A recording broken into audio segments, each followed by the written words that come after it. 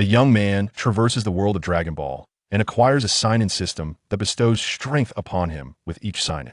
From that moment, Jiang Ling embarks on a path of carefree delight. He signs in with Gohan, gaining immense potential. He signs in with Kinyu, acquiring the ability to switch bodies. He signs in with Dubra, receiving extraordinary healing powers. He signs in with the Kaioshin. He signs in with the God of Destruction. Goku remarks, "Hey, isn't it a bit unclean to be mouth-to-mouth with Bulma?" Vegeta retorts, "How could I, the prince of all Saiyans, lose to you?" Gohan exclaims, "Uncle Jiang Ling's recipes are fantastic, Dad loves them." Yamcha, Krillin, and Tien Shinhan wonder, how did Jiang Ling learn our signature moves? Chapter 1. Ding. In the year 762 of the Age of Earth, within the 7th universe, a mountain forest flourishes with verdant trees and wild grass. A stream babbles melodiously, and birds chirp joyfully. A majestic tiger dozes beneath a tree. Suddenly, Jiang Ling, caught off guard while relieving himself, appears before the tiger, the stream of water cascading directly onto its head. Surveying the lush surroundings, he instantly comprehends his predicament. What the hell? Is it possible to traverse realms just by urinating? Surely, this is a jest? The tiger regards him with uncertainty, and Jiang Ling meets its gaze with confidence. Without a hint of hesitation, he continues his stream. He knows that halting now would change nothing. A tense standoff ensues between man and beast as time seemingly halts. Only the steam rising from the tiger's head betrays the passing moments. Suddenly, a shiver courses through him. He concludes his act, feeling invigorated. The tiger's gaping maw looms larger in his sight. In silence, one must not perish but must instead erupt.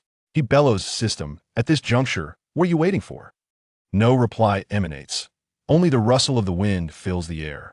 As the tiger's maw draws nearer, Jiang Ling resigns himself to this fate, hoping for a painless conclusion. Such is his misfortune. Just then, a small figure leaps from a nearby tree, wielding a sharp sword. In Jiang Ling's eyes, this diminutive being resembles a celestial being descending from the heavens, charging toward the tiger. With a swift flash, the tiger lies dead, blood spilling profusely. Jiang Ling, still trembling, pushes aside the tiger's carcass and dusts off his clothes. This world operates on the principle that the strong reign supreme. To consume others, one must be prepared to be consumed. Gazing at the corpse, Jiang Ling reflects, though he did not slay it, he is entitled to his thoughts. His eyes shift to his savior. Before him stands a child, approximately 4 or 5 years old, clad in a small orange martial arts uniform emblazoned with a circle containing the character for demon. Upon seeing the child's familiar attire and countenance, Jiang Ling is momentarily taken aback. Gohan. Indeed, the boy who has appeared is none other than Goku's son, Gohan. Gohan, equally surprised, inquires, "How do you know my name?" Jiang Ling falls silent. His presence here signifies his transportation to the world of Dragon Ball. Those acquainted with Dragon Ball are aware that here, combat power is exceedingly formidable, and Earth's fate is precarious, often teetering on destruction. One misstep could lead to an untimely demise. After a prolonged pause, Jiang Ling accepts the reality of his new existence in the Dragon Ball universe. What other options does he have? Could he possibly return? Contemplating, Jiang Ling introduces himself. "My name is Jiang Ling. You may call me Uncle Jiang Ling. Thank you for saving me.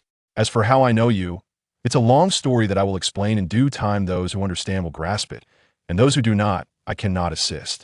Oh, okay. Gohan scratches his head, his youthful innocence allowing him to brush aside any suspicions. Then he begins to process the tiger's carcass. "Uncle Jiang Ling, I'm going to roast some meat. Would you like to join me?" Jiang Ling, feeling the emptiness of his stomach, nods. "That wouldn't be inappropriate, would it? Since you've so kindly invited me, I shall not refuse." Gohan. Gohan demonstrates remarkable skill in handling the tiger meat, as if he has lived in the wild for quite some time. Jiang Ling observes quietly from the side, refraining from offering assistance. For no other reason than he simply does not know how. Examining Gohan's martial attire adorned with the character for demon and his sword, Jiang Ling deduces a conclusion. The Dragon Ball narrative is likely situated in the early stages of Dragon Ball Z, a year prior to Vegeta's invasion of Earth. Goku has just been slain by Raditz. The 4-year-old Gohan is being trained in the wilderness by Piccolo. Jiang Ling swiftly organizes the storyline in his mind. At that moment, a voice resonates within him. "La la la ding. Congratulations, host. You have successfully traversed realms." Jiang Ling gazes up at the star-studded night sky. After a lengthy silence, he nods. I understand. I called for you earlier. Why did you not respond? Jiang Ling wears a look of grievance. He nearly became a meal for the tiger. Ding, this system understands your urgency, but please remain calm.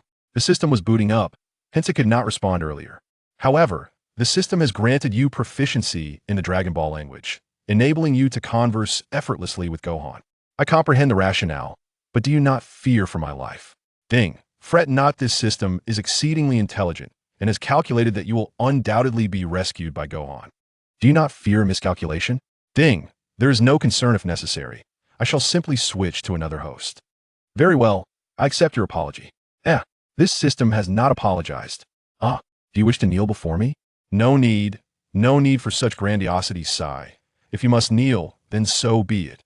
As Jiang Ling engages in a friendly exchange with the system, he catches sight of Gohan preparing to discard the tiger's tail, and he quickly intervenes. Hey, don't throw that away, it's quite useful. What use does it have? Typically, this part is not consumed. Gohan looks puzzled. Jiang Ling elaborates. This is a treasure, but it would be of no use to a child. Oh, I see. Gohan's eyes light up with understanding, realizing there is much more knowledge to acquire. Jiang Ling takes the tiger's tail and approaches the stream to prepare it. Then he ventures into the forest to gather some herbs and plants to neutralize the odor, placing them all into a pot over a fire to cook. Jiang Ling earnestly informs Gohan, in the future, prepare dishes like this for your father. It will be immensely beneficial for him. He will become incredibly powerful. Gohan nods, somewhat understanding. Lost in thought, he appeared somewhat dejected, murmuring softly, my father has passed away. Jiang Ling gently patted his shoulder, offering solace. Your father will be revived. There exist wondrous Dragon Balls on Earth that can bring anyone back to life. Is that true? Indeed. All you need to do is strive to enhance your strength and defeat your foes. All right. A glimmer of hope ignited in Sun Wukong's eyes, and a new goal blossomed within him. When Dad comes back, he'll prepare him a nourishing tiger whip soup. With this thought in mind, Sun Wukong resumed grilling the tiger meat. Jiang Ling nodded in approval. On a summer evening, a gentle breeze caressed their skin, creating a delightful ambience. Ding, allow this system to introduce itself. Jiang Ling waved his hand to interject. I understand your eagerness, but please hold your horses. Before long, the tiger meat was perfectly grilled, its aroma wafting through the air. Both Jiang Ling and Sun Wukong began to indulge heartily. The meat was succulent yet not greasy, lean yet not tough. It was, without a doubt, delectable. Sun Wukong's culinary skills were quite commendable, a testament to his experiences in the wild. Once satiated, Jiang Ling savored the tiger whip soup while it was still warm, letting out a satisfied sigh. Seeing his contentment, Sun Wukong's appetite was piqued, and he took a sip of the soup. Jiang Ling realized it was too late to stop him. Wukong, how does your body feel? I don't feel anything. Do not drink any more, you're still young. Moderation is key. All right. The words of an adult often carry weight, even if that adult's strength pales in comparison to that of a child. Chapter 2. Father and son reunited. The night had grown deep.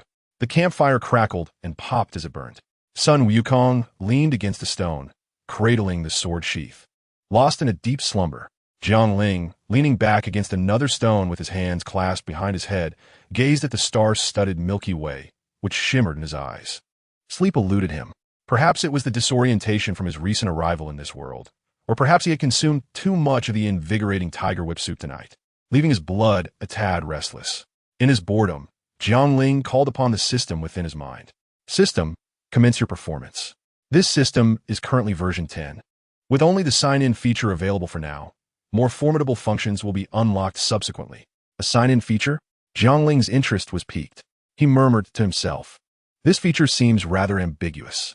From the novels he had perused, systems with sign-in functions tended to fall into one of two categories, either excessively powerful or utterly useless, with the latter being the more prevalent outcome.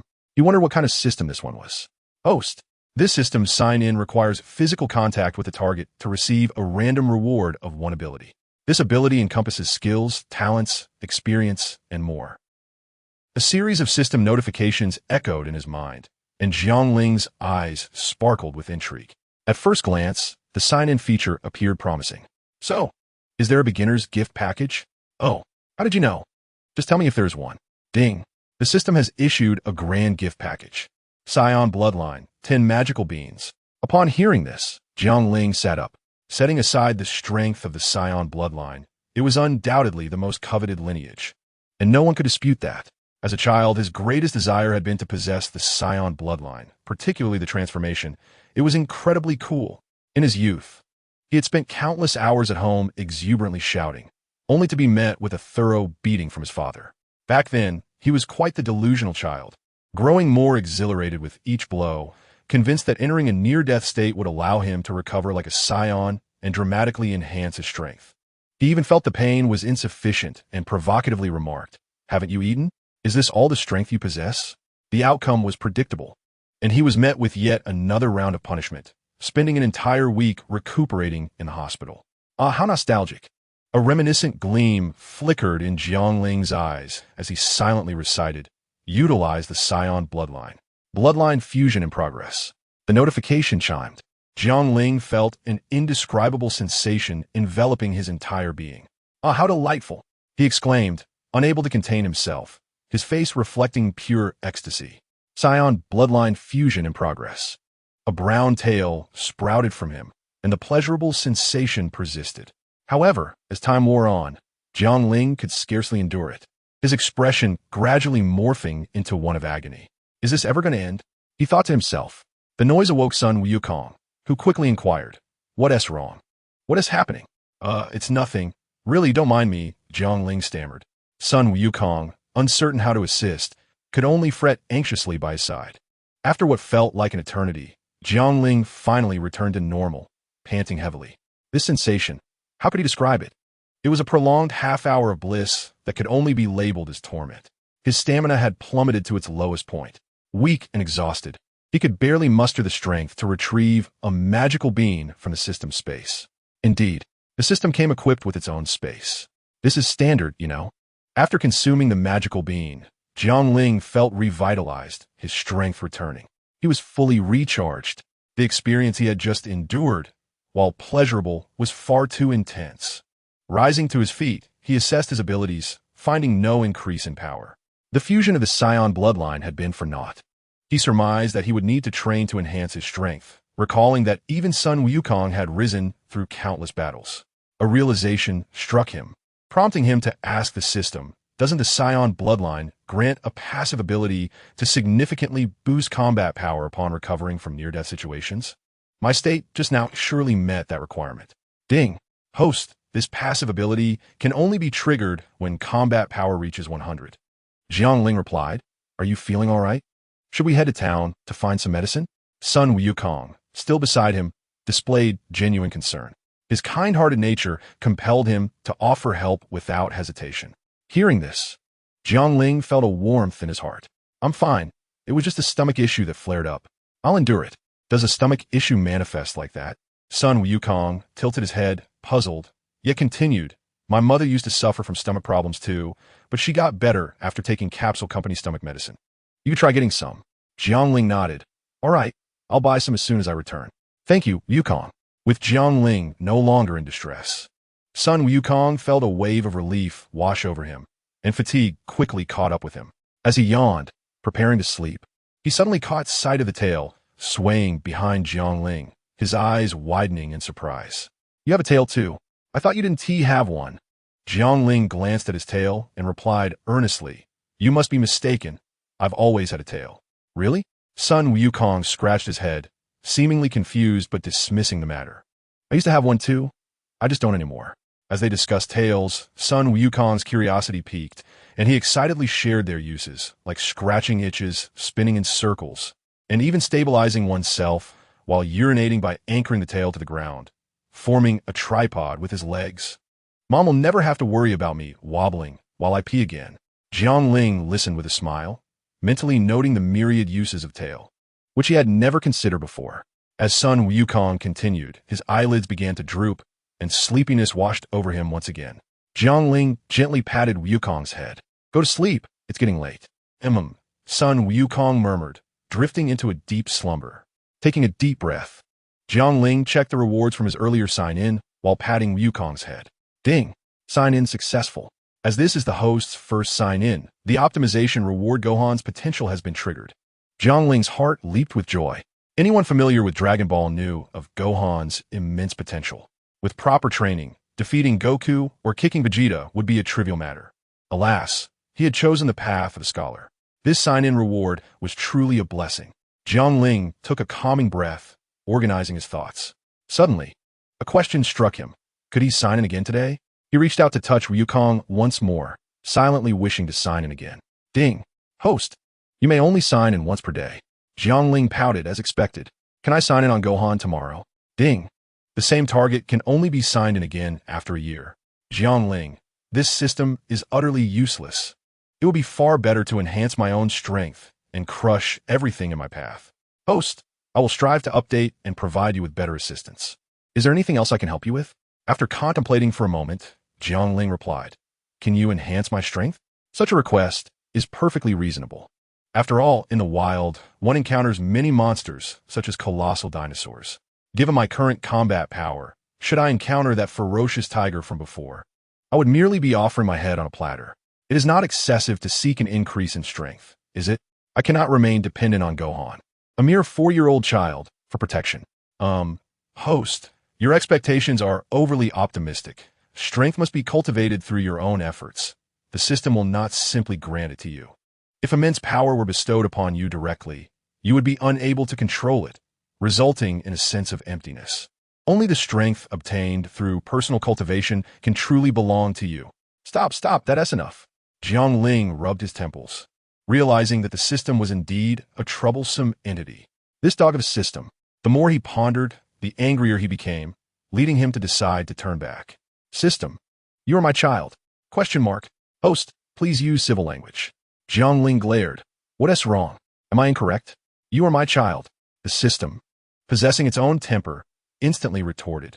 A verbal duel ensued between them, trading barbs back and forth. I am your father. You are my child. I am your father. You are my child. I am your father. Child. Father. Ah, my child is truly obedient. Jiang Ling chuckled heartily, feeling considerably relieved. He blissfully leaned against a rock and drifted into slumber. On a distant mountain, a figure sat cross-legged at the summit, his green skin merging seamlessly with the surrounding forest. His expression was cold, his head adorned with a white hat, and a flowing white cloak draped over him. This individual was none other than Piccolo.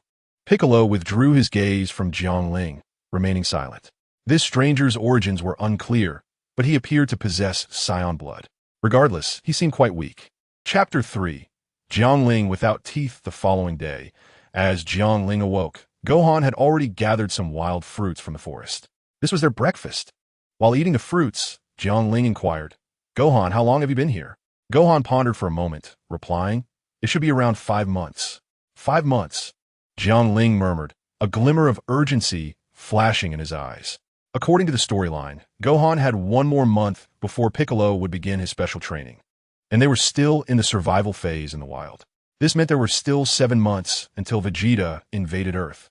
If he started training now, his combat power might not catch up with the main force. Ding. Detecting the host's strong desire, activating real name authentication gift package.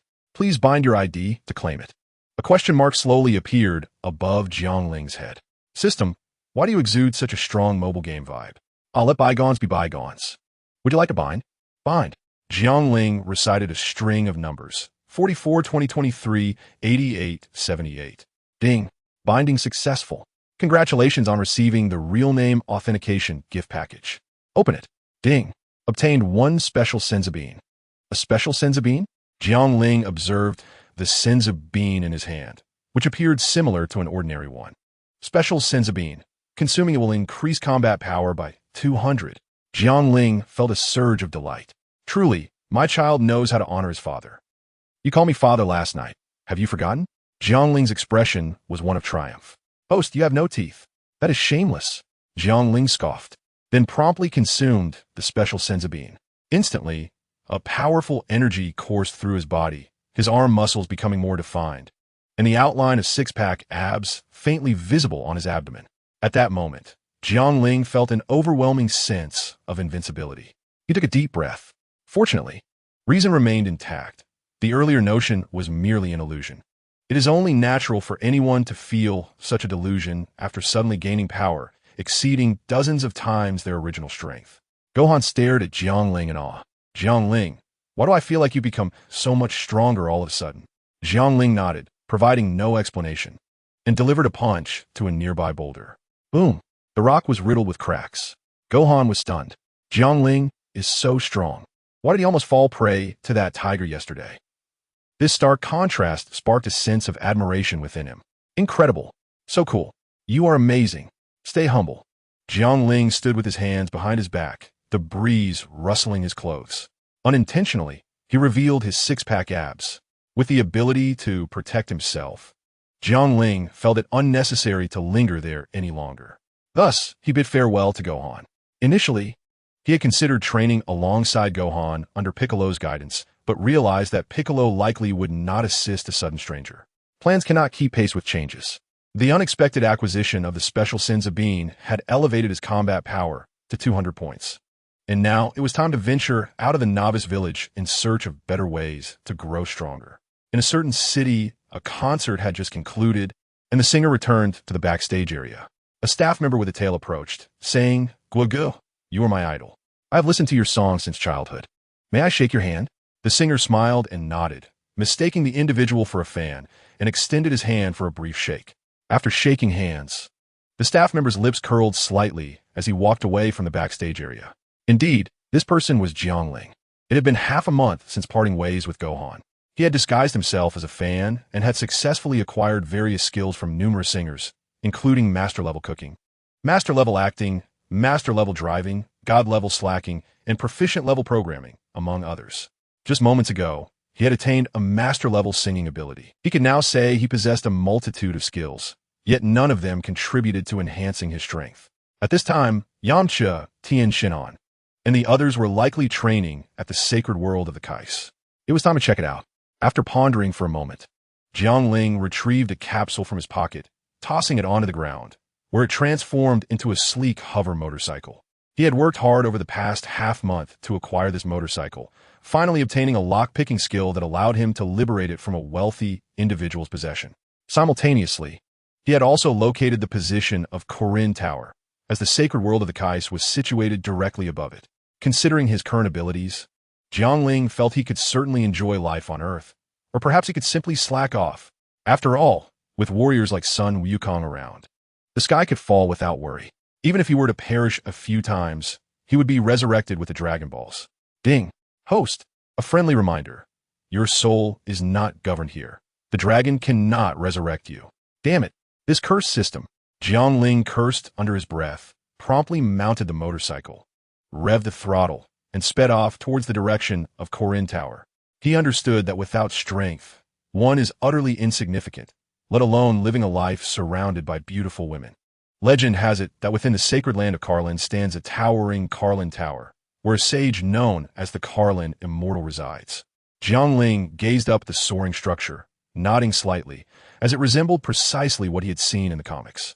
After a long journey, he finally arrived at this place. At the base of the tower, two figures resided, a father and son. One was a robust man named Bra, dressed akin to a primitive tribesman, while the other was a youth named Upa. Their clan's mission was to guard the sacred land of Karlin. "Greetings," Jiang Ling said in a friendly manner. Upon noticing the newcomer, Bra tensed up, wearing a wary expression. "What brings you here?" he inquired. "Please do not be alarmed," Jiang Ling replied, waving his hand with a smile. "I practice martial arts and learned of this place through the Turtle Hermit, hence my desire to ascend the Karlin Tower." At this, Bra's demeanor softened slightly, and a glimmer of goodwill appeared in his eyes. "The Turtle Hermit? Is he well?" he asked. "It is said that climbing the Karlin Tower can significantly enhance one's abilities." The Turtle Hermit had previously succeeded in this endeavor, while Bra had attempted it in his youth but failed, understanding well the challenges that ordinary martial artists face in such a climb. The Turtle Hermit is thriving, enjoying his meals, in excellent health, and even watching films daily, Jiang Ling stated earnestly. After all, the subject of their conversation was oblivious to the truth, and as it stood, he had not uttered a falsehood. Chapter 4. Karlin Tower, Celestial Hall. Jiang Ling turned to the young man beside him, astonished. "You are Upa?" "Yes, I am. How do you know my name?" Upa replied, perplexed. "Jiang Ling is surprise deepened. But I thought you were a girl." In his mind, the youthful UPA had been so adorable that he had assumed she was female. How did you grow up to be a man? Who said that? UPA retorted, slightly annoyed. I aspire to be a man like my father. Jiang Ling suddenly realized that not all who are cute are girls. Climbing the tower was an exceedingly perilous trial. One misstep could lead to a fatal fall. Are you certain you wish to undertake this challenge? Bra coughed lightly, his expression serious. He felt it crucial to inform Jiang Ling, as many martial artists had previously met with failure in their attempts. Jiang Ling nodded resolutely. I am determined to take on the challenge. Then you must first defeat me to ascend the tower. If you cannot best me, reaching the summit will be impossible. Bra stated, gradually adopting a fighting stance. Jiang Ling shook his head, indicating that such formalities were unnecessary. He swiftly moved, dashing past Bra and UPA with astonishing speed, heading toward the pillar that supported the Carlin Tower. Bra was taken aback, unable to react to the sheer velocity. Jiang Ling effortlessly stepped onto the pillar, running up its vertical surface with his hands in his pockets, as if on level ground, much to the astonishment of Bra and UPA. Even Newton would have to give a thumbs up in admiration. Bra's jaw dropped in disbelief, finally managing to utter two words. Incredible. Is he really all right? UPA asked, gazing at Jiang Ling's receding figure, a hint of concern in his voice. Bra composed himself, shaking his head as he pointed at the figure. You should be fine. Look, he can even spin and leap on the pillar, and he is doing it with his eyes closed. The wind whistled past Jiang Ling's ears as he swiftly approached the circular, hollow structure at the tower's summit. With a powerful leap, he executed a graceful 360-degree spin in midair, landing effortlessly inside the tower. Before him stood a rather plump cat, standing upright, its white fur gleaming, grasping a staff taller than itself. It appeared entirely at ease in its presence. You must be the Carlin Immortal, Jiang Ling remarked. Indeed, I'm the Carlin Immortal. May I inquire your name, brave warrior? The cat said politely, nodding slightly. Hello, Carlin Immortal. My name is Jiang Ling, he replied, curiously examining the creature before him. Though he had encountered numerous depictions in comics, it was his first time seeing the Carlin Immortal in the flesh. It looked endearing, and he felt an overwhelming desire to pet it. Jiang Ling, you have ascended the tower. Do you seek the ultra-divine water? To obtain it, you must pass my battle trial, the Carlin Immortal stated. Jiang Ling shook his head. I do not wish to drink the ultra-divine water. I have heard it is highly toxic, and only those with pure hearts can survive its effects. I dare not risk my life, for I have a deep-seated aversion to poisons. The Carlin Immortal asked, Is there anything else I may assist you with? Jiang Ling replied earnestly, if possible. Could you provide me with some senza beans? Senza beans, one of the most extraordinary items in the Dragon Ball universe, could restore one's health to full capacity, no matter the extent of their injuries, as long as they were still alive. In gaming terms, they restore 100 of health and energy. The Carlin Immortal's expression turned troubled upon hearing this. I cannot provide them at present. A few years ago, I might have been able to, but now the senza beans have been depleted. To be frank, 2 formidable foes will invade Earth in 6 months, and the next batch of senza beans must be reserved for the warriors, so I cannot grant you any. Jiang Ling smacked his forehead, nearly forgetting this critical matter. Previously, the stock of senzu beans that had lasted for centuries had been entirely consumed by Yachirobe, and now the resources were scarce. With Vegeta's impending invasion in 6 months, it was essential to save some senza beans for emergencies. Realizing this, Jiang Ling could only lament his misfortune, shrugging his shoulders in resignation. Very well, but it seems a tad unreasonable to come all this way and leave empty-handed, he expressed. Upon hearing this, the Carlin Immortal twitched its whiskers. You think your journey was arduous? What about those who couldn't climb at all? What do you desire? This cat shall consider your request. I wish to visit the Celestial Hall, Jiang Ling stated, pointing upward, revealing his second intention. The celestial deity oversees Earth, holding a position higher than that of the Carlin Immortal, wielding a formidable trump card, the hyperbolic time chamber. To enter and train for a year within would only take a day outside. If he wished to utilize the hyperbolic time chamber in the future, he would need the celestial deity's permission. You have the ability to climb the tower. You are deemed worthy to ascend to the Celestial Hall. However, access requires the celestial deity's consent. I shall communicate with him, the Carlin Immortal stated before closing its eyes. After a short while, it reopened its eyes, looking toward Jiang Ling. The celestial deity has granted permission. You may proceed. Jiang Ling nodded, but remained stationary. The cat did not move either. The two merely gazed at each other. Why do you not ascend? The Carlin Immortal inquired, unable to contain itself. Do you harbor some misunderstanding? Not everyone can fly. Jiang Ling said, exasperated. Ah, I see. The Carlin Immortal scratched its head. Having interacted with Goku and others often, it had forgotten this detail. My apologies. Please wait a moment. With that, the Carlin Immortal raised its staff, its plump form dancing about as it chanted incantations, seemingly performing some sort of ritual. Meow, meow, meow. Meow. A melodious incantation emerged from its lips as a radiant teleportation array materialized before Jiang Ling. This was a portal that led directly to the Celestial Hall. All he had to do was step inside. Master Karen ceased his actions, gesturing for Jiang Ling to enter.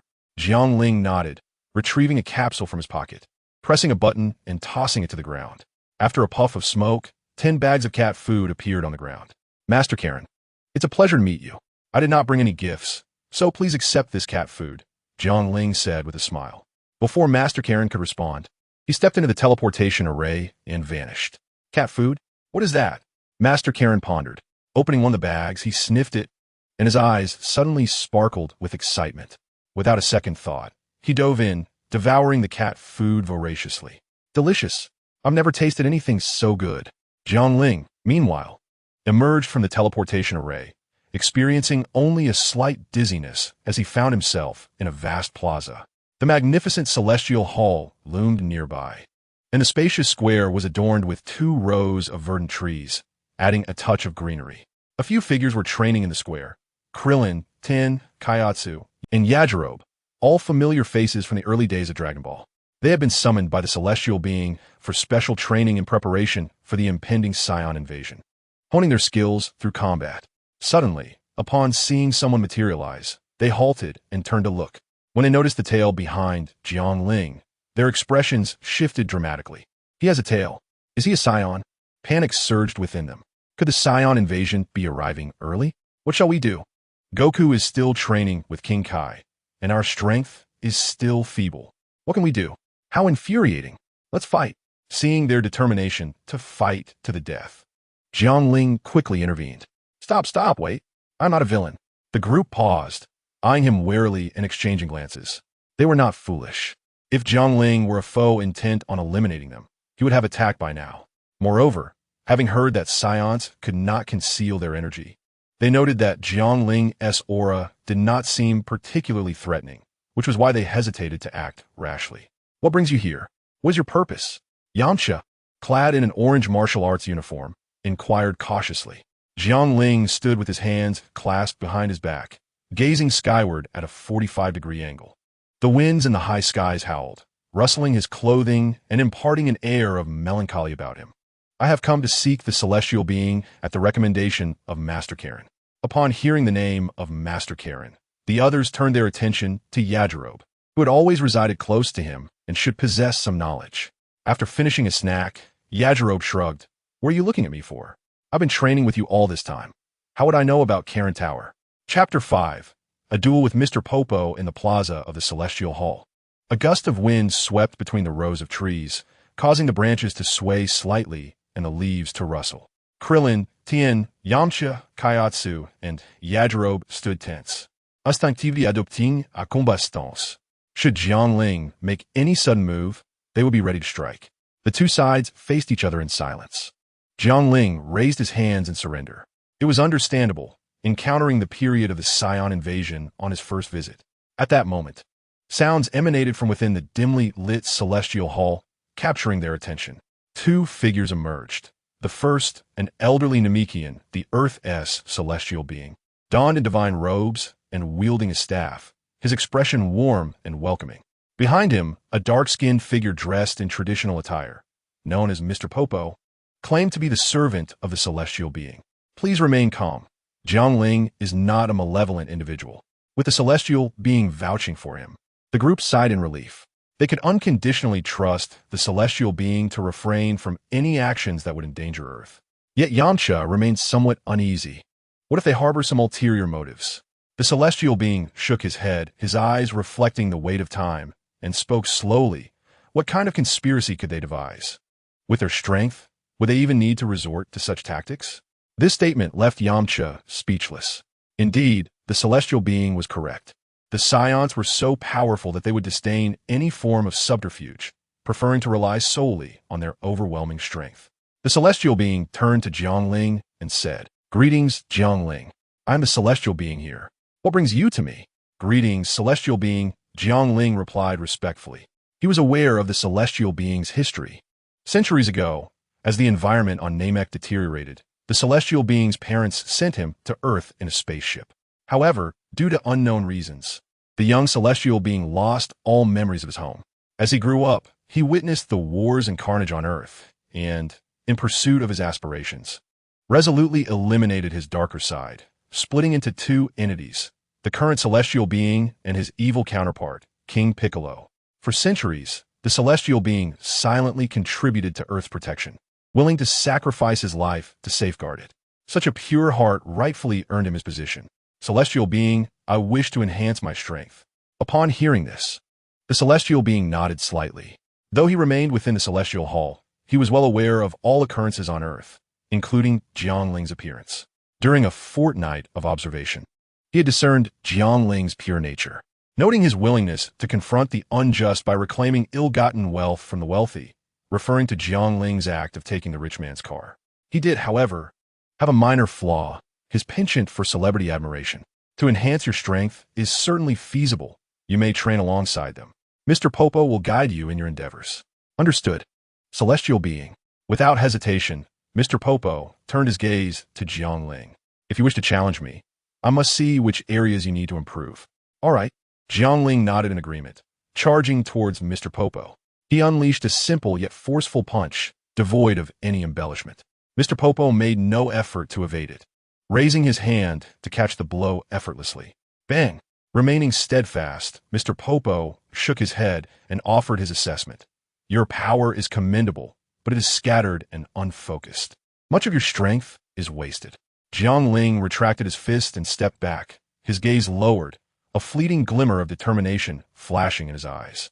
Observing from a distance, Yamcha and the others felt a tinge of disappointment. Given that Goku and Raditz were Saiyans, both formidable warriors, they had developed a misconception that all Saiyans are inherently powerful. Thus, witnessing Jiang Ling's performance, they could not help but feel disheartened. Jiang Ling, oblivious to their thoughts, continued his pursuit of strength.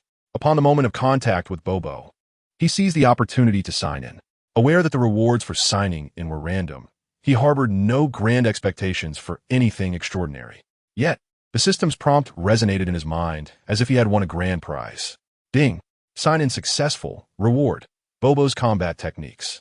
Upon receiving this reward, a multitude of techniques and experiences coalesced and were swiftly absorbed by him. A glimmer of brilliance flickered in Jiang Ling's eyes, and a subtle smile graced his lips as he made slight adjustments to some erroneous postures. Instantly, his demeanor transformed, exuding a composed aura, as if he had concealed a latent brilliance within. What transpired? In an instant, his presence shifted, emanating an air of grace and dignity, while others remained oblivious. The gazes of the deity and Mr. Bobo sharpened. "Continue," Jiang Ling uttered with purpose, his form shifting as he lightly tapped his toes, akin to a gust sweeping through autumn leaves. Once more, he unleashed a punch. Mr. Bobo, as before, extended his palm to intercept, yet the next moment, his expression altered. Though the attack appeared identical to the previous one, the force this time was entirely different. Jiang Ling's assault was executed with absolute precision, harnessing every ounce of strength. If he had previously relied solely on a charge, he now wielded technique, embodying the essence of a composed man. Mr. Bobo nodded, adjusting his strength to match Jiang Ling's, then unleashed several probing strikes. Jiang Ling's expression remained unfazed, steadily countering each move. "Well done, your combat skills have matured significantly. There is little more I can teach you. What you require now is merely an enhancement of your strength," Mr. Bobo concluded, offering praise. Jiang Ling smiled, responding, "Mr. Bobo, you flatter me." Nearby, Tien Shinhan and Yamcha inhaled sharply. They had trained in the deity's temple for half a year without ever receiving Mr. Bobo's commendation. Yet, Jiang Ling had garnered recognition after just a few exchanges, signifying that his combat experience and skills had reached an extraordinary zenith. Earlier disappointment was now replaced with a flush of embarrassment. Chapter 6. Parting. Jiang Ling joined the ranks of those training in the deity's temple. Krillin, Yamcha, Tin Shinhan, and Chaos occasionally sought his counsel regarding techniques, gradually fostering a sense of camaraderie. After all, they trained together, harboring no animosity. Merely a slight estrangement due to their Saiyan heritage. However, prolonged training naturally forged friendships. As time slipped by in the pursuit of cultivation, Jiang Ling's combat techniques received Mr. Bobo's endorsement, leading to a training regimen focused on physical conditioning to maximize his potential. 99.98, 99.99, 10,000. Clad in a specially designed weighted suit, Jiang Ling performed push-ups, sweat tracing the contours of his physique, pooling into a puddle beneath him. After completing a set, his garments drenched in perspiration, he paid it no mind, simply shedding his shirt and using a white towel to pat himself dry. He then proceeded to the restroom to wash his face. Emerging from the restroom, he faintly overheard Yamcha engaged in a phone call, his tone less than amiable, seemingly embroiled in an argument. "Can you temper your temper a bit? I've had enough of you." Jiang Ling's gaze fell, quietly slipping away. Yamcha was likely quarreling with Bulma. Their relationship was evidently strained at this juncture, though the specifics remained ambiguous, and Jiang Ling had no interest in delving deeper. After a brief respite, as Jiang Ling prepared for another round of training, an aircraft approached from the distance, landing steadily in the deity's temple square. A formidable young woman leapt from it. Her shoulder-length blue hair was strikingly vivid, her skin fair and smooth, with a beautifully delicate face, a rosy hue accentuating her features. Clad in fashionable attire that radiated youthful exuberance, the gathered trainees greeted Bulma with cheerful salutation. "Bulma, what brings you here? Did you and Yamcha have another spat?" It's hardly worth it. Would you like me to give him a good thrashing?" Bulma, clearly agitated, merely nodded in acknowledgement as she strode directly to Yamcha. Hands on her hips, she coldly remarked. "Is it amusing to argue every day?" Yamcha, visibly impatient, waved her off. "Do you think I enjoy this? I've come to a realization. Since our personalities clash, let us part ways." Upon hearing this, Bulma anticipated feelings of sorrow or sadness, yet was unexpectedly met with a sense of relief, a lightness enveloping her. Perhaps, forced together despite their discord was detrimental to both. "As you wish," Jiang Ling silently observed, indulging in the unfolding drama. Krillin and the others refrained from interjecting, as this was a matter of personal emotions. Unfamiliar with the intricacies, any unsolicited input would only breed resentment. "Hey, are you new here? I don't recall seeing you before." Following the breakup, Bulma, feeling unencumbered, began conversing with the group, her gaze falling upon Jiang Ling, surprise flickering in her eyes. She was astonished by the arrival of a new member, particularly one who bore a tale reminiscent of Goku's from his youth. Jiang Ling nodded, a smile gracing his lips. "Yes, I am Jiang Ling, pleased to make your acquaintance." Bulma instinctively replied, "Oh, I'm Bulma." Then, with curiosity, she inquired, "Are you also a Saiyan like Goku?" Observing Jiang Ling's tale, she was intrigued. Indeed, he confirmed, nodding. Having heard from Krillin and the others about Bulma's grace and beauty, he found her every bit as enchanting in person. "Oh, they're exaggerating." Bulma waved her hand dismissively, yet the corners of her mouth betrayed a smile, her heart fluttering with delight. What girl could resist the charm of a stranger's compliment? Bulma was, after all, a typical girl. This exchange of flattery fostered a sense of familiarity between the two. "Let us exchange contact information. Once this period passes, we can host a gathering at my place." "Sounds great." Jiang Ling readily agreed. After sharing their details, Bulma engaged in a few more conversations before departing in her aircraft. Unbeknownst to them, evening descended. Yamcha and Mr. Bobo procured several crates of beer, gathering with everyone in the square to celebrate. There was no trace of post-breakup sorrow, rather an air of merriment. "Aren't you feeling down? Not even a little sad? Don't you want to cry?" Jiang Ling inquired, curious. Yamcha waved his hand, chuckling, "It's rather strange. I feel quite liberated. Perhaps we've long desired this separation. Moreover, we hardly gathered once or twice a year. Breaking up isn't such a bad thing. It doesn't hinder either of us. Now I'm a free man, finally able to embrace multiple affections without restraint." As he spoke, Yamcha grew animated, his face flushed, whether from the alcohol or excitement. Jiang Ling took a hearty sip of his beverage, silently lamenting for Yamcha. Their breakup, though occurring years earlier than in the original narrative, ultimately led to the same conclusion, an inevitable parting. Yamcha shook his head and turned to Tien. Enough about me. I've heard there's some trouble with Bulma and you. Upon hearing this, Tien felt a bit of a headache. I only wish to cultivate and enhance my strength. I have little interest in women. She constantly follows me, and I am at a loss as to how to handle it. Jiang Ling smiled and remarked, why not just accept it? A girl who gazes at you with such admiration is hard to come by. Sai, I'll think about it. Listening to their conversation, Krillin ran his hand over his shiny bald head, a look of melancholy on his face. If a girl is willing to be with you, why would you refuse? Meanwhile, Jiaozi, having drunk a cup of wine, succumbed to its effects and was already sprawled on the ground, fast asleep. Yakalob chose not to join them, instead enjoying his drink and snacks, which was his greatest passion. The moonlight cascaded down, enveloping the heavenly temple in a soft glow. Chapter 7. Ascending the Serpent Road. The days spent cultivating in the heavenly temple passed swiftly. Unbeknownst to him, 2 months had slipped by. During this time, Jiang Ling dedicated himself to rigorous training. He understood that if he did not grow stronger, he would be unable to resurrect the earth should it face destruction. The system had informed him that his soul was not bound to this world, and the divine dragon would be unable to revive him. Each day for Jiang Ling involved exhausting himself through training, resting to recover, and then repeating the cycle. Perhaps due to his physique, his stamina replenished rapidly, nearly fully restored by the following evening. He resumed training the next day. Under such high-intensity training, Jiang Ling's combat power soared to an astonishing 2,000 points in just 2 months, an incredible 10-fold increase. The warriors, including Krillin, who could once spar with Jiang Ling, were now easily outmatched. Even the deity was taken aback. Could this be the innate combat prowess of Saiyan? It was almost surreal. Thankfully, he was not an adversary. In addition to his training, Jiang Ling had taken the opportunity to sign in with Krillin, Yamcha, Tien, Jiaozi, and Yakalob over the past 2 months, acquiring the following skills: Wolfang Fist, Flight Technique, Jiaozi Super Ability, Yakalob Sword Technique, and Energy Slice. Jiang Ling was immensely pleased, as these skills were essential for battle. It was worth noting that his previous sign-ins had yielded random abilities such as pig slaughtering, writing, typing, sweeping, and feeding cats. The system offered a plethora of rewards. However, the most significant reward Jiang Ling received during these days was from signing in with the deity, Limb Regeneration. This ability was truly extraordinary. Mother will no longer have to worry about me being harmed by wicked women. Jiang Ling, your rapid increase in power leaves me with little I can offer you.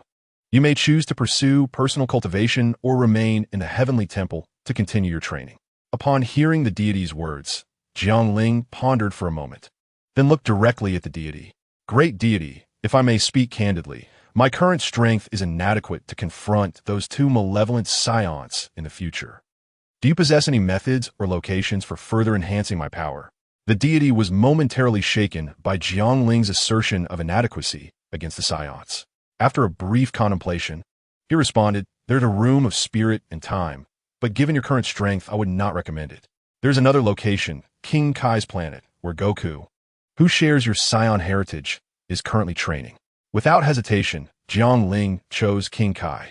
Attending the room of spirit and time at this juncture would yield minimal gains, perhaps only elevating his power to a few tens of thousands.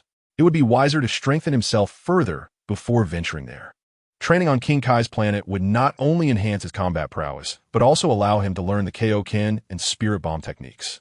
It was undoubtedly an ideal training ground at this stage, especially considering the 10-fold gravity there. The deity gazed at Jiang Ling with a profound look. Very well. I shall take you to King Kai's planet. I hope you do not disappoint me. With that, the deity made a connection and chanted an incantation, swiftly transporting Jiang Ling before King Enma. Lord Enma, I present a candidate for training on King Kai's planet. King Enma, a large figure clad in a well-tailored suit, was seated at his desk attending to matters. Upon hearing the deity's words, he glanced up. Ah, the deity of Earth, I recall you brought someone here 6 months ago. Now you come with another? Indeed. As you know, the impending crisis facing Earth cannot be underestimated, The deity replied with a smile. If Earth were to perish, you would have to manage several 100 billion souls. King Enma nodded. He too wished to avert Earth's destruction, as the logistics of handling hundreds of billions of souls would leave him with no respite for centuries. Without further ado, King Enma ordered his attendants to guide Jiang Ling onto the Serpent Road. Only by traversing the Serpent Road to its end could one reach King Kai's planet.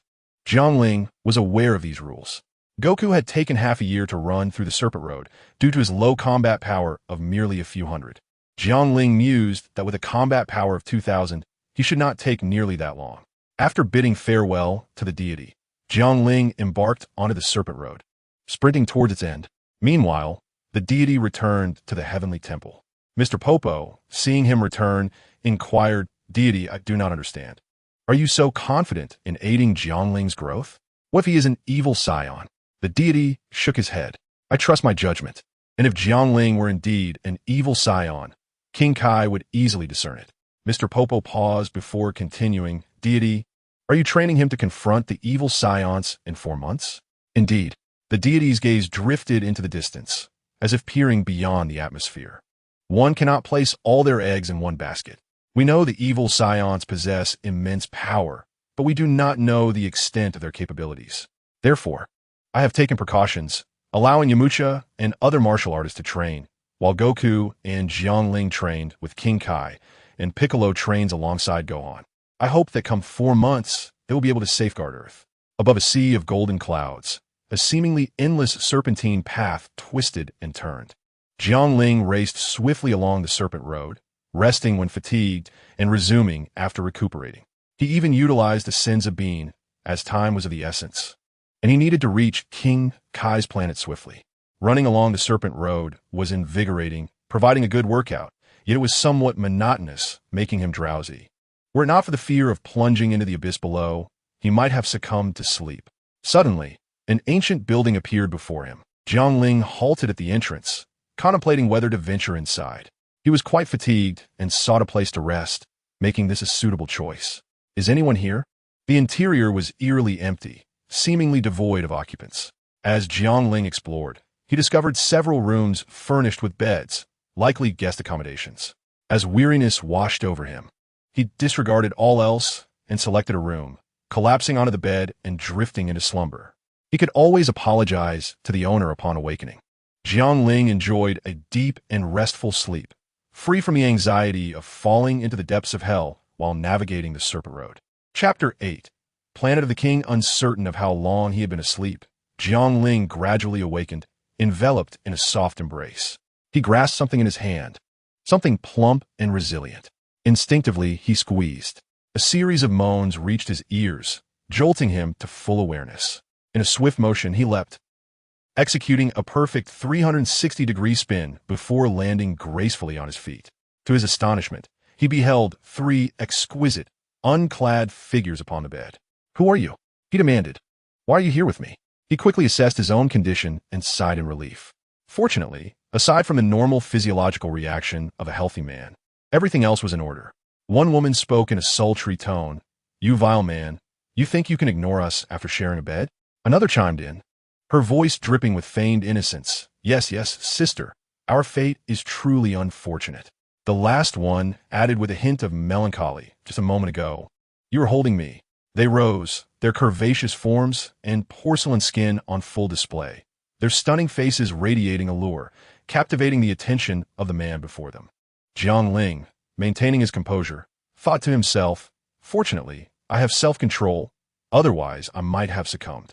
With a scoff, he retorted, "You must be coveting my masculine charm, seizing the opportunity while I was asleep." "Not at all.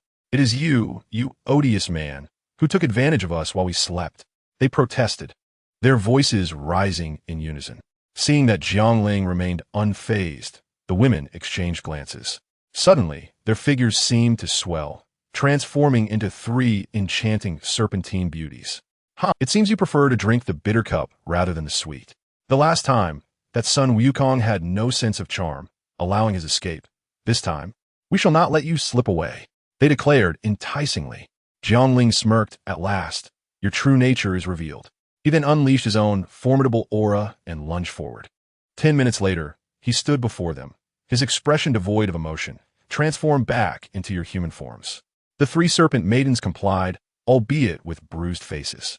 Jiang Ling retrieved some rope, a wicked grin spreading across his features as he bound them securely. Pleased with his handiwork, he rested his chin on his hand, nodding in satisfaction. Do refrain from mischief in the future. Perhaps we shall meet again under different circumstances. With that, he dusted off his hands and turned away, leaving the three bound beauties behind. They glanced at their flamboyant bindings, their cheeks flushed, expressions bemused. One murmured, "Sister, this binding is quite humiliating." Another added, "This man appears innocent, yet he plays such tricks. It's strange, but I might find it somewhat appealing." Returning along the serpent path, Jiang Ling remained oblivious to their musings. As for the binding technique, it was merely a reflexive action learned from an encounter with a stranger, and he had used it without a second thought. Having rested, he felt invigorated, his body recharged. Now was the perfect moment to advance towards the planet of the king. Previously, he had been exhausted and resorted solely to rushing. Now, he was equipped with strategy. Jiang Ling leaped forward, traversing hundreds of meters in a single bound, his speed surpassing previous levels. Just then, a sudden alert startled him, nearly causing him to tumble off the serpent path. "Ding! What on earth, system? What are you doing? Don't frighten me like that." Jiang Ling steadied himself, annoyance evident in his voice. "Ding! Host, the system can now upgrade to level 20. Would you like to proceed with the upgrade?" Jiang Ling was taken aback by the swift opportunity for an upgrade. After a moment of contemplation, he felt conflicted.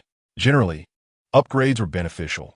Yet as a young man of the 21st century, he was wary of the potential pitfalls of system upgrades. What could possibly go wrong? Let's proceed, he decided, and the system began the upgrade process, which would take 12 hours before he could use it. Jiang Ling shrugged it off, as there was no one nearby to sign in with anyway. The serpent path coiled like a snake, meandering above a sea of golden clouds, with its origin being the serpent's head and its conclusion the tail. At this moment, Jiang Ling stood at the tail, gazing up at a small planet above. The planet was diminutive and green, adorned with houses, vehicles, flowers, and trees. Indeed, it was the planet of the king, residence of the North King. Jiang Ling ascended into the air, drawn towards the planet's gravitational pull. He executed a flawless 360-degree spin before landing gracefully on the surface. Once on the planet of the king, Jiang Ling felt a gravity unlike that of Earth pressing down upon him, tenfold. As expected, this meant the gravitational force was 10 times greater than that of Earth. However, his extensive training at the Heavenly Temple had prepared him for such weight. Tenfold gravity was merely an adjustment for him. It was worth noting that when Sun Wukong first arrived at the planet of the king, he had a battle power of merely 300 or 400, yet he overcame it even while wearing weighted clothing. How much easier it would be for Jiang Ling, boasting a battle power of 2,000. Upon the planet were two figures, North King and Sun Wukong, along with two pets, a small gorilla and a firefly. Jiang Ling stretched his body, allowing himself to acclimate to the planet's gravity. As he adjusted, he greeted them, "Greetings, North King, Sun Wukong, gorilla, firefly." The gorilla and firefly acknowledged him, indicating they too had names. The North King, hands clasped behind his back, nodded slightly. "Ah, you are the one introduced by the earthly deity, are you not? He mentioned you." "Indeed, I am Jiang Ling. I have come to enhance my abilities under your guidance," he replied. "Youthful ambition is commendable," praised the North King. Sun Wukong, ever friendly, chimed in, "Hi, I'm Sun Wukong. Like you, I was introduced by the heavenly deity. We shall train together henceforth." Upon seeing the familiar orange martial arts uniform and the iconic crab hairstyle of Sun Wukong, Jiang Ling smiled. "Though we have not met before, I have long admired your reputation." In his heart, he silently added, "The most formidable saint in the universe." "Huh?" Sun Wukong scratched his distinctive hair. "You know of me?" Jiang Ling mentioned a name, the World Martial Arts Tournament. "Ah, now it makes sense," Sun Wukong replied, realization dawning upon him. The World Martial Arts Tournament was renowned on Earth, broadcast by countless television networks. His victory at the last tournament made Jiang Ling's familiarity with him quite understandable. At that moment, Sun Wukong noticed Jiang Ling's tail, his expression shifting to one of caution. You are a Saiyan?" "One could say that," Jiang Ling acknowledged, glancing at the prominent tail behind him but not denying it. "Are you a good person or a bad person?" Sun Wukong's body tensed, his demeanor wary. Jiang Ling countered. I am introduced by the heavenly deity. What do you think? Huh? You have a point. Sun Wukong paused, his body relaxing. He felt somewhat sheepish, having overlooked that aspect. Those introduced by the heavenly deity were indeed trustworthy. The North Kai observed the peculiar expressions of those around him. To his astonishment, all of them were scions from Earth. Yet they remained unacquainted with one another. This left him somewhat speechless. The interpersonal dynamics on Earth were undeniably intricate, though it was of no concern to him. Shaking his head to dismiss the idle gossip, the North Kai stated seriously, Jiang Ling, if you wish to train here, you must tell me a joke that will make me laugh. I should mention, however, that I have a rather high threshold for humor.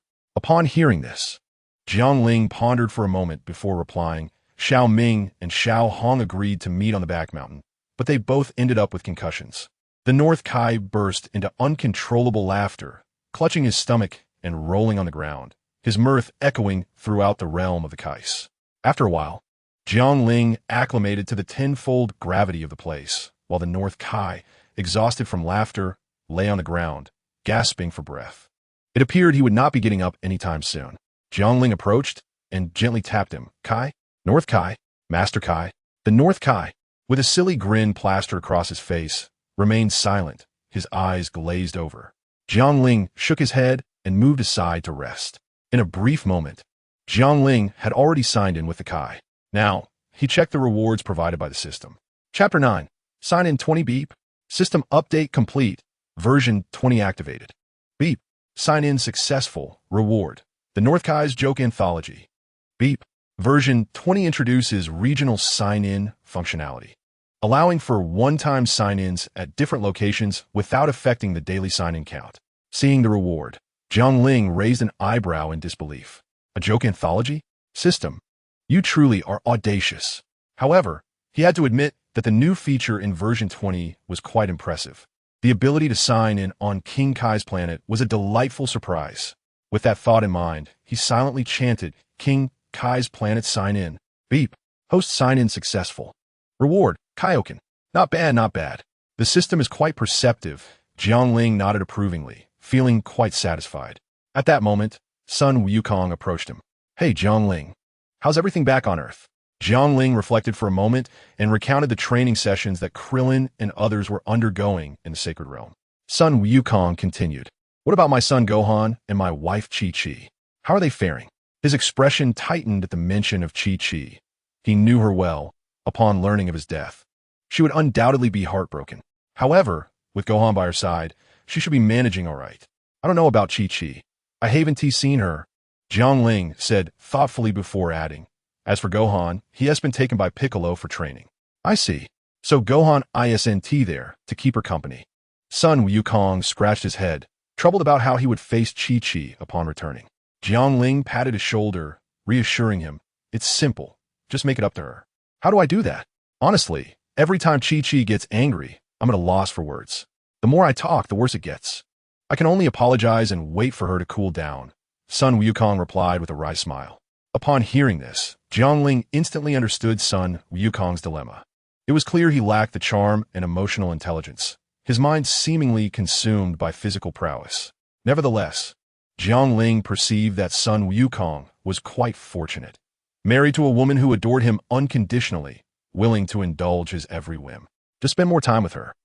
Take her shopping and such. Is that so? But then I want to have time to train, Sun Wukong expressed his conflict. Jiang Ling's eyes widened. Which is more important? Family or training? Yes, training is vital, but do not let a girl who adores you bear the brunt of it all. She simply wants your company. After Jiang Ling's earnest counsel, Sun Wukong finally grasped the importance of the matter. Jiang Ling thought about why Chi-Chi often appeared so fierce. Much of it stemmed from Sun Wukong's actions. In other realms, he could do little, but in this one, he resolved to take action. The night passed without incident. On the following morning, the North Kai finally recovered, suppressing thoughts of Jiang Ling's joke. Jiang Ling, if you wish to train here, you must catch bubbles, he said, gesturing to his pet monkey wearing sunglasses. In a flash, Jiang Ling moved and swiftly captured Bubbles, who had not strayed far. He then fixed his gaze on the North Kai. Is this satisfactory? Sun Wukong was astonished. When he had first arrived, capturing Bubbles had taken him considerable time. though it had involved adapting to the gravity and enhancing his combat skills. It was undeniable that he spent much longer on that task. Thus, seeing Jiang Ling catch bubbles with such ease led him to conclude that Jiang Ling's combat prowess was significantly higher than his own at that time. The North Kai was taken aback, surprised by Jiang Ling's swift adaptation to the gravity. Excellent. Now let us begin learning the Kaioken. Sun Wukong had already mastered the Kaioken and was currently learning the Spirit Bomb. Wukong, come, demonstrate the Kaioken, the North Kai directed, and Jiang Ling turned to watch. Sun Wukong nodded, his expression serious. He took his stance and shouted, Kaioken! Instantly, a layer of red energy enveloped him, creating a powerful wave that caused the flora around him to bow under the force. The Kaioken is a technique I developed that can instantly amplify one's ki, vastly increasing physical strength, defense, agility, speed, and more, the North Kai explained, before his demeanor shifted to one of seriousness. However, if the user lacks control over their ki, they could suffer catastrophic consequences. Do you understand this, Jiang Ling? Jiang Ling nodded, comprehending the gravity of the situation. He then stood still, unleashing his own aura. A red, translucent flame rising around him, creating a standoff with Sun Wukong. In terms of aura, they were evenly matched. How is this possible? The North Kai was visibly astonished. He hadn't even taught Jiang Ling yet, and he had already grasped the technique. How could such a prodigy exist in the world? Sun Wukong, facing Jiang Ling, was equally stunned before a look of excitement spread across his face. This is great. Let us spar. Exactly what I had in mind. Jiang Ling's lips curled into a smile, his eyes brimming with determination. He could see that Sun Wukong's current battle power was only slightly superior to his own. The outcome of their clash remained uncertain. In an instant, Sun Wukong dashed forward, trailing a red aura, delivering a punch with astonishing speed. Possessing the skills of Mr. Bobo, Jiang Ling effortlessly dodged Sun Wukong's attack by tilting his head slightly. He then extended his foot to hook at Wukong's calf, causing him to stumble and lose his balance. Seizing the opportunity, Jiang Ling covered his eyes with both hands and unleashed the solar fist. A blinding light erupted, catching the unsuspecting Sun Wukong directly in its glare. Disrupting his stance, Jiang Ling, taking advantage of the moment, executed a series of swift strikes, ultimately defeating Sun Wukong. Wow, Jiang Ling, you are incredible, Sun Wukong exclaimed, panting heavily as he sat on the ground. Despite his defeat, he felt an exhilarating thrill. Jiang Ling understood his sentiments. For Wukong, having a rival of equal strength to support and grow together with was the path to greater longevity in their endeavors. Observing Wukong's excited expression, Jiang Ling suddenly entertained a peculiar thought and instinctively took a few steps back. Just to clarify, I am open to sparring with you, but I am not interested in any romantic entanglements. The North Kai, observing Jiang Ling mastering the Kaioken technique at first glance, mused to himself about the potential of Jiang Ling to elevate the technique to new heights, perhaps even 5 or 10 times stronger. This led him to recall a secret technique he had kept hidden, the Spirit Bomb. This technique was notoriously difficult to master, requiring one to borrow energy from all living things to coalesce a formidable spirit bomb, capable of inflicting significant damage upon those with malevolent intent. Whether it could harm the virtuous depended on the degree of darkness within their hearts.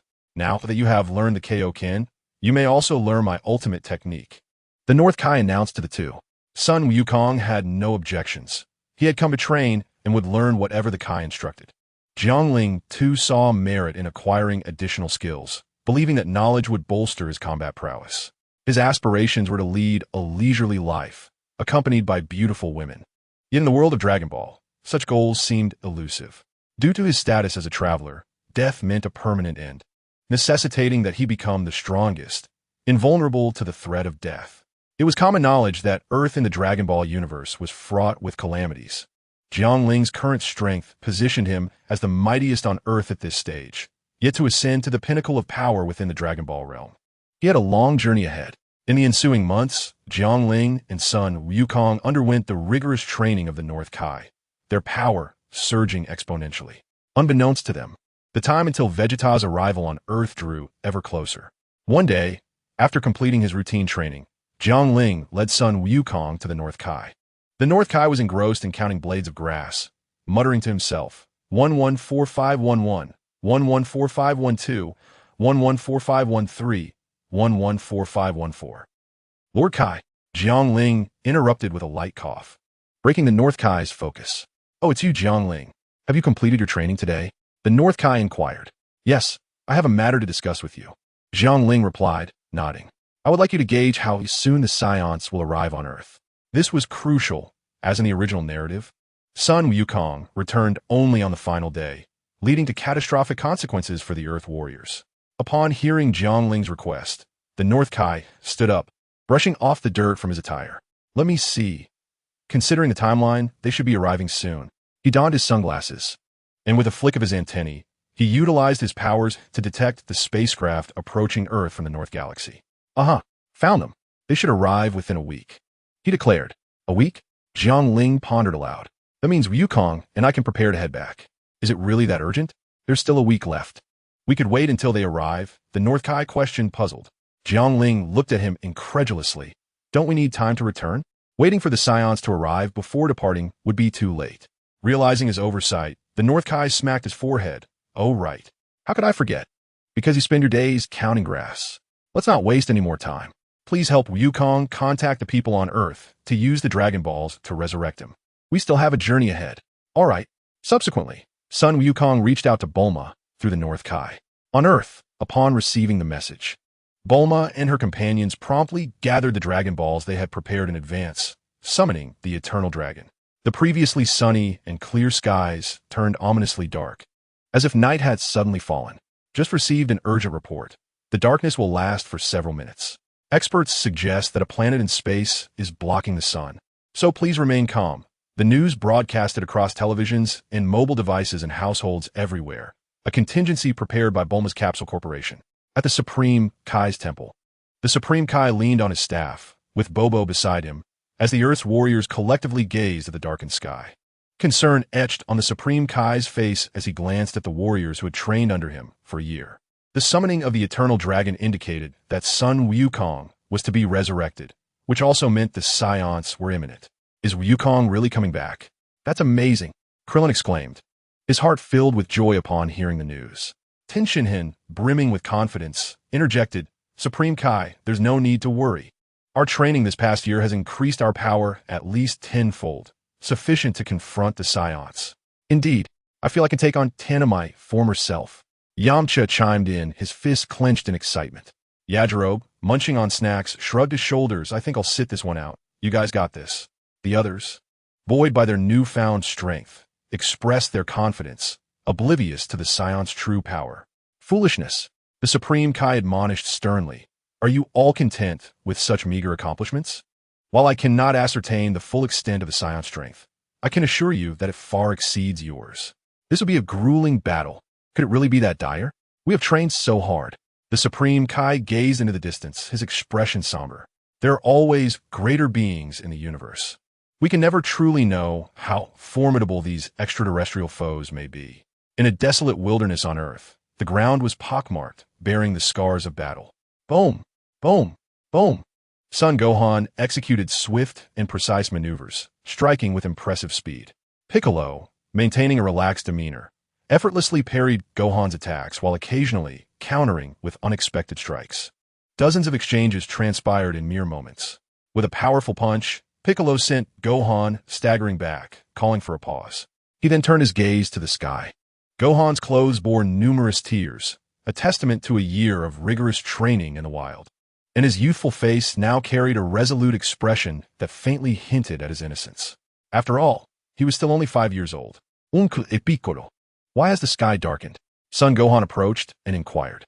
Piccolo replied solemnly, The Eternal Dragon has been summoned. If all goes as expected, he will resurrect your father. Really? That's wonderful. Upon hearing this, Gohan became ecstatic, leaping several feet into the air. Oh yeah, Dad is finally coming back. Fantastic. Piccolo, however, spoke with indifference. The enemy is formidable. Do not celebrate prematurely. Understood. I will fight with all my might. Let's resume our training. Gohan nodded emphatically, observing Piccolo nearby. He playfully attempted a move he had seen monkeys perform in the forest, executing the monkey steals peach technique. A surprise attack. Gohan reached out and grasped. Wait, where's the peach? It's gone.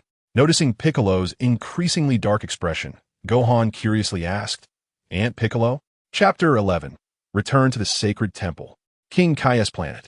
As the Eternal Dragon fulfilled its wish, the halo above Goku's head gradually vanished, signifying his resurrection. Since Goku has returned, it is time for us to depart. King Kai. Jiang Ling smiled as he addressed the North Kai. Goku scratched his head and grinned. "Farewell, King Kai. I'll come to visit again if the opportunity arises. Safe travels." The North Kai, donning sunglasses, waved his handkerchief with reluctance. The pet gorilla and fireflies had formed a bond during this time, standing at the North Kai's feet, gazing at their departure with forlorn expressions. Enough of the farewells. It's not as if we one team meet again, right, Goku? Huh? Yes, once I die again, we can meet. Are you foolish? Can't you see I can come here without dying? Oh, right. Jiang Ling and Goku bid farewell to the North Kai once more, their figures fading as they returned to the Snake Way, gradually drifting away. In the skies above Snake Way, two figures soared rapidly across the sea of yellow clouds. As they passed, the clouds churned, creating tumultuous waves. Jiang Ling challenged, "Let us see who arrives first." Such childish games are for kids. Jiang Ling's words were unapologetic, yet his speed quickened slightly. Goku laughed heartily, closely trailing behind, his pace hardly faltering. The two raced after one another, devoid of any sense of impending danger that typically accompanies a Saiyan's arrival. Jiang Ling deemed this a form of relaxation. Only in a state of ease can one truly unleash their potential. Remaining perpetually tense stifles growth, causing stagnation instead of progress. The concept of balancing work and rest embodies this principle. Jiang Ling believed that Vegeta remained perpetually second best due to his constant tension, always striving to surpass Kakarot. Yet, it was precisely this obsession that prevented him from surpassing the serene Kakarot, trailing behind and gathering dust. Suddenly, Jiang Ling spotted an ancient and elegant residence along Snake Way and halted abruptly. Goku, noticing, quickly braked and came to a stop. "What's wrong, Jiang Ling?" "Nothing." Jiang Ling shook his head, instructing, "Wait for me here. I have something to attend to." He entered the residence, which belonged to the three enchanting snake demons. Upon seeing Jiang Ling's return, an instinctual fear gripped them, and their demeanor shifted to one of utmost respect. "Ah, Jiang Ling, you've returned. Would you care for some fruit? Let me massage your shoulders." Jiang Ling declined, observing the beautiful women with captivating features and alluring figures. A smile creeping onto his face as he produced several ropes. "You all stay still now." Moments later, Jiang Ling inspected his handiwork with satisfaction, clapping his hands before departing. "Sister, does our master possess any peculiar habits? Are you not aware?" The elegant lady rolled her eyes, struggling against the sturdy ropes but noting. "Yet you all seem to be enjoying yourselves, calling him master and all. Sister, you're no different." After this amusing interlude, Jiang Ling and Goku lost their competitive spirit. Strolling along Snake Way, they engaged in conversation. As they chatted, the topic turned to family. Goku scratched his head, his expression somewhat troubled. During his training on King Kai's planet, such thoughts had eluded him, but now, as he prepared to return home, he felt an unexpected trepidation. It wasn't fear of Chi-Chi, it was guilt that weighed on his heart. "What's the matter?" Jiang Ling asked, noticing his friend's distress. "It's nothing, just that I'm unsure how to explain things to Chi-Chi upon returning." "Ah," Jiang Ling chuckled. "What is so difficult about it? Just give your wife a kiss. There's no conflict that a kiss can't resolve. If there is, then give her two." "Okish." Goku looked bewildered, displaying a look of distaste. "Isn't that dirty?" "Jiang Ling, are you serious? You've been married for several years and have never kissed Chi-Chi? What does marriage have to do with it?" Goku replied innocently, leaving Jiang Ling questioning his own perspective. "Don't concern yourself with what's clean or dirty. Just do it gently." "Ah, fine then." After 6 months of rigorous training, Jiang Ling and Goku's abilities had transformed dramatically. Compared to before, they were now worlds apart, even without exerting their full strength. They swiftly returned to the beginning of Snake Way and followed the path to King Yama's office. The Earth's deity awaited them there. "Welcome back." The deity looked at them with a sense of satisfaction. "Lord Deity, Lord Yama, it's been a while." Jiang Ling and Goku greeted with smiles. "It has indeed been a while. I am delighted to see you both return." The impeccably dressed King Yama nodded. "How is the North Kai faring?" It is customary for a disciple to inquire about his master's well-being. Quite well, quite well. He is as robust as ever, Jiang Ling remarked with a smile. Indeed. Speaking of the North Kai, a flicker of nostalgia crossed King Yama's eyes. I wish to visit him, but my duties are too demanding to allow such a journey.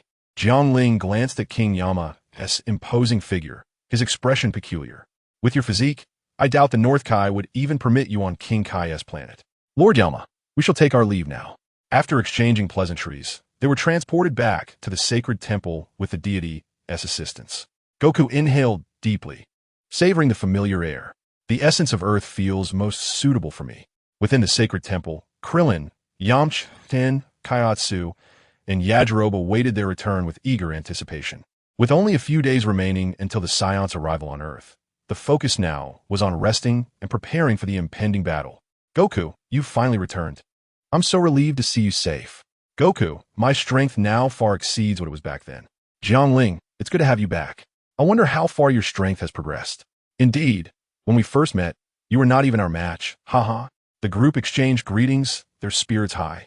Over the past year, their abilities had significantly improved, igniting hope for the possibility of defeating the Saiyans. It has indeed been a long time. I trust you all have been well? Goku expressed joy at reuniting with familiar friends. Jiang Ling chuckled, suggesting they enjoy a meal together that evening for relaxation. Upon hearing the word relaxation, Yamcha's eyes sparkled with excitement as he proposed, relax. Great. I'll take you to a bar to meet some girls. However, he quickly reconsidered, saying, no, never mind. I'm perfectly content with my dumplings by my side. No thanks. Women would hinder my battle prowess, replied the dumpling. Women? Not interested. Outshining chimed in. Jiang Ling regarded Yamcha with a strange expression and gravely advised, at this time, pursuing women? Haven't you heard the saying, the kidneys are the source of power? If you neglect them, when it comes to facing a Saiyan, you will be drained, weakened, and ultimately defeated. Stop. Enough of this. Yamcha interjected, somewhat exasperated.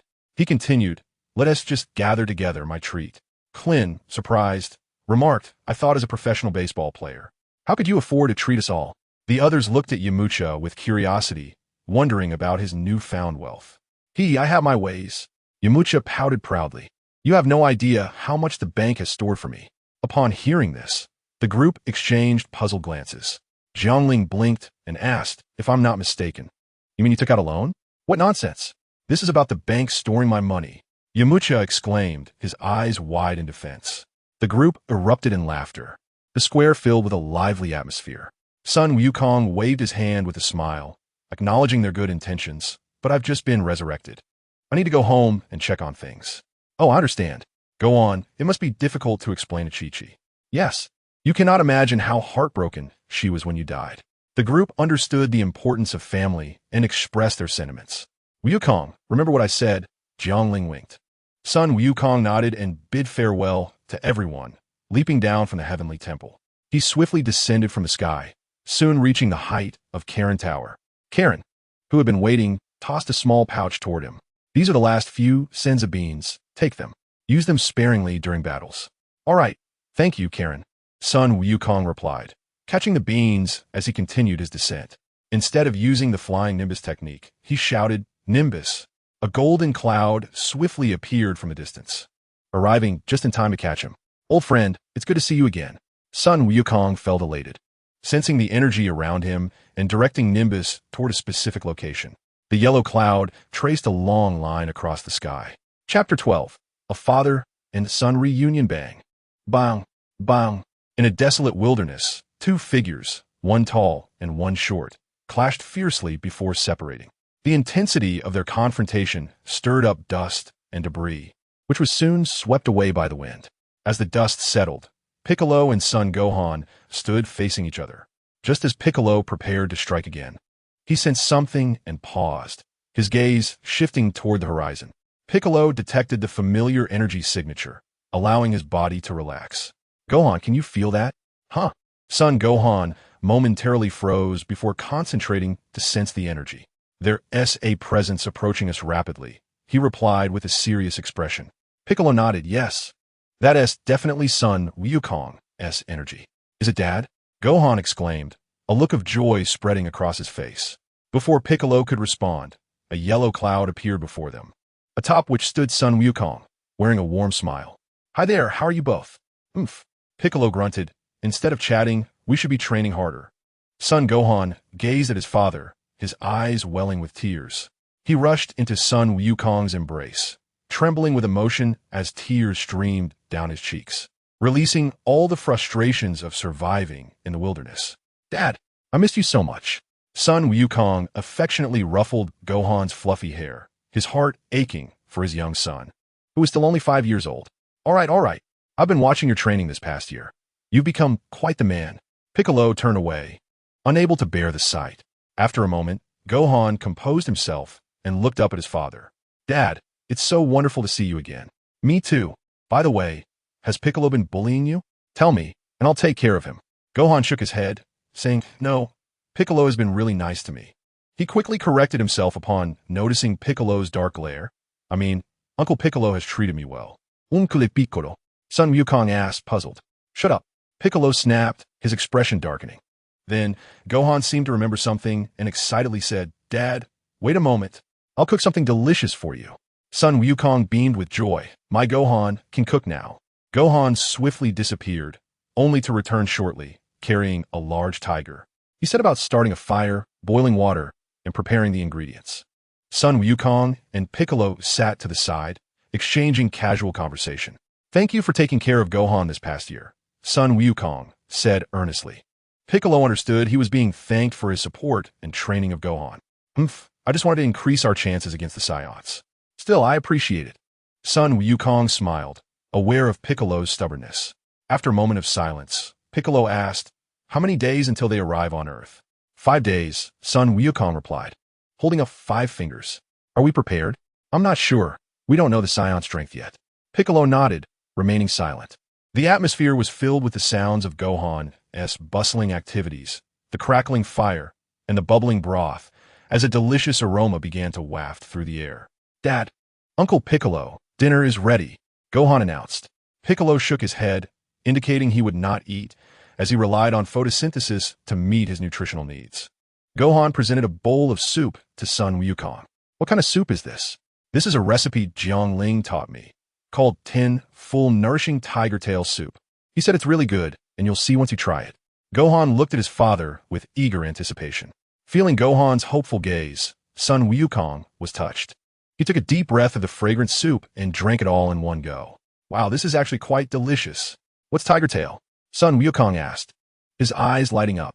Gohan pondered, "It's that thing on a tiger, but I don't know what it's called." Jiang Ling said it's called tiger tail. Sun Wukong dismissed the thought and continued to enjoy the roasted tiger meat alongside Gohan. As night fell, the family shared their meal together. Wukong wished to escort Gohan back home, but was met with a refusal from Piccolo, who suggested they return a few days later, just before the battle commenced. Gohan acquiesced to this plan. The years spent in the wilderness had fortified him significantly.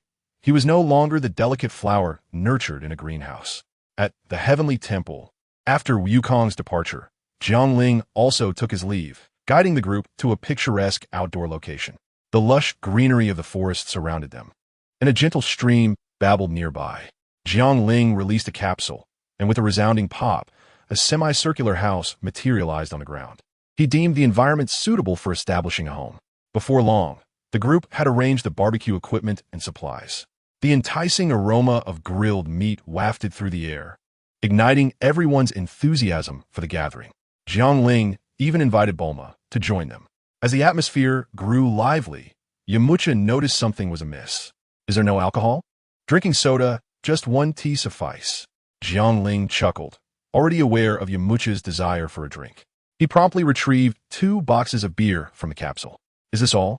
Yamcha expressed disappointment. "We'll see after we finish." "Hey, are you underestimating me, Yamcha?" After a few rounds of drinks, it became clear that the 2 boxes were insufficient for the group. "Jiang Ling, is there any more alcohol?" "Yes, it will arrive shortly," Jiang Ling assured. Moments later, Bulma piloted a flying ship to their location, tossing 2 capsules to Jiang Ling. "Here are the 2 boxes of beer you requested." Jiang Ling nodded with a smile. Yamcha exclaimed dramatically, "Only 2 boxes? That is far too little. Not enough to drink." "Indeed, I could finish it all myself." Jiang Ling raised an eyebrow. If you can finish it, I'll acknowledge you as my elder brother. If not, you'll call me that instead. Do you dare? Yamcha smirked. What is there to fear? I accept this brotherhood. Hearing this, Jiang Ling and Bulma exchanged knowing glances, their expressions hinting at unspoken implications. The others, reveling in the spectacle, rallied to witness the challenge, ensuring neither party could back out. Jiang Ling's lips curled into a smile. Very well, it's settled. He then tossed 2 capsules. In an instant, 2 elongated containers appeared, brimming with boxes of beer. The crowd gasped in astonishment. Goodness, these are containers. Indeed, I said 2 boxes. Jiang Ling grinned mischievously at Yamcha. Drink up, I'll be watching. Yamcha's eyes widened in disbelief. But you said 2 boxes. Yes, containers count as boxes. Jiang Ling feigned innocence. Bulma suppressed her laughter, trying not to make a sound. Eventually, Yamcha begrudgingly acknowledged Jiang Ling as his elder brother. Call me brother, louder. Brother. I can't hear you. Brother. Jiang Ling nodded in satisfaction as laughter erupted among the group, indicating their shared camaraderie. Chapter 13. Chi-Chi's Longing at Baozi Mountain.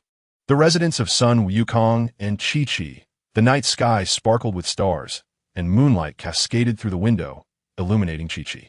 She held a picture frame containing a photo of their family of 3, her fingers gently brushing against the images of Wukong and Gohan, her eyes reflecting deep yearning. Wukong. Gohan, it's been a year. I miss you both dearly. Are you well? When will you return?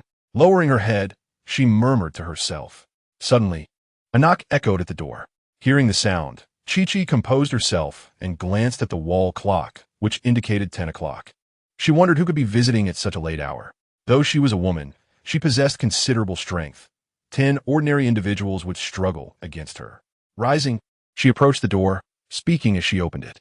Who is it, at this late hour? Before she could finish, she was greeted by the familiar, kind face of Sun Wukong.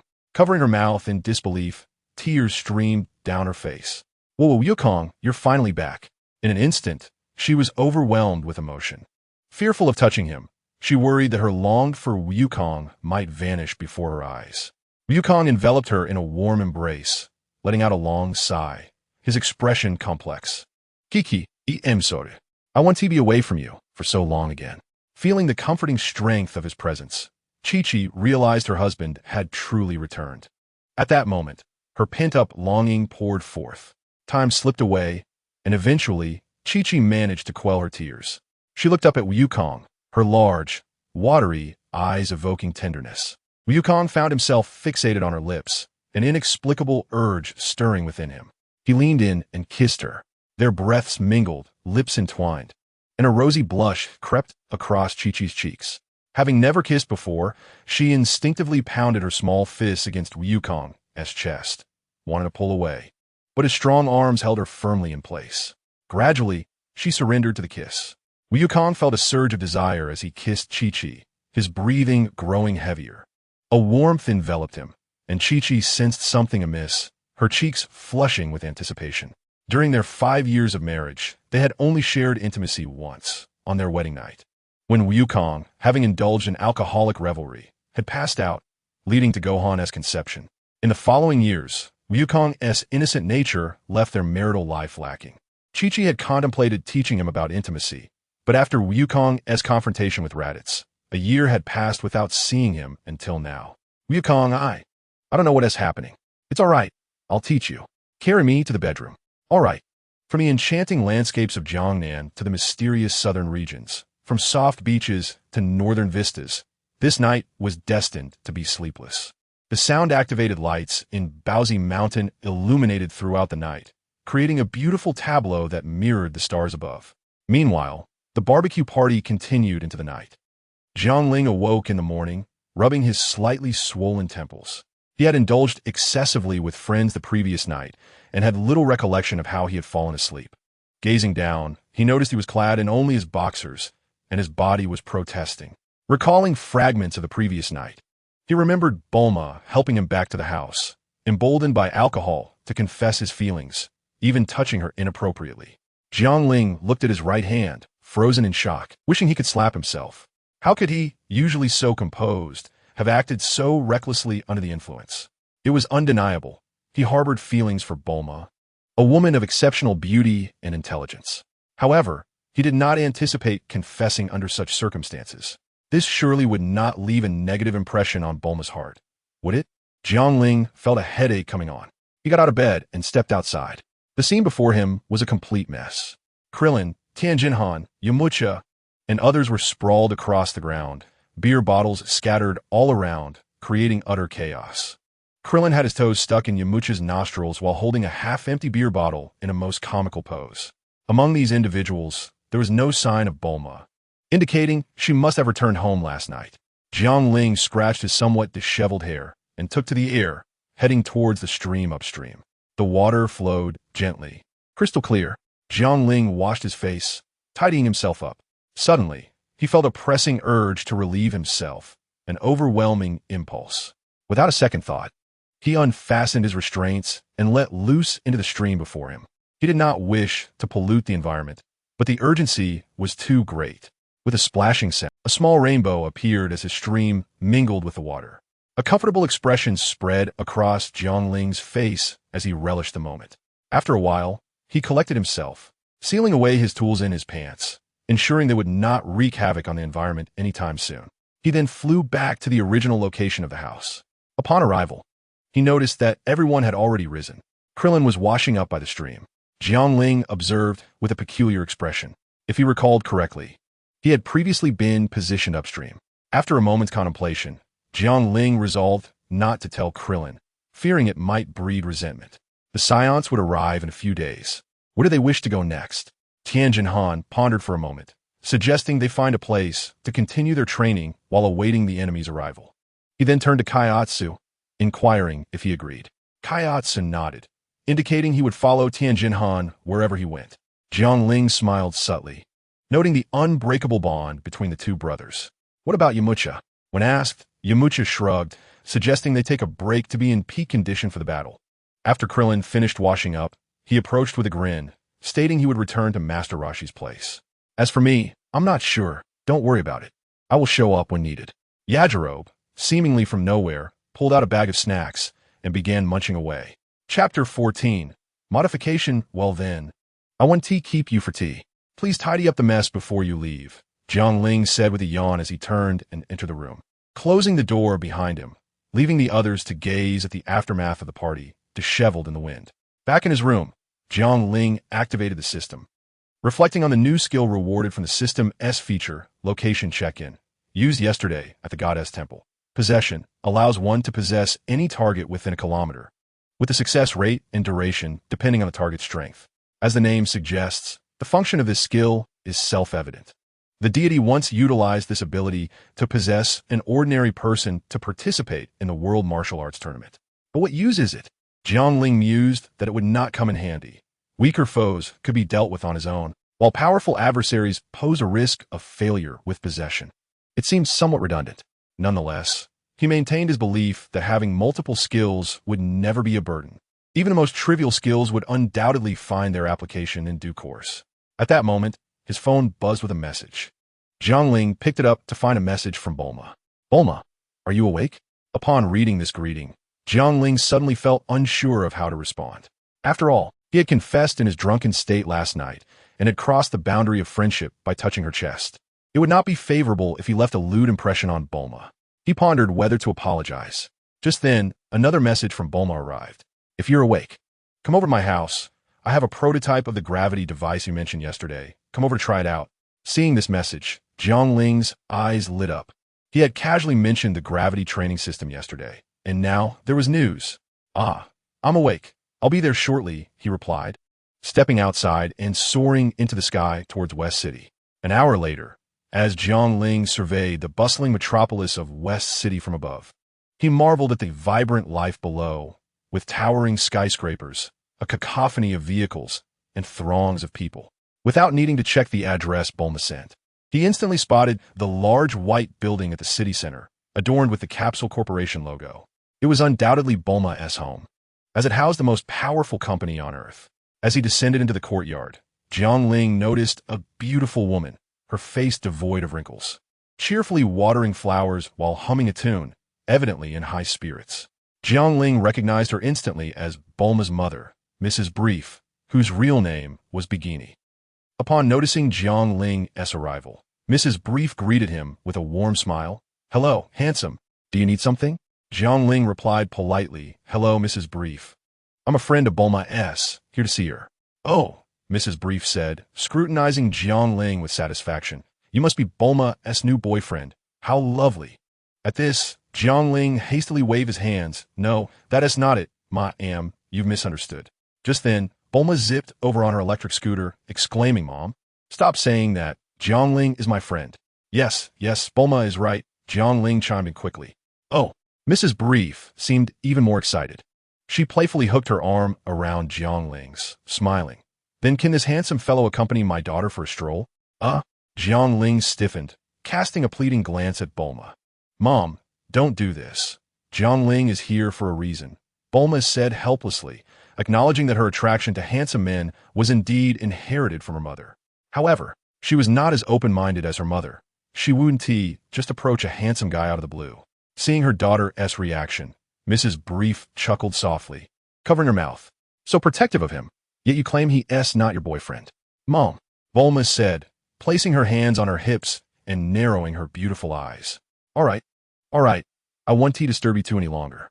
I'm off for a little shopping," Mrs. Brief said with a smile before sauntering away. Once Mrs.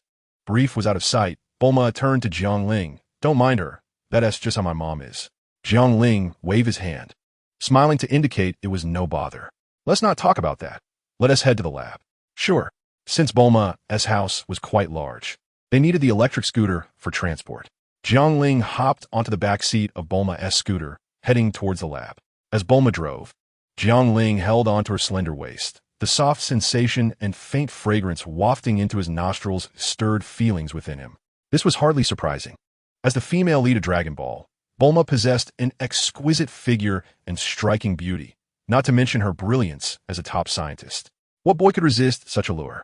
Jiang Ling's expression shifted subtly as he silently acknowledged his presence. Ding. Sign in successful. Reward. Mastery of mechanical modifications. With the aid of an electric scooter, he arrived at the research lab in no time. Bulma emerged from within, presenting a machine. "This is it. In my childhood, my father, Dr. Brief, acquired gravity technology from others to create this experimental device." The machine appeared somewhat rudimentary, but Jiang Ling was indifferent. Functionality was all that mattered. "Bulma, shall we conduct a test?" he inquired. "Sure," she nodded, guiding him through the process of activating the machine. Beep. 5 times gravity activated. With a crack, as gravity engaged, Bulma collapsed to the floor.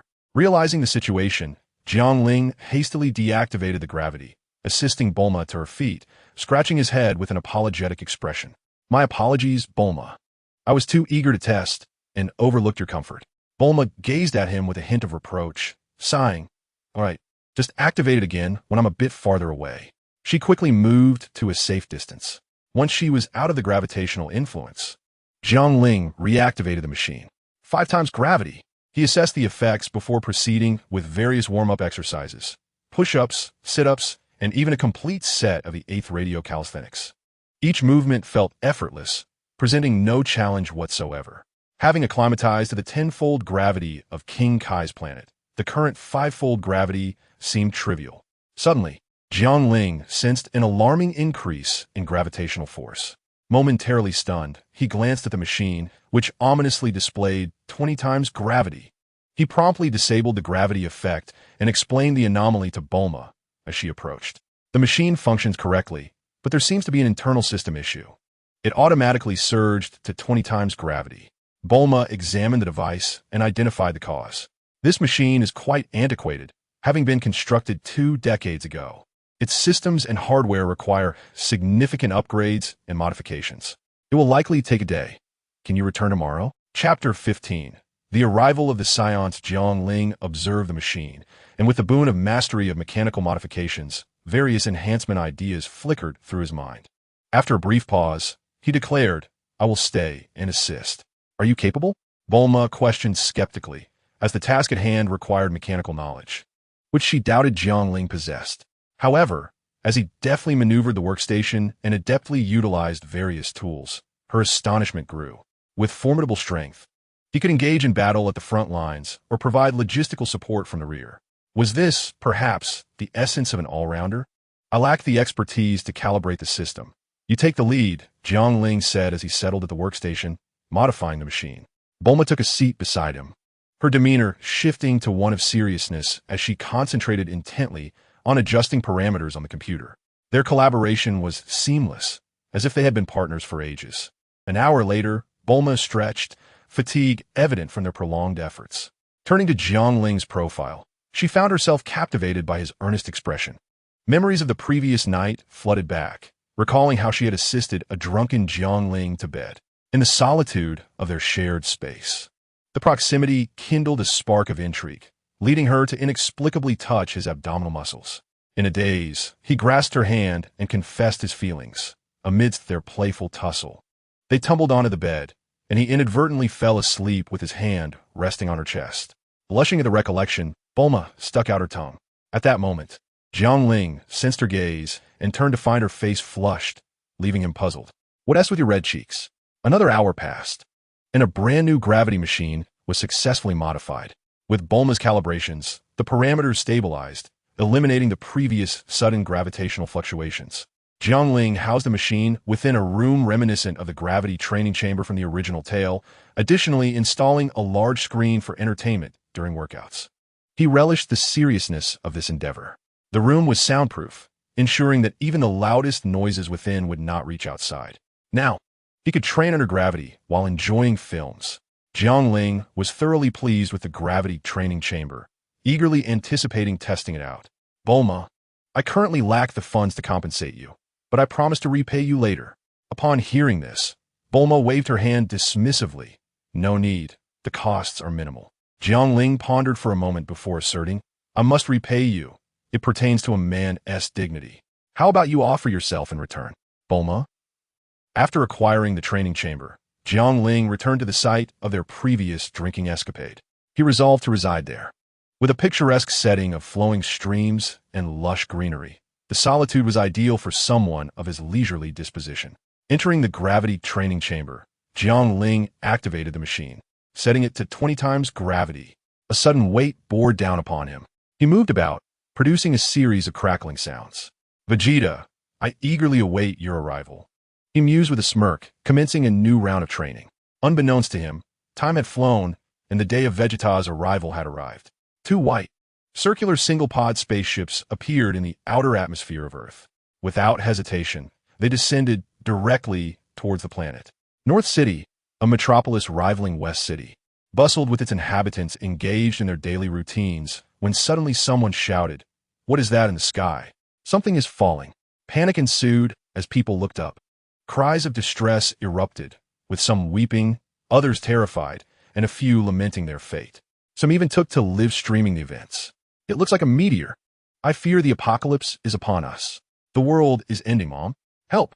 I haven't confessed to my boyfriend yet." Viewers, I am in North City, and what you are witnessing are two spaceships soaring through the sky, rapidly descending into the urban landscape. With a thunderous crash, the ground was struck, leaving behind two massive craters. "Those don't look like meteors. They are round and white. Could it be?" Amidst the discussions, the spaceships emitted a hiss as the hatches slowly opened. From within emerged two figures, one tall and one short, clad in peculiar attire, with a device resembling glasses over one eye. The taller, muscular ball man was named Nappa. The shorter individual was Prince Vegeta, a Saiyan, whose height barely reached Nappa's abdomen. Despite his stature, his hair stood upright in a sharp style, accentuating his high hairline. Vegeta cast a disdainful glance at the nearby crowd, casually scratching his ear, a smirk forming at the corner of his mouth. "Nappa, these ants are rather noisy." Beside him a tall, muscular figure raised his hand to stroke his gleaming bald head and grinned. "Prince Vegeta, I shall take care of this immediately." With that, Nappa surveyed the surrounding crowd, and a sudden surge of intense energy erupted from his being. A blinding light radiated outward from him, enveloping the crowd and the entire city in an instant. With a deafening roar, the once towering skyline of the city was reduced to rubble. The inhabitants were turned to ash without uttering a single cry. "Nappa, you have squandered your energy, yet I must commend you on your actions," Vegeta remarked, hovering in the air with a satisfied nod. Nappa scratched his head, chuckling. The remaining energy should suffice to deal with Kakarot and the others. Consider it a bit of fun. Indeed, we must seek out those individuals and demand the Dragon Balls. We cannot delay the wish for immortality, Vegeta stated, pressing a device against his right eye. The device beeped twice, prompting Vegeta to chuckle. Is this it? The highest combat power on this planet barely reaches a few hundred. Let us proceed to eliminate them and secure the Dragon Balls before night falls and more complications arise. Nappa paused and inquired, what about Kakarot, that traitor? If he does not repent, we shall show no mercy and eliminate him. Vegeta scoffed coldly. The two then ascended into the sky, heading towards the location indicated by the power detector. Chapter 16. All depart at Bunzo Mountain. Goku returned home, carrying a wild beast for their meal. Chi-Chi, I'm back. As he opened the door, Chi-Chi emerged, adorned in a cheongsam that accentuated her graceful figure. Her expression was softer than usual, exuding warmth and care. Goku noticed the rosy glow on her cheeks, a sight he hadn't seen in 5 years of marriage. Welcome back. You must be exhausted. Please, rest while I prepare dinner, Chi-Chi said, gently wiping the sweat from Goku's forehead and calling Goten to assist with the ingredients. Goten had returned 2 days prior, a precaution against the unknown might of their enemies. Goku scratched his head, feeling somewhat unaccustomed to Chi-Chi's newfound demeanor. Mom, I feel like you've changed, Goten remarked innocently. Oh, in what way? Kiki asked, intrigued. Your temper has improved a lot, Goten replied with a naive smile. Hearing this, Chi-Chi's face turned a shade of crimson, and she remained silent. She couldn't possibly reveal that Goku's lack of awareness over the years had contributed to her growing irritability. What nonsense! Goku exclaimed, playfully ruffling Goten's hair. Mom is still the same. She hasn't changed at all. Oh, Goten muttered, rubbing his head. Kiki chuckled softly, and the family shared a moment of warmth at the door. Suddenly, Goku's expression shifted as he looked toward the distance, sensing 2 formidable auras. Goten, who had been handling the ingredients, paused, also feeling the powerful energy. The two exchanged glances. Chi-Chi, I need to step out. Goten is coming with me. Please wait for our return, Goku declared. Chi-Chi, filled with concern, asked, is this about the matter you mentioned a few days ago? Are enemies approaching? Perhaps Goten should stay behind. Goten, his expression serious, insisted, Mom, please let me go. I want to contribute to protecting Earth. Yes, Chi-Chi. I assure you Goten will be safe, Goku added. Really, you too? Just be careful and return safely. Chi-Chi sighed, understanding Goku's stubborn nature. Don Wadi, Titi, Goku. With that, the duo soared into the sky, heading toward the unknown. In a picturesque wilderness, Jiang Ling emerged from the gravity training chamber. A white towel draped around his neck, wiping the sweat from his brow. His chiseled physique was exposed, showcasing his well-defined muscles and 8-pack abs. A perfect blend of form and strength. At last, Vegeta has arrived. My half-year of grueling training has been for this moment. Do not disappoint me, Jiang Ling thought, his eyes glinting with fierce determination. On a remote mountaintop, Piccolo, draped in a white cloak, sat in meditation, sensing the approaching auras. A sharp glint flickered in his eyes as he launched himself into the air, leaving behind a series of sonic booms. Moving so swiftly that an ordinary person could not catch a glimpse of him. At Kame House, Krillin donned his martial arts attire and fastened his belt, preparing to depart. Master Roshi stepped out to bid him farewell. If you can't win, just run. I'll await your good news. Understood, Krillin responded, launching into the sky toward the source of the energy. Roshi, the old turtle, and Launch watched him leave. In a sandy wilderness, Yamcha, Tien, and Kaiotsu appeared, just as the Saiyans approached. Yamcha, noticing the tall and short figures with tails entwined around their waists, remarked, You must be the Saiyans. Your energy is powerful. And the tails confirm it. Nappa turned to Vegeta. Prince Vegeta, allow me to handle these insects. I wouldn't want to sully your hands. Go ahead, Vegeta waved dismissively. As a noble Saiyan prince, he deemed it beneath him to engage with such weak adversaries. Nappa grinned with a malevolent smile. So, you are the warriors of Earth. Hand over the Dragon Balls, and I can promise a painless death. Otherwise, with a mere finger, I can crush you. Yamcha, Tien, and Kaiotsu exchanged grim looks, recognizing the truth in Nappa's words.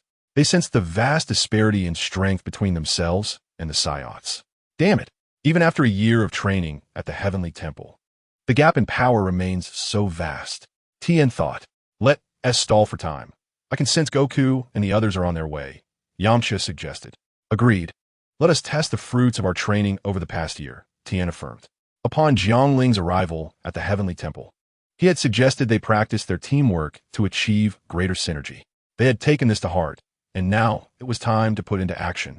In unison, they spread out, subtly encircling Nappa. Oh, you're all coming at once. Quite clever, Nappa scoffed, shaking his head. But in the end, you remain mere insects. Yamcha, his expression serious, assumed a combat stance, unleashing a translucent aura around him. Vegeta, observing from a distance, noted with surprise that Yamcha's combat power had surged from 200 to a staggering 1,500 points. Humans of Earth possess the ability to suppress their own energy, entering a combat state before unleashing it. Vegeta, drawing upon his vast experience, quickly reached a conclusion. He then shook his head, deeming this level of combat power to pose minimal threat to Nappa, whose combat strength was a formidable 4,000. With a swift motion, Yamcha appeared behind Nappa and struck with a powerful punch. Unsurprisingly, Nappa effortlessly blocked the attack, his reflexes far superior due to the vast disparity in their strengths. Realizing his initial assault had failed, Yamcha raised his hand and executed the Wolf Fang Fist. His fist seemed to imbue itself with the ferocity of a Wolf King, manifesting numerous afterimages as it surged toward Nappa. Nappa, with his robust arms, easily defended against the barrage of strikes, appearing unconcerned and completely unfazed. Are you finished? Now it's my turn, Nappa taunted as he seized Yamcha's fist. With his other hand clenched into a fist, he delivered a brutal blow to Yamcha's abdomen. Yamcha let out a pained scream, hurtling backward and crashing heavily onto the ground nearby. Though it seemed they had been engaged for quite some time, in reality, only a brief moment had passed before Yamcha was injured, and even Tien and Kairatsu had yet to make a move. Yamcha, are you alright? Tien and Kairatsu shouted in unison. I'm fine, I can still fight. This hurts. Yamcha groaned, clutching his stomach as he struggled to rise, his expression grim. Hey, you foolish bald giant, that was just a warm-up. Now witness my ultimate technique. Yamcha shouted, concentrating his energy to form a dazzling energy ball. Vegeta observed the readings on his scouter with a flicker of astonishment. The combat power had surged again. With a swift motion, the brilliant energy ball shot toward Nappa, who merely sidestepped to evade it. Futile. Our power difference is immense. You cannot hit me. Oh, is that so? Yamcha smirked. Energy ball. He waved his hands, and the previously dodged energy ball curved in midair, heading straight for Nappa once more. Impressive move, but alas, I told you, you cannot hit me. Nappa shook his head, preparing to evade, only to hear Yamcha shout, Kairatsu now? In that instant, Nappa momentarily froze, caught in Kairatsu's brief psychic hold. However, as he broke free, the energy ball struck him directly. With a thunderous explosion, smoke and debris erupted into the air. Did we succeed? Kairatsu asked, peering into the haze. It was merely a fleeting moment of control, Yamcha said gravely, glancing at the figure emerging from the smoke, silently praying for a favorable outcome. As the smoke cleared, Nappa stood unharmed, save for a few tattered rips in his clothing. Nappa, in this quickly, Vegeta yawned, losing patience with the display. Understood, Prince Vegeta, Nappa replied, just as another beep echoed from the scouter. Vegeta's brow furrowed as he noticed a significant energy spike. 300, 700, 1,000, 3,000, 4,000. Vegeta turned sharply to Tien, who had not yet engaged in battle. Tien hovered aloft, his hands forming a frame before him, aiming at Nappa. Nappa, you fool, dodge! Vegeta shouted. The next moment, Tien unleashed his ultimate technique. Kikaho. A torrent of energy erupted from his hands, hurtling toward Nappa.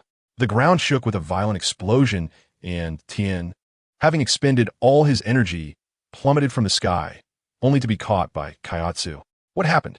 The three warriors gazed at the spot where Nappa had stood. Now a deep, square-shaped crater.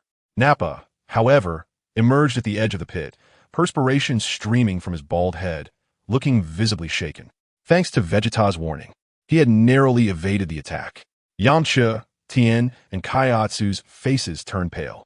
Even after this, we still cannot overcome him? To think that mere ants could possess the strength to threaten my life is unforgivable. Nappa's expression darkened as he bellowed. directing a blinding light from his mouth toward Yamcha and the others. The trio felt their hearts race, their pupils dilating in fear. Yamcha was injured, Tien exhausted, and Kaiatsu was struggling to support him.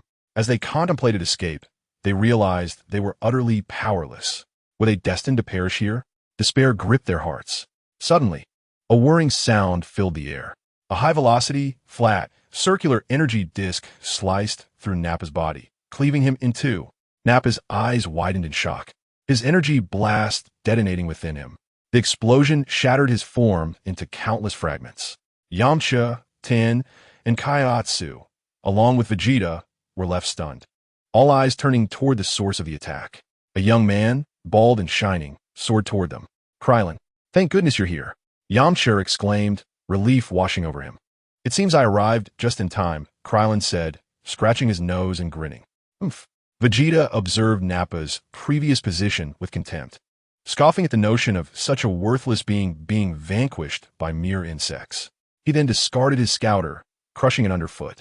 This device offered little utility against opponents capable of suppressing their energy or temporarily surging their power. It hindered his judgment of the battle. Vegeta deemed it unnecessary and shattered it without a second thought. Turning to the Earth Warriors, he declared, I offer you one final opportunity. Hand over the Dragon Balls, and I may consider granting you a painless death. Upon hearing this, the group snapped back to reality, the elation of defeating Nappa fading into silence. Krillin clenched his fists, teeth gritted, and declared, Evil Saiyan, we will never submit. Very well, do not say I did not warn you. Vegeta sneered, after I eliminate you, I will capture your friends and kill them one by one until you surrender the Dragon Balls. With that, Vegeta conjured an energy ball in his hand. Krillin gasped, sensing the terrifying power contained within. Without further ado, Vegeta hurled the energy ball toward them. Should it strike, they would undoubtedly be reduced to ashes, vanishing from existence. Magical light cannon. From another direction, a powerful energy, entwined with a luminous ring, surged toward Vegeta's energy ball, colliding mid-air. The earth trembled as rocks shattered and soil erupted, as if the entire world was engulfed in an explosion. The shockwave from the clash sent Krillin and his comrades tumbling away. Who is it? Vegeta's expression was one of surprise. The energy blast he had just unleashed was merely a casual strike, yet it was not something an earthling could withstand. He focused his gaze and saw a tall, green figure emerging from the swirling sands, a harbinger of Earth's future ruler, Piccolo, with an expression of indifference. Piccolo's white cloak billowed in the wind as he turned to Krillin and the others, coldly commanding, Leave quickly, and do not hinder us here. What did you say? Yamcha exclaimed, ready to charge at Piccolo, but Krillin intervened just in time to restrain him. Calm down, Yamcha. Please, for my sake. Let's retreat for now and leave this to Piccolo. Yamcha was someone who could be persuaded, primarily because he felt he stood no chance against Piccolo. They prepared to depart, intending to observe the battle from a distance. However, Vegeta would not allow them to have their way. Letting them leave now would be tantamount to slapping his own face after what he had just declared. As a proud Saiyan prince, he would never permit such humiliation. Vegeta's expression darkened as he glanced at Piccolo, who stood in his path. With a sudden burst of speed, he propelled himself toward Piccolo and delivered a swift kick. The speed was so immense that Piccolo had no time to evade, raising his arms to block. The next moment, his expression shifted dramatically. Boom! The overwhelming force sent Piccolo hurtling backward like a cannonball, his feet carving deep furrows into the ground. He finally collided with a stone pillar, which collapsed upon him, burying him beneath the rubble. Piccolo! How could he not withstand even a single blow? Damn it! Despair gripped the onlookers. If someone as formidable as Piccolo could be felled in one strike, how much stronger could Goku and Jiang Ling be? After only a year of training, they stood no chance. With the troublesome individuals now dealt with, it was time for the remaining adversaries. Vegeta sneered, raising his hands as two energy spheres, imbued with terrifying power, coalesced in his palms. Krillin and the others knew that if either sphere struck them, it would reduce them to mere ashes. Resistance was futile. Chapter 18. We arrived too late. Swish, swish. Vegeta hurled the energy spheres, one aimed at Krillin and the others, and the other at the still unconscious Piccolo. A slight smile graced Vegeta's lips. If all went according to plan, a spectacular display of fireworks would soon unfold. Suddenly, two crimson streaks raced toward the scene, arriving in an instant to intercept the energy blasts. Bang! Bang! The energy spheres detonated, sending up a massive cloud of dust. Krillin and the others stared anxiously at the swirling debris. Who is it? Vegeta frowned, irritated that his moment was interrupted once again. As the dust began to settle, two figures emerged, wreathed in flames. Jiang Ling and Son Goku. Thank goodness, you finally arrived. We were nearly done for. The Saiyan is too powerful. Piccolo couldn't hold his ground. Krillin exclaimed, relief flooding his voice. On the battlefield, with Goku and Jiang Ling's arrival, the atmosphere shifted, signaling that combat was imminent. Meanwhile, at Bulma's home in West City, she learned through the news of North City's obliteration. The Saiyans are simply too strong. A city annihilated in an instant. Bulma's expression was one of deep concern. She wondered if Goku and his companions could defeat the Saiyans, and what of Jiang Ling, who was new to this chaos and likely weaker? Was he safe? Her thoughts lingered on Jiang Ling. Though she had known him for a shorter time than Goku, Jiang Ling's presence was unlike any other. It was as if they were two magnets drawn to one another. At that moment, the news of North City captured her attention again, as reporters discovered two mysterious white spheres. Inconceivable. What kind of power could have reduced North City to such ruins? Not even a nuclear bomb could achieve this. My goodness. Look what we've found. Two unidentified spheres. The spheres stood out starkly against the desolate landscape. The reporters' frantic cries soon drew the attention of government officials, who were utterly perplexed by the objects. Then, a plump man with unkempt hair and a sword at his waist appeared on screen. I know the origin of these two spheres. The reporter eagerly inquired. Oh? And who might you be? Can you enlighten us? I am Yachirobe, and these spheres are space capsules. Yachirobe declared confidently. The reporter and the onlooker's eyes lit up at the revelation. If true, it would be explosive news. A space capsule? How do you know this? What is your source? They clamored, bombarding him with questions. Yachirobe smirked, unfazed. I happen to be a bit hungry. What shall I do? What nonsense? How can you be hungry at a time like this? Come on, let's go, it's on me. The reporter boasted, thumping his chest. Watching the absurdity unfold on television, Bulma felt speechless. Is this really happening? Yachirobe is quite the character. Back on the battlefield, Jiang Ling smiled slightly. I apologize for the delay. Goku and I live quite far from here. Thank you all for your patience. Son Goku nodded, then released his Kaioken state, the red aura dissipating as he returned to his normal form. He produced two Senzu beans, offering one to Yamcha and one to Tien. Eat this, and then leave quickly, far away. This battle is beyond your capacity. Yamcha and Tien shook their heads, refusing to take the beans. It will be pointless for us to use them. We can't contribute to this fight. You and Jiang Ling need them far more. Their resolve was unwavering. And before Goku could protest further, they departed the battlefield with Krillin and Dumpling's assistance. Jiang Ling, sensing the urgency, also released his Kaioken state and turned his gaze to Vegeta, internally criticizing he's rather short, only slightly taller than bald Krillin, about the same height as Bulma. Just then, another figure soared into view, Son Gohan, arriving fashionably late. Jiang Ling pointed to the rubble where Piccolo lay buried. Gohan, help dig out Piccolo. He's trapped under there. Upon hearing this, Gohan gasped. Uncle Piccolo. He struggled to excavate Piccolo from the debris. After a thorough examination, he found that Piccolo still had a faint pulse. Dad, Uncle Piccolo is still alive. Gohan's voice trembled with urgency. He understood that if they did not act swiftly, Piccolo's life force would fade away, and he could not bear the thought of Piccolo perishing. Gohan, here, S.A. Senzu bean. Son Goku tossed one toward him, and Gohan instinctively caught it. His expression a mix of confusion and hope. Goku explained, as long as Piccolo has even a breath left, this will restore him. Just give it. Upon hearing this, Gohan's eyes sparkled with hope as he hurriedly placed the Senzu bean into Piccolo's mouth. Uncle Piccolo, you must pull through. Gohan grasped Piccolo's pale green hand tightly, whispering a fervent prayer for his recovery.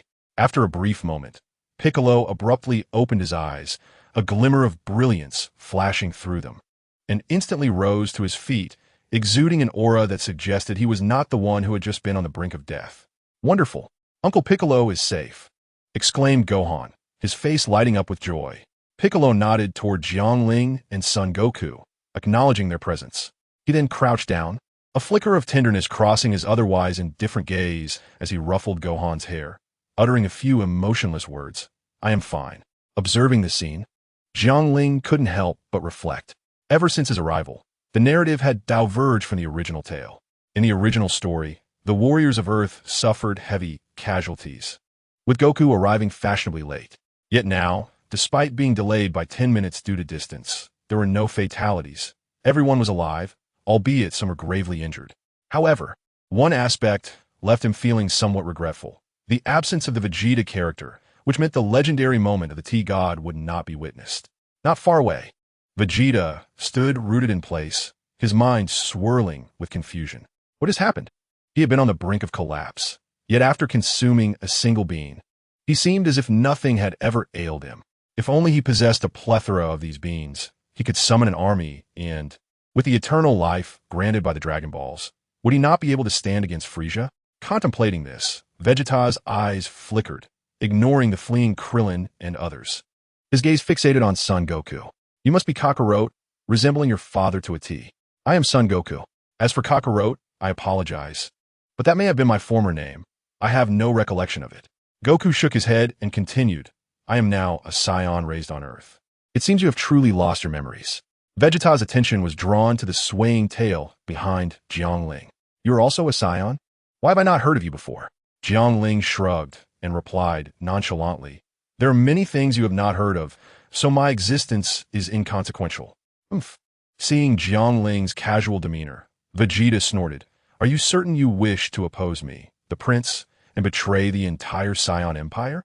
Jiang Ling and Goku exchanged bewildered glances. Speechless. It matters not. I simply seek immortality, as well as the beans you just produced. You may depart. Son Goku regarded him with utmost seriousness. I will not allow you to succeed. I will not let you prevail either. Jiang Ling stepped forward. They speak the truth, Piccolo chimed in. Me too, Gohan shouted. The wind swept through, stirring up yellow sand as the atmosphere thickened with tension. Suddenly, Vegeta erupted in laughter. Since you refuse to hand over the Dragon Balls and the beans, I shall take matters into my own hands until you comply. Upon hearing this, everyone tensed, preparing for Vegeta's assault. However, to their surprise, Vegeta did not strike. Instead, he soared off in a rapid direction. Why is he fleeing? This is bad, Jiang Ling exclaimed, realizing where he was headed. He is going after Krillin and the others. What? Goku gasped and immediately activated the Kaioken to chase after him. Without the Kaioken, he would never match Vegeta's speed. Damn it, I'm still too slow. Gritting his teeth, Goku unleashed a surge of red flames, his speed dramatically increasing. 3 times Kaioken, but it was still too late. There remained a considerable distance between him and Vegeta. Before long, Goku heard the sounds of screams and explosions ahead. In the next moment, he saw Vegeta standing over 4 fallen figures not far away. Krillin, Yamcha, Tien Shinhan, and Kaiatsu. Goku, we've let you down, Krillin gasped weakly. No. Goku shook his head, retrieving a bean and giving it to Krillin. Do not refuse. You have already died once. If you die again, you cannot be revived. At that moment, the Earth Dragon could only resurrect once. If Krillin were to perish again, he would not return. Krillin consumed the bean and regained his strength. Goku glanced at the other 3. They showed no signs of life. Vegeta across his arms, a smirk playing on his lips, Kakarot. If you do not surrender the Dragon Balls and the beans, your friends will meet the same fate as those before you. Fury ignited in Goku's eyes as he looked at Vegeta, his flames surging anew. I will defeat you. Huh, what kind of deluded confidence do you insects possess? Believing you can best me? Vegeta sneered. His disdain was not unfounded. Before planet Vegeta's destruction, his battle power was unparalleled among his peers, his potential exceptional. He could not fathom that a Saiyan exiled to this remote planet could possess greater strength than his own. Chapter 19, The Gorilla Boom. Vegeta was sent flying into the air, and standing where he had once been was Jiang Ling, who had just arrived. What a monumental face to utter such words. 2 energy blasts surged forth from Piccolo and Gohan's hands. Demon Flash, Demon Cannon. The unexpected assault struck Vegeta, who had been unprepared, directly in the sky. We did it! Gohan exclaimed with exhilaration. Jiang Ling smiled slightly. How does it feel to coordinate and execute a surprise attack? Gohan wholeheartedly agreed, while Piccolo nodded in acknowledgement. Vegeta, now visible in the air, appeared disheveled, and his expression was one of utter dismay. Having just labeled them as mere insects, he was now confronted by their unexpected strength. Not far away, Goku, engulfed in crimson flames, suddenly spoke in a deep tone, "Stand aside. I will defeat him myself." Upon hearing this, Jiang Ling glanced at Vegeta, then at the lifeless forms of Yamcha and the others, understanding Goku's intent. Goku wished to personally resolve this. At this moment, Vegeta was a most detestable presence, entirely unlike the Vegeta of later times. With a silent sigh, Jiang Ling shrugged, "Very well, just be careful." "Go, Dad," Gohan shouted. "Be cautious. Your opponent is formidable." Piccolo warned. Goku nodded and shot forth like a cannonball, streaking through the air with a red glow. He crashed directly into the overconfident Vegeta. In an instant, Vegeta was sent crashing backward, spewing blood into the air. His eyes widened in disbelief. How could this speed be possible? And this immense power, what is happening? As Vegeta remained in shock, Goku's figure materialized behind him, delivering a powerful kick. Vegeta screamed, plummeting from the sky and crashing into the ground, creating a deep crater. His expression was one of profound agony. Impossible. This cannot be happening. How can a low-class warrior possess such immense strength? The more he pondered, the more distress he felt, ultimately leading to a surge of frustration that exacerbated his injuries. With a violent cough, he spat out a mouthful of blood, feeling somewhat better thereafter. Sun Wukong stood at the edge of a deep pit, a trickle of fresh blood flowing from the corner of his mouth as he gasped for breath, his body trembling slightly. With the enhancement of his power, the layers of the King Kai fist could be stacked higher. Given his current strength, utilizing a threefold King Kai fist placed an immense burden on him, nearly reaching his limits. Vegeta rose to his feet, observing Sun Wukong at the brink of the pit, slowly wiping away the blood, a smirk forming at the corner of his mouth. "It seems you've resorted to forcibly augmenting your strength," he remarked. "And so what? If I can defeat you, that's all that matters." Sun Wukong wiped the blood from his lips. Vegeta's expression hardened, his aura surging forth as he swiftly moved to stand before Sun Wukong, unleashing a flurry of punches like a torrential downpour. Ta-ta-ta! Sun Wukong was no slouch himself, using both hands and feet. He relied on his formidable reflexes and the augmented strength from the threefold King Kai fist to block all of Vegeta's assaults. In the ensuing moments, he retaliated fiercely, landing several blows that exacerbated Vegeta's injuries. After a series of exchanges, Vegeta crashed to the ground once more, battered and bruised. Ultimately, he possessed a combat power of only 18,000, while Wukong's threefold King Kai fist had elevated his power beyond 20,000. Gasping heavily, Sun Wukong's body struggled under the immense strain, teetering on the brink of collapse. You are quite formidable, Kakarot," Vegeta mused, his gaze fixed upon the daytime sky. "It's a pity your tail is gone, preventing you from unleashing the full might of the Saiyan race." Sun Wukong paused in confusion. What? Not far off, Piccolo blinked in surprise, glancing at Gohan as if struck by a revelation, then looked upward at the sky, silently pondering. "It can't be. Can it? I destroyed the moon." Meanwhile, Jiang Ling, hearing these words, shouted urgently, "Stop him." Before Sun Wukong could react, Vegeta raised his hand, gathering a faintly glowing sphere of energy, which he hurled skyward. A synthetic moon. Saiyans can transform into colossal apes upon gazing at a full moon, gaining terrifying strength. Should they lack a full moon, they can expend their ki to create an artificial moon. Jiang Ling averted his gaze from the sky, his tail still intact, unwilling to transform into a giant ape. After all, he had no idea if he could retain his sanity upon transforming. "Everyone act quickly. We are out of time," Jiang Ling declared, forming a stance with his hands at his waist, instantly channeling a powerful energy wave. Kamehameha, Krillin, Piccolo, and Gohan, upon hearing his words, unleashed their swiftest techniques in unison. Kamehameha, Demon Flash, Demon Flash. Too late. Vegeta smirked, his body gradually swelling, dark fur sprouting across his form. A roar reverberated, causing the nearby stones to tremble. The attacks from Jiang Ling and the others struck Vegeta's giant ape form, but yielded little effect. "Ha ha! This is the power of the Saiyans." Vegeta's giant ape howled with maniacal laughter, launching an energy blast toward Jiang Ling and his companions. They quickly dodged, the energy blast detonating on the ground, sending debris flying and creating a deep crater. Vegeta turned to see Sun Wukong's bewildered expression and spoke. It's understandable that you, having lost your memories as a Saiyan, are unaware of this. Allow me to enlighten you. A Saiyan with a tail who gazes upon a full moon can transform into a giant ape, increasing their power tenfold. Full moon giant ape Sun Wukong murmured, his gaze becoming vacant as he recalled. So, it was I who inadvertently caused my grandfather's demise when I was a child. Vegeta's giant ape raised a hand, unleashing a powerful blow towards Sun Wukong. Sun Wukong snapped back to reality, hastily dodging the strike, causing the rocks beneath him to shatter under the force. Although Vegeta's size was immense, his agility rivaled that of Wukong, and he remained mentally alert. Wukong danced across the battlefield, evading Vegeta's onslaught. At this moment, he cast aside all errant thoughts. The battle was paramount. The disparity in their combat prowess was considerable, and a single misstep could lead to dire consequences. Sun Wukong leapt onto a large stone, but suddenly felt a searing pain coursing through his body, causing him to falter. In that instant, Vegeta seized him, gripping him tightly. Squeeze. Ah! Sun Wukong's scream echoed. Ha ha, perish.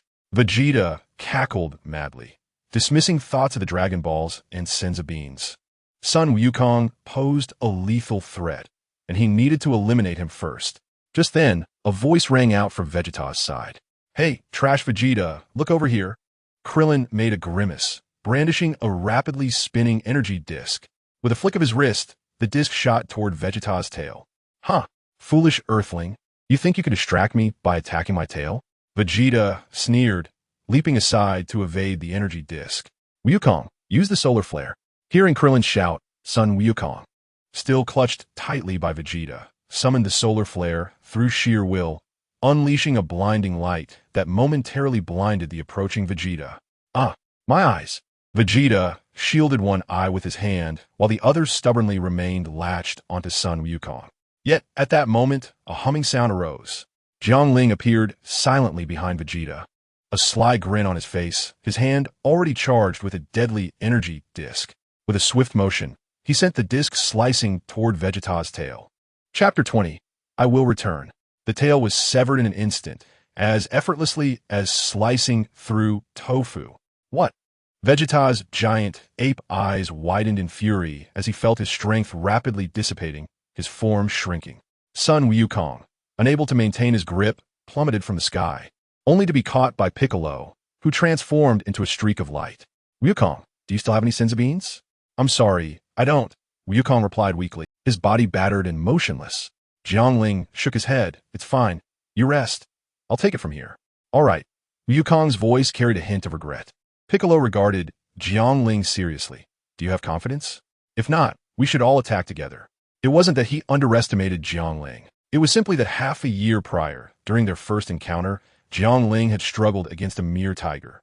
Moreover, he had never heard of this individual before. It was as if he had appeared from thin air. Krillin voiced his concerns. Why don't we all go together? Jiang Ling, don't overextend yourself. Jiang Ling waved his hand dismissively. Just take care of Wukong. Internally, he lamented. Had he fought alongside Wukong against Vegeta earlier, the situation wouldn't have escalated to this point. Unfortunately, Wukong had insisted on seeking vengeance for his companions alone, leaving him with no choice. At that moment, Wukong weakly spoke, Don't worry. Jiang Ling should be able to handle it. He's a bit stronger than me. Upon hearing this, Piccolo's expression shifted, Krillin gasped, and Gohan's eyes widened in astonishment. In just half a year, Jiang Ling had grown to surpass even Wukong. Was he truly a prodigy? In the original tale, when Goku found himself in a dire situation, he recklessly unleashed the fourfold Kaioken, causing his body to deteriorate beyond recognition. Yet now, he resorted to merely a threefold Kaioken before retreating. Perhaps Goku was aware that Jiang Ling could take the stage, or perhaps he wished to spare Chi-Chi the grief of witnessing his demise once more. Thus, he refrained from exceeding his physical limits with the fourfold Kaioken in a final, desperate gambit. Vegeta stared blankly at his severed tail, lost in thought for a long while before snapping back to reality, bellowing in a hoarse voice, No. My power. His expression gradually twisted into a snarl. Erupting with a fierce, translucent aura, waves of energy surged outward from him like a tempest. Jiang Ling stepped forward, his countenance grave. Vegeta's current state resembled that of a character in a game with diminished health, having entered a state of fury. Any misstep could lead to utter defeat. A crimson flame ignited around Jiang Ling as he harnessed the power of the Kaioken, his form becoming an embodiment of lethal precision as he launched the first strike. His silhouette transformed into a mere blur, striking Vegeta with a flurry of punches akin to a torrential storm. The speed of Jiang Ling's assaults was overwhelming, leaving Vegeta, now consumed by rage, in a position of utter vulnerability. Jiang Ling delivered a swift kick followed by an unrelenting series of blows, a relentless onslaught. Bang! Bang! Bang! Vegeta found himself unable to raise his head under the sheer weight of the assault. Krillin and Gohan struggled to keep pace with Jiang Ling's movements, occasionally catching glimpses of his fleeting form. Meanwhile, Piccolo's eyes darted, tracking Jiang Ling's every motion, his shock growing with each passing moment. The suppression was absolute. It is crucial to note that even in his berserk state, Vegeta possessed greater strength than before, yet he remained utterly dominated by Jiang Ling. What a terrifying display of power. However, at that moment, the tide of battle shifted abruptly. Where there is oppression, there is potential for explosion. This is an immutable truth. A guttural roar erupted from Vegeta as he unleashed a surge of energy that propelled Jiang Ling away. He then leapt into the sky, his expression twisted in rage. Die with me. Vegeta's hands coalesced into his ultimate attack, the final flash. Driven mad, he sought to obliterate Jiang Ling along with the earth. The final flash descended upon Jiang Ling with terrifying force. Jiang Ling raised an eyebrow, retreating a few steps to inhale deeply. The crimson flames enveloping him erupted forth. Threefold Kaioken. Fourfold Kaioken. The flames blazed fiercely.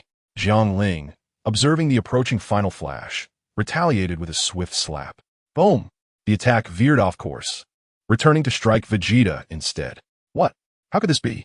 Vegeta stood frozen in disbelief. The earlier attack had drained his energy reserves, and he was left with scant strength. He could only watch helplessly as the final flash struck him. Boom! With a resounding crash, Vegeta plummeted to the ground. After a moment, he staggered to his feet, his battle attire in tatters, blood streaming from his wounds. I cannot die. I cannot die. I must attain immortality and defeat Frieza. Jiang Ling couldn't help but admire Vegeta's resilience.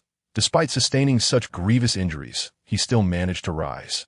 Yet, taking advantage of his weakened state, Jiang Ling soared forward for a decisive kick, initially aimed at Vegeta's abdomen, but inadvertently landing lower. A heart-wrenching scream echoed through the air as Vegeta curled up on the ground, trembling. His complexion turned pale, beads of sweat rolling down his face. Jiang Ling, Goku, Krillin, witnessing the scene, instinctively tightened his legs. Piccolo's brow twitched, recalling a phantom pain. Gohan glanced between the silent crowd and the battered Vegeta, tilting his head in confusion, unsure of what had transpired. Cough, I didn't mean to kick there. Please don't take it to heart, Jiang Ling said, clearing his throat as he approached Vegeta. At this point, the latter had lost all fighting capability, posing no threat whatsoever. Jiang Ling's expression turned steely as he raised his hand, prepared to end Vegeta's haughty existence. Wait! Goku's voice rang out. Can we not kill him? The others turned their gazes toward Goku, and Jiang Ling halted his impending action, narrowing his eyes. He sensed the classic trope of Goku sparing an enemy's life rearing its head. Goku, what are you thinking? Vegeta has killed Yamcha, Tien, and Kaiatsu. And now you ask me to let him go? Krillin protested vehemently. Piccolo, exasperated, recalled the last World Martial Arts Tournament when Goku had shown mercy to him, mirroring the current situation. Gazing at the nearly lifeless Goku, Piccolo shook his head and coldly muttered, "Fool. Look, even Piccolo, who seldom insults anyone, has called you a fool." Krillin fumed, stomping his feet. Gohan placed his hand on Goku's forehead, perplexed. Dad, you can't possibly have lost your mind, right? No, Goku replied, shaking his head and gazing skyward with a sigh. I just feel it would be a shame to kill him. I want to experience a thrilling battle with him once more. Jiang Ling, may I indulge myself just this once? Upon hearing this, Krillin felt his spirit deflate. Well, You've saved the Earth so many times. You certainly have the right to be capricious. Jiang Ling's gaze bore into Goku, his eyes flickering between murderous intent and hesitation. The most decisive course of action would be to eliminate Vegeta outright, thus resolving the issue. However, the subsequent narrative would no longer be within his control. Should he allow Vegeta to escape, as the story unfolded, Vegeta and Goku could become the guardians of Earth, allowing him to rest comfortably in the background. This was where his indecision lay. Jiang Ling, I implore you. I will heed your words from now on. Goku's voice resonated once more. Sigh.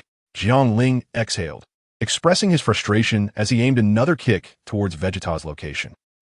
Vegeta, struck in his most vulnerable area yet again, let out a heart-rending scream. The agonizing sound caused those present to wince in sympathy. Piccolo's eyes twitched as he silently rejoiced. Thank goodness, I don't have that. After a considerable time, Vegeta, enduring the pain in his most sensitive region, shakily produced a remote and pressed a button. A small, white single-pod spaceship descended from afar, landing beside him and opening its door. Under the watchful eyes of the crowd, Vegeta gritted his teeth and summoned every ounce of strength to crawl inside. Inside the single-pod spaceship, his gaze swept over the group, landing on Piccolo. If I am not mistaken, you must be a Namekian. This reminds me. I have heard tales of the mystical Dragon Balls on Namek, akin to those on Earth, correct? At this, Piccolo paused in surprise, while the others exchanged bewildered glances. A Namekian? Is Piccolo the Demon King an alien? As Jiang Ling's expression remained largely unchanged, he, as a time traveler, was certainly aware of the situation. Vegeta, observing their reactions, was momentarily taken aback before a look of realization crossed his face. He scoffed. It seems you're just as ignorant of your origins as Kakarot. Next time, you won't be so fortunate. The cabin door slowly closed. I will return, Vegeta declared as his final statement. The spaceship soared upward into the cosmos. Krillin shouted, Damn it, clarify your words. What about Namek? Meanwhile, aboard the spaceship, Vegeta activated the life support system and succumbed to unconsciousness, utterly exhausted. The few harsh words he had managed to utter were his last vestiges of defiance. Unbeknownst to him, in a corner of the spaceship, a flicker of red light began to shine. Chapter 21. Preparing to journey to Namek in a distant corner of the universe, there lay a planet adorned with verdant trees, teeming with life. Yet, amidst this lush expanse, a steel base stood starkly out of place. Inside this base, in an opulently furnished office, Frieza reclined in a hovering vehicle, hands clasped elegantly before him, as he listened to a recording presented by his subordinate. Namek's wish orbs. Vegeta truly is a disobedient one. However, he remains unaware of the recording device aboard the ship. Ha ha ha. Standing beside him was a rotund figure with pink skin, who took the opportunity to suggest, Should we? Making a gesture across his throat. Frieza glanced at him dismissively, shaking his head with poise. This king is not one to act without principles. Since Vegeta has provided such critical intelligence, I shall pay a visit to Namek to obtain immortality before personally dealing with him. Ha ha ha. A cruel smile curled at the edges of his lips. Dodoria, are there any teams available at the base? The pink subordinate quickly replied, Your Majesty. Several teams have already been dispatched, but the fastest 1T return for another 3 days. Then we shall depart in 3 days for Namek, Frieza stated slowly. On Earth, following Vegeta's departure, a heavy silence enveloped the group. They gazed upon the lifeless forms of Yamcha, Tien, and Kairatsu, and a sorrowful atmosphere descended. Krillin attempted to lighten the mood. It's all right, we still have the Dragon Balls. We can revive them in a year. Jiang Ling's expression was somber. After all, they were friends he had spent months with. Witnessing the vibrant individuals reduced to cold corpses was a painful sight for anyone. However, as he continued to observe, Jiang Ling's demeanor shifted, and the sorrow within him dissipated. The position in which Yamcha lay seemed strangely familiar. Wasn't this the iconic pose he had in the original story? Indeed, the legendary Yamcha was as memorable as ever. While grappling with his sadness, Jiang Ling retrieved his phone, opened the camera app, and captured the moment with a click. He resolved to upload this historical image to his storage of important study materials upon his return. Jiang Ling called Bulma, requesting her to send a larger spaceship. While they waited, they discussed Vegeta's final words. Piccolo, do you know you are a Namekian? Goku inquired. Piccolo shook his head. I don't know. Even the Supreme Kai might be unaware. Krillin interjected. Vegeta mentioned that Namek also possesses wish orbs similar to the Dragon Balls. It seems you, and the Supreme Kai, must have some connection to Namek. Jiang Ling pondered for a moment before speaking. I suspect there may be an Namekian tribe. Piccolo, would you like to visit Namek? Why should I care? Piccolo retorted, dismissing the notion, yet inwardly intrigued. His appearance was distinctly different from Earthlings, and during solitary training sessions, he had often contemplated his origins. Jiang Ling observed Piccolo and continued, Vegeta, having failed to obtain the Dragon Balls on Earth, is likely to seek out Namek once he recovers. You can maybe in danger then. At this statement, Piccolo's expression darkened, while Goku, lying nearby, perked up. Yes, going to Namek? Then I shall go too.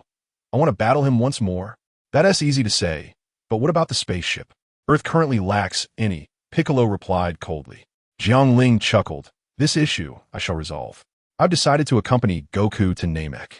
Upon hearing this, Piccolo's eyes flickered with interest as he muttered, then take me along. With that, he soared into the sky. Goten raised his hand. If Uncle Piccolo and Dad are going, I want to go too. Jiang Ling nodded, looking at Krillin, who scratched his shiny head. Since you are all going, I might as well join. Initially, Jiang Ling considered refusing, fearing that Krillin's involvement might lead to a fate similar to the original storyline, where he met an untimely end. However, after some thought, he concluded that going to Namek could prove beneficial for Krillin, allowing him to unlock his potential with the Elder Namekian, thus avoiding being overly weak and easily defeated by foes. As Goku's childhood friend and fellow companion, it would be remiss for him to remain weak. After a short while, a medium-sized spaceship approached from the distance and landed near them. Chi-Chi was the first to emerge, rushing towards Goku upon seeing him sprawled on the ground, tears streaming down her face. Jiang Ling turned to Bulma, asking, why did Chi-Chi come along? Bulma shrugged. I figure with Goku so severely injured, you lot wouldn't know how to care for him. He can't be left without someone to look after him, so I brought Chi-Chi along. That makes sense. Jiang Ling smiled, nodding in agreement, casually resting a hand on Bulma's waist. Bulma rolled her eyes, swatting his hand away, whispering, pervert. Jiang Ling chuckled lightheartedly, feigning ignorance. On the other side, Chi-Chi gazed at Goku's condition, her heart aching. Goku, how could you be so badly hurt? Why would you push yourself so hard? What if you die again and leave us behind? Goku grinned. It doesn't hurt. See, I'm fine. Is that so? Goten, hearing his father's words, poked his arm. Ow! Goku exclaimed in pain. Don't poke me, that hurts. Seeing this, Chi-Chi laughed, playfully scolding Goten. Your dad is injured. Stop messing around. Watching the cheerful scene among the Sun family, Jiang Ling shook his head. Such blatant display of affection. Bulma, we need a spaceship. Jiang Ling intended to discuss the trip to Namek with Bulma, but found her staring blankly at Yamcha's corpse, speechless. Observing this, Jiang Ling fell silent, sighing inwardly. After all, years of emotion could not simply vanish. Bulma must be feeling quite distressed. Jiang Ling stepped forward and gently patted her shoulder, wishing to offer some words of comfort. However, he noticed Bulma blink, pondering whether the space on the flying ship was insufficient. Perhaps they should simply incinerate Yamcha on the spot? Jiang Ling turned his gaze towards the flying ship, which could accommodate a dozen passengers, and fell into deep contemplation. Chapter 22. The marvelous use of the tail on the flying ship. The bodies of Yamcha, Tin, and Kairatsu were placed in a preservation chamber, then stored within a capsule. Since Piccolo did not perish as in the original tale, they only needed to wait a year for the Dragon Balls to cool down before making a wish for resurrection. Chi-Chi and Gohan stayed by Goku's side, offering him comfort. With the Senzu beans exhausted, Goku's injuries could not be healed immediately. Thus, Bulma had to pilot the ship towards the finest hospital in West City. Along the journey, Jiang Ling recounted the origins of the Supreme Kai and Piccolo, along with the idea of traveling to Namek. Namek has Dragon Balls too? I never realized the Supreme Kai was an alien, Bulma exclaimed in surprise, furrowing her brow. However, considering our current conditions, even with my father's most advanced engine, interstellar travel seems quite challenging. Do not fret. Do you recall how Goku arrived here as a child? Jiang Ling smiled. From what my brother told me, Bulma instinctively replied, of course. He must have traveled by spaceship. Jiang Ling nodded. Exactly. We can locate the original spaceship, modify it, and it shall be usable again. Moreover, since we scared Vegeta away, there is still one spaceship left behind. I happened to find the remote control for their spacecraft. As he spoke, Jiang Ling produced a remote control from his pocket, waving it. We can use the spaceship to reverse engineer the technologies we have yet to master. Upon hearing this, Bulma's eyes sparkled with excitement. Through Jiang Ling's vivid descriptions, she envisioned the advanced technologies that Earth lacked and the exhilarating prospect of interstellar travel, which appeared to hold little danger. These were indeed subjects that intrigued her. The vastness of the stars and seas. What scientist could resist such a lure? She exclaimed, "Very well. We shall return and acquire the spaceship for modifications. As for the technological research, I'll leave that to my father. At present, my greater interest lies in interstellar travel. However, if we were to accommodate so many people, we may need to increase the space a bit." With every thought, Bulma grew increasingly exhilarated, and in a moment of impulsive joy, she cupped Jiang Ling's face and planted a fervent kiss on his lips. Realizing what she had done, she froze, her fair cheeks flushing a deep crimson. Lowering her gaze, her heart raced, unable to meet Jiang Ling's gaze. Jiang Ling, captivated by her blushing demeanor, felt a surge of warmth coursing through him. Swallowing hard, he slowly leaned in closer to her delicate face. A romantic atmosphere enveloped them. Bulma closed her eyes, tilting her head slightly upwards. Their breaths intertwined, and they could feel each other's warm exhalations. For a brief moment, aside from the faint hum of the spaceship's engine, the only sound was the rhythmic beating of their hearts. Just as Jiang Ling was about to connect with her tender lips, Gohan's sudden appearance interrupted them. "Aunt Bulma, we're going to crash," he exclaimed, pointing toward a mountain looming ahead. Bulma gasped, hurriedly turning to regain control of the flying ship. Jiang Ling shot Gohan a displeased glare. "Hey, Aunt Bulma, are you feeling unwell? Your face is so red," Gohan innocently inquired. Perhaps it is," Bulma replied awkwardly, forcing a laugh. "Gohan." Jiang Ling took a deep breath and lifted Gohan, carrying him to where Goku and Chi-Chi were seated, separated by a wall. He felt it was essential for Gohan to witness the harsh realities of life. Unaware of the impending crisis, Gohan continued, "Uncle Jiang Ling, is something wrong?" Ignoring him, Jiang Ling turned to Chi-Chi with a serious expression. "Chi-Chi, I believe Gohan possesses immense potential. He should not neglect either his studies or martial arts." Kiki hesitated, her expression becoming troubled. "But Gohan is still so young. Perhaps we should consider his opinion. Gohan, what do you think?" Gohan tilted his head, pondering. "I like both studying and practicing martial arts. I enjoy them both." Jiang Ling smiled. "That's wonderful. Then, in addition to your current studies, you should incorporate some martial arts training. I believe you can manage it. Chi-Chi, listen to me. It is crucial to start teaching children early. Otherwise, they will never catch up to their peers." Upon hearing this, Chi-Chi immediately agreed. Jiang Ling nodded in satisfaction, continuing, "Furthermore, do not treat the child as a precious gem. Discipline is necessary when he misbehaves. Do not merely preach." Subsequently, Jiang Ling passionately extolled the virtues of corporal punishment. Yet, considering Gohan's strength, it seemed unlikely Chi-Chi could inflict any harm on him. Chi-Chi can't, but Goku surely can, Jiang Ling thought contentedly as he returned to the cockpit. As for how Goku would persuade Chi-Chi to allow them to journey to Namek, that was beyond his concern. Sitting in the co-pilot's seat, Jiang Ling closed his eyes, feigning sleep as he focused on reviewing his sign-in rewards from his encounter with Vegeta. "Congratulations, host. You have received the ability to transform into a gorilla while retaining rationality." Jiang Ling was somewhat surprised. This ability was quite advantageous. He was reluctant to part with his tail, especially since Gohan had mentioned how convenient it was. For instance, when standing to urinate, the tail could support him on the ground, forming a tripod with his legs, effectively preventing him from falling over due to the force of the stream. Chapter 23. Goku's weakness. The flying ship glided serenely through the sky. Jiang Ling's gaze unabashedly lingered on Bulma, who was piloting the ship. Sensing his gaze, Bulma turned her head and met his eyes. Bulma quickly averted her gaze, a flicker of panic crossing her features. A girl in love tends to be particularly sensitive, and Bulma, usually so carefree, was no exception. She set the ship to autopilot mode and turned back, forcing a calm demeanor as she queried, "What are you looking at?" With warmth in his eyes, Jiang Ling replied, I'm admiring the girl I like. She is so beautiful. Might I be so fortunate as to have you as my girlfriend? Leaning closer to her ear, he softly continued, I wish for the kite to have wind, the dolphin to have the sea, and for you and me to be together. Bulma, will you be my girlfriend? The warm breath brushing against Bulma's ear prompted a soft sigh from her lips.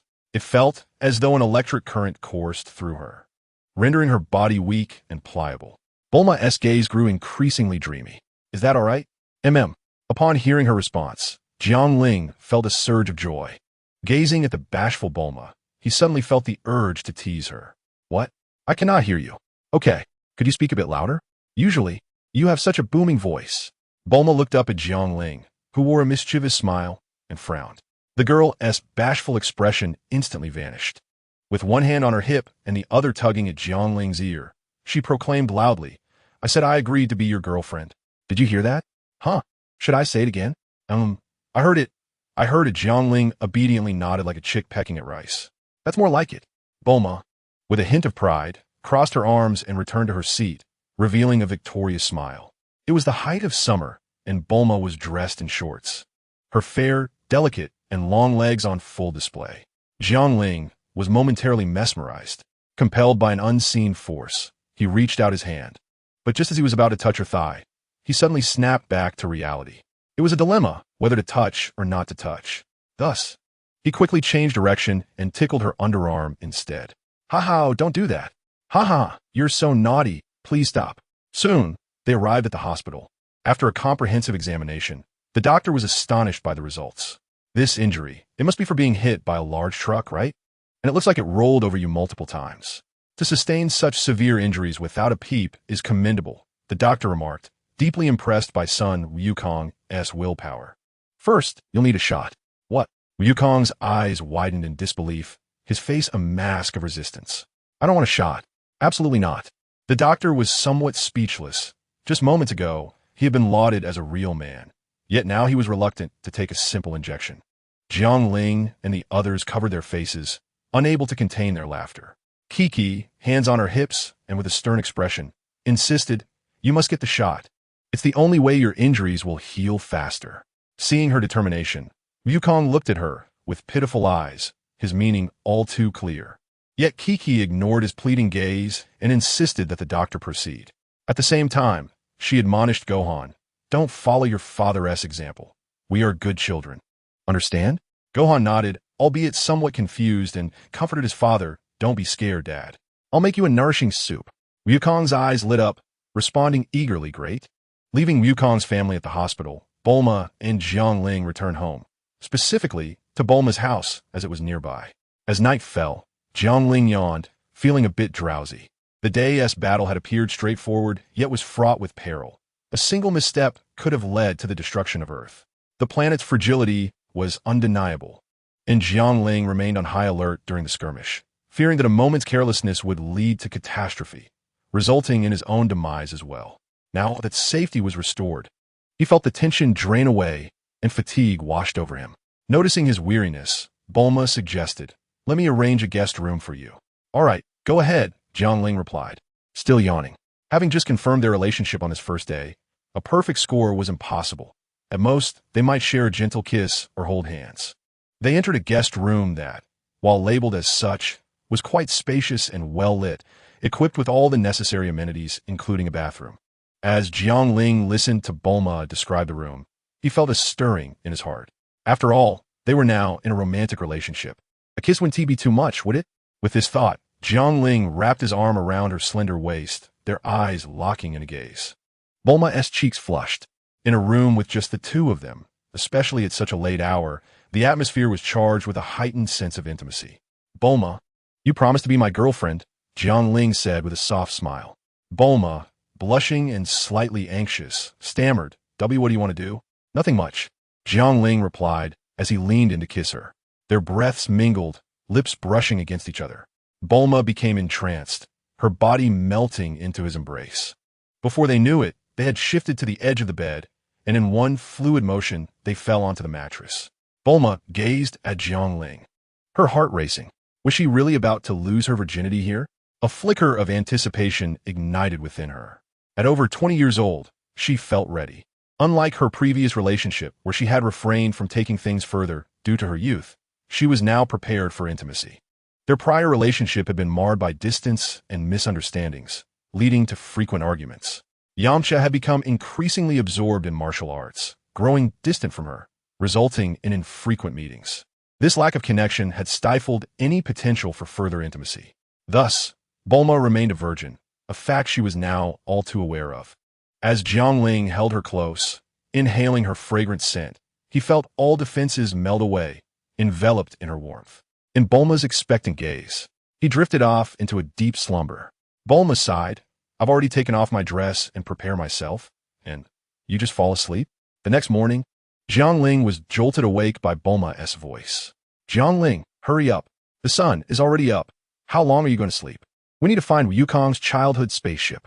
Still groggy, Jiang Ling opened his eyes to see Bulma glaring at him, clearly annoyed that he had held her all night. "Can I let go now? I need to wash up. I can't believe you slept so soundly after holding me all night," she grumbled, her eyes filled with a mix of annoyance and humor. Realizing his lapse, Jiang Ling felt an overwhelming urge to slap himself. Nothing had happened last night, just sleep. How can I be so careless at my age? He berated himself. Listening to the sounds of water in the bathroom and catching a glimpse of her silhouette through the frosted glass, Jiang Ling felt an insatiable yearning. With his blood surging, he decided he had to take action. Aha! The bathroom door isn't locked. He entered, prompting Bulma to exclaim, "What are you doing in here?" "Just here to help you wash your back," he replied cheekily. "You see me naked. At this point, it doesn't matter whether you see me now or later," he teased. Bulma, caught between frustration and amusement, considered the situation. "Let us wait until tonight. We have to find a spaceship first." Jiang Ling waved his hand dismissively. "We can look for the spaceship anytime. Let us continue." Bulma, eyeing Jiang Ling's physique, gulped. His form was undeniably impressive, broad shoulders, a tapered waist, and defined muscles that made him a sight to behold, both clothed and unclothed. As he pulled her close, their warm skin pressed together, he asked, "Can I kiss you?" "Yes," she replied, breathless. "You smell so good." "Stop, be gentle. Can I kiss you here?" "No." "All right. Can I?" "Yes." "Really? You silly." At this moment, Jiang Ling lightly plucked the pipa, skillfully intertwining delicate notes. After this display, Bulma could hardly contain herself, eager to proceed to the next step. She gazed at him, her eyes brimming with tenderness. Leaning closer, she whispered softly, "Can you handle it, little dog?" Jiang Ling felt a mental string of reason snap within him. "Can I handle it, little dog? Are you questioning me?" Instantly, the fire within him surged more fervently than if he had unleashed the Kaioken. Without hesitation, he scooped her up and exited the bathroom, placing her gently on the bed. At this moment, Bulma's cheeks were flushed, her gaze dreamy, embodying a posture of surrender. Before his rationality completely faded, Jiang Ling commanded the system in his mind. "System, shut down." "Shutting down. System has shut down." Once he confirmed this, Jiang Ling looked at Bulma, akin to a famished wolf encountering a delectable feast, and pounced upon her. Their mutual affection naturally led to an inevitable union. Bulma paid a price for the words she had spoken. The distance between them was now negative. The bed swayed precariously, like a small boat amid a tempest. An hour later, Jiang Ling sat on the sofa, feeling invigorated, while Bulma lay languidly in his embrace. Nearby, the bed lay in ruins. Bulma's charming face still bore a hint of crimson. She furrowed her brow slightly. "Could you not be so rough? It hurts the first time." Upon hearing this, Jiang Ling hastily reassured her. As the saying goes, where there's a passage, there's no pain. Where there's pain, there's no passage. It'll be better next time. Besides, you were the one who urged me to hurry. Bulma shot him a glare. "Shut up. We still haven't found Goku's spaceship." As she said this, she struggled to rise. Jiang Ling chuckled, ruffling her hair. "You just lost your virginity. Take a rest. We can look for that thing later. There's no rush." Bulma had no choice but to relent. It wasn't that she didn't want to get up. It was simply that Jiang Ling had been far too rough, leaving her sore and devoid of strength. Had Jiang Ling known her thoughts, he would surely have been grinning from ear to ear. Naturally, after all, he had been single for over 20 years. Chapter 25. A small home. Early the next morning, Jiang Ling summoned a white, circular spaceship using a remote control. This single-passenger spacecraft had been left behind by Nappa, the bald, muscular man who had come to Earth with Vegeta. Since he had perished, it was of no further use to him. Thus, Jiang Ling claimed it for himself. He entrusted the spaceship to Dr. Brief, asking him to conduct research on the relevant technology. He believed that soon Earth would have its own spaceship. Dr. Brief was a sprightly old man, perpetually clad in a white lab coat, with a small black cat perched on his shoulder. He was also Bulma's father. The moment he laid eyes on the spaceship, his eyes sparkled with delight, and he lovingly caressed its exterior. If Bulma ever treats you poorly, let me know, and I'll teach her a lesson.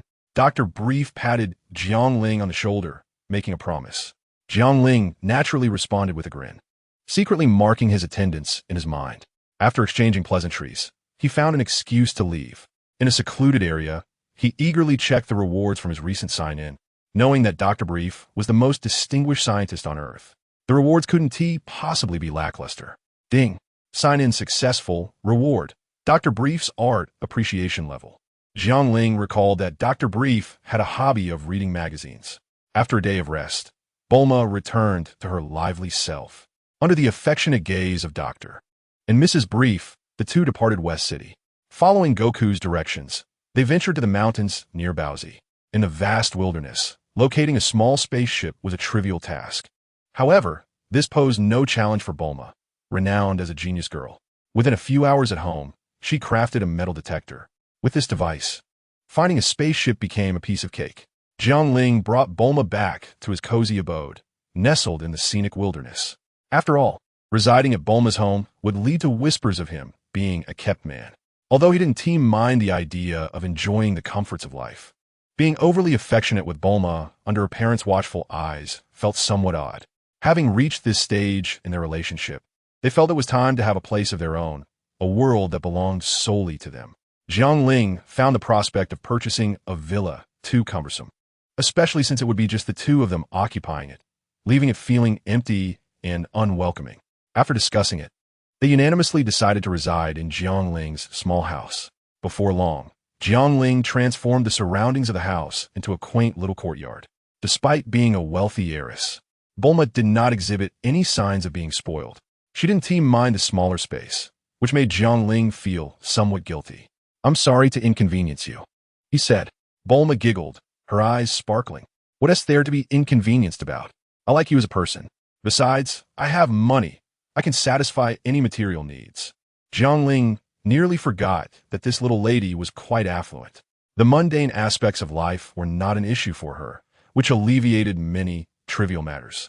Currently, the area surrounding the house was taking shape, complete with a courtyard, the house itself, a gravity training room, and a large workshop that Bulma had released from a capsule for her research and machinery production.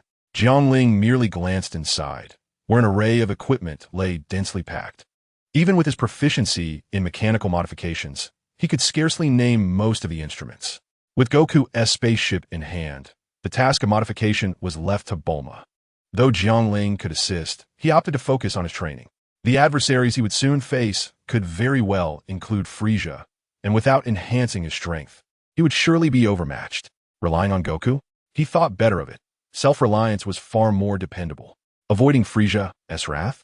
When an avalanche occurs, no snowflake is innocent.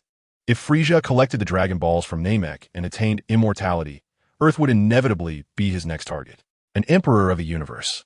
The president of a cosmic real estate empire, commanding countless subordinates, Frieza would not allow the Earth's Dragon Balls to remain a potential threat. Thus, it was imperative to bolster his strength without delay. Otherwise, it could lead to dire consequences, where even the Dragon Balls could not revive him. Nevertheless, Jiang Ling was not without contributions to the spaceship's modification. On the design blueprints, a room had been distinctly marked. This room was intended for him and Bulma to share, prompting Jiang Ling to add the highest quality soundproofing materials to the list of necessary supplies, leaving Bulma blushing deeply. Chapter 26. Digging a Pit. Ding. Due to the host completing a significant life event, reward, 10 mutated senzu bean seeds. Jiang Ling was cultivating under a gravity of 50 times when he heard a notification sound. Puzzled. Is this really possible? This is the first time the system has rewarded me with such a seed. Moreover, the mutated immortal being seed surely isn't something from Dragon Ball, is it? Is it the immortal being that has gone astray? Or has Master Karen been unfaithful? The system, sensing Jiang Ling's confusion, elucidated. Host. The mutated immortal being seed is a special variety cultivated by the system, primarily designed to slightly enhance various physical attributes and strength. Oh, I understand now. Jiang Ling nodded, then inquired further. Does it provide any enhancement in that regard? Theoretically, it does. Well, that's quite commendable. Jiang Ling silently applauded the system in his heart. Reading the description about the mutated immortal being seed and its slight enhancement to strength, he felt quite satisfied.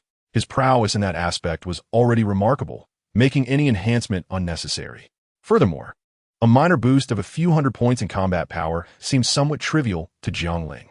However, the mutated immortal being seed would be perfect for Bulma. To be honest, due to Bulma being an ordinary person, Jiang Ling had to meticulously control his strength to engage in intimate activities. Otherwise, a mere movement could be overwhelming for Bulma. With the mutated immortal being seed in hand, he believed their future experiences would become increasingly delightful. Jiang Ling shook his head, stepping out of the gravity training room to find an empty spot in the courtyard. With a flick of his hand, the mutated immortal being seed appeared, digging a hole, covering it with soil, and counting 1, 2, 3, 4, 5, he repeated these steps, planting 10 seeds in total. After watering them, a miraculous scene unfolded.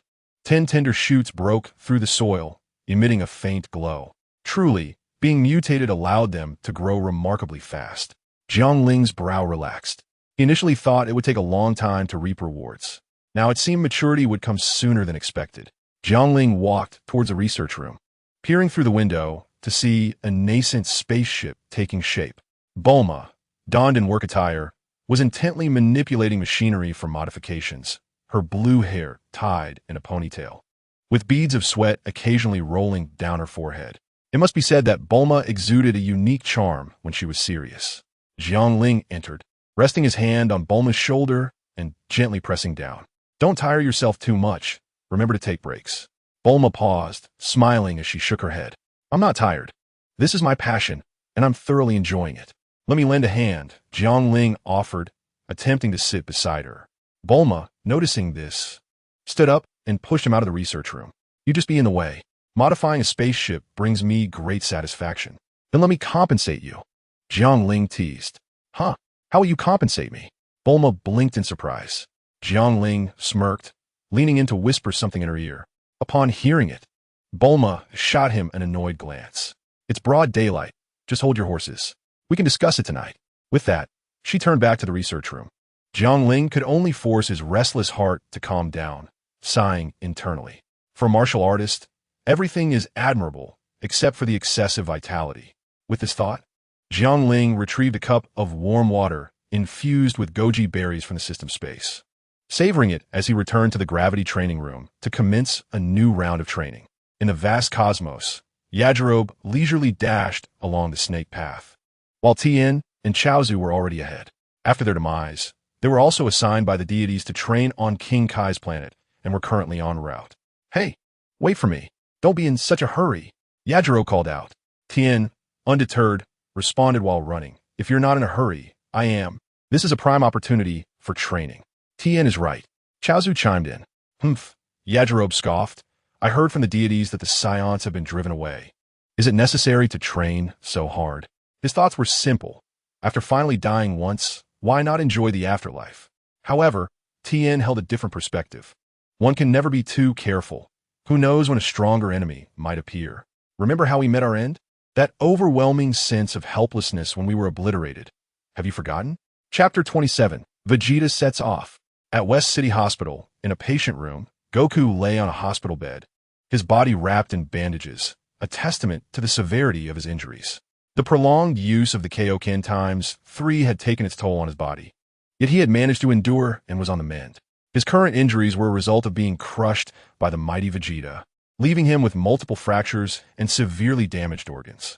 Fortunately, with the medical standards of this era, recovery was merely a matter of time.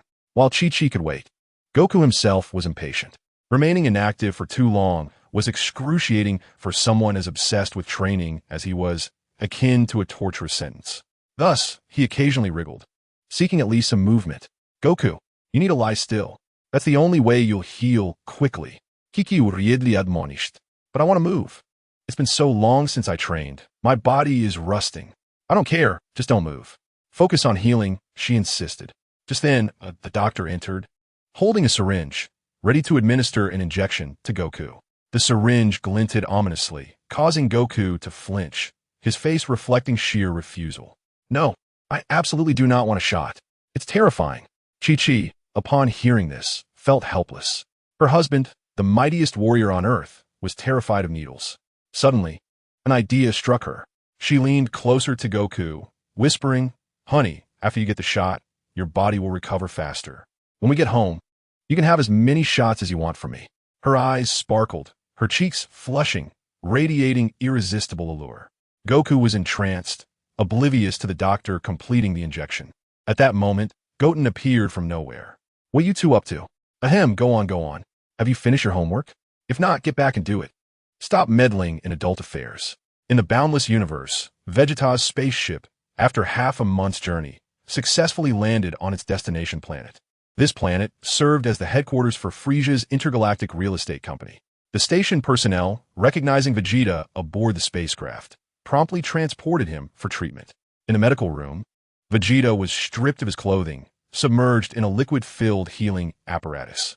An unattractive doctor with a tuft of red hair, clad in a lab coat, sat nearby, patiently awaiting the treatment's completion. After several hours, a notification popped up on the apparatus screen. Treatment complete. The medical conditions here far surpassed those on Earth. Within just a few hours, they had managed to revive a patient on the brink of death. Vegeta opened his eyes within the liquid-filled machine, shattering the glass enclosure with a punch before stepping out. His expression was devoid of emotion as he surveyed his surroundings. He walked directly to the spot where his battle attire was placed. One by one, he donned his undergarments, combat suit, armor, and long boots. The doctor sighed, expressing his bewilderment. "I truly cannot fathom where you've been to return in such a precarious state. This treatment has unfortunately failed to restore your tail. Oomph. I shall return for vengeance. As for my tail, it will find its way back," Vegeta replied darkly, a cold snort escaping him as he turned to leave. He intended to rest briefly before heading to Namek. Observing that he had forgotten his power-level scouter, the doctor hurriedly picked it up and called out, "Hey, you forgot this." Vegeta glanced back, waving his hand dismissively. "I no longer require that device." During his battles on Earth, he had learned to sense and conceal energy through observation. Though still inexperienced, his proficiency would naturally improve with practice. "What?" The doctor scratched his head, befuddled. "How can you fight without a scouter? Without knowing the enemy's position, you'll expend unnecessary energy searching, which will considerably delay your progress." Vegeta offered no further explanation and attempted to walk away. At that moment, a figure approached, sporting purple skin and adorned with 2 catfish-like whiskers. Well, if it isn't Vegeta, it's been a few days. I heard you nearly met your end." The speaker was Chio-E, Vegeta's arch-rival, and their mutual disdain was palpable. Had it not been for the regiment's rules, one would have long since eliminated the other. "Oomph. A good dog knows its place," Vegeta retorted darkly, brushing past him. "Just a reminder," Chio-E called after him. "Your recent unsanctioned actions have greatly displeased Lord Frisia." "Oh, I shall speak with him about that," Vegeta replied, feigning nonchalance. "Huh. Lord Frisia has already departed with the squad, and you can thank your good fortune for that news." "What? The news I provided?" Vegeta's eyes widened, a sense of foreboding creeping in. Chio-E grinned smugly, indeed. "After returning from Namek with his immortality, the first order of business is to deal with you. Just wait." "How can that be? I destroyed the scouter," Vegeta exclaimed incredulously. "Lord Frisia has long been wary of you. I suppose you didn't realize there was a listening device installed on your spaceship," Chio-E taunted, poking Vegeta's shoulder condescendingly. "You little wretch." Fury ignited within Vegeta, fueled not only by Frisia, but also by the gloating Chio-E before him. With a swift motion, Vegeta delivered a punch to Chio-Yi's abdomen, catching him off guard. The impact sent Chio-E crashing against the wall, leaving him dazed and sputtering. "You have violated company policy. Get lost." Vegeta's expression was icy as he snatched the scouter from the doctor's hands. This device still holds some utility. He swiftly turned and raced toward the docking area of the spaceship, leaving behind a bewildered doctor and a shocked Chio-E. Damn it. I must not allow Frieza to seize immortality first. Immortality is mine. Only by obtaining it can I defeat Frieza and dominate the universe. Vegeta boarded his spaceship and immediately initiated its launch into the cosmos. After he departed, Chou-E, clutching his stomach and wearing a malicious smile, boarded a ship of his own and followed in pursuit. Chapter 28. Goku's recovery. The essence of life lies in striving and perseverance. A man must possess integrity and an upward spirit. Upon finding a good partner, one should establish a family. Upon encountering benefactors, one should build a career. And upon meeting affluent women, one should both establish a family and a career. Jiang Ling had found Bulma, which could be said to have led to his establishment of a family and career. Yet, he remained unsatisfied. Although he did not mind being supported, he was still a man with a strong sense of pride. He must carve out his own path. Jiang Ling had already resolved what pursuit to undertake. He would commence once he returned from Namek. His journey to Namek was ostensibly to aid Piccolo in returning to his homeland. But in truth, it was to seek the Grand Elder for potential development. However, one uncertainty lingered in Jiang Ling's mind. In the original tale, Frieza learned of the Dragon Balls on Namek through eavesdropping on Vegeta's scouter, which prompted his journey there. Yet now, his involvement had altered the course of events. When Vegeta mentioned that Piccolo was a Namekian, the scouter had already been destroyed. Logically, Frieza should remain unaware of this matter. Nevertheless, Jiang Ling felt uneasy. What if, in the realm of the butterfly effect, who could guarantee an absolute grasp of all circumstances? Bulma, how long until the modifications are complete? In about 5 days. Bulma replied, glancing at the progress. Jiang Ling nodded. Accounting for the previous half-month, the spaceship modifications had taken 20 days. This was remarkably swift. Previously, the Supreme Kai had sent Puar, stating that he possessed a spaceship available for use. It was the vessel the Supreme Kai used when he visited Earth in his youth. Jiang Ling had considered it, but ultimately declined the Supreme Kai's kind offer. That ship was far too slow. In the original narrative, Bulma had traveled to Namek aboard the Supreme Kai's ship, taking a full 34 days. Conversely, the spaceship Goku used had been modified from the one he took to Earth in his youth, allowing him to reach Namek in a mere 8 days. Hence, Jiang Ling insisted on the modifications. 5 days. Then I shall notify Goku and the others to prepare early. Isn't Goku still in the hospital? Perhaps it's best not to disturb him. No worries, I have senza beans. Jiang Ling kissed Bulma on the forehead and then ascended into the air, departing swiftly. The sooner he left, the sooner he would return. Bulma was puzzled as to why he was so insistent on Goku going to Namek, yet she did not inquire further. Her man possessed a strong will. It was undeniably attractive. After a long while, Bulma returned to her work, inwardly chiding herself for her momentary infatuation. She then joyously resumed her efforts on the spaceship modifications.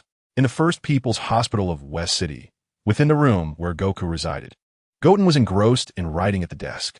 Goku lay in his hospital bed, both arms fractured, with Chi-Chi attending to his meals. After finishing his meal, an elderly doctor arrived to conduct an examination. Doctor, how long until my husband recovers? Kiki inquired. The doctor pondered briefly, estimating conservatively at least 2 more months. As soon as the words left his mouth, Goku protested. What? 3 months? But I need to go to Namek. Is there no other way? The doctor shook his head. None. 3 months is the fastest recovery possible given current medical conditions. Chi-Chi interjected. Perhaps you should reconsider going. Healing is of utmost importance. Previously, Goku had persuaded Chi-Chi to allow him and Goten to travel to Namek, but now the greatest obstacle was his injury. Goten chimed in, Dad, maybe you shouldn't go. I could go with Uncle Jiang Ling instead. The doctor remained perplexed, unable to comprehend their conversation about this Namek. Goku felt troubled. The only remedy lay in the senza beans. However, he had exhausted them in the battle against Vegeta, and the new beans had yet to mature, leaving Karen unable to assist. Senza beans, such a precious resource. Regardless of one's strength or the severity of injuries, as long as one is alive, a single bean can restore them to full health. Unfortunately, the yield is quite limited. At that moment, a voice rang out. I have a way to help Goku recover immediately. Everyone turned their gaze towards the source of the voice. The window of the hospital room. The doctor was startled and trembled as he pointed at Jiang Ling, who was crouching by the window. H, how did you get in here? Jiang Ling did not respond. merely nodding to the crowd. Uncle Jiang Ling, you're here? Gohan was the first to greet him. Goku's eyes brightened with anticipation. Do you really have a way to heal me instantly? Kiki also looked at Jiang Ling with hope. If he could recover immediately, it would save them a considerable amount of money and hassle. After all, hospitals are notorious for draining finances. Jiang Ling smiled and produced a magical bean. I have a Xiando. What? That's fantastic. I can return to normal right away. Goku's face lit up with joy, and Kiki and Gohan shared in his excitement. Jiang Ling handed the magical bean to Kiki, urging her to feed it to Goku. But at that moment, the doctor, having regained his senses, shouted, "Do not give the patient such dubious substances. Claims of immediate recovery are nothing but deception." Jiang Ling and Goku's family thought, he has a point. He simply doesn't know the efficacy of the magical bean. Doctor, it's all right. This bean truly has that effect, Goku explained. The doctor puffed out his cheeks, glaring. I'm a doctor. You're a doctor? Where in the world does such a thing exist? Jiang Ling sighed, gesturing for Kiki to ignore him and quickly feed Goku. Kiki, aware of the magical bean's properties, wasted no time in placing it in Goku's mouth. Goku's eyes widened and his body trembled. He sprang up from the bed, and with a mighty effort, all the bandages fell away, revealing his robust physique. The room fell silent. Kiki's face turned as red as a monkey's bottom. Jiang Ling wore an unusual expression, silently noting that Goku was slightly younger than him. The doctor, terrified, collapsed onto the floor, incredulously observing the scene before him. Goku, oblivious to the commotion, began moving about freely, muttering, after half a month without training, my body feels like it's rusting. Goku, you should put your clothes back on, Jiang Ling suggested. Once Goku was dressed, Jiang Ling informed them to gather at Kame House in 5 days. Just as he was about to leave, the doctor, with eyes sparkling, stopped him. Wait a moment. Where did you get that? Do you have any more? Give me one to study its composition. This could win a prestigious award. I can even include your name in my publication. Jiang Ling's expression was one of exasperation, akin to an elderly man on a subway with a mobile phone. Ignoring the doctor's rambling, Jiang Ling leaped out of the window and soared into the sky, flying far away. The doctor, once again startled, slapped himself, questioning whether he was dreaming given the day's absurd events. Goku and Kiki exchanged smiles. Let us head home, Kiki said softly, her cheeks still flushed. It was only natural for her to feel this way, having recently savored the joys of femininity. Goku scratched his head and glanced at Gohan. Gohan, would you like to stay with Grandpa Kame for a few days? Chapter 29. In the still of a night in a desolate wilderness, Jiang Ling hovered in the sky, searching for something. Like the Earth Warriors, Piccolo often concealed his energy. Jiang Ling was able to locate him using the energy signature he sensed earlier. However, he soon encountered a dilemma. Propping his chin on one hand, Jiang Ling pondered for a moment, then suddenly conceived a brilliant idea. It is well known that places for cultivation are often chosen with care. Those practitioners in cultivation novels seek out areas rich in spiritual energy for their training. Similarly, in the secular world, there are reputedly auspicious locations. Though the Dragon Ball universe operates on Qi, there are still parallels. For instance, certain places may yield faster or more comfortable growth and power during training. Jiang Ling speculated that if Piccolo possessed some awareness, he would naturally gravitate towards such a training ground in the wilderness. If that were the case, it would simplify matters. Fortunately, he had studied this aspect a bit.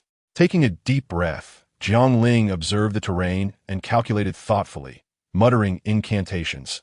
Seek the dragon, divide the gold. Observe the winding mountains. Each layer of winding is a layer of barrier. Crayon Shinchan teases the green snake. Peppa Pig confronts the big goose. Suddenly, inspiration struck. Jiang Ling's eyes lit up as he flew towards the distant deep mountains. Piccolo sat cross-legged atop the highest peak of the mountains, deep in meditative combat. He was mentally simulating a battle with Vegeta. However, no matter how many times he simulated, he was always defeated in a single move, often reduced to ashes. Damn it, I must enhance my strength quickly. With my current power, I have no chance against him. Sweat trickled down Piccolo's forehead. Suddenly, he sensed an anomaly and snapped his eyes open, focusing on the man who had quietly appeared before him. The man tilted his head slightly, evading the twin beams of energy emanating from Piccolo. This was none other than Jiang Ling, who had come searching for him. Well, old Piccolo, how long were you going to take to notice I was here? Jiang Ling remarked, surveying the surroundings with a nod. This place was quite a challenge to find. Indeed, it is a fine location. Piccolo's pupils dilated in shock. He was well aware of the strength of his own perception, although he had been focused on meditative combat. For anyone to approach him unnoticed was something even Goku and Vegeta could not achieve. Yet, Jiang Ling had done it. It was evident he had been present for some time, which was what astonished Piccolo the most. There was only one explanation. Jiang Ling's power far surpassed his own. At that moment, Jiang Ling appeared to Piccolo as an unfathomable force. Why so quiet, old Piccolo? Jiang Ling casually sat beside him, completely disregarding their relative unfamiliarity. Ahem. My name is Piccolo, not whatever old Pick you just called me. Piccolo cleared his throat, relaxing considerably. I know that, Jiang Ling chuckled. But calling you that makes us seem more familiar. Piccolo nodded thoughtfully. That does make sense. You were looking for me? Jiang Ling inquired. It's quite simple to find me. Just unleash your energy or contact King Kai. He can reach me anytime. Jiang Ling smacked his thigh, exclaiming, right? How did I not think of that? I wasted quite a bit of time searching. As the mountain winds howled around them, the two chatted amiably. Subsequently, Jiang Ling shared the plan to depart for Namek in 5 days from Kame House, then took his leave. Upon returning home, a meal was already prepared. Bulma removed her apron and smiled warmly. Welcome back. Time to eat. You can cook? Jiang Ling was taken aback. In his memory, whether from the original work or this place, he had never seen Bulma cook. He had unconsciously accepted the notion that Bulma was incapable of cooking. Yet, the delectable dishes before him revealed otherwise, suggesting that Bulma indeed possessed culinary skills, and quite commendably at that. Of course I can, Bulma replied, as if it were the most natural thing. Although I showcased my scientific talent as a child and was regarded as a genius girl, my mother still insisted on teaching me how to cook. According to her, every girl must know how to cook. I think she's rather old-fashioned. Jiang Ling nodded in agreement, acknowledging the antiquated sentiment. However, he felt that Bulma's ability to cook made her even more enchanting. Really? Bulma touched her cheek, her joy evident. Let us eat and see if it suits your taste. All right. Jiang Ling took a bite and immediately gave a thumbs up. Delicious.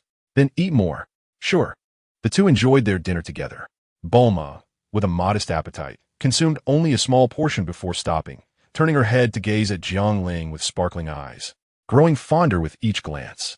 As a Saiyan, Jiang Ling naturally had a hearty appetite, finishing the meal with remarkable speed. Wiping his mouth with a napkin, he noticed Bulma's gaze and asked, What are you looking at? Is there something on my face? Bulma shook her head, nestled into Jiang Ling's embrace, her eyes dreamy. At night, when all is still, I think of you.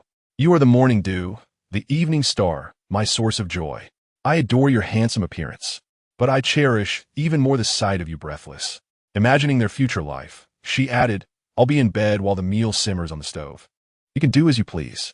Jiang Ling was taken aback by Bulma's words. Is this really the Bulma I know? After a moment of contemplation, he asked, Where did you learn that? Bulma looked surprised. How did you know? I saw it online and memorized it. Jiang Ling smiled broadly, because it's not your style. Then, shifting the conversation, he added, But I took that last part to heart. Bulma pondered the last statement, her eyes widening as she attempted to flee. Little did she realize, escaping from Jiang Ling was futile. He hoisted her over his shoulder and strode toward the bedroom. You said I could do as I please. He. Let me go. Bulma protested, squirming. With a swift motion, Jiang Ling playfully swatted her rear, prompting her to quiet down. Can you give me another slap?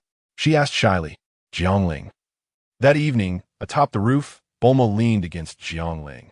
The gentle night breeze tousled her blue hair. Together, they gazed at the starry sky, the Milky Way shimmering above them. Bulma, how about we go on a trip tomorrow? Huh, but the spaceship isn't ready yet. Let those trivial matters be. All right then. The following day, Jiang Ling remarked, Too fast. I can't handle it. I'll slow down. Jiang Ling reduced his speed, floating gently through the air. Bulma nestled in his embrace, feeling the exhilarating rush of wind and the comforting weight of his masculine presence. A sense of security enveloped her. From the picturesque landscapes of Jiangnan to the mysterious southern regions, and from soft beaches to northern vistas, the two reveled in the breathtaking beauty of Earth throughout the day. Chapter 30. Departure time slipped away like grains of sand, elusive between their fingers. As the 5-day period drew to a close, Bulma had successfully modified the spaceship. Anticipating potential boredom during their journey, she prepared ample supplies and installed a large television in the bedroom for movies, albeit without internet access, requiring prior downloads. In addition to their individual quarters, the spaceship also featured a bathroom, kitchen, and a separate room designated as a gravity training chamber. A request made specifically by Jiang Ling to continue his training during their travels. At Kame House, the group had gathered. The spaceship was securely docked.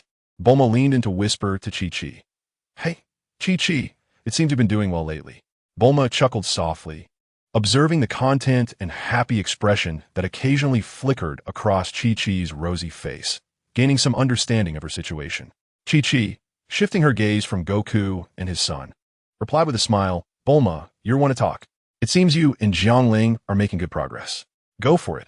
Aim for a little one." Bulma scoffed. "What are you talking about? I'm not thinking about having kids just yet. Not to mention my Goten is already 5. You need to step up your game. Let's see how it goes. Enough about me. I see you're preparing for a second child. Huh? Good luck." Conversations among women are often endless. If left unchecked, they could traverse topics from poetry to philosophy, from celebrity gossip to everyday life. Meanwhile, Master Roshi observed the scene and turned to Krillin, saying, "Look at you, the only single one here. Wake up, Krillin. It's time to find a girlfriend." Krillin scratched his head, pointing at Bick, but there still him. Roshi smacked his cane against Krillin's bald head. "That doesn't count. He can lay eggs and reproduce. Can you? Not at all." "Exactly. So hurry up and find a girlfriend." "Wait a minute." Krillin suddenly exclaimed, "You're single too, Master." "Master Roshi." Just then, Jiang Ling's voice rang out. "Everyone, let us board the ship." Jiang Ling, wearing a straw hat, stood at the hatch with a broad smile. "We're partners now, aren't we?" The group boarded the ship. Under the watchful eyes of Chi-Chi, Master Roshi, and Old Turtle, a gust of energy surged forth, and the spaceship soared into the sky. Far away, atop Korin Tower, Korin held a small bag with his claws, watching the spaceship vanish into the distance. The Senza beings had matured a bit late. He hoped for their safe journey. On Namek, a large spaceship descended. The hatch opened, revealing a troop of soldiers standing at attention. Subsequently, Frieza, as usual, emerged from his baby carriage, flanked by 2 figures, the grotesque pink creature Dodoria and the handsome green figure Zarbon.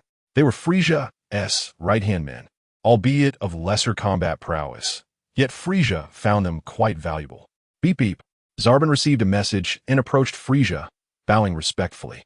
"My lord, the Ginyu Force has heard that you are about to attain immortality and has specifically come to Namek to witness this moment."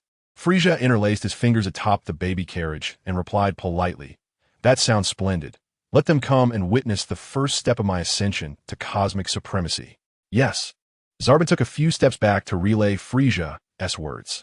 "Dodoria." Frieza glanced at the pink creature. "Yes." Dodoria acknowledged, then pressed a button on his power-level scouter. Beep beep. There are numerous energy signatures 50 kilometers ahead. How formidable is their strength? It is of little concern. Then let us proceed and hope not to be disappointed. Frieza nodded, promptly announcing their departure to inquire about the Dragon Balls. "Long live the king! Long live the king! Long live the king!" The soldiers shouted in unison. In the vastness of the universe, a spacecraft sped towards Namek. Bulma introduced the various rooms, including the bathroom and kitchen, but the group showed little interest. Their focus was solely on the gravity training room. "I want to give it a try," exclaimed one. "Uncle Jiang Ling is amazing." "Jiang Ling, you've been training in such an environment this entire time? No wonder your strength has increased so rapidly." "Indeed," Jiang Ling replied with a grin. The others gazed at Jiang Ling, who appeared completely at ease, unable to fathom the extreme conditions in which he had been training. "I want to try the gravity room." "Me too. Count me in." They all chimed in. Bulma, not being a fighter, quietly stepped back from the gravity room. It was no joke. If she didn't leave soon, she would be the first to collapse once the gravity was activated.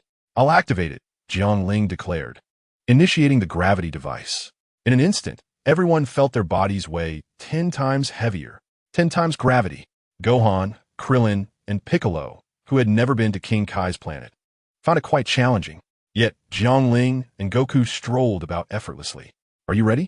"I am about to activate the 20 times gravity device," Jiang Ling announced. "Bring it on." "You underestimate us, Jiang Ling. 20 times is merely a trifle," Krillin boasted. With a whoosh, the 20 times gravity was engaged, and Krillin and Gohan instantly collapsed to the ground, unable to rise. Piccolo, slightly better in strength than Gohan, managed to hold himself up for a moment longer. But soon enough, the 30 times gravity was activated, and he too succumbed. Meanwhile, Goku's eyes sparkled with excitement as he savored the weight of the gravity. This gravity training room is absolutely perfect for training. Of course, I had Bulma design it specifically for this purpose. If you wish, you can ask her for assistance. Upon hearing this, Goku thought of money, scratched his head, and decided to let it go for now. Can I borrow this? No problem, Jiang Ling replied, noticing the others struggling and promptly deactivating the gravity. Once the 30 times gravity was turned off, Krillin, Piccolo, and Gohan finally regained their composure. You've been training in here all this time? That's outrageous, Krillin exclaimed incredulously. No, Jiang Ling shook his head. This level of gravity is nothing. I usually train at 50 times gravity. Impressive. Chapter 31. At ease, Goku could hardly contain his eagerness to begin gravity training. The others returned to their respective rooms to commence their own training. Jiang Ling relinquished the gravity room to Goku and strolled back to his own quarters. He needed to allow Goku some time to acclimate, preparing for his own plans. As he entered his room, Jiang Ling's gaze fell upon Bulma, who lay on a specially crafted large bed, clad in a sheer nightgown. Her delicate face glowed with a soft blush, her enchanting eyes sparkling with allure, exuding an endless charm with every graceful movement. Jiang Ling observed Bulma striking a pose on the bed, then picked up a cup of hot water infused with goji berries. Sipping it leisurely, his heart unperturbed. Bulma, good things take time. Huh? What do you mean? It means you can go and grind a little at the corner of the table or the bed, Jiang Ling replied with a mischievous smile. He always enjoyed teasing Bulma, finding joy in her usual brashness contrasted with her tender demeanor at night. Bulma appeared momentarily stunned. This was not the Jiang Ling she knew. Was he perhaps unable to perform? Or had he found another woman? What's wrong with you? Are you having trouble in that regard? It's okay. Even if you are, I won't leave you, she said, wrapping her arms around his. Jiang Ling's eyes widened in disbelief. To be accused of such a thing was unacceptable, especially by his own woman. He quickly clarified, it's not what you think. I just care for you and worry that you might be too tired. I wanted you to take a break. Bulma's eyes sparkled with amusement. I haven't said I'm tired. Why are you worried? All right then, Jiang Ling shrugged, pulling Bulma closer by the waist. But you also need to enhance your strength so you won't tire too easily. You're right, but training isn't my passion. It's too exhausting for me, and I primarily dislike gaining muscle. She preferred the cerebral engagement of working in the lab. For others, mental exertion was more unbearable than death. Yet for Bulma, it was her greatest passion, bringing her contentment. Let me think of something, Jiang Ling mused. He recalled the rapidly growing mutated fairy bean seeds. By the time they returned from the spacecraft, they would likely be mature. This would allow Bulma to test how much her strength could increase. Jiang Ling felt a surge of anticipation at the thought of having an exhilarating battle with Bulma in the future. Shall we begin now? Bulma bit her lip, her eyes reigniting with desire as her fair body climbed onto Jiang Ling's chest, her slender fingers teasingly caressing him. If we're going to do it, let's not hold back. Jiang Ling inhaled sharply, flipping Bulma's petite form beneath him, embracing her fervent affection. The lights dimmed, leaving only a bedside lamp illuminating their shadows on the wall. Ever closer together, the room was suffused with a romantic atmosphere, the shifting light and shadow dancing across the walls. Jiang Ling was fully immersed, and Bulma was unrestrained. The rhythmic sounds echoed throughout the chamber, composing a magnificent melody together. Through the glass window in the ceiling, the cosmic scenery was visible, adding to the unique experience. Thanks to the soundproof materials installed in the room, no one would ever know what was transpiring within. In a nearby room, Piccolo's ears twitched as he smirked slightly before sealing off his hearing, sighing. Days passed unnoticed. Bulma, clad in lingerie, lay bored on the bed watching television. Jiang Ling, seeking leisure, visited several rooms to check on everyone's well-being. Krillin was in his room, meditating in a seated position, while Gohan, perhaps tired from training, was diligently working on his homework at his desk. Gohan, working hard, I see, Jiang Ling remarked with a smile. Gohan put down his pen, scratching his head. Well, my mom said I must finish this homework, or he shuddered at the thought of the consequences. Good luck with that. Jiang Ling chuckled, patting Gohan on the shoulder as he departed. Turning towards Piccolo's room, he knocked on the door. Knock, knock. Come in. The voice of Piccolo resonated through the air as Jiang Ling opened the door, leaning against the doorframe. Oh, is that you, Piccolo? Haven't seen you in a few days. Still training, I see? Piccolo cast a glance and replied nonchalantly. Only through relentless training can one surpass Sun Wukong. Old Piccolo, your current strength is still vastly inferior to Wukong's, and with the gods divided, I believe you cannot surpass him, Jiang Ling remarked. Piccolo's expression darkened slightly. So, you've come here to mock me? No, that's not my intention, Jiang Ling responded, waving his hand as he retrieved 2 bottles of alcohol from the system space, tossing one toward Piccolo. Typically, Piccolo nourished himself through 2 antennae via photosynthesis, synthesizing starch to meet his daily needs. However, he possessed all the basic organs for consumption, so he could eat nonetheless. Receiving the beer, Piccolo looked at Jiang Ling and inquired, "What exactly do you want to say?" Jiang Ling smiled, taking a sip of his wheat beverage. "Nothing much. I merely think that you and the god share a life link. You are fundamentally one. Have you ever considered reuniting as one?" "Absolutely not." Piccolo firmly shook his head. "While we share a life link, we are ultimately 2 distinct entities. I do not wish to become him, nor does he wish to become me." After saying this, he suddenly realized, but this has nothing to do with strength, does it? "Indeed, it has everything to do with it," Jiang Ling replied. "If you were to merge with the god, I estimate your power could increase 100-fold. Furthermore, the personality could be led by the god or you, depending on your agreement." "Oh, I don't believe you. How do you know this?" Piccolo regarded him suspiciously. It was not surprising that he was skeptical. It was akin to someone suddenly appearing before you claiming you had a son without any prior context. "Believe it or not," Jiang Ling said, finishing the last sip of his beer before turning to leave. Watching his departing figure, Piccolo's gaze flickered, contemplating silently. If what Jiang Ling said were true, it could serve as a trump card against insurmountable foes. It was worth considering. With this thought, Piccolo downed the beer in one gulp, casting aside distractions to continue his training. On Namek, in a remote village, Frisia's minions brandished laser guns, herding dozens of Namekian villagers together for a ruthless massacre. Green blood splattered as cries of agony echoed. Frisia sat leisurely in a stroller, flanked by Dodoria and Zarbin. Who would have thought such a small village would yield so few? The village had been ravaged, leaving only the elder standing. The elder, slender and wide-eyed, exclaimed, "You vile outsiders, do you have any idea what you've done? You shall face retribution." Frisia elegantly waved his hand, a slight smirk gracing his lips. "I care not. My goal is to obtain the Dragon Balls." Hearing this, the elder's expression darkened. "To acquire the Dragon Balls, you must pass my trials. To wish, you must gather all 7. Pausing to glance at the carnage surrounding them, the elder sneered, "I will never hand over the Dragon Balls, even if it costs me my life." Ha ha ha. At that moment, one of Frisia's subordinates presented him with a large orange Dragon Ball. "My lord, we have found one." Frisia accepted the Dragon Ball, nodding. "Is this the one that grants the wish for immortality?" "Excellent." He then raised a finger, directing it at the elder. A laser beam shot forth from his fingertip. In an instant, the elder's chest was pierced, his eyes widening as green blood oozed from the wound. Frisia delicately blew on his fingertip. "Not handing over the Dragon Balls is inconsequential. I have already obtained one. Even if you collect all 7, they will be of no use." The elder gasped before his head fell to the side, lifeless. Frisia disregarded the elder's final words, perceiving them merely as futile struggles. "Men, proceed to the next village and gather the Dragon Balls." "Yes, my lord." The henchmen chorused as they hurried off to the next village, leaving behind a scene of devastation, scattered remains, and flowing blood. Chapter 32, Arrival in the Cosmos. A spaceship sped toward Namek. Inside the gravity training room, under a 100-fold gravitational effect, 2 figures collided, exchanging rapid blows before parting.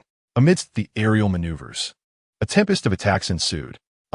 During yet another exchange, both unleashed their formidable powers, their fists igniting in brilliance before erupting in an explosion, causing them to retreat and land on the ground. Even the specially reinforced gravity chamber trembled violently, causing the spaceship to sway. The 2 combatants were none other than Sun Wukong and Jiang Ling.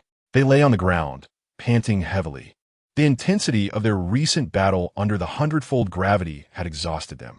Jiang Ling produced a Senza bean, using his last ounce of strength to consume it. The effects of the bean were undeniable. His body instantly revitalized to peak condition. Jiang Ling rose, unfazed by his tattered clothing, and approached Wukong, offering him a Senza bean as well. He too regained his vitality. Phew, Jiang Ling, I feel my strength has increased significantly. That is to be expected. You know well that each injury followed by recovery dramatically boosts your power, Jiang Ling explained. Hearing this, Wukong nodded. Since I was discharged from the hospital, I have sensed this, but lacking Senza beans, I could not test it and continued training instead. This ability is a Saiyan trait. Near-death recovery leads to substantial power enhancement. Jiang Ling elaborated. The original plot had altered here, due to his intervention. Son Wukong was discharged over a month earlier and had arrived at Namek a month sooner as well. The consequence was that Master Karen's new batch of ripe Senza beans had not been obtained, forcing them to rely on Jiang Ling's limited supply instead. They had already utilized the near-death recovery method several times. Jiang Ling assessed that his combat power had reached around 200,000 to 300,000. Wukong's power was likely similar. They were closely matched. Gohan, Piccolo, and Krillin had also made varying degrees of progress during their training in the gravity chamber. Gohan showed the most improvement, Krillin the least, while Piccolo remained steady. At that moment, a knock sounded at the door. Jiang Ling promptly disabled the gravity effect. Kulmin, the door opened to reveal Bulma. We are nearing Namek. Prepare yourselves. Jiang Ling nodded. Understood.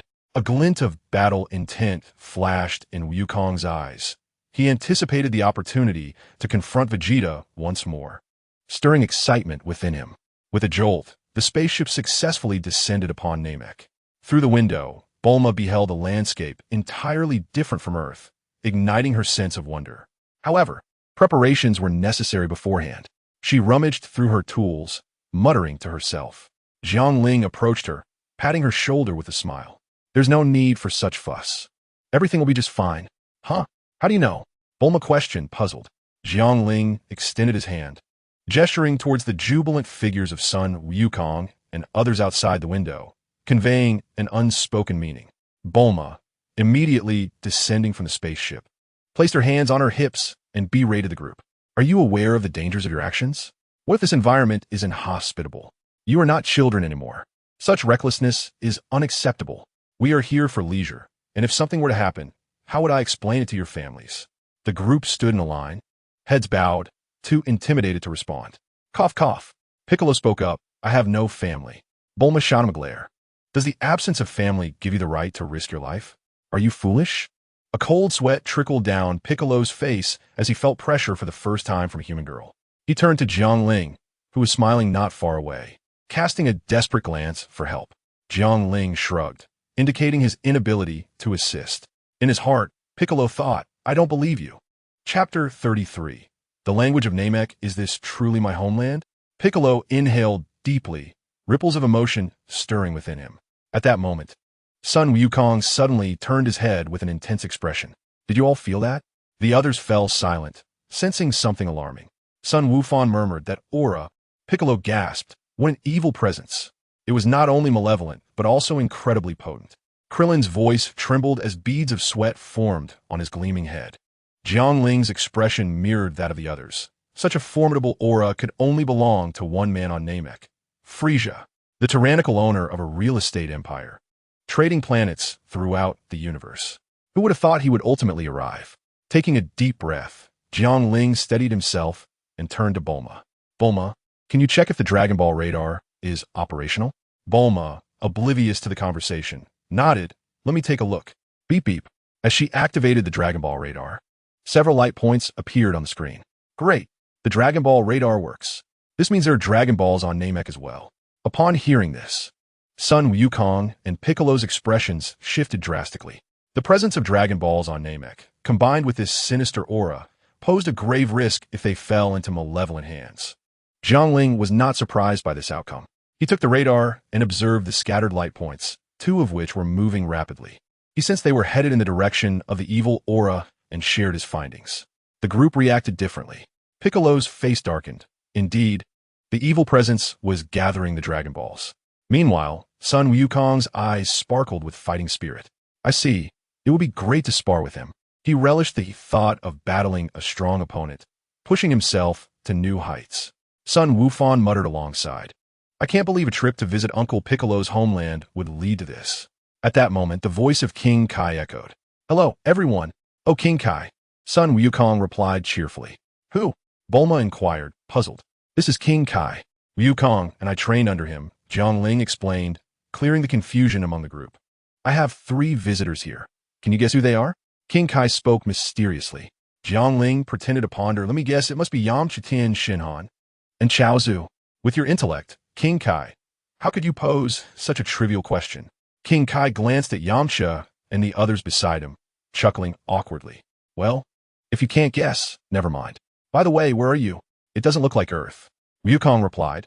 We are on Namek for a vacation. But we've encountered a powerful individual, and I'm preparing to spar with him. A powerful individual? Let me check. King Kai's antennae twitched as he scanned the situation on Namek. Suddenly, his body stiffened. Sweat poured down from his head to his feet.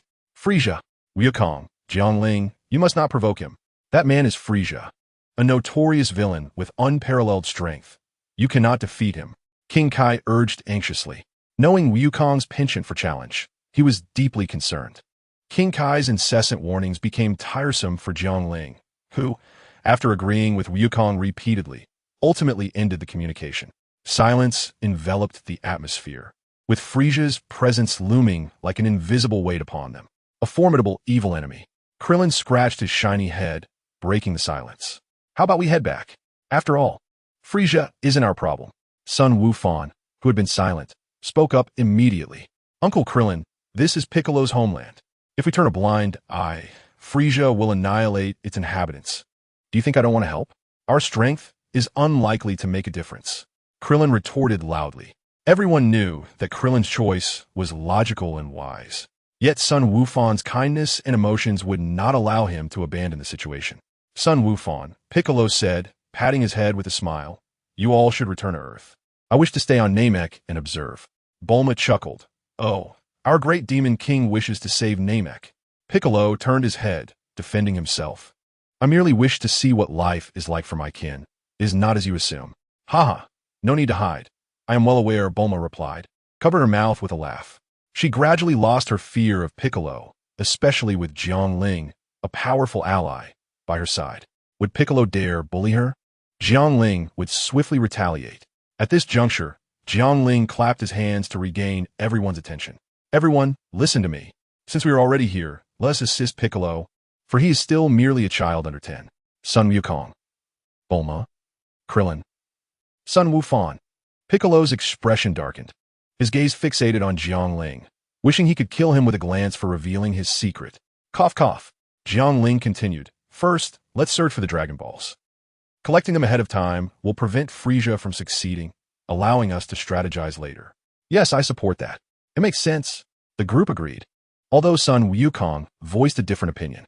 However, after Bulma delivered a swift reprimand, the consensus was reached. Sorry for being a bit aggressive earlier. Please don't take offense. Bulma gently nestled against Jiang Ling's embrace. Jiang Ling gently pinched her delicate nose and chuckled. What nonsense are you talking about? How could I ever dislike you? That's good to hear. A sweet, romantic scent filled the air. The onlookers pretended not to notice, whistling cheerfully. Jiang Ling raised an eyebrow at Sun Wukong, his unspoken message clear. Did you see that? Take notes and apply it to Chi-Chi when we return. Don't claim I didn't teach you. After a while, Jiang Ling realized that such affectionate exchanges were inappropriate in the current situation, so he cleared his throat. Frieza has a power detector on his side, so let us refrain from using our energy and board the spaceship. No sooner had he finished speaking than Bulma released a flying ship capable of accommodating 7 or 8 people, while the spacecraft had already been stored in a capsule. As everyone boarded the flying ship, they followed the guidance of the Dragon radar and quickly landed in a quaint village. Upon disembarking, they were greeted by the wary expressions of the Namekians. Gohan exclaimed, "They look a lot like Uncle Piccolo."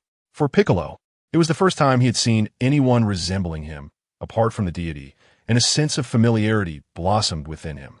The Namekian villagers regarded Piccolo with a mix of caution and curiosity, engaging in hushed discussions in their native tongue. How could our Namekians associate with outsiders? Are these newcomers benevolent? No, the Elder has warned us of malicious invaders and instructed us to remain vigilant. Piccolo easily understood their words, while Jiang Ling was astonished to find he comprehended them too. Just then, a voice echoed in his mind, causing him to shiver. Ding! Host, this system clarifies your confusion. The reason you can understand the Namekian language is due to the Dragon Ball language provided by this system, which encompasses all languages of the Dragon Ball world. Startling me like that after being silent for so long is hardly appropriate, Jiang Ling mused, yet he acknowledged the practicality of the Dragon Ball language, making communication considerably easier. As he listened to the villagers' discourse, Piccolo was about to offer an explanation when Jiang Ling stepped forward, speaking in flawless Namekian. Greetings. I mean you no harm. Could you speak the universal language? I need to speak with your village elder. His impeccable Namekian astounded the villagers present. Piccolo's eyes widened in disbelief. He never expected Jiang Ling would be proficient in the Namekian tongue. The others, including Sun Wukong, were utterly baffled, unable to grasp Jiang Ling's words. Meanwhile, the villagers stared in disbelief, astonished that an outsider could articulate their native language.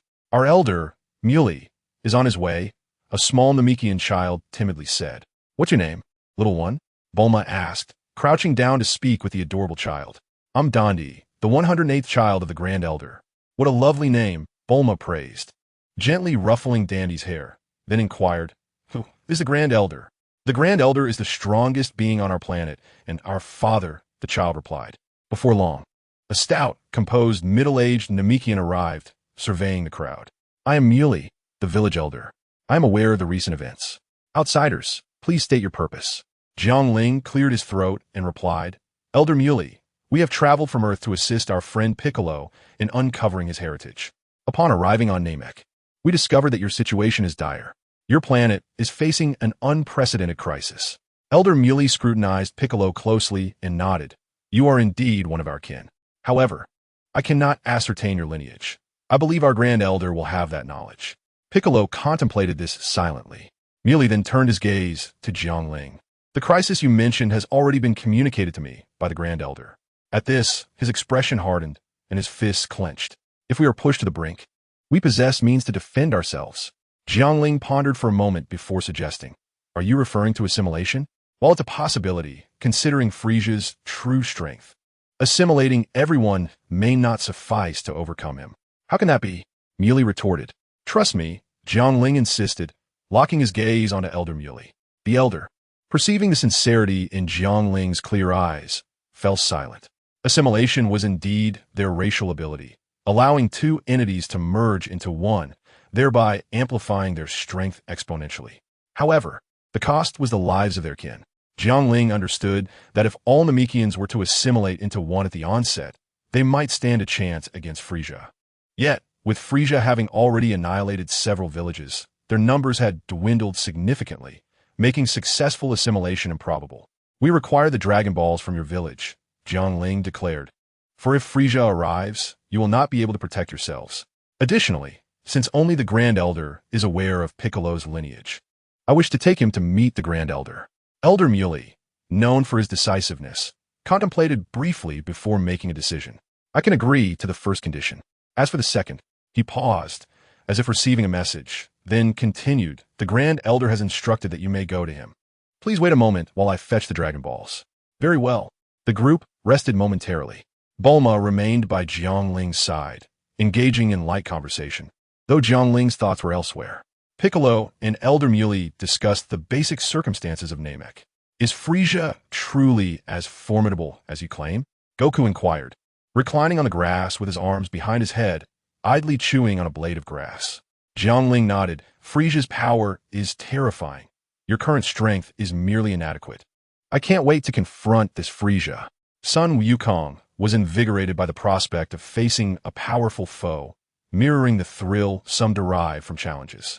Not far away, Gohan and Krillin, both retaining their childlike innocence, were happily playing with several Namekian children. Before long, the Dragon Balls were presented.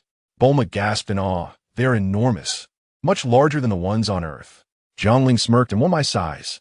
Bulma retorted, No inappropriate jokes. Is this really the right time for such comments? At that moment, 2 shooting stars streaked across the sky, descending into the distance. Gohan paused, noticing the energy signature. That presence, it must be Vegeta. Krillin sweated nervously, clearly haunted by the shadow Vegeta had cast upon him. Sun Wukong sprang to his feet, his gaze fixed intently on the direction of the descending spaceship. Indeed, as Jiang Ling stated, Vegeta has truly arrived, yet one cannot ascertain the extent of his current prowess. Jiang Ling clapped his hands, interrupting the myriad of thoughts among the crowd. Enough about him for now. Let us proceed to the Grand Elder. Jiang Ling, why are you so insistent on visiting the Grand Elder? Someone inquired. You will understand once we arrive, he replied. The group boarded the ship, with Dandy following suit. The flying vessel lifted into the sky, guided by Dandy, while Bulma piloted with full speed towards the Grand Elder's residence. Meanwhile, Frisia's forces were wreaking havoc in the third village. Your Majesty, we have obtained the third Dragon Ball, the plump, pink Doria proclaimed, cradling the Dragon Ball in his hands. Frisia, as ever, lounged in his hovering pod, nodding with a calm and elegant demeanor. Beep beep. Sabo, beside him, received a message and reported, Your Majesty, Vegeta has arrived on Namek, and Choi is hot on his heels. That bothersome monkey, Frisia replied disdainfully yet elegantly. Isn't Choi already here? Let him deal with it. His combat power slightly surpasses that of Vegeta. Understood, Sabo acknowledged, dispatching the order to Choi. Oh, by the way, Frisia suddenly recalled. The Ginyu force should be arriving soon, correct? Yes, Your Majesty. Excellent. It has been quite some time since I last saw them. I must admit I missed them a bit, he chuckled. I shall return to the spaceship with the Dragon Ball while you all continue your search. Yes, Your Majesty. Chapter 35. Piccolo's heritage somewhere on Namek. Vegeta's spaceship had just landed, creating a considerable crater upon impact. The hatch opened with a hiss, and Vegeta stepped out, inhaling the fresh air. So this is Namek, the place where the Dragon Balls exist that can grant me immortality, apart from those on Earth, he mused, casting his gaze towards another crater where a spaceship lay. Emerging from it was a grotesque, catfish-like creature, Choi, who had followed closely behind. Such a loyal dog of Frisia, following me wherever I go, Vegeta taunted, crossing his arms. Choi retorted with a cold smirk, You're unaware, but the king just ordered me to eliminate you. Oh, is that so? Vegeta, brimming with confidence in his newfound strength, thought back to before his journey to Earth. I might have struggled against you then, but now. He paused, activating the scouter on his right eye, aiming it at Choi. You possess a mere 22,000 battle power. You cannot match me. Choi, deeply insulted by Vegeta's disdainful tone, shot. Even if I have a battle power of 22,000, it's still beyond your capabilities. Is it? Vegeta narrowed his eyes, bending slightly before launching himself towards Choi like a cannonball. Taken aback by the sudden assault, Choi hastily raised his arm in defense. Bam! As he felt the immense force against his arm, Choi's face reflected disbelief. How is it possible? How can this monkey possess such strength? With a smirk, Vegeta replied, You find it hard to believe? To be honest, I too am astonished, but it is indeed true. He unleashed a flurry of rapid punches, each landing with ferocity upon Choi's arm. Bang! Bang! Bang! Choi, unable to withstand the brutal onslaught, was sent hurtling backwards, crashing into a massive rock that shattered under the force. Wah! Choi spat out a mouthful of green blood, his face filled with terror as he watched Vegeta approach him step by step. Spare me. Too late. Vegeta loomed over Choi, grasping his head and flinging him into the sky. With swift motions, he unleashed energy blasts that struck Choi with devastating precision. Bang! Bang! Bang! With a final, anguished scream, the powerless Choi was obliterated by the barrage of energy blasts, exploding into a dazzling display of fireworks in the sky. Humph! Clenching his fist, Vegeta reveled in his newfound strength. Revived from near death, he felt an extraordinary surge of power. What a marvelous sensation! If I could repeat this a few more times. Hith, then I shall attain immortality and ultimately defeat Frisia to rule the entire universe. However, the immediate priority was to seize the Dragon Balls from Frisia. As long as Frisia had not gathered all the Dragon Balls, he could not achieve immortality. If necessary, he would destroy them and return to Earth. Vegeta's eyes glinted as he cast a lingering glance in Frisia's direction, concealing his presence before turning away to seek out the Dragon Balls. Unbeknownst to him, apart from Frieza, Jiang Ling and his companions were also stealthily traversing the landscape of Namek. In another part of Namek, Jiang Ling and his companions arrived at the Grand Elder's residence in their flying ship, landing gently. One by one, they disembarked, with Gohan and Dandy being the last to step down. Throughout the journey, Gohan had been sharing tales of Earth's delectable snacks and captivating animated shows with Dandy, who was so engrossed that he nearly misdirected the ship several times. This is where the Grand Elder resides. Dandy pointed to a white semicircular house.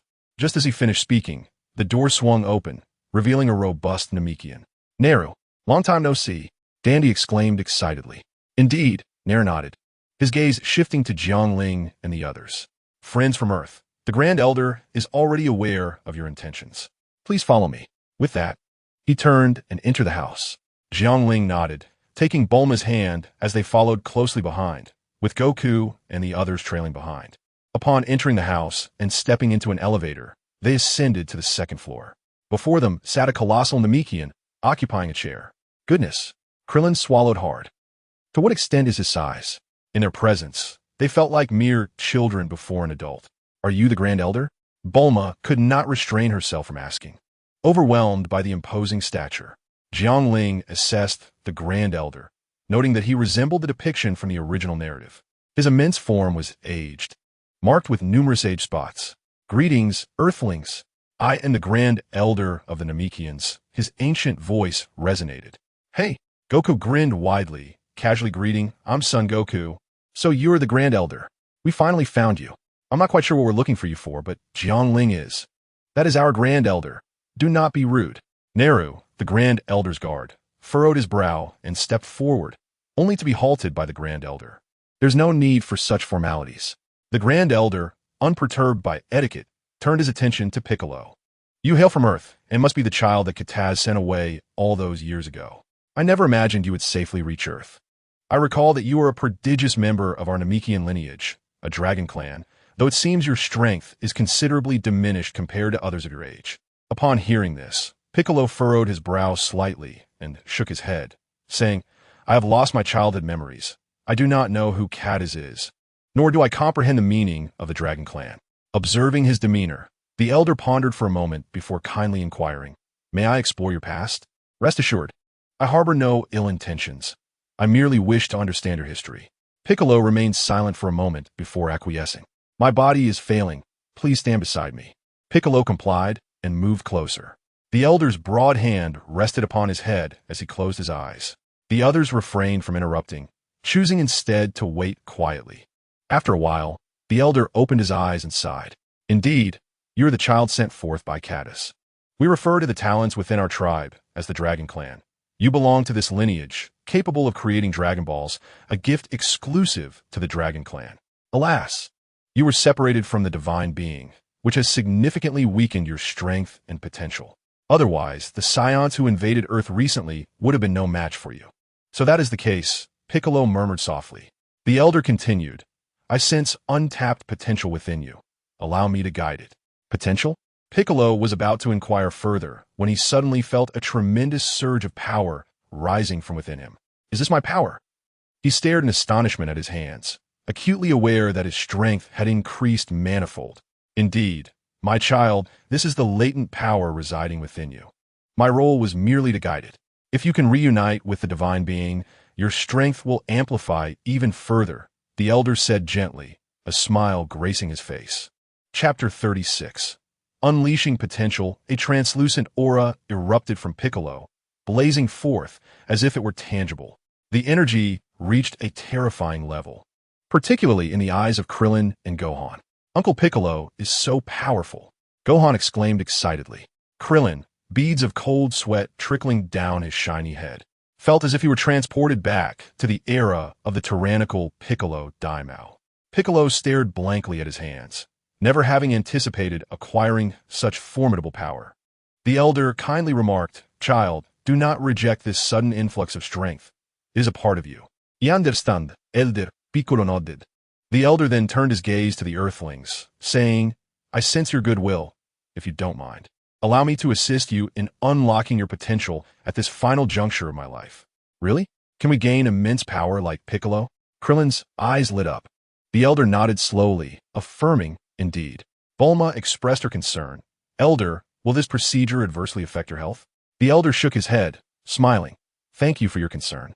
I am merely guiding the innate power within you, and it will not have any detrimental effects. We appreciate your assistance, Elder, Jiang Ling said with a smile. Assisting Piccolo in uncovering his origins was merely a secondary reason. Unlocking the potential of all was his true objective. The elder first helped Krillin unleash his potential, which appeared to have increased his strength by approximately sixfold. Next was Gohan, whose potential was significantly greater, augmenting his power by over tenfold. This outcome was anticipated by Jiang Ling. As for Goku, after guiding his potential, his strength was nothing short of terrifying, at least in comparison to before. Although the increase was somewhat modest, around 8 or 9 times, his foundational strength was substantial. Jiang Ling estimated his battle power to still exceed 2 million. Jiang Ling, I'm going to find Frieza, Goku declared with enthusiasm.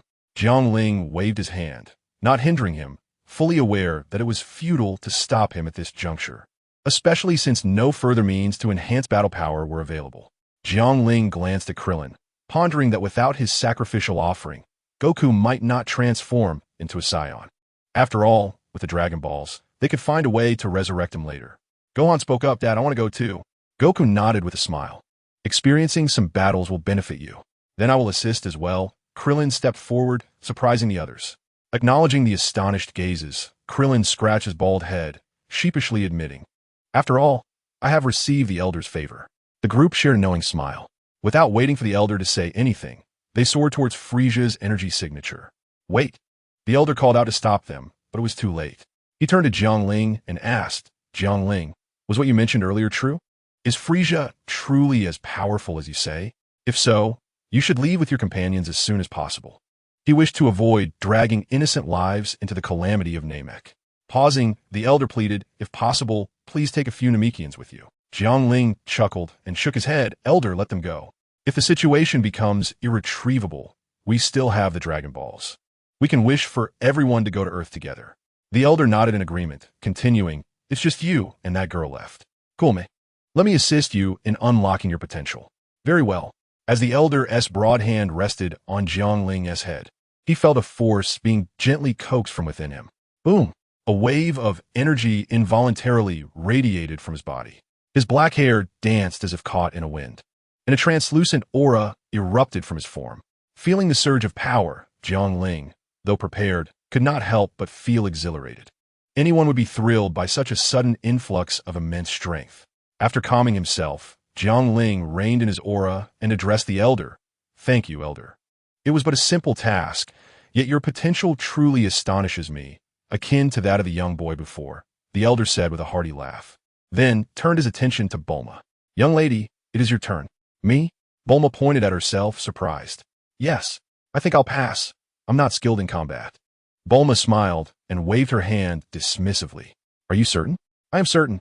Jiang Ling requested a Dragon Ball from the elder, exchanged pleasantries, and prepared to leave with Bulma. Noticing Piccolo's reluctance to depart, he inquired, Piccolo, aren't you coming to fight? You all go ahead, Piccolo replied, fully aware that during the potential unlocking, his energy had been projected outward, likely detectable by the enemy's sensors. Moreover, the elder was evidently unable to move, so he wished to remain and protect him. Seeing Piccolo's resolve, Jiang Ling said nothing further and departed with Bulma. Arriving at an open area, Jiang Ling instructed her to retrieve the spaceship. Should danger arise, Bulma could activate the ship at a moment's notice. Inside the spacecraft, Jiang Ling said, Bulma, I believe you should unlock your potential. I'm not a combatant. What use is strength to me? Bulma scoffed. The next moment, Jiang Ling suddenly leaned close to her ear and whispered a few words, causing Bulma's face to flush crimson as she shot him a reproachful glance. You only think about those things of yours. I am at my wit's end. Shall we return to seek the elder then? No need, Jiang Ling replied with a mysterious smile. I am capable of guiding potential now. Just a moment ago, he had taken the opportunity to sign in on the elder and acquired the skill of potential guidance. Why didn't you mention this earlier? What need is there for the elder's guidance? Well, I just learned it, and it is still rather unrefined. Wearing clothes affects the success rate of the guidance. In the room, on the bed, as the power was drawn out, Bulma's expression was one of disbelief. Is this what power is? It feels like it's about to overflow. Jiang Ling. What kind of outrageous words are these? Never mind, let us eat first. Jiang Ling turned her over, positioning her on the bed, and then dove into the tender embrace. Who could remain unaffected in the presence of the alluring Bulma? Bulma gasped. Hey, what are you doing? I'm not ready yet. However, the disparity in strength meant she could only submit to Jiang Ling's whims. Chapter 37. In days gone by in a certain village, Frisia's army was rampaging through, mercilessly slaughtering. Dodoria unleashed a punch at an ordinary Namekian, piercing through his abdomen. Green blood splattered onto him as he licked his lips, showing no concern whatsoever. Just then, the device over his right eye suddenly detected a formidable power. Beep beep. 20,000, 30,000, 40,000. Boom. The device exploded. Its maximum detection value was 50,000, and its destruction indicated that this sudden surge of power exceeded that threshold. Dodoria was somewhat surprised, but not excessively so, for he was well aware of his king's prowess. No matter who arrived, they would merely be seconds away from annihilation. Could it be that the Ginyu force has arrived? Saiyan suggested. That is plausible. It is not without merit. Regardless, let us focus on gathering the Dragon Balls. The king is awaiting them. Thus, we shall split into two groups for greater efficiency. If the Ginyu force arrives, we will lose our chance to shine. After deliberation, Dodoria and Saiyan unanimously decided to split their forces. 5 spacecraft, resembling shooting stars, descended upon Namek, crashing into the ground and creating 5 deep craters. 5 figures burst forth from the vessels, heading straight towards Frisia's massive ship. Not long after, they stood before Frisia, who was seated in his exclusive baby carriage, gazing contentedly at the 5 before him. These individuals comprised a team under his command, known as the Ginyu Force. Each member possessed unique abilities and exhibited unwavering loyalty. They could be likened to a suicide squad. In modern parlance, they were akin to brainwashed zealots. My king, the members of the Ginyu Force report to you. The 5 spoke in unison before launching into an awkward and embarrassing dance. Guldo, Berta, Jeez. Each struck what they deemed to be the most impressive pose. Ginyu. Ginyu made his entrance, turning around and presenting his rear to Frisia, revealing his skin-toned undergarments. Finally, the 5 shouted in unison, "We are the Ginyu Force." After performing their dance before King Frisia, Captain Ginyu raised an eyebrow and asked, "My king, did you enjoy that dance?" Frisia's face flushed. Though he had seen it many times, he still could not grow accustomed to the Ginyu Force's entrance dance. It was utterly humiliating. Ahem, it was acceptable. Frisia cleared his throat, shifting the conversation. I am pleased to see my special forces. And now I have a task for you. Gather the Dragon Balls so that I may attain immortality. We shall ensure the task is completed. The members of the special force echoed in unison. Frisia waved his hand, signaling them to depart. As soon as the words left his lips, Captain Ginyu activated his device to scan the area. To the northwest and southwest were Dodoria and Saiyan's teams. There was no need to pursue them. To the southeast, 3 energy signatures were approaching, but they were too weak to pose a threat. To the northeast, 2 energy signatures fluctuated, likely indicating the presence of Dragon Balls. Having completed his scan, Ginyu issued the command for the special force of 5 to head northeast. Meanwhile, Vegeta had just obliterated a village and secured his first Dragon Ball. After hiding the Dragon Ball away, Vegeta suddenly glanced into the distance, his pupils constricting. 5 energy signatures are approaching. The Ginyu Force has arrived. In contrast to Frisia, who seldom engaged in battle, the Ginyu Force's cruelty and formidable combat prowess left a more profound impression. Vegeta cautiously concealed his energy until he sensed the Ginyu Force moving in a different direction, allowing him to breathe a sigh of relief. With his current combat power, he knew he could not contend with Ginyu. It was wise to remain cautious. Oh, Dodoria and Saiyan have split up? Vegeta's eyes brightened as he flew toward the sense direction. Before long, Vegeta crossed his arms and stood before Dodoria. Observing Dodoria and his band of minions, he chuckled. Dodoria, long time no see. Dodoria, seeing the newcomer, felt no anger, only a palpable disdain. Oh, isn't this the monkey? I didn't seek you out. You came to me instead, just in time for me to dispose of you. Who disposes of whom is yet to be determined. With that, Vegeta unleashed a surge of energy, raising his concealed power to its peak. Without further ado, he hurled countless energy blasts. Swish, swish, swish. Dodoria evaded the energy blast with several swift maneuvers, scoffing, "Is that all you've got?" Just as his words fell, explosions and cries of anguish erupted from behind. Boom! Boom! Boom! Turning sharply, Dodoria's expression darkened. His minions had all been obliterated. "Baka!" he roared.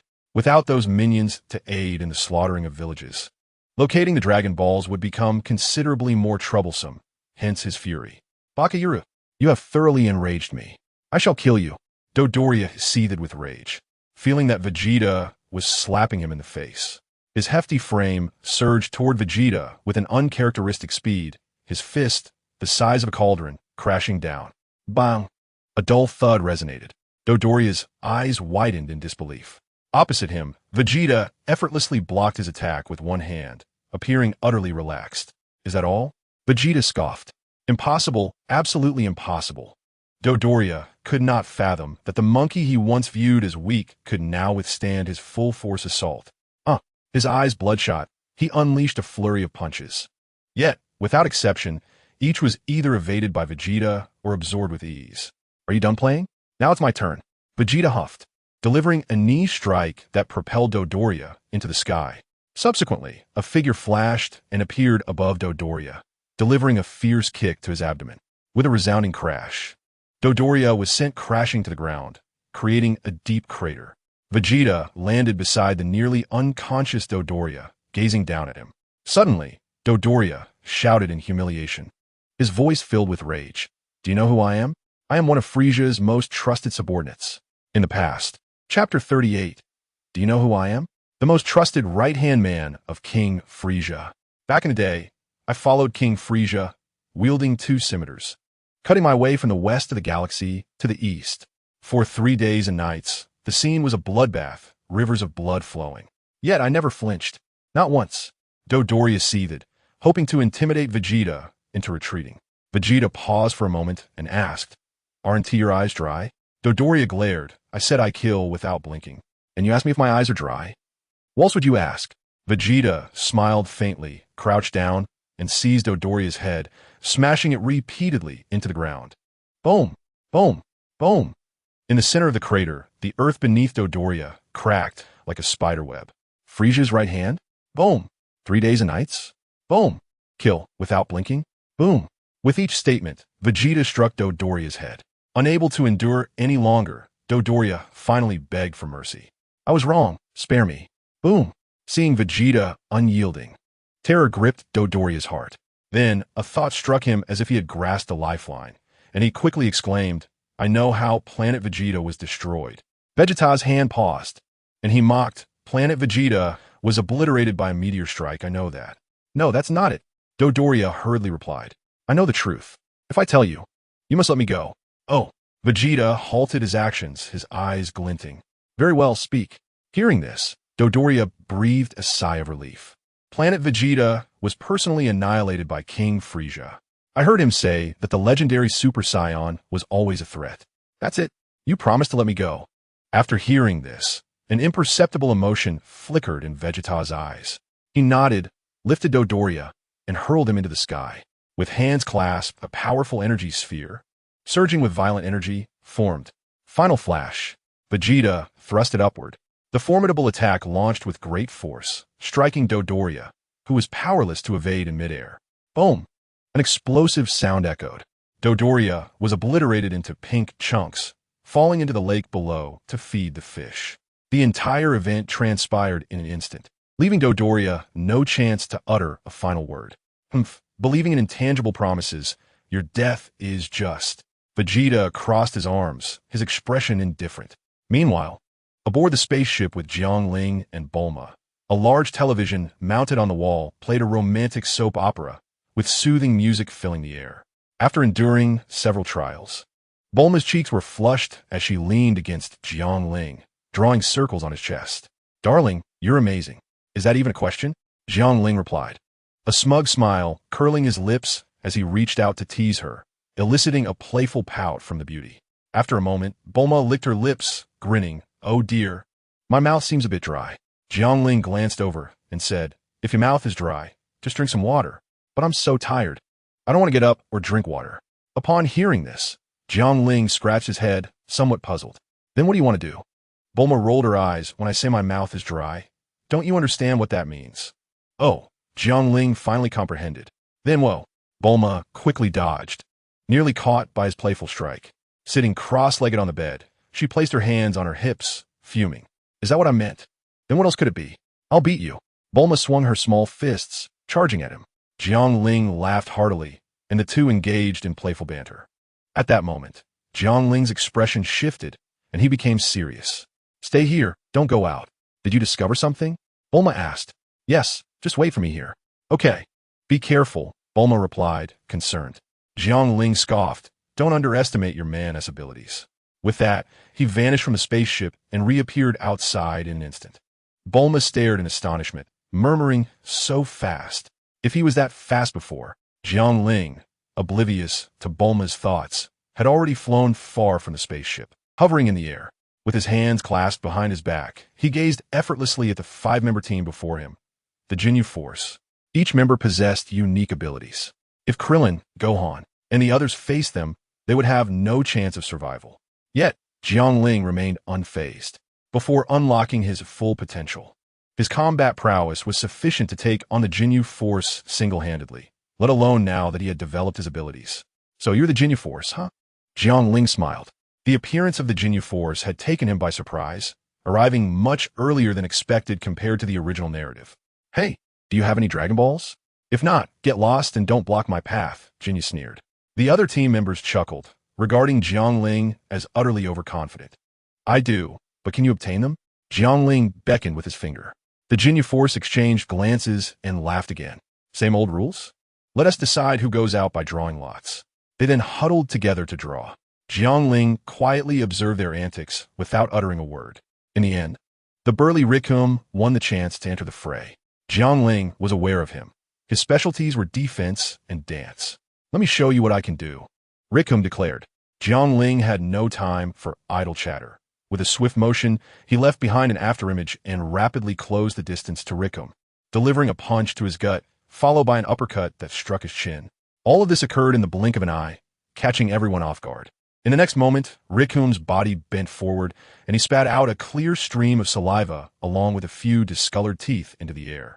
While the others were still in shock, Jiang Ling had already teleported behind Rikum, delivering a crushing elbow strike to his back. Boom! Rikum was slammed to the ground by the overwhelming force, creating a deep crater around him.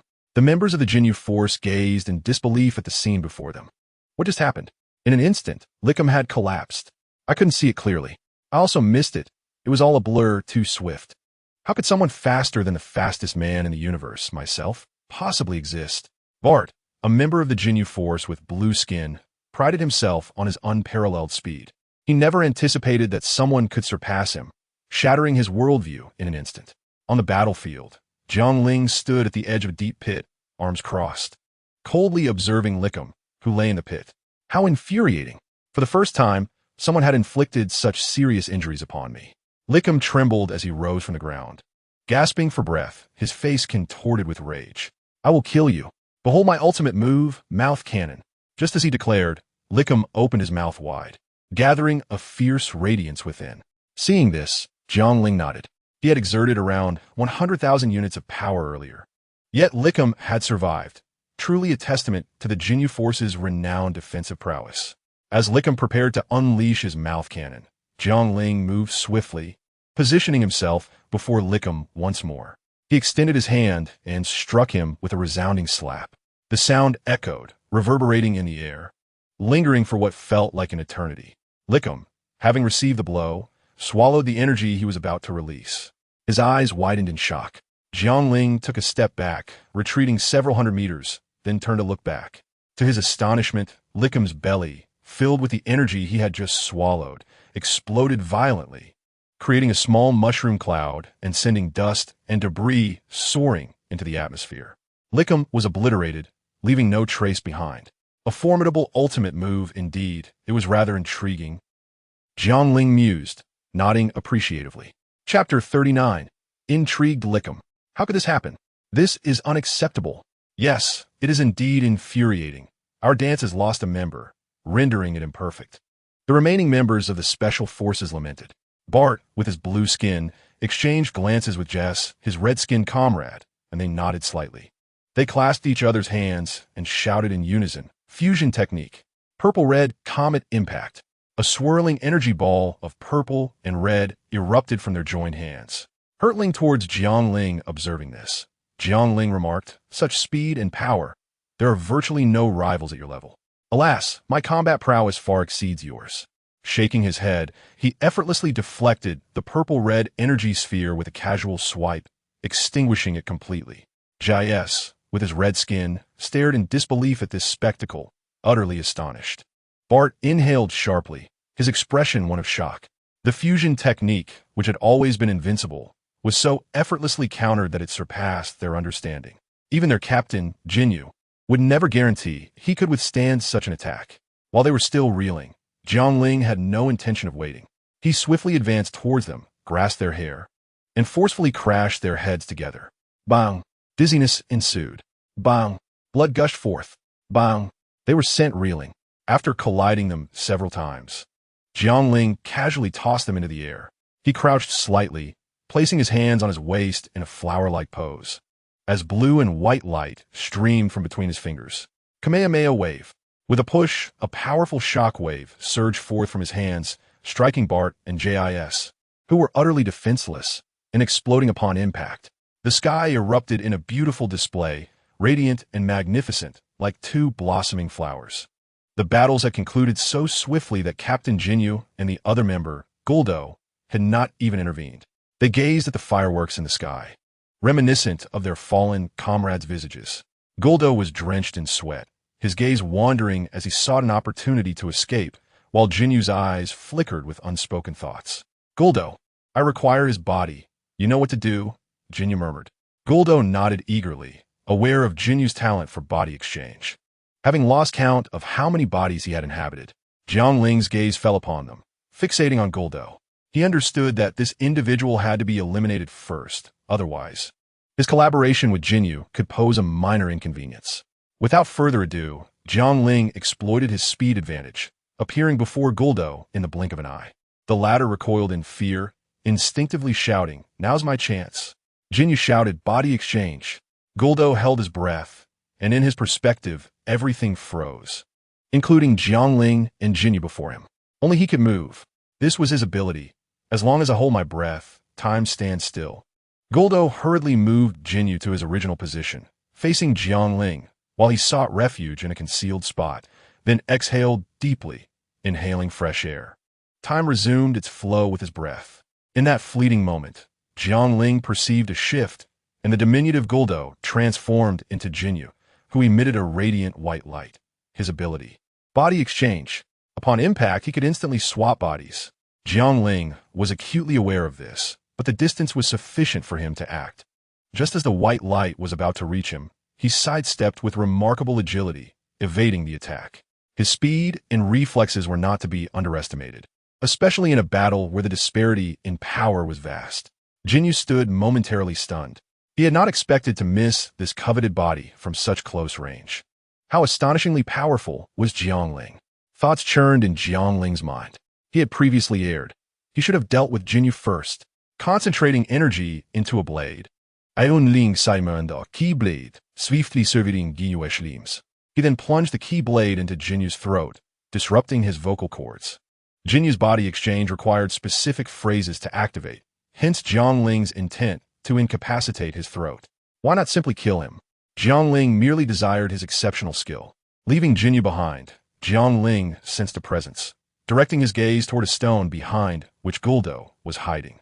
He advanced and shattered the stone, revealing Guldo cowering in fear. "How did you find me? Don't come any closer," Guldo exclaimed, terror etched on his face. With a slight smile, Jiang Ling unleashed a punch. In the next moment, Guldo vanished. Jiang Ling was unhurried.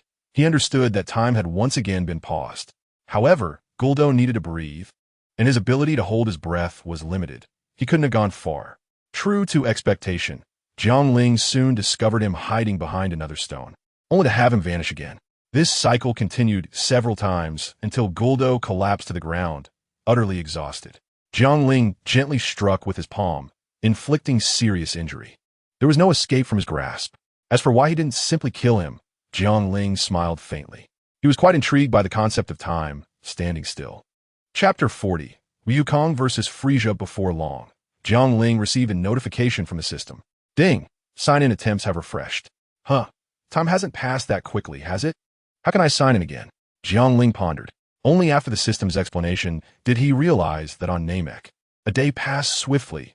Roughly 3 days equated to 1 day on Earth. Ah, the system is quite humane, adapting to local time, Jiang Ling remarked with a grin. Of course, this system never engages in actions that jeopardize the host, the system replied. Well then, please assist me with the sign-in, Jiang Ling said as he placed his hand on Good's body. Ding! Sign-in successful. Acquired goods dance, Jiang Ling. Wasn't it supposed to be humane? You give me this nonsense? Ding! Host, this system is impartial. The skills acquired from sign-ins are inherently random, the system explained. Jiang Ling waved his hand, feeling a bit of a headache.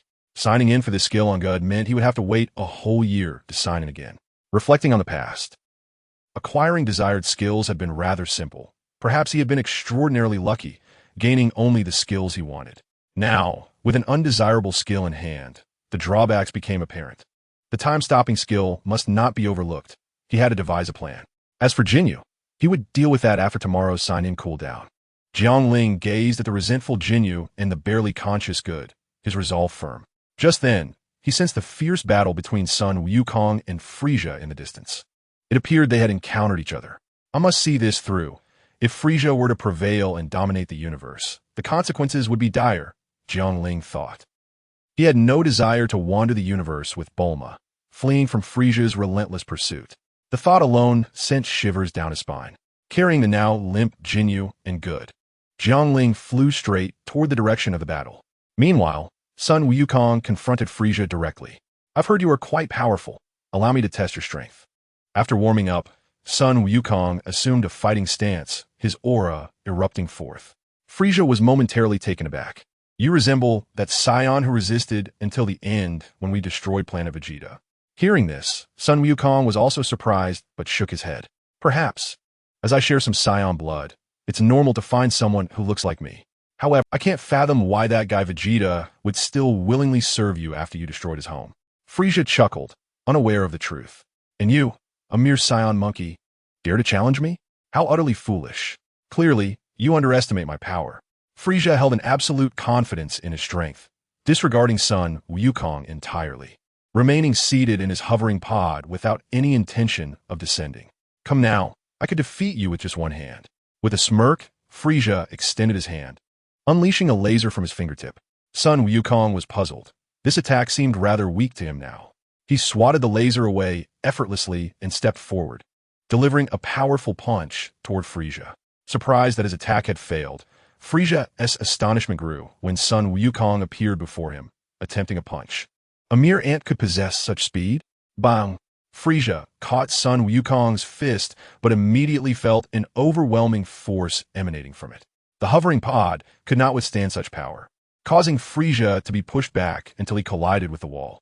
With a resounding crash, the pod exploded into countless fragments. For the first time since arriving on Namek, Frieza found himself outside of the pod, revealing his entire form. Indeed a bit short, he remarked with a frown. His feet touched the ground of Namek for the first time, each foot possessing 3 toes, 6 in total. Very well, you have successfully provoked my anger. How dare a tiny ant bite back? I shall release my seal. Frieza's expression darkened as a surge of energy radiated from him.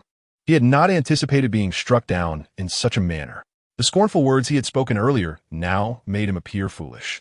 Sun Wukong was somewhat bewildered, unsure of what was occurring. He watched as Frieza's body swelled, undergoing a transformation, becoming more muscular and taller, his stature doubling. The 2 horns atop his head morphed into thick, bull-like protrusions. His combat power skyrocketed from over 500,000 to over 1 million. Crack, crack, crack. Frieza took a few steps, producing a series of cracking sounds. The elegant and haughty expression returned to his face. Interesting. Sun Wukong sensed the change in Frieza's physique and aura, his eyes lighting up. "Receive my strike." He charged forward, delivering a punch at breakneck speed. Frieza tilted his head to avoid the blow, seizing Wukong's wrist and striking him in the abdomen with a punch. Then, wrapping his tail around Wukong's waist, he hurled him away. Wukong braced himself, rolling several times before regaining his footing. "Your strength is commendable. The warm-up has concluded." Wukong smiled, then surged with energy, flames of aura igniting around him, swirling the dust on the ground. In a flash, he appeared before Frieza, his fist landing with incredible speed. Frieza's eyes widened. He could not react in time and was pushed back relentlessly. Sun Wukong executed a swift kick, sending Frieza flying, then gathered energy for a Kamehameha, which struck true. Boom! A massive cloud of dust erupted. Breathing heavily, Sun Wukong gazed toward Frieza's direction, scratching his head. He doesn't seem as formidable as Jiang Ling described. Meanwhile, inside Frieza's spaceship, two small figures moved stealthily, cautiously glancing around. "Better to be careful than sorry," Krillin whispered. Gohan nodded. "I understand, Uncle Krillin." At that moment, a small soldier approached, wielding a laser gun. Krillin and Gohan hid, holding their breath. "Uncle Krillin, I feel we don't need to hide. This guy seems weak." I suppose that's true." The two exchanged glances before swiftly emerging from the shadows. Before the guards could react, one delivered a flying kick, rendering the soldier unconscious. With a triumphant clap, they laughed together, exclaiming, "Hooray, we succeeded. Shoo, let's continue our quest for the Dragon Balls." Krillin retrieved the Dragon Radar, leading Gohan step by step to the entrance of a room. Such a chamber for securing valuable items must surely have a code and security measures. Perhaps even an alarm. What should we do? Krillin pondered, resting his chin on his hand. Before he could devise a plan, Gohan had already grasped the doorknob and flung the door open, rushing inside. There lay 3 Dragon Balls quietly upon the floor. Gohan lifted one with excitement, proclaiming, "Uncle Krillin, we found them." Krillin replied, "What happened to the password, traps, and alarms? This is nothing like the movies." Chapter 41. Vegeta's shock. Meanwhile, Frieza's subordinate, Zarbin, had just decimated another village. Clutching a Dragon Ball, he led his men back to report. Suddenly, an unexpected visitor appeared, Vegeta, with arms crossed and a sardonic smile. He blocked Zarbin's path. "Zarbin, surrender the Dragon Ball. Spare your life." Zarbin, unfazed, wore a disdainful grin that accentuated his striking features, his green hair and skin lending him an otherworldly allure. "Ah, I see it's the Saiyan monkey, Vegeta. What? Have you grown so arrogant as to challenge me?" "Heed my warning. I shall grant you one last chance." Vegeta scoffed, confident in his ability to defeat Zarbin. For the battle scanner indicated that Zarbin's power level was inferior to his own, emboldening his approach. "What if I refuse?" Zarbin retorted. "Then do not blame me for taking it by force." Vegeta charged forward, delivering a powerful punch. Zarbin blocked with his arm, but felt the immense force push him back a few steps. "I didn't expect your strength to have grown so formidable," Zarbin remarked, realizing he had underestimated Vegeta. "Oh, you think so? Who underestimates whom remains to be seen." After a brief skirmish, Zarbin deduced he could not match Vegeta's might, and thus dropped the pretense.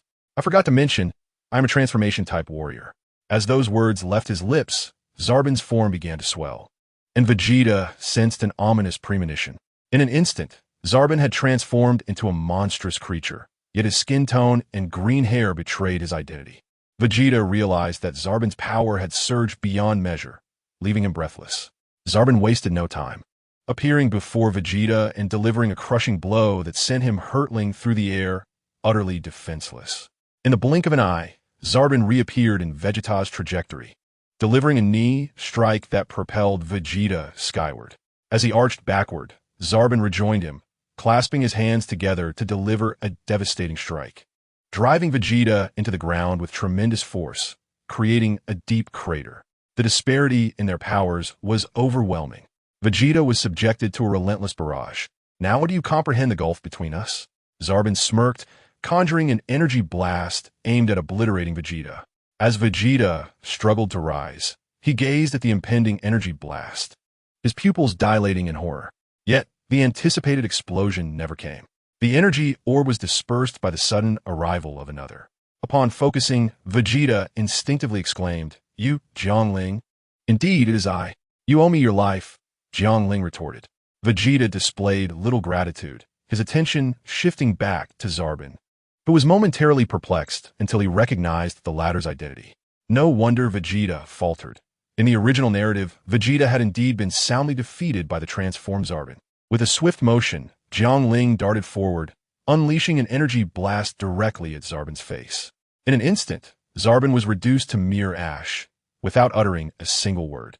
Jiang Ling then moved again, appearing before the soldier, holding the Dragon Ball, snatching it away.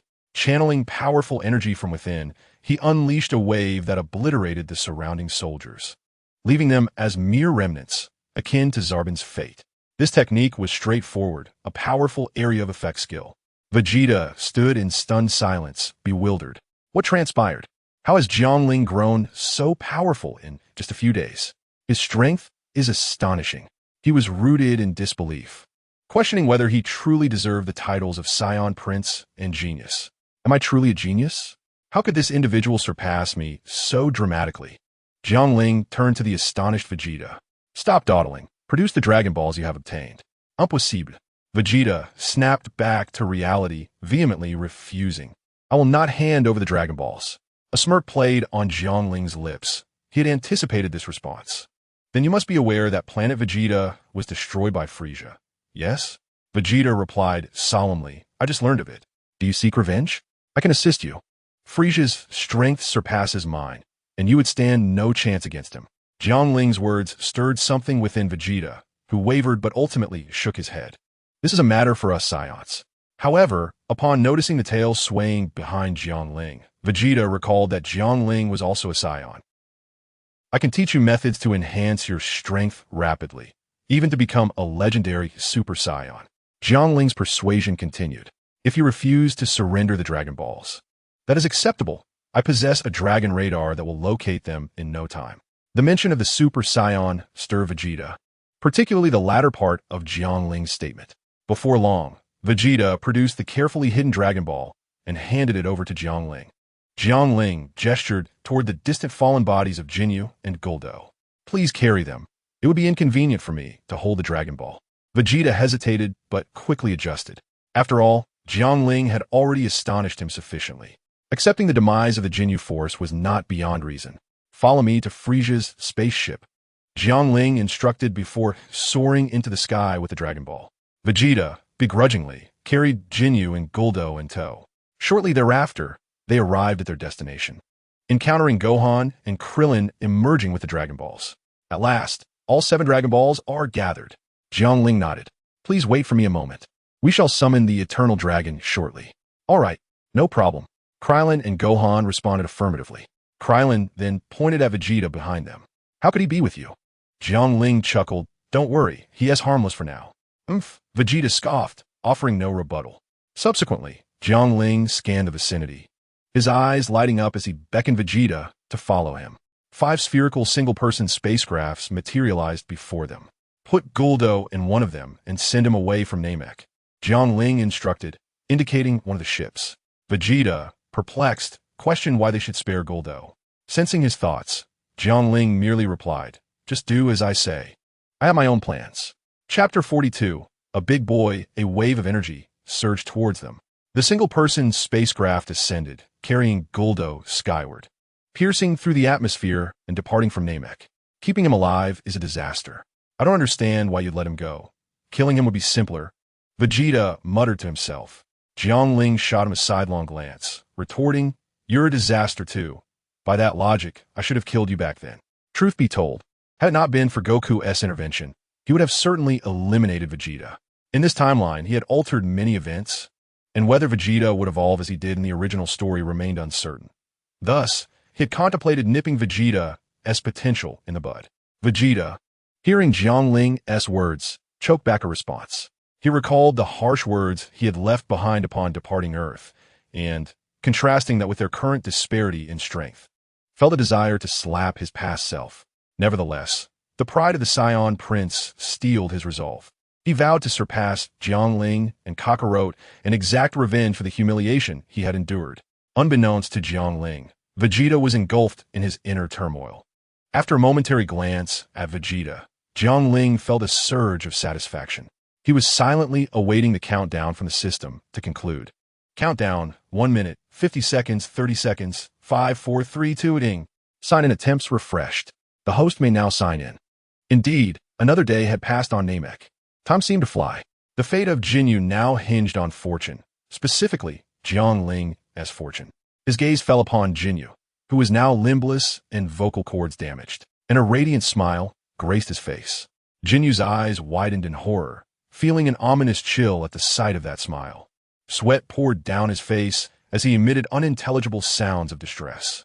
"Don't be anxious," Jiang Ling consoled softly, placing his hand on Jinyu.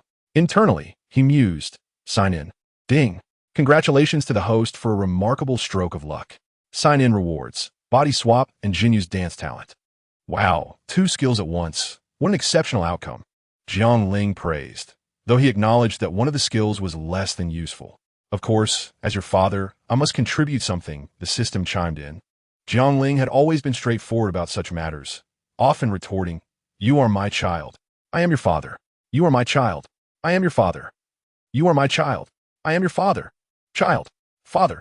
Oh, my dear son," Jiang Ling chuckled, feeling a wave of joy wash over him.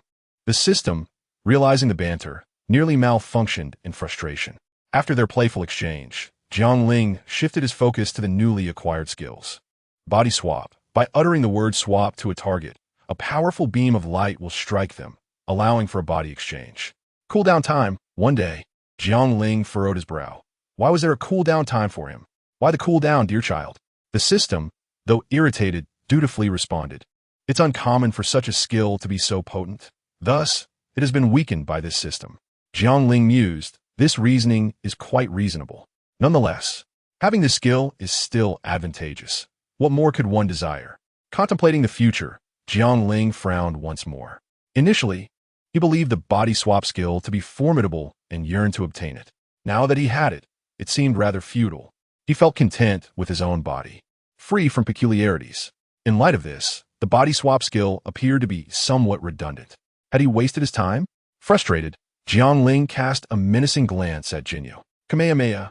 Before Jinyu could comprehend the unfolding events, he was enveloped by a blinding blue-white energy wave, and thereafter, there was silence. After resolving Jinyu with the Kamehameha, Jiang Ling sighed in relief, justifying his actions as a means of protecting the universe. This was not untrue. The Jinyu force had committed heinous acts across the cosmos, their crimes beyond reckoning. Amit Ba, forgive me for this sin. I hope you may be a better person in your next life, Jiang Ling lamented, surveying the crater before him. Pondering, from now on, this place shall be known as Itamori. Perhaps I shall film a Namek version of your name here. Meanwhile, on the battlefield, Goku was perplexed by Frisia's strength, which was not as formidable as he had anticipated. As the dust settled, he observed Frisia's form trembling slightly. How could this happen? This king has been wounded by mere ants. It is unforgivable. Frisia seethed, his aura intensifying. Goku's expression grew serious. Can he transform again? This energy is incredibly potent. Though he thought this, Goku refrained from interrupting. He wished to witness Frisia's true strength. As a blinding light erupted, Frisia's appearance shifted. He became shorter and decidedly more grotesque, resembling an alien creature. His energy skyrocketed, surpassing previous levels. In this form, my battle power exceeds 20 million. Prepare to face your doom, Frisia declared slowly, though his expression twisted in rage. He raised his hand, gathering a purple orb of energy at his fingertips, growing larger by the second. The purple death ball, enveloped in violet lightning, radiated an aura of sheer terror. Frisia pointed forward, the death ball descending upon Goku. Goku's expression became grave. He understood that evasion was not an option. If he fled, Namek would be obliterated. Then I shall not hold back, Goku shouted, his red aura blazing fiercely as he ascended. 10 times Kaioken. Kamehameha. He positioned his hands in a flower-like formation at his waist, summoning a profound red energy wave. With a sudden thrust forward, the Kamehameha surged forth like a dragon, colliding violently with Frisia's death ball. Frisia, not to be outdone, pressed down with his hand. In an instant, their energies clashed in a stalemate in the air. The fluctuations of energy caused nearby peaks to shatter, and the waves surged backward, unleashing a torrent of tsunamis. Ah! Son Goku, veins bulging, gritted his teeth and proclaimed, 12-fold Kaioken. Instantly, the Kamehameha wave surged forth, infused with energy, gradually pushing back the violet sphere of destruction. What? Frisia's eyes widened. He pressed down harder, yet to no avail. He watched helplessly as the destructive sphere bore down upon him. Chapter 43. Jiang Ling arrives. Surrounding the destructive sphere were arcs of lightning, the purple orb brimming with terrifying energy. Under the onslaught of Son Goku's Kamehameha wave, the sphere descended upon Frieza. Victory seemed imminent. Frieza, bracing himself, confronted the fearsome violet orb with his diminutive form, his expression contorted, eyes bulging. Ah! Frieza roared, straining to push the orb away, but under Goku's pressure, he could not succeed. Step by step, he was forced downwards, slowly descending toward the lake below. This cannot continue. I will perish. The dread of death began to swell within Frieza. In that case, I shall release my seal and return to my original form. Ah! Frieza's aura surged once more. His power was increasing. Could he transform again? Goku felt a jolt of alarm, hastily intensifying his effort, yet the destructive orb remained unmoved, even beginning to push back. Just then, a voice rang out. 10-fold Kaioken. Kamehameha. Jiang Ling's figure appeared nearby, engulfed in a fiery crimson aura. The energy radiating from him was on par with Goku's. The red Kamehameha wave merged with Goku's, forming a colossal red dragon that enveloped and devoured the destructive orb and Frieza, plunging into the depths of the sea. A violent explosion echoed from the ocean floor. The surging waves rose to towering heights, most evaporating while a small portion blanketed the nearby land, resembling a monumental tsunami. With a deep sigh, Son Goku exhaled, the crimson aura dissipating. Having just utilized the 12-fold Kaioken, he felt the strain on his body intensify. You arrived just in time. Otherwise, allowing Frieza another transformation would have been catastrophic. Goku grinned and inquired, by the way, where have you been? Why did it take so long for you to arrive?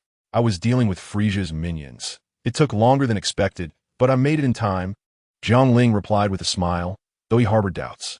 Could Frieza truly be so easily vanquished? Upon closer inspection, he confirmed the absence of Frieza's energy.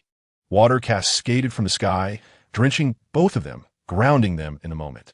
However, just then, an unexpected turn of events transpired. A formidable force erupted. A shadow shot upward, colliding directly with Son Goku. Bang! Goku instantly coughed blood, his body hurtling through the air, shattering peaks before finally being buried beneath the rubble. Goku! Jiang Ling shouted, turning sharply to the shadow. Frieza, you're not dead. At that moment, Frieza's form had shed its grotesque appearance, assuming a sleek and elegant silhouette. His features had softened, exuding an air of grace. Haha, just now I thought I was doomed. Now I am in my perfect form. Are you ready? He taunted, his demeanor increasingly arrogant, until he noticed Jiang Ling's tail wrapped around his waist. You are Saiyan? Jiang Ling smiled faintly, neither confirming nor denying. Frieza's eyes narrowed, a smirk creeping across his face. It appeared that some Saiyans had escaped his wrath. Then today, I shall eradicate the remaining ones, so I shan't be troubled by you monkeys again. Just as Jiang Ling was about to respond, an energy blast shot towards Frieza from behind, perhaps dismissive of evasion. The blast struck him, resulting in a thunderous explosion. Alas, it was a mere display. Frieza emerged unscathed, not a hair harmed. Turning to see who had fired the blast, he spotted the newly arrived Vegeta, his chest heaving, fists clenched tightly. Frieza, although I learned the entire story from Dodoria, hearing it from your lips makes me want to strangle you myself. Upon finishing his words, Vegeta unleashed his full power and charged forward. Well, if it isn't my adorable little Vegeta, what seems to be the matter? Frieza said with a mockingly gentle smile. Observing Vegeta still en route, he deemed his speed insufficient. With a flick of his finger, a laser shot forth. Whoosh! It pierced through Vegeta's chest. The entire sequence transpired in an instant, and Jiang Ling's attempt to intervene was futile. Ugh! Vegeta glanced at the gaping wound in his chest, crashing to the ground. A self-deprecating smile formed. I really overestimated myself. I could have just stayed away. He cast a weak glance at Jiang Ling, who had rushed to his side. Jiang Ling. Frieza is most afraid of the legendary Saiyan. To me, You are that legendary Saiyan. I beg you, will you kill Frieza and avenge our people? With those final words, Vegeta's head tilted, and he succumbed to death. Jiang Ling sighed. Weakness is the original sin. Rest in peace. Frieza, arms crossed and appearing rather bored, finally remarked, Is that all? You still have so much to say after being struck in the heart. It's truly amusing. The wind swept through, stirring the sands. The two faced each other, rendered speechless. Jiang Ling shattered the silence, erupting with fury. His aura enveloped him in a deep crimson hue, exuding an enchanting allure. The sky was bathed in a vast expanse of red light, as if the apocalypse had arrived. 15-fold Kaioken, Jiang Ling cried out. He knew well that this 15-fold was the absolute limit of his physical capacity, while it was possible to unleash 20 or 25 times. He risked his body collapsing before achieving victory. Jiang Ling surged forth, akin to a red comet, directly closing the distance to Frieza. In an instant, he collided head-first into him. Bang! Frieza staggered back, engulfed in dust. Ouch! How could this be? I am in my perfect form.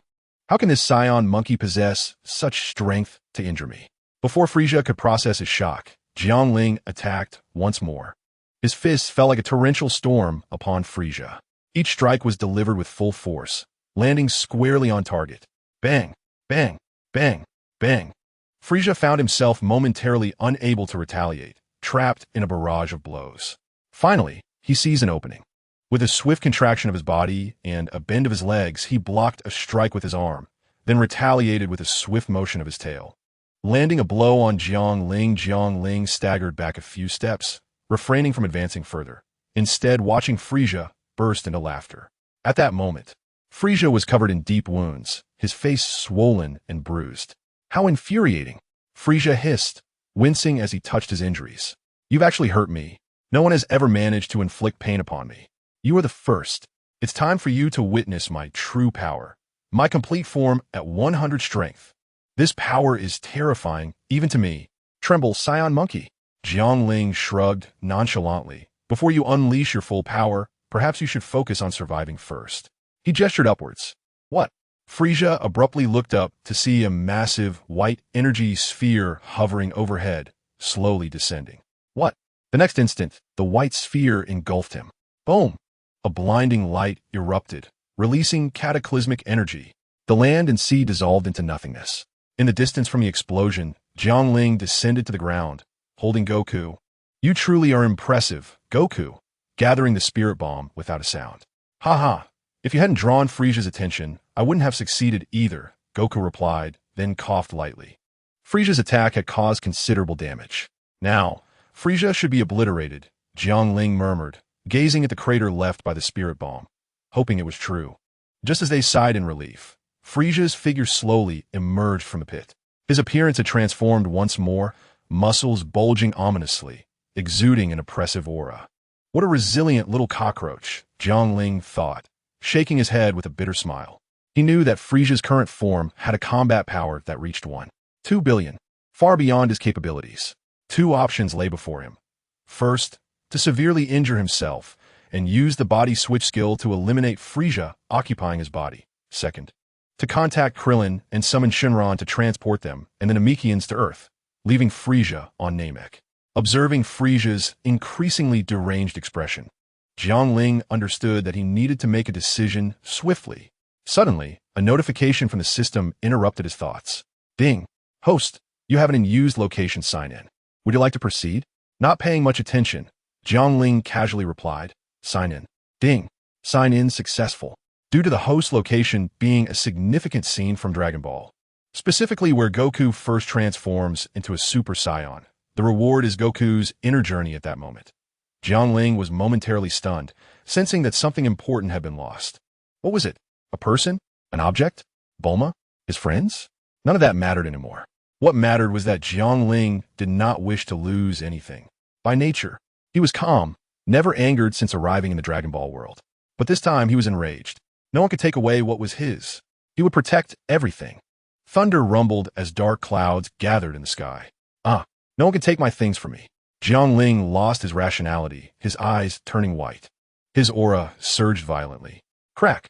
Lightning split the sky, the earth shattered, and the ocean roared. A brilliant golden light shot into the sky. Goku stared in astonishment at Jiang Ling. What was happening? Frisia's eyes widened, an ominous premonition creeping in. Impossible. My power is at its peak. How can I feel death looming from this Saiyan? Frisia's mind screamed, forcing a smile onto his face. Fool, you think dyeing your hair can defeat me? I am Frisia, the most powerful emperor in the universe. Enough, Jiang Ling coldly retorted, his body vanishing in an instant, reappearing behind Frisia. This was not instantaneous movement, but an expression of speed at its zenith.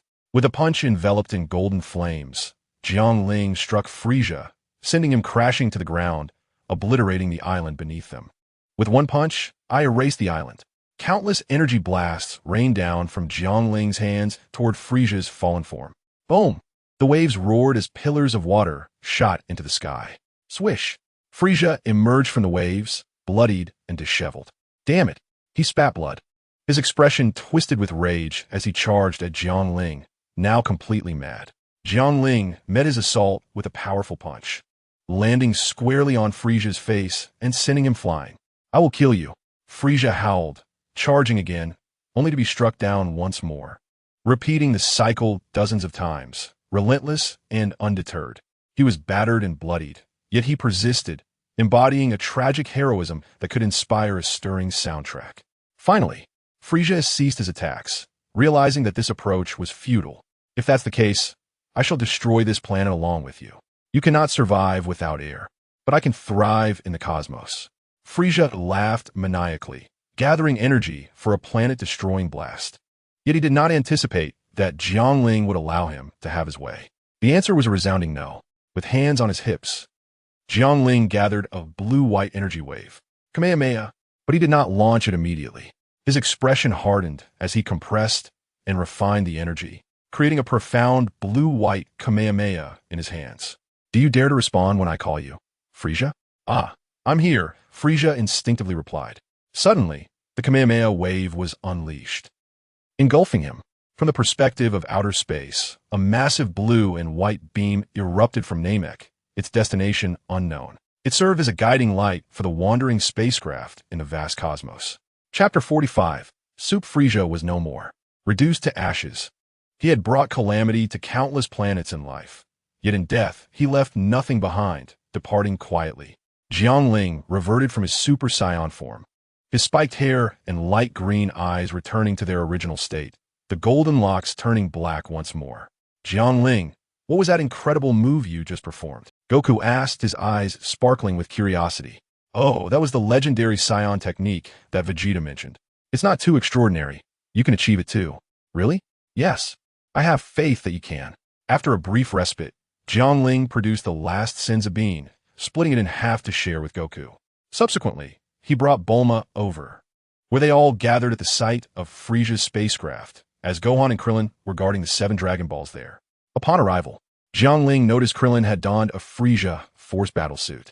Jiang Ling's expression turned peculiar, remembering that in the original story, Krillin had been killed in this very outfit, triggering Goku's transformation into a Super Saiyan, earning it the nickname Death Suit. Why are you wearing that?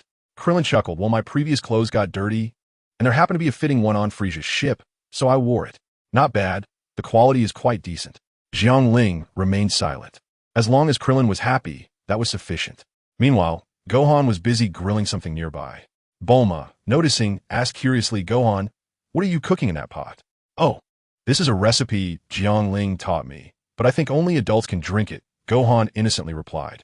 Jiang Ling cleared his throat and added, cough cough, and only men can drink it. Bulma, you can't have any. If I can't drink, then I won't. You're so stingy, Bulma pouted. Jiang Ling leaned closer and whispered something in her ear, causing her cheeks to flush with embarrassment. She shot him a playful glare and pinched him. Jiang Ling chuckled. Observing the bubbling soup, he decided to add some herbal ingredients like epimedium, cinnamorium, and cistanch. Once the soup was ready, he cheerfully called out to Krillin. This is something special. Come, give it a try. Krillin rubbed his bald head. Is it tasty? What dish is this? Huh, you don't know what S in it? Krillin shook his head. I just changed clothes. Well, it's better that way. It's good for you. Have a bowl. Jiang Ling smiled encouragingly. Slightly skeptical, Krillin could discern a hint of mischief in Jiang Ling's grin. After a moment of contemplation, he decided to drink it. They were friends, after all. He couldn't be harmed. The remaining soup was divided between Jiang Ling and Goku, and soon everyone began to enjoy the barbecue, discussing the recent battle. Indeed, your fight was extraordinary. Such a terrifying aura. Yes, I felt Frisia's power was overwhelming. I thought all hope was lost, yet Jiang Ling proved even stronger, astonishing me. The impact of your battle was so intense that even while hiding in the spaceship, I thought an earthquake had struck, Bulma said, instinctively wrapping her arms around Jiang Ling. Please, no more dangerous fights like that. I'm worried about you. Feeling her soft embrace, Jiang Ling's throat felt dry. He took a large sip of chilled beverage and, after a deep breath, reassured her. All right, I promise I won't engage in such perilous battles again. At that moment, King Kai initiated a call. Hello, Jiang Ling, Goku. Are you there? You haven't fought that psycho Frisia. Have you? Have you left Namek yet? Jiang Ling replied. King Kai, we have indeed battled Frisia. What? King Kai's anxious voice resonated. I warned you 1,000 times. How could you still fight him? Run away. You stand no chance. Jiang Ling and Goku exchanged glances and burst into laughter. What are you laughing at? This is a matter of life and death. King Kai expressed his frustration. Jiang Ling explained, well, King Kai, we truly appreciate your concern. You're right. Frisia is formidable, and we couldn't defeat him. However what? I have already vanquished Frisia. He has been reduced to mere ashes. Not even a trace remains. What? King Kai jumped in shock, swallowing hard. You're not joking, are you? This isn't funny. I'm not jesting. It's true, Jiang Ling said, enjoying his barbecue as he recounted the events. Upon hearing the tale, King Kai slumped to the ground, muttering to himself, I never imagined they would grow this powerful. He turned to Yamcha, Tien, and Kaiatsu, who were training, and declared, You three will increase your training regimen tenfold. Ah, Kaiatsu exclaimed. Yamcha gasped. On Namek, after satisfying their appetites, they brought the 7 Dragon Balls to the Grand Elder's residence. Outside, the bodies of several Frisia's henchmen lay scattered. Upon entering, Jiang Ling scratched his head, realizing he had forgotten to invite Piccolo for the barbecue, though it was not unusual for him to miss such gatherings. They could invite him next time. Grand Elder, we have defeated Frisia. The Elder's murky eyes sparkled with clarity. I am grateful to the esteemed beings from Earth. I never anticipated Frisia to be so powerful, nor that you could defeat him. I am at a loss for how to repay you. Jiang Ling waved his hand with a smile. No need for formality. Just don't refuse if we need your help in the future. The Grand Elder chuckled, of course. Then he shifted the topic. However, my lifespan is approaching its end, and I must pass on my duties to the next Grand Elder. Hearing this, Jiang Ling pondered, No, I wish for you to live on. Chapter 46. Labor pains, a darkened sky enveloped Namek as a radiant golden light shot into the heavens, transforming into a mighty dragon with robust arms. Standing majestically between earth and sky, the dragon was summoned by Jiang Ling. He was about to make a wish. With his mastery of the dragon language, Jiang Ling engaged in seamless dialogue with the dragon.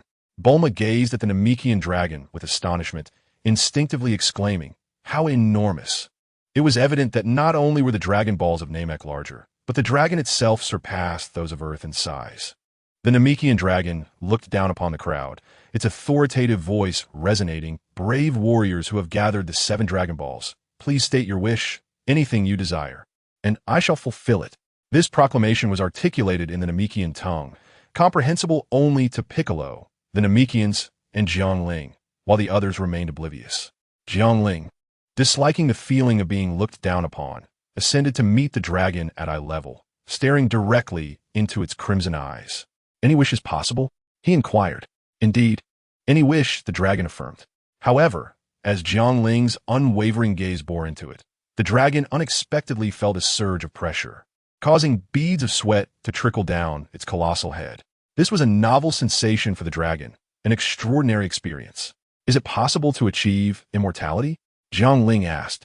The dragon wiped its brow and replied, With my authority, that is unattainable.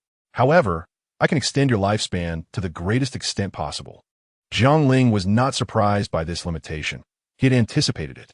Such a wish had yet to be granted in Akira Toriyama's manga, with no character having attained such a power through the Dragon Balls. The animated adaptation of Dragon Ball Z was merely a creative extension and not to be counted.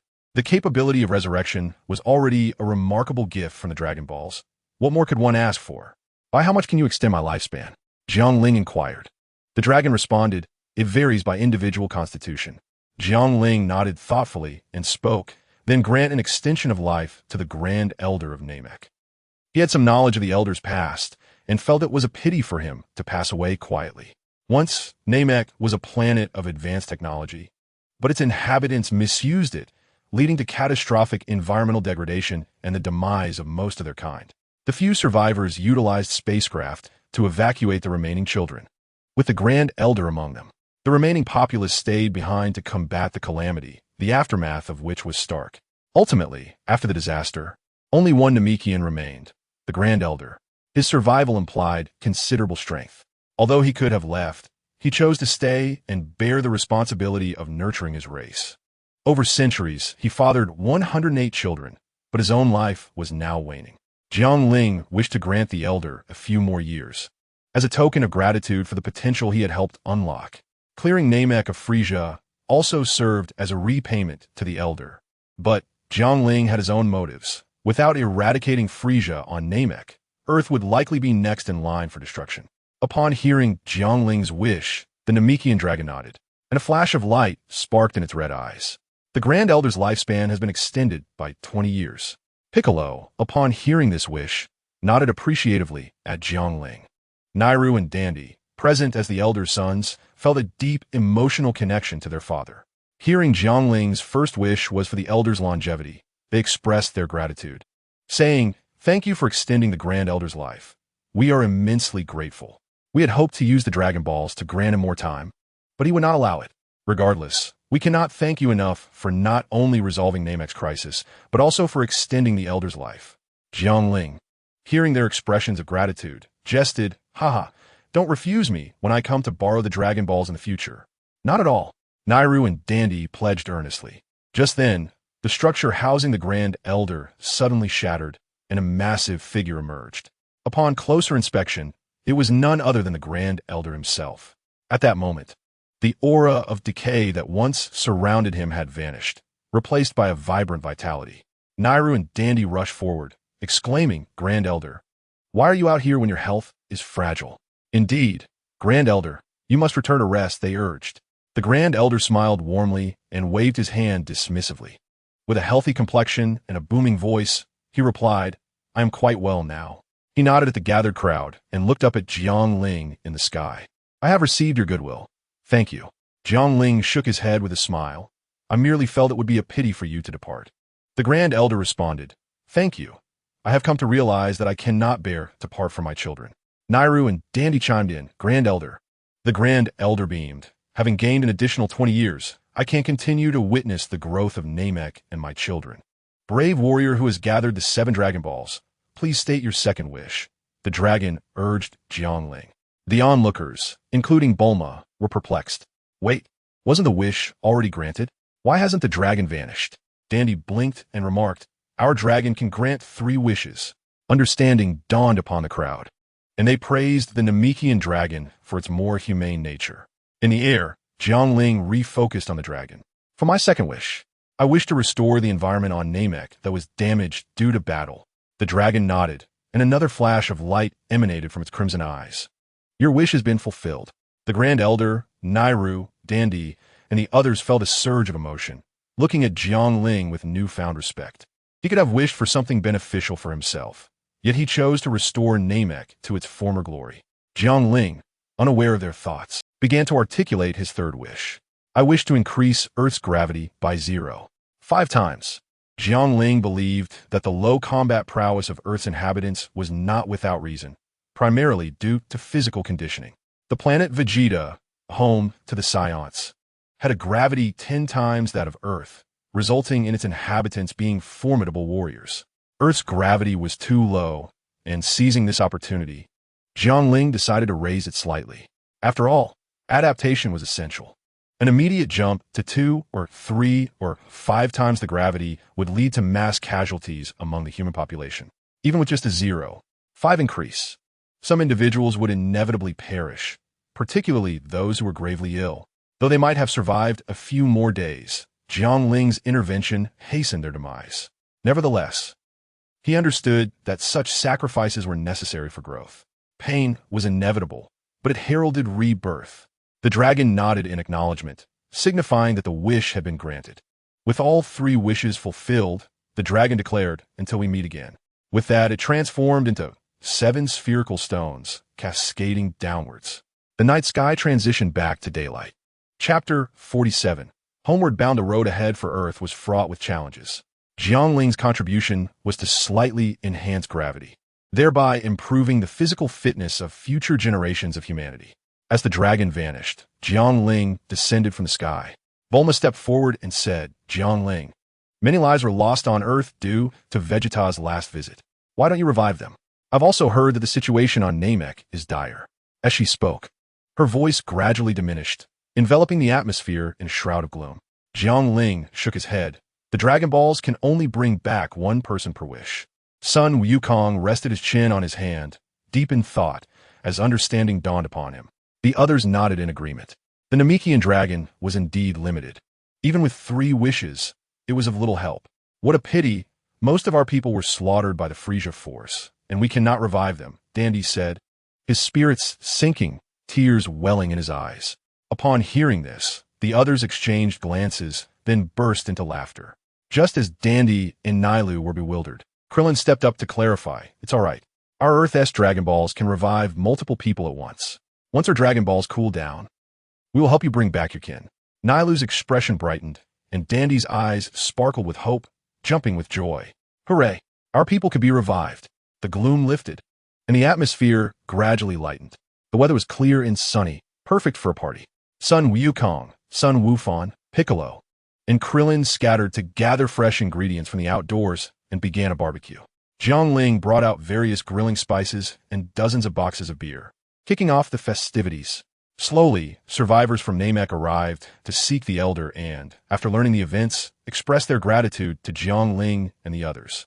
They soon joined the party, singing and dancing together, while also learning about Earth-S unique culture. For 6s, I'll add 5 6s. 8. I don't believe you have 8 6s. Drink up. The celebration continued for a day and a night, and the group became close friends. Due to excessive drinking, many inebriated guests lay sprawled about. Bulma, who abstained from alcohol, sighed helplessly. She used a capsule to bring forth a house and carried Jiang Ling inside to rest. As for the others, she felt powerless, letting them enjoy the fresh air outside. After a day of rest, everyone awoke. It was time to part ways. Jiang Ling brought forth a single-person spaceship from the Ginyu Force for Wukong to board. "Why do I have to sit in a spaceship alone? Can't we just use our own?" Wukong asked, puzzled. Jiang Ling wore a mysterious smile. "You don't need to return to Earth just yet. I will explain things to Chi-Chi." "Huh? Where am I going?" "I'm sending you to a place to train." As soon as he finished speaking, Jiang Ling addressed the ship's intelligent engine to Yarrat. "Understood. Please fasten your seatbelt." Preparing for departure, the voice announced. The hatch of the spaceship gradually closed, carrying the bewildered Wukong toward the predetermined destination. "Uncle Jiang Ling, why are you sending my dad to that Yardat place?" Wufan inquired. The others looked on with curiosity, eager to know. Jiang Ling chuckled.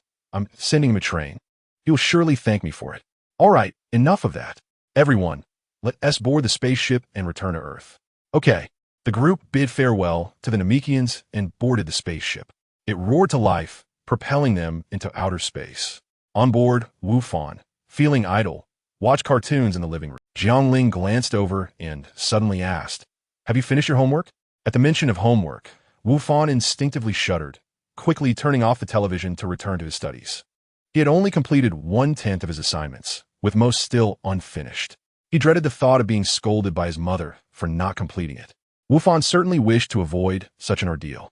Piccolo headed to the gravity training room. Despite having his potential unlocked by the Elder, he did not slack off. Observing the aura emitted during the battles between Wukong and Jiang Ling, he realized he still had much to achieve. Thus, he was determined to train even harder, striving to catch up with them. Then, perhaps, he would rule the world? The thought of world domination made him chuckle self-deprecatingly as he immersed himself in his gravity training. In another room, Krillin felt an inexplicable heat coursing through his body, filled with a yearning and impulse he could not resist. He lay on his bed, sighing. What is happening?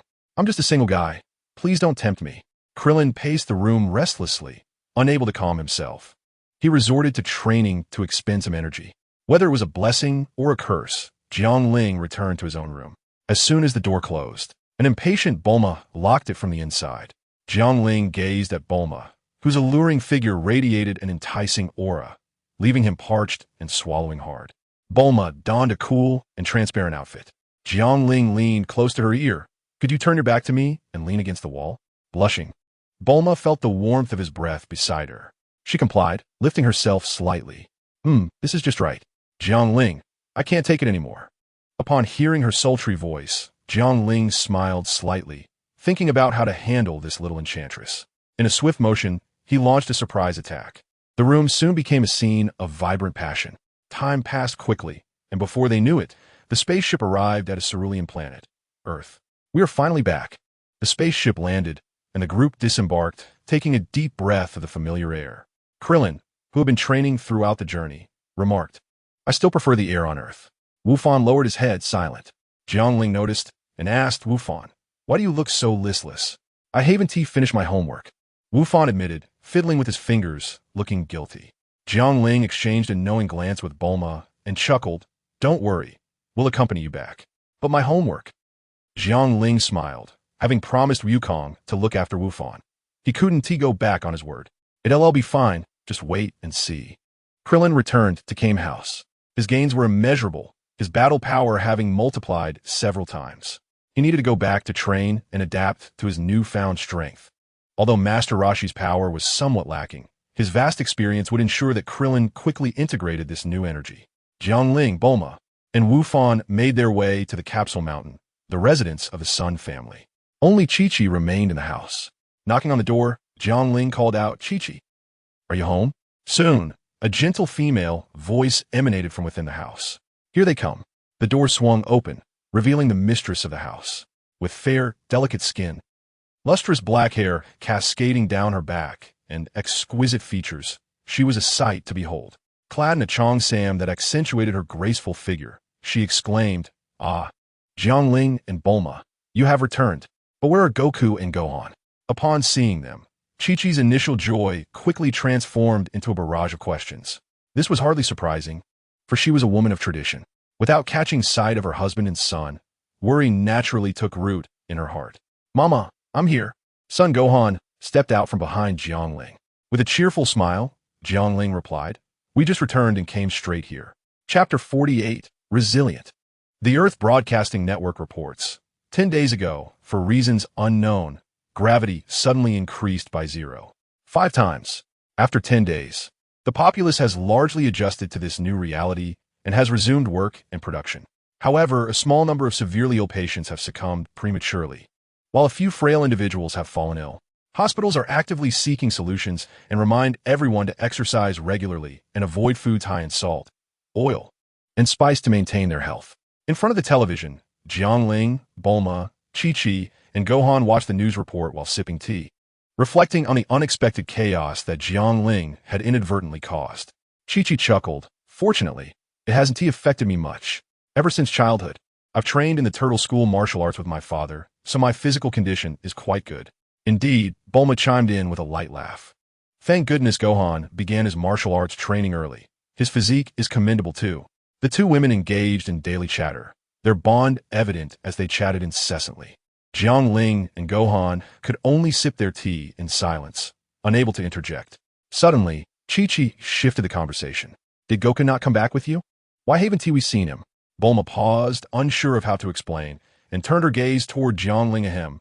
Regarding Goku, Jiang Ling cleared her throat, her expression turning grave. Chi-Chi's heart sank at this, fearing the worst. He hasn't passed away again, has he? Her voice faltered, her eyes beginning to redden. Chi-Chi understood that the Dragon Balls could only resurrect someone once. A second chance was impossible, hence her strong reaction. Do not worry, Goku is perfectly fine. He has gone to train on another planet and will probably be away for a year, Jiang Ling quickly reassured her. Ah, thank goodness. Chi-Chi sighed in relief. Let him train. As long as he is safe, that is all that matters. Jiang Ling and Bulma exchanged knowing smiles. Human psychology is rather simple. One often perceives a situation as grave, only to find out it is not so serious, allowing them to accept it readily. For instance, if one were starving and faced with two dishes, one of their least favorite stinky tofu and the other a delectable feast, they might find themselves willing to eat the stinky tofu, as it is better than starvation. Once Chi-Chi's emotions stabilized, she inquired about Gohan's homework. Jiang Ling spoke up. Alas, our spaceship was attacked on Namek right in Gohan's room. And after a fiery incident, both his homework and food were lost. Upon hearing this, Chi-Chi's attention shifted to food. She rushed to Gohan, inspecting him from head to toe. "Oh, my poor Gohan, you haven't gone hungry, have you? Mama will cook for you right away." The overwhelming maternal love prompted Gohan to hastily respond, "Mama, I haven't gone hungry. I eat on time every day." To Chi-Chi, this explanation seemed insufficient, as she believed Gohan must be underfed and losing weight. Without hesitation, she dashed to the kitchen to prepare a meal. Bulma whispered, "Jiang Ling, is this really a good idea? Not a good idea?" Jiang Ling raised an eyebrow. "I think it's splendid. These are harmless white lies. If Chi-Chi is always upset, her temperament may become extreme, and I'm merely helping her correct it. Furthermore, anger can be detrimental to one's health. One must maintain a calm disposition. Do you understand? No more outbursts." Bulma rolled her eyes. "Who says I'm prone to anger? I'm just a gentle and virtuous girl." "Oomph." Jiang Ling muttered under her breath. "I wonder who was upset this morning when she didn't get her way." Before she could finish, Bulma struck her with a cushion. "Do not bring that up." All right, I shall refrain." Jiang Ling laughed, raising her hands in surrender. Gohan tilted his head, puzzled by their peculiar exchange. Chi-Chi's cooking speed was remarkable. She handled all the meals for the family with ease, a skill honed from years of accommodating Goku's enormous appetite. Since Gohan had begun his training, his appetite had also surged, requiring a feast fit for 30 people, which still might not suffice. Chi-Chi invited Jiang Ling and Bulma to join her for dinner. The table overflowed with dishes, and Chi-Chi continued to bring more to the table. 50, 80, 100 dishes, all delicious. Jiang Ling couldn't help but commend Chi-Chi. Son Gohan devoured his food rapidly, while Jiang Ling, possessing Saiyan blood and having trained diligently, kept pace. They both feasted heartily. Bulma, on the other hand, savored her meal more slowly. Her appetite was not as voracious. She had grown accustomed to Goku's appetite, so Jiang Ling's consumption did not astonish her. After all, one must eat well to have the energy to work, right? Although Jiang Ling often worked late into the night, remaining invigorated, Bulma would be left exhausted, collapsing into bed. Yet, this did not deter her enthusiasm. The following day, even after an exhausting night, she would bounce back, embodying the spirit of a vibrant girl. Chi-Chi ceased her cooking after preparing 150 dishes. She joined Bulma at the table, conversing amiably while showing no signs of fatigue from her culinary endeavors. Jiang Ling, amidst her meal, cast a glance at Chi-Chi, admiring her resilience. Truly, she was a formidable woman. Chapter 49. After a hearty meal, Jiang Ling found herself contemplating whether to voice a particular thought. After some deliberation, she decided to speak up. "Chi-Chi, have you ever considered that in your household, you could prepare meals in a large pot? You could buy a big pot and cook enough for several people at once. Just a few dishes would suffice." Chi-Chi's eyes sparkled with realization. What a brilliant idea. How did I not think of this before? Cooking this way would be so much easier. While the taste may differ from preparing each dish individually, Goku and Gohan are not picky eaters. Moreover, with the strength he had cultivated since childhood, navigating the vast expanse of life was a mere trifle, devoid of any pressure.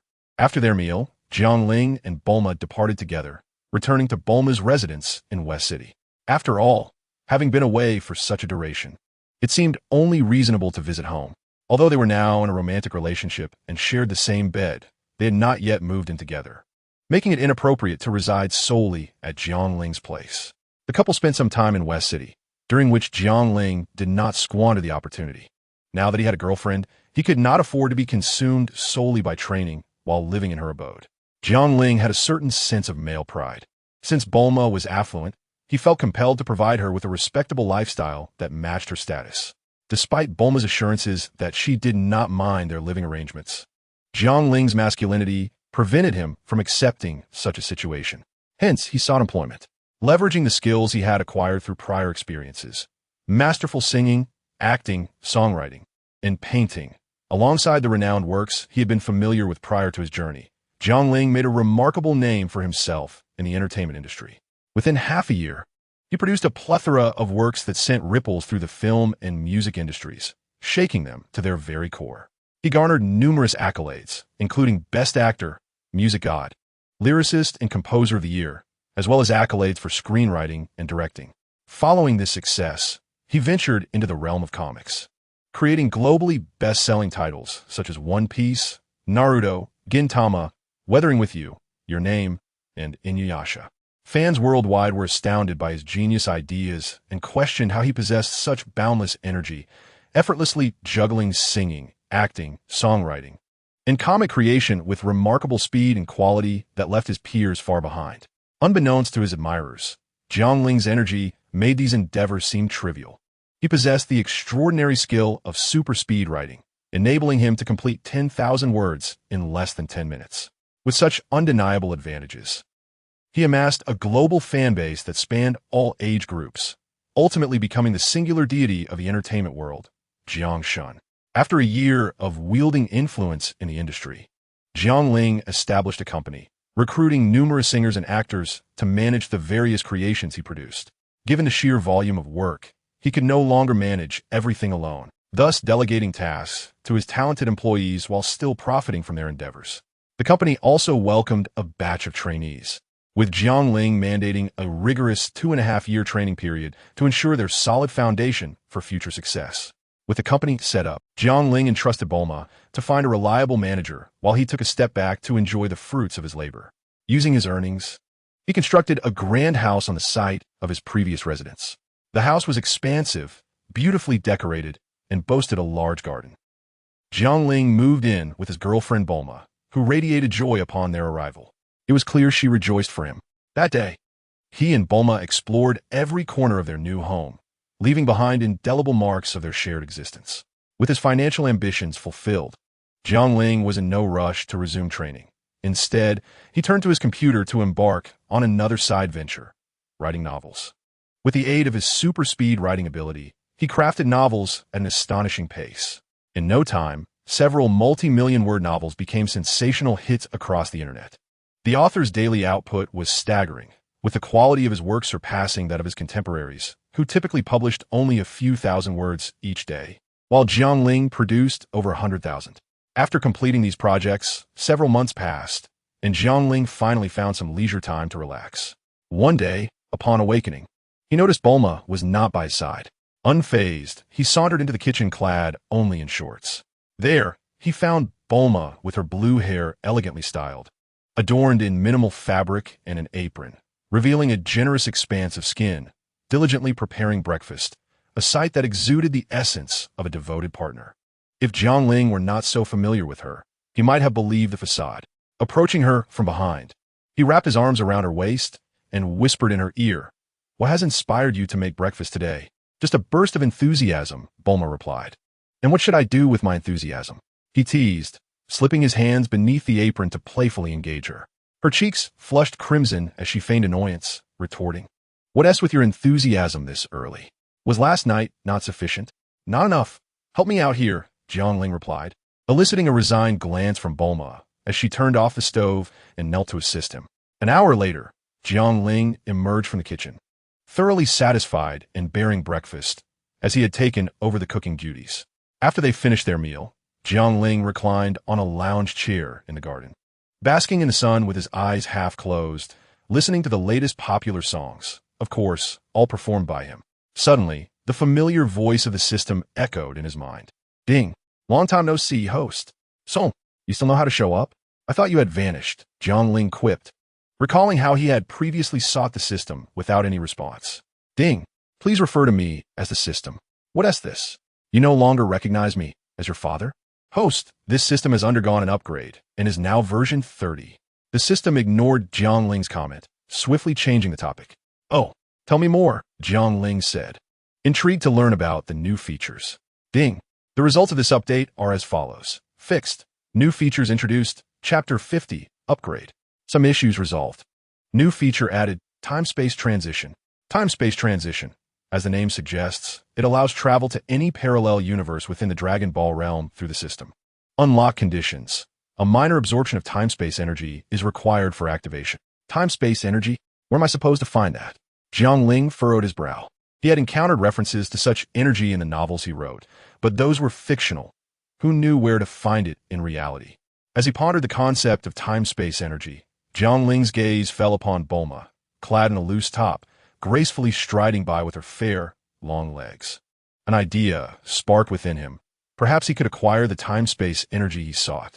Calculating the timeline, he estimated that someone might soon arrive, Future Trunks, or, as he was also known, Great Trunks, the son of Bulma from a different timeline. However, given the circumstances of this timeline, where Bulma was now his girlfriend, it remained uncertain whether Great Trunks would manifest. A frown crossed Jiang Ling's face. However, when I recalled the sight of Bulma nestled in my embrace, I found peace. What does it matter if he comes or not? If he doesn't, we simply won't unlock new abilities. It is of little consequence. Life continues, and meals are still enjoyed. Jiang Ling resolved not to dwell on it any longer. Overthinking serves no purpose. Living a simple and unadorned life is what truly matters. As Jiang Ling's gaze swept across the courtyard, a sudden spark of realization ignited within him. How could he have forgotten this? In a corner of the yard, several vines swayed gently with the breeze, laden with beans. Jiang Ling recognized them as fairy beans. However, these beans were not the same as those from Master Karen. Previously, the system had provided 10 seeds, identified as mutated fairy bean seeds, which could yield beans that slightly enhance combat power. Jiang Ling had planted them in the yard, but had nearly forgotten about them since returning from Namek. Indeed, with so many distractions, many things began to slip from his memory. It might be wise to venture into the wild to gather some traditional herbs for nourishment, such as sistanch, epimedium, or morinda. Jiang Ling plucked the mutated fairy beans from the vines and consumed one. As he felt the surge of power coursing through him, he nodded slightly. It seemed he had gained approximately 200 combat power. For him, this was negligible, but for Bulma, it could be a game-changer. This thought led Jiang Ling to recall certain intimate matters. Leisurely days always passed swiftly. During his recent respite, he had not been idle. Thanks to the mutated fairy beans, Bulma's strength had significantly increased, and their days together had been filled with delightful intimacy. This corroborated a certain truth. Women only serve to amplify my... Jiang Ling resolved to distance himself from such distractions. Primarily, he found it hard to control his impulses. Thus, he decided to take a stroll, which coincided with his need to attend to some matters. He arrived at the Heavenly Temple, which remained unchanged from before. The square was desolate, devoid of the practitioners who once filled it. 2 rows of verdant trees swayed gently in the wind.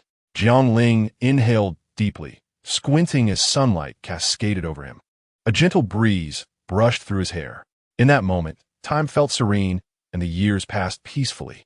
Jiang Ling found himself enveloped in tranquility, as worldly concerns seemed to follow the wind and drift away. After an indeterminate period, Jiang Ling opened his eyes to find 2 figures before him. "My apologies, Heavenly One. Mr. Popo, for keeping you waiting," Jiang Ling said with a slight smile. The Heavenly One shook his head. "Norus, your previous state was rather intriguing. From my experience, it seemed beneficial, so I chose not to interrupt you. I sensed it as well." Jiang Ling nodded in agreement, acknowledging that while he may not perceive the benefits now, they would certainly serve him well in the future. Without further ado, he articulated his purpose.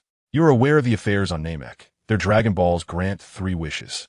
I wish for our Dragon Balls to also possess 3 wishes." Upon his return from Namek, the Heavenly One had learned of these events through his connections. He nodded thoughtfully. "That makes sense. It appears I must upgrade our Dragon Balls. Mr. Popo, please retrieve the model," the Heavenly One instructed. Mr. Popo, upon hearing this, reached behind him to produce a covered model of the dragon, presenting it to the Heavenly One. The model was exquisitely detailed, likely the instrument through which the Heavenly One controlled the Dragon Balls. Lifting the cover, the Heavenly One produced a bottle of clear, colorless, and odorless liquid of uncertain origin. He poured the liquid over the dragon model while reciting an intricate incantation.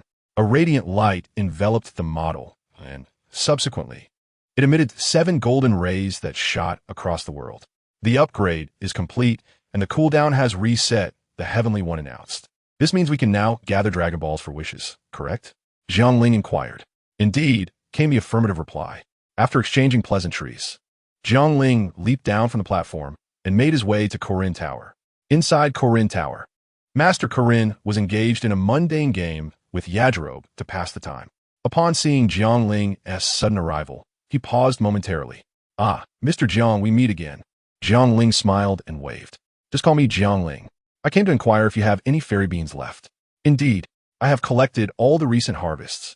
Master Korin replied, casting a wary glance at Yajirobe. Jiang Ling's smile widened. That's wonderful.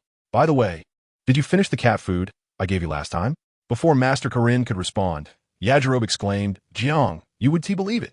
After finishing those 10 bags of cat food, he would stop mentioning your name. Is that so? Huh. Jiang Ling observed Master Korin's somewhat bashful expression and felt reassured.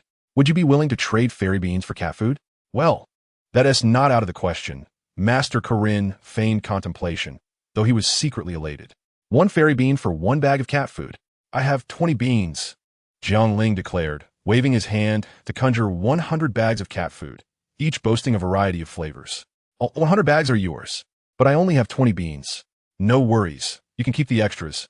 Thus, Jiang Ling departed from Korin Tower with 20 fairy beans in hand and returned home to retrieve the Dragon Radar. Chapter 51. Sparring clap, clap, clap, clap, clap, clap, clap. Jiang Ling successfully acquired the Dragon Radar. With his speed, he gathered all the Dragon Balls in less than half an hour. Summoning the dragon was no grand affair. So Jiang Ling opted not to gather everyone, but instead summoned the dragon himself. Just moments ago, the sky had been radiant and cloudless, but it suddenly darkened. Lights flickered on in cities across the land. Whether working, shopping, farming, or engaging in intimate activities, people paused to gaze skyward, murmuring in curiosity. What is happening? Why did it suddenly get dark? I know, it startled me. Could it be a solar eclipse? That is a possibility. Huh.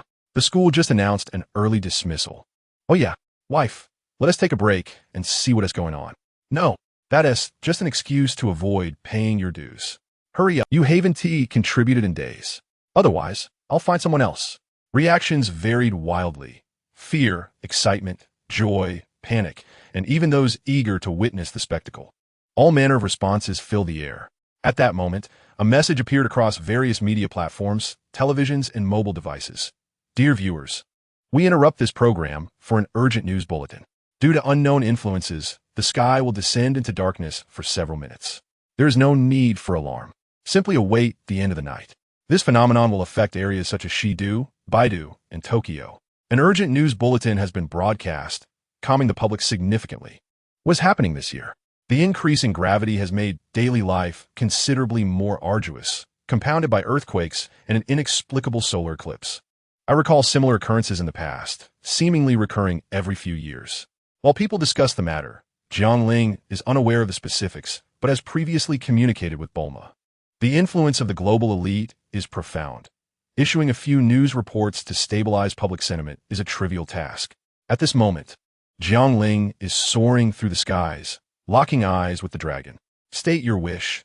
I can grant you 3 wishes, regardless of their nature, the dragon declares. Hearing this, Jiang Ling smirks. Such words are mere embellishments, often misunderstood as profound. Many wishes remain unfulfilled. Dragon, resurrect those who perished at the hands of Saiyans like Vegeta, Nappa, and Raditz, and restore the devastated regions to their former state, Jiang Ling requests. He names a few individuals, including Piccolo, Krillin, Master Roshi, Bulma, and Yamcha, and continues. Beyond these individuals, erase all memories related to the Saiyan invasion from the minds of others. Jiang Ling fears that the resurrection of the deceased might incite chaos among the populace, hence the cautious wish.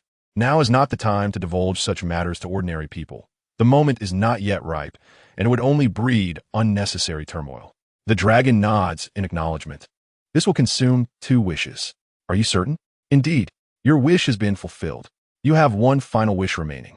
Revive those killed by Frisia's minions on Namek. Your wish is granted. Until next time, the dragon's eyes shimmer as it executes the 3rd wish. The dragon is decisive, uttering no superfluous words.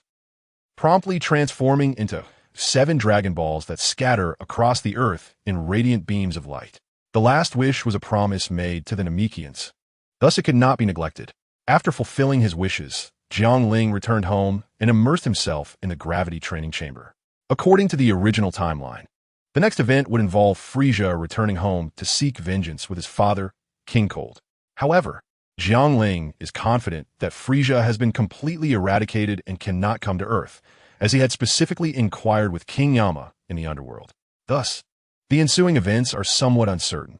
He wonders if King Cold will arrive and whether Trunks from the future will make an appearance. Jiang Ling finds himself in a quandary and decides to cease pondering the matter. He will confront challenges as they arise. Time flows like a river, and days pass in quiet monotony. Following the dragon's wish, Yamcha was also resurrected.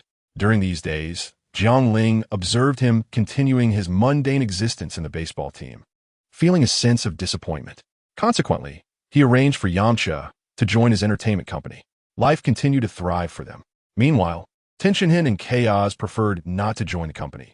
Following Jiang Ling's suggestion, they opened a martial arts dojo in the city to teach disciples. The life of Earth's warriors began to take a stable course. Unexpectedly, a visitor arrived on Earth. A spaceship landed, and Vegeta emerged. After his resurrection on Namek, he had traveled directly to Earth. As he stepped out of the spaceship, he sensed a change. What is happening? The gravity on this planet feels a bit heavier. As a warrior accustomed to battling on various planets, he was particularly sensitive to changes in gravity. It must be the Dragon Balls, he muttered, suddenly looking up to see a figure rapidly approaching. Jiang Ling, Vegeta, you were resurrected. You may come to Earth, but should you cause harm to this planet, I will not hesitate to eliminate you. Jiang Ling did not finish his sentence, but made a slashing motion across his throat. Vegeta's expression darkened at this blatant threat, yet he remained silent, fully aware that he was no match for Jiang Ling, especially now. Moreover, he had no intention of wreaking havoc on Earth. Destruction would lead to his own demise. He sought strength, but would not engage in foolish acts. I have no interest in Earth. I'm merely curious as to how you all became so powerful in such a short time. Vegeta scoffed. However, I suspect I have found the method. As long as one sustains severe injuries or is resurrected from death, strength can be enhanced. As soon as he finished speaking, Jiang Ling's voice echoed, indeed. That method can indeed boost strength, but there are limitations. Ultimately, one must rely on their own training to improve. Jiang Ling was not overly surprised by Vegeta's arrival. He understood Vegeta's mindset well. As the Prince of Saiyans, Vegeta's pride would not allow him to fall behind, especially compared to fellow Saiyans Jiang Ling and Kakarot. I understand. I do not wish to rely on that method. Vegeta nodded, casting a glance at Jiang Ling, his eyes glimmering with the spirit of combat. Hey, Jiang Ling, I want to spar with you. I wish to gauge the disparity in our strengths. With that, Vegeta unleashed his full energy. During his time on Namek, Vegeta recognized Jiang Ling's strength, even referring to him as the legendary Super Saiyan. However, the extent of that strength remained unclear to him. Now, with his recent resurrection and significant enhancement in power, it was the perfect opportunity to assess the gap between them. Jiang Ling nodded, having no pressing matters at hand, and agreed to the duel. Chapter 52, Youth Whoosh Whoosh Whoosh. Boom! Thunderous roars echoed as the two engaged in battle, exchanging dozens of blows. Fortunately, they were cautious, causing minimal damage to Earth. Only a mountain was leveled. Jiang Ling halted, commenting, Vegeta, you are lacking. Your strength is roughly 1/10 of my usual abilities. What? Vegeta gasped, his composure shattering. He knew there was a gap, but he never anticipated it to be this vast. Jiang Ling added, if I were to transform into a Super Saiyan, my strength would multiply by 50. Super Saiyan? Transform? Vegeta's eyes widened in disbelief. Jiang Ling's words pierced through his pride like a dagger, stirring turmoil within him. Faced with such a significant disparity, his pride was deeply wounded. He stood there, dazed, unaware of Jiang Ling's departure. Time passed, and eventually Vegeta regained his senses. Gazing at the sky, he took a deep breath. Once again, the pride befitting a Saiyan prince surged within him. No matter the disparity, what of it? As a warrior of the Saiyan race, I am still a prince. If Jiang Ling can, and Kakarot can, then I too shall succeed. Vegeta murmured to himself, and his aura intensified, resembling an unwavering sword poised for battle. Time flew by. In the blink of an eye, a year has passed since their return from Namek. One day, at Jiang Ling's residence, the door to the gravity training room swung open, revealing a man with a sculpted physique, clad only in baggy shorts. He was strikingly handsome, with eyes that sparkled like stars. Beads of sweat cascaded down his well-defined muscles, creating an aesthetic allure. This man was Jiang Ling. He retrieved a white towel to wipe the perspiration from his body and settled into a chair in the yard, grabbing a thermos from the table to drink its contents in one go. This was no ordinary water. It was infused with goji berries, red dates, cordyceps, cinnamorium, and epimedium, elements beneficial for men. In short, it was a concoction for male vitality. After quenching his thirst, Jiang Ling prepared another cup and relaxed in his chair. After days of intense training, he sensed a significant boost in his strength. I wonder how Goku is faring over there, he mused. During their time on Namek, he had sent Goku to Yardrat to master instant transmission, allowing Jiang Ling to eventually gain this ability himself. Thus, it was evident that Jiang Ling had grand designs, loud enough for even the neighboring universe to hear. Meanwhile, in West City, a youth stood outside Bulma's parents' home, lost in nostalgic thoughts. Mrs. Brief emerged from within and noticed him. "Young man, are you looking for something?" she inquired. The boy, taken aback, replied, "I'm looking for Bulma. Is she home? Are you a friend of Bulma's?" Mrs. Brief's eyes lit up, surveying the young man, realizing that Bulma's friends were indeed quite handsome. "Forget about Bulma. Come shopping with me. She has already moved in with her boyfriend." "Huh?" The boy scratched his head, looking bewildered. "Ma'am, I'm not interested in shopping. Could you please tell me where Bulma is? I have something important to discuss." Mrs. Brief, sensing his urgency, relented and provided him with the address. With a lingering look of disappointment, the boy left hastily. Chapter 53. Sparring. At Jiang Ling's home, he, a dedicated and powerful individual, was brimming with energy. Yet, he knew he shouldn't succumb to indulgence. He was not one to be distracted by fleeting pleasures. For the past month, he had been entrenched in the gravity training room, returning to his quarters only when utterly exhausted. It had been a month since he last interacted with Bulma. Initially, she felt a tinge of resentment, but quickly immersed herself in her scientific pursuits, exploring the vast ocean of technology. Their previous days were filled with romantic exchanges, but now they were both too fatigued from their daily endeavors to engage in any meaningful interactions at night, often collapsing into deep slumber the moment they hit the bed. Once, Jiang Ling had attempted to connect, only to fall asleep the moment he lay down, having forgotten his intentions. As his strength grew, so did the fervor within him. Jiang Ling recognized that this was the result of his relentless training. He resolved that this could not continue. Otherwise, he would eventually implode. With a determined spirit, he decided today would be different. No training, just a visit to Bulma. He envisioned an encounter that would shake the very heavens and earth. As he rose, a sudden thought struck him, prompting him to gaze skyward. There, against the sun, stood a shadowy figure, indistinct in appearance. "Who goes there?" Jiang Ling's sharp gaze dispelled his earlier excitement. The figure concealed their energy. Had it not been for Jiang Ling's acute senses, they would have gone unnoticed. The mysterious figure descended before him, revealing a youth with lavender hair, styled in a center part, exuding an air of determination and calm. Clad in a blue jacket adorned with the insignia of a capsule corporation and wielding a large sword on his back, Jiang Ling instantly recognized him. "Trunks," he exclaimed, realizing this was the son of Bulma from the future, an indirect son to him as well. Jiang Ling smiled. "Ah, my son has come." Trunks, puzzled, stared at Jiang Ling, unsure of the absurdity of his claim. His biological father, as per his mother's tales, was a man named Vegeta, whose photograph he had seen. And this man before him was certainly not him. "First of all, I am not your son. Secondly, I have come to seek Miss Bulma's assistance," Trunks replied earnestly. Jiang Ling chuckled, choosing not to clarify. He invited Trunks to sit in a chair in the yard, and then went into the research room to summon Bulma. "What brings you here?" Bulma, dressed in a lab coat, regarded Trunks with curiosity. She did not recognize this unexpected young man, whose attire bore the emblem of her company. Could he be a fan? Was this what it felt like to have a fan approach her?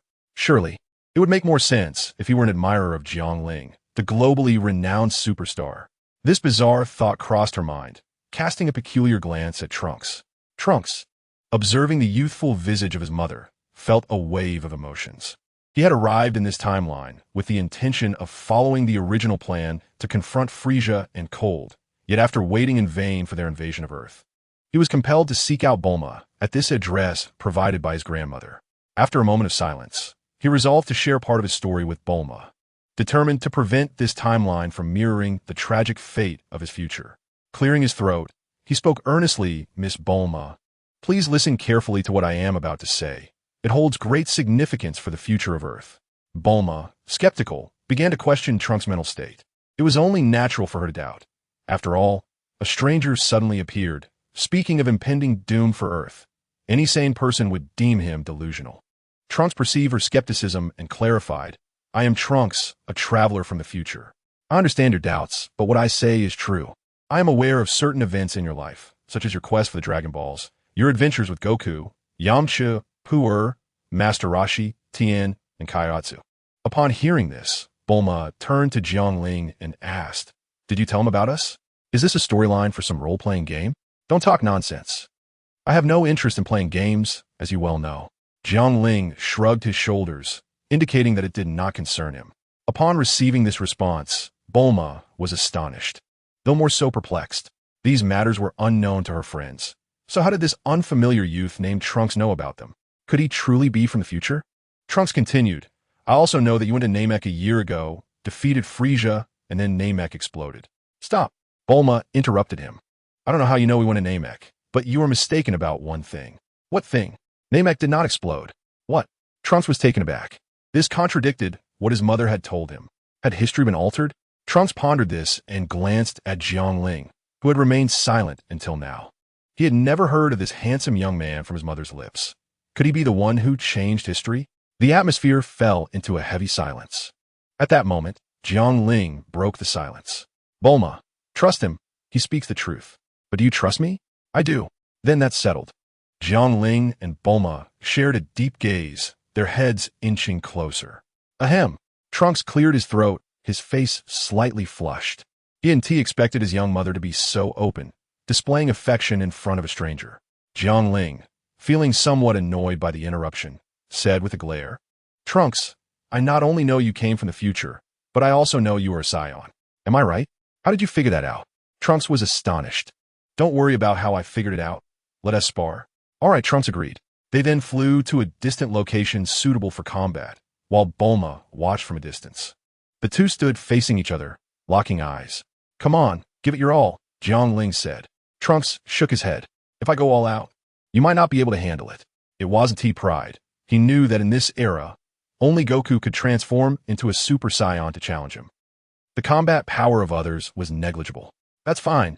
Just unleash your full power, Jiang Ling replied with a smile. Trunks nodded, saying, Since you insist, I will oblige.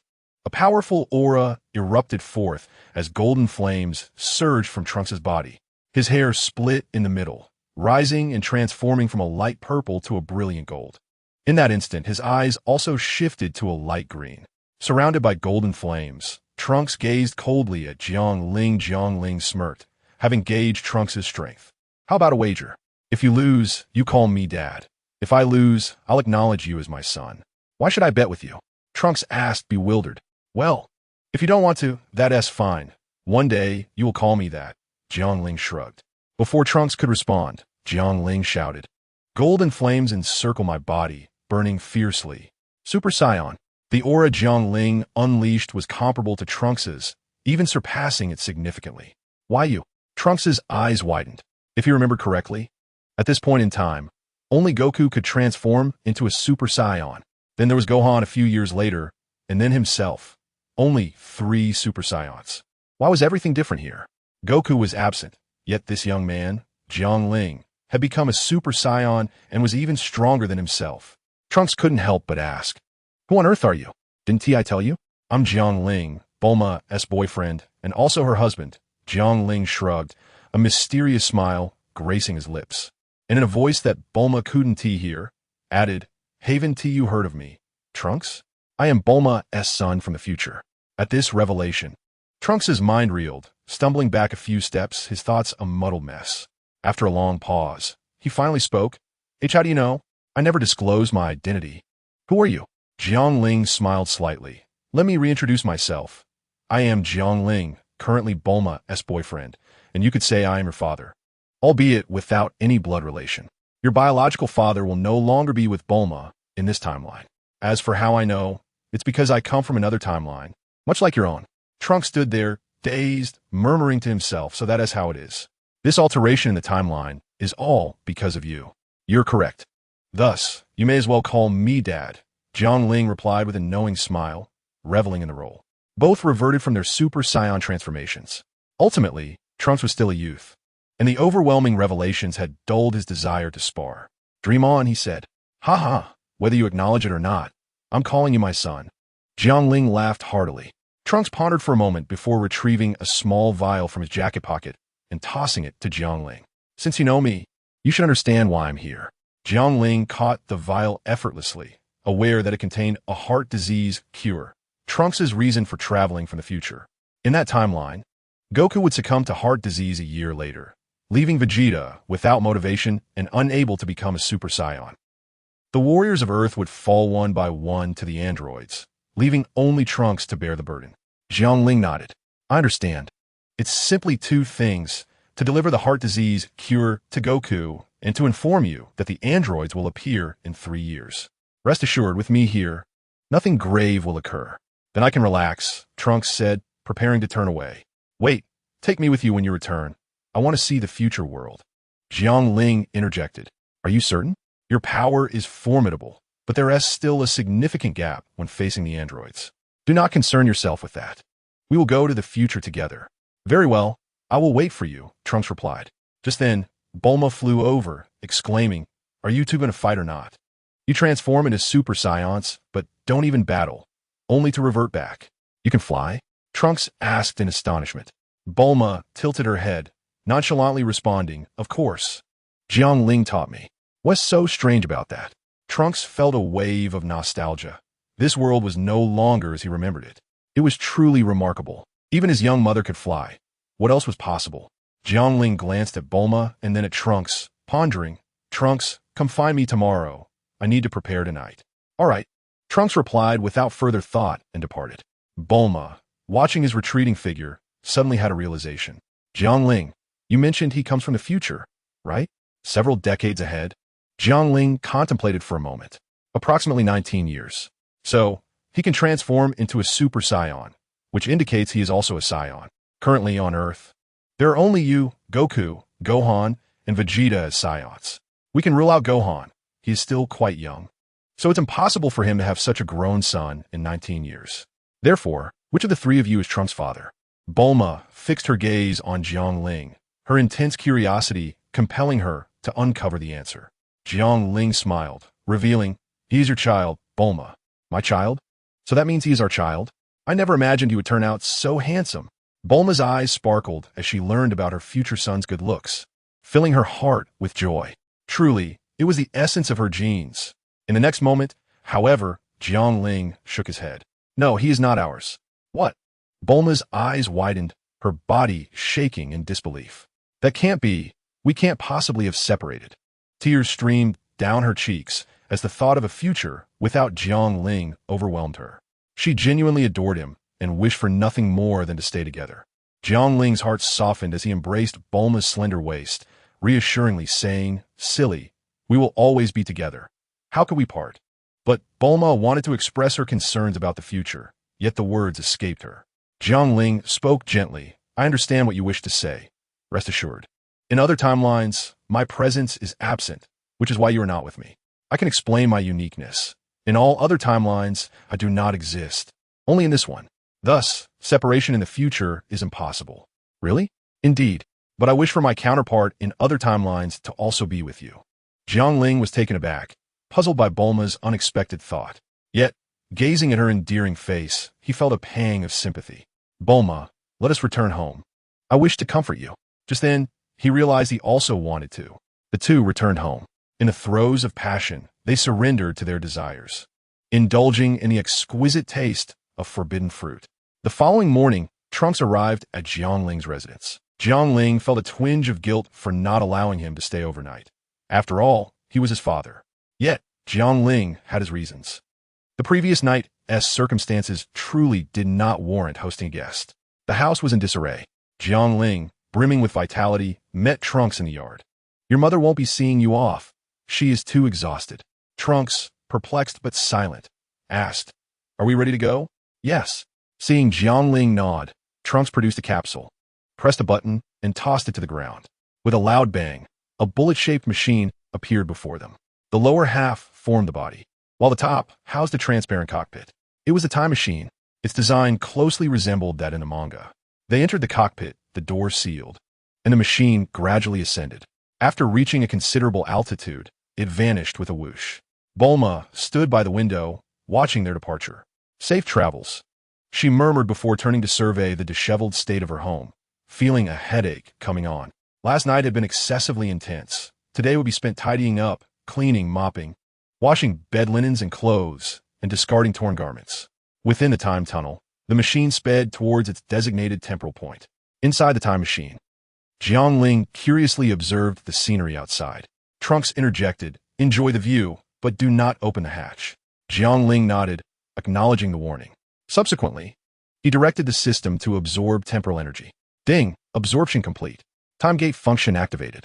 Excellent. Jiang Ling beheld the system interface. The previously gray time gate function had transformed into vibrant colors. The time gate currently allowed for the exchange between two timelines. In the future, it was anticipated that more timelines would be added. The two gates represented Jiang Ling's timeline and the future timeline. This meant that henceforth, traveling between the two timelines would be as simple as a click, granting them freedom of movement without the need for energy replenishment. Soon, the time machine brought them to the future world, hovering in the sky before gently descending. Jiang Ling surveyed the ruins below and then glanced at the oppressive sky, feeling a wave of despondency wash over him. Stepping out of the machine, he remarked, I did not expect your world to be so stifling.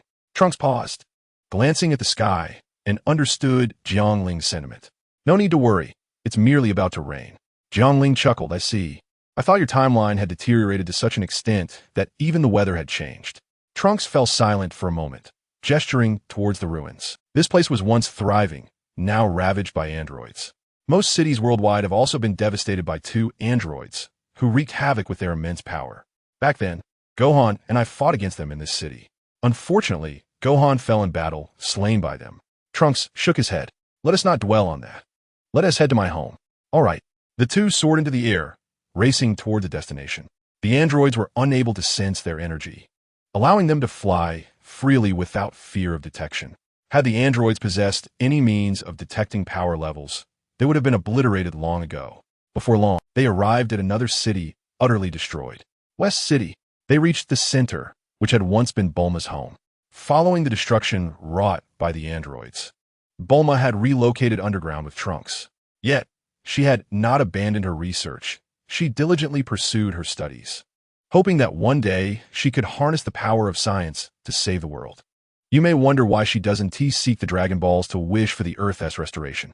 The truth is, in the future, Piccolo has perished, and with him, the Supreme Kai has vanished.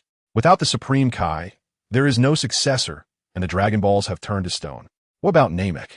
The explosion left Bulma disoriented, unable to discern the new coordinates of Namek on her own.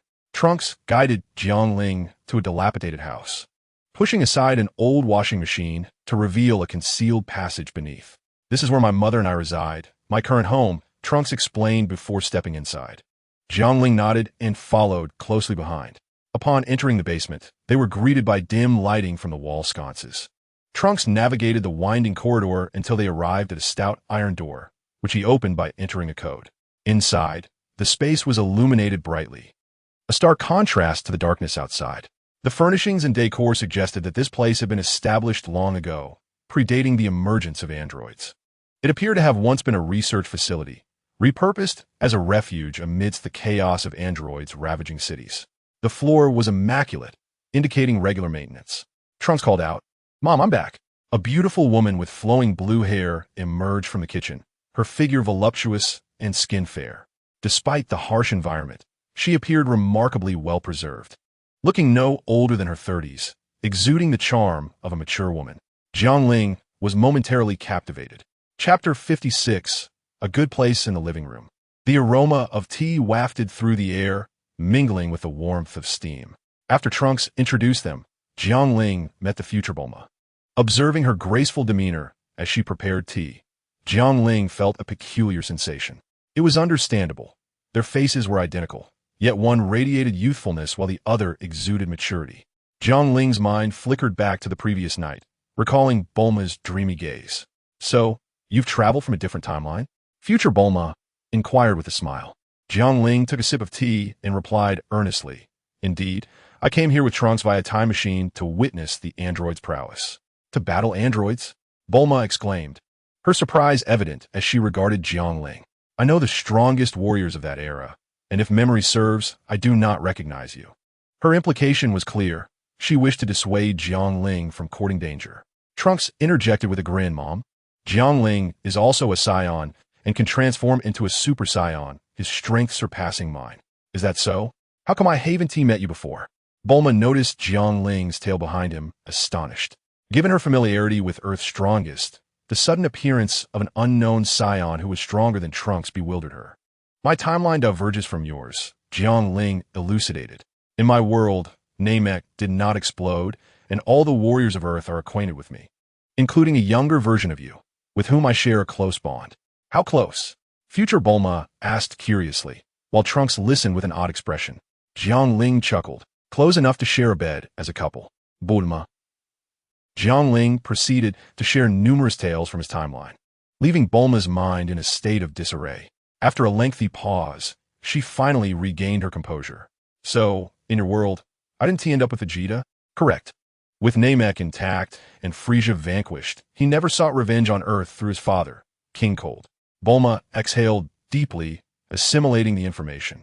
She scrutinized Jiang Ling closely, a playful smile gracing her lips. "With such looks and strength, you certainly align with my preferences." Jiang Ling scratched his head, unsure of how to respond to Bulma's unabashed compliment. Trunks chimed in, "Mom, I think Jiang Ling and the younger you would make a lovely pair." "Is there no sense of decorum?" "Jiang Ling is of my generation. You should address him as Uncle Jiang Ling." Bulma shot him a glare. Trunks, glancing at the smiling Jiang Ling, reluctantly acquiesced, "Uncle Jiang Ling, good boy." At noon, Bulma prepared a meal. In this apocalyptic era, having such sustenance was a considerable blessing. While Trunks scoured for supplies, livestock, and vegetable seeds, Bulma dedicated a room to cultivate the seeds, equipping it with grow lights to ensure ample sunlight. The livestock were kept in another room. This arrangement allowed them to live relatively well, unlike the humans congregating in shelters outside, who endured a feast or famine existence. Jiang Ling learned that Trunks, embodying the philosophy of aiding the world, often provided assistance to those in the shelters. However, the resources he could share sufficed only for a few, rendering it inadequate for the many in the larger shelters.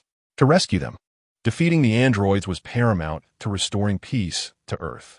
After their meal, Jiang Ling accompanied Bulma to her private laboratory, filled with various machines, including the time machine. "What are you working on now?" Jiang Ling asked, noticing the blueprints on the table. "Oh, this? In my previous research, I suspect Dr. Gero installed control devices in the androids, so I'm attempting to devise a way to counteract that," Bulma explained. Jiang Ling nodded, aware of the existence of such devices within the androids.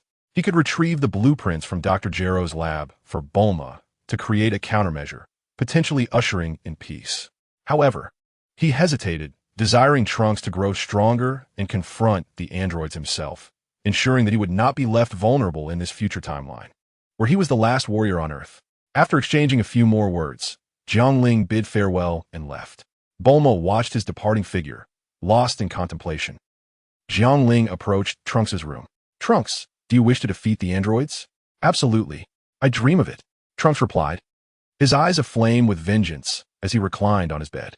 "Very well," Jiang Ling nodded. "If I help you defeat the androids, will you call me Dad? Seems like a fair trade, doesn't it?" Trunks. Jiang Ling led Trunks from the base. As they flew through the air, the sky loomed dark and rain pattered against them, yet they remained unfazed. Passing through the ruins of a city, a blinding light suddenly erupted, followed by a rumble of thunder. The momentary brilliance illuminated the devastation of the city. Light rain drizzled down, trickling along shattered eaves and walls, pooling into puddles that flowed aimlessly. Has every city on Earth fallen to such ruin? The majority of cities lay in ruins, as Trunks bitterly remarked. The androids periodically emerged to engage in their gruesome games, wreaking havoc upon innocent civilians and demolishing urban structures and natural landscapes alike. The androids of this timeline are beyond salvation, concluded Jiang Ling. Without lingering any longer, the two took flight. Before long, they arrived at a platform suspended in the sky, battered and scarred from past battles, evident signs of a fierce conflict that had occurred long ago. What purpose does this place serve? It seems unremarkable. My mother once mentioned that many years ago, Uncle Bick perished here, the deity also fell, and Mr. Bobo vanished without a trace, leaving this place abandoned, mused Trunks. Jiang Ling responded with a mysterious smile. There's a hidden gem here that your mother, Bulma, is unaware of. What is it? Follow me, and you shall see. Jiang Ling led the way into the Hall of Deities, with Trunks trailing behind. Inside, numerous chambers awaited, and Jiang Ling began to open each door, as if searching for something. Unable to contain himself, Trunks spoke up. Although we've never searched this place, after lying in ruin for over a decade, any supplies would have surely decayed. Jiang Ling chuckled, realizing Trunks had misunderstood. I am not here for supplies, he clarified, his gaze suddenly brightening. Found it, he exclaimed, hurrying toward the sign hanging at the entrance of one room. Trunks read the sign aloud, syllable by syllable. House of Time and Spirit? What does that mean? Jiang Ling rolled his eyes. You need to read it in reverse. It's the Spirit Time Room. Is this what you were searching for? To be precise, I came for this very room. The Spirit Time Room is an extraordinary chamber where 1 year spent inside equates to merely 1 day outside. Jiang Ling explained slowly. A year inside, a day outside? Trunks exclaimed, excitement coursing through him. If I trained for 10 or 8 years in there, I could emerge ready to defeat the androids. Such wishful thinking. Each individual can only train for 2 years in that room throughout their lifetime. Unless you possess the strength to break through the space, re-entering is impossible, leading to eternal confinement within. Jiang Ling's words doused Trunks' enthusiasm with cold water, casting a shadow of despair over him. Only 2 years? Could 2 years of training truly be enough to combat the androids? Trunks murmured, haunted by the specter of the androids, having been toyed with and tormented by them in countless encounters. Each time, they treated him as nothing more than a diversion, a plaything to pass the time. Seeing Trunks' lack of confidence, Jiang Ling furrowed his brow and delivered a punch to Trunks' cheek, sending him crashing against the wall of a nearby chamber. What are you doing? Trunks exclaimed. What am I doing? I should be asking you the same. Is 2 additional years of training insufficient? How can you claim it's impossible without having trained there? Jiang Ling replied, his expression grim. Trunks stood up, disheveled, but the androids are far too powerful. No boots. Jiang Ling interjected sternly. Consider what your perseverance has been for the restoration of world peace, to protect my mother, the Earth Defense Force, humanity, and most importantly, to avenge Gohan. With each word, Trunks' eyes sparkled with renewed determination. I will defeat the androids. Excellent. Jiang Ling patted Trunks on the shoulder, praising him. Just like my son. Wait. You're trying to trick me. Trunks shot a glare at Jiang Ling. Jiang Ling smirked, relishing the moment. He had a peculiar fondness for embodying the role of a father figure, albeit in a somewhat unconventional manner. It seemed many young men shared this sentiment, harboring a desire to be a father, particularly to their friends. Some were even more peculiar, deriving pleasure from their girlfriends calling them daddy during intimate moments, which, albeit strange, seemed to invigorate them as if fueled by a surge of hormones. Gazing at the sign of the Spirit Time Room, Jiang Ling opened the door and stepped inside, with Trunks following suit. The light flickered, and they found themselves within the room, furnished with a neatly made bed and orderly tables and chairs, appearing quite comfortable. However, one wall was conspicuously absent, revealing an endless expanse of white. A profound silence enveloped the space, which would surely overwhelm any ordinary individual, leading to madness if they remained too long. Stepping outside, they entered the blinding white void, immediately feeling an intense weight upon their bodies. Gravity here was tenfold that of the outside world. This thought flickered through their minds. This level of gravity won't hinder us. However, acclimatizing to it will undoubtedly benefit our bodies, Jiang Ling remarked. Trunks nodded in agreement. Suddenly, a realization struck Trunks. Right? We're supposed to stay here for 2 years, aren't we? Indeed. However, we seem to have forgotten to bring any food with us. Should we return to gather provisions for 2 years? Jiang Ling shook his head, chuckling. I suspect you and Bulma don't have much food either. If we take 2 years' worth of supplies now, you'll be left with nothing but dirt to eat later. What then? We can't possibly starve. Fear not. Do you know why I chose to come to this timeline a day later before embarking? No, Trunks replied, shaking his head. Must you really be so dim-witted? I made it quite clear, Jiang Ling teased. Did you think I was off to indulge in a feast? Jiang Ling sighed, shaking his head. No, I was stockpiling food and other supplies. Trunks' eyes widened in realization. So, you were already planning to bring me to the spirit time room before we even boarded the time machine? You're not as foolish as I thought, Jiang Ling smiled. Wow, Trunks marveled. How do you know so much? It's terrifying. Jiang Ling stood with his hands clasped behind his back, gazing at the sky at a 45-degree angle, exuding an air of a sage. After acclimating to the gravity, they began fundamental training, essential to enhance their physical capabilities. A solid foundation is crucial. Without it, even the highest strength cannot be sustained. It is akin to premature ejaculation.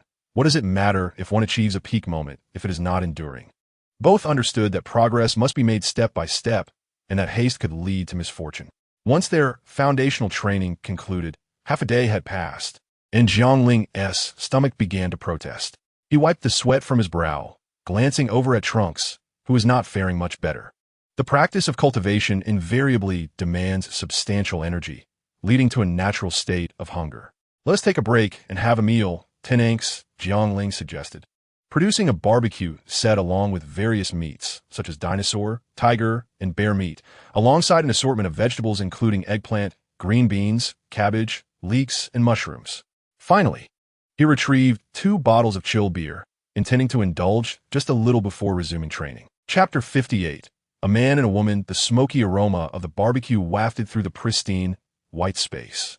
Jiang Ling and Tenanks grilled enough meat and vegetables to serve a dozen people and began to feast. Jiang Ling favored delicacies such as oysters, grilled kidneys, and leeks. Relishing these flavors, you should consume more of this. It's beneficial for your health, he advised. Is that so? Tenanks responded, puzzled, as no one had ever imparted such wisdom to him. Jiang Ling chuckled. You'll understand once you have a girlfriend. I already have one, Tenanks exclaimed. So soon? You're still quite young, aren't you? Jiang Ling teased. I'm not that young. Tenanks' expression shifted dramatically. I'm an adult now, at 19. Young men are particularly sensitive to being called young, whether regarding their age or other matters. You're 19? You certainly don't look it, Jiang Ling remarked, feeling an unexpected pang of envy. While others at 19 were already in relationships, he found himself still gaming in bed or otherwise distracted, driven by curiosity. Jiang Ling probed further. So have you too? What do you mean by that? Tenanks inquired, bewildered. Just that, Jiang Ling said, snapping his fingers to emphasize his point. Tenanks shook his head. I don't understand what you're saying. Seeing Tenanks' utterly confused expression, Jiang Ling realized that this world-s Bulma had neglected to educate him on such matters, perhaps due to her focus on technological advancements or the pressures of the androids. A weight of responsibility settled upon Jiang Ling. His initial purpose in this future time was to help Tenanks grow stronger to defeat the androids while also enhancing his own abilities in the hyperbolic time chamber. However, upon understanding the circumstances here, he resolved to take action.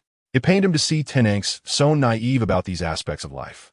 Let us not discuss that anymore. Let us drink, Jiang Ling suggested, gesturing to the untouched beer glass before Tenanks. But I've never had alcohol before and my girlfriend told me not to drink, Tenanks admitted, scratching his head. Jiang Ling's eyes widened in disbelief. Are you really going to let your girlfriend dictate your actions? Whereas your masculinity. Just drink it. If you get caught, simply apologize or say something nice. If all else fails, let her scold you a bit. Unwittingly, Jiang Ling adopted a fatherly tone that surprised even himself. Fine then. Feeling invigorated by Jiang Ling's encouragement, Tenanks lifted his glass and drank deeply. Gulp, gulp. Tenanks belched before collapsing onto the table, unconscious. Jiang Ling chuckled. It seems there was a reason his girlfriend advised against drinking. Yet, he mused, a man must have some tolerance for alcohol. It appeared that not only would he need to train Tenanks' strength, but also his capacity for drink. Jiang Ling glanced at the slumped figure of Tenix, shook his head, and tidied up before resuming his own training. Meanwhile, outside, in a certain villa, a man and woman were engrossed in a video game, holding controllers and battling characters on screen. The man, tall and handsome with short black hair and a cold demeanor, faced off against a striking woman with golden hair and blue eyes, radiating beauty. Smash! The blonde beauty abruptly threw her controller to the ground, visibly upset. I'm done. It's no fun anymore.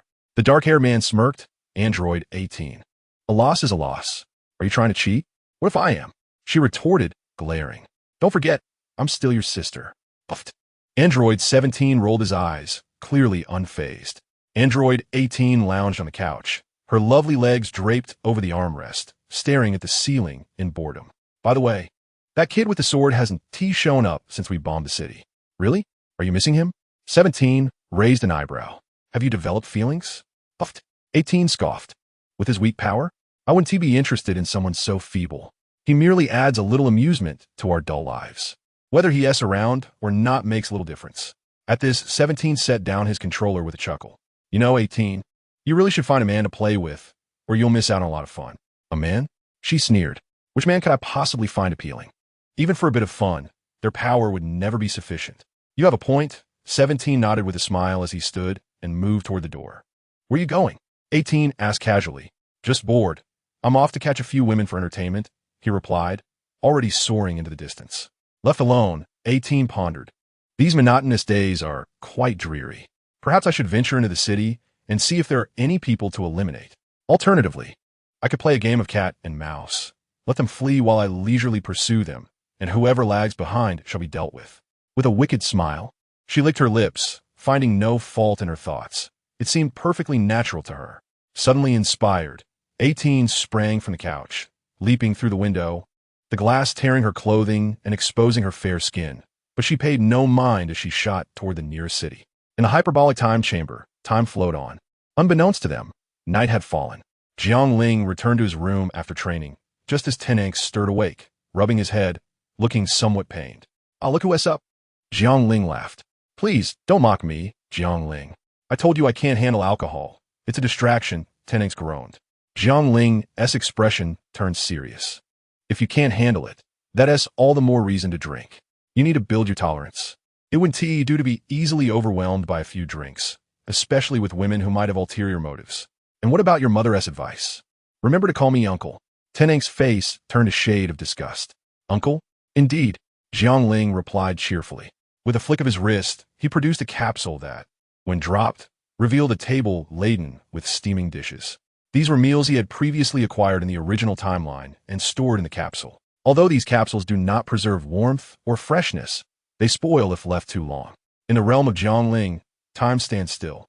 By placing the capsule within this space, one can retrieve food that remains as steaming and fresh as if just cooked. The reason for not directly storing meals in the system's space lies in the need for a ruse. Capsules are commonplace items. While the system space is unique to Jiang Ling, if one were to casually produce a spaceship from thin air, it would certainly provoke curiosity. In Chapter 59, the new usage of super science within the tranquil confines of the room of spirit and time, a peculiar structure stands out amidst a vibrant, nebulous whiteness.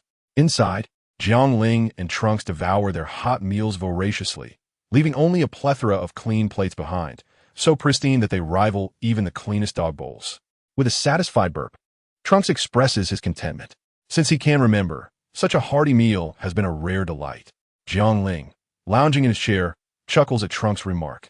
"Eat heartily, for your mother is Bulma. Who else would I assist if not you?" Trunks retorts curtly, taking a while to muster a single word, showcasing his succinctness.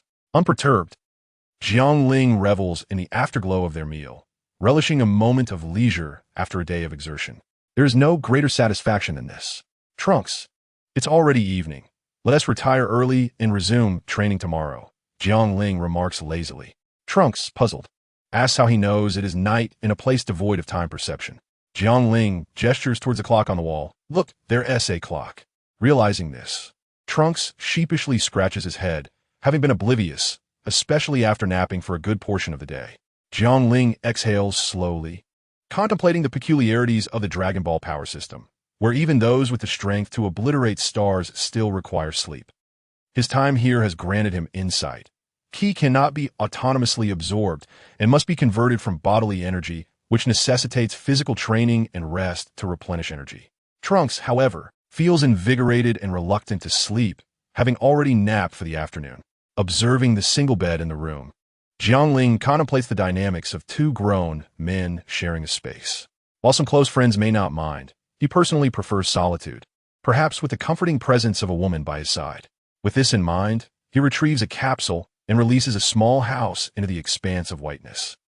The capsule can accommodate portable houses, giving rise to such a product, while larger structures require personal construction, much like Jiang Ling's own villa, which can be customized to his liking. An enticing prospect. Trunks, which house will you choose? Trunks surveys the open space and the privacy of the capsule house, promptly opting for the latter.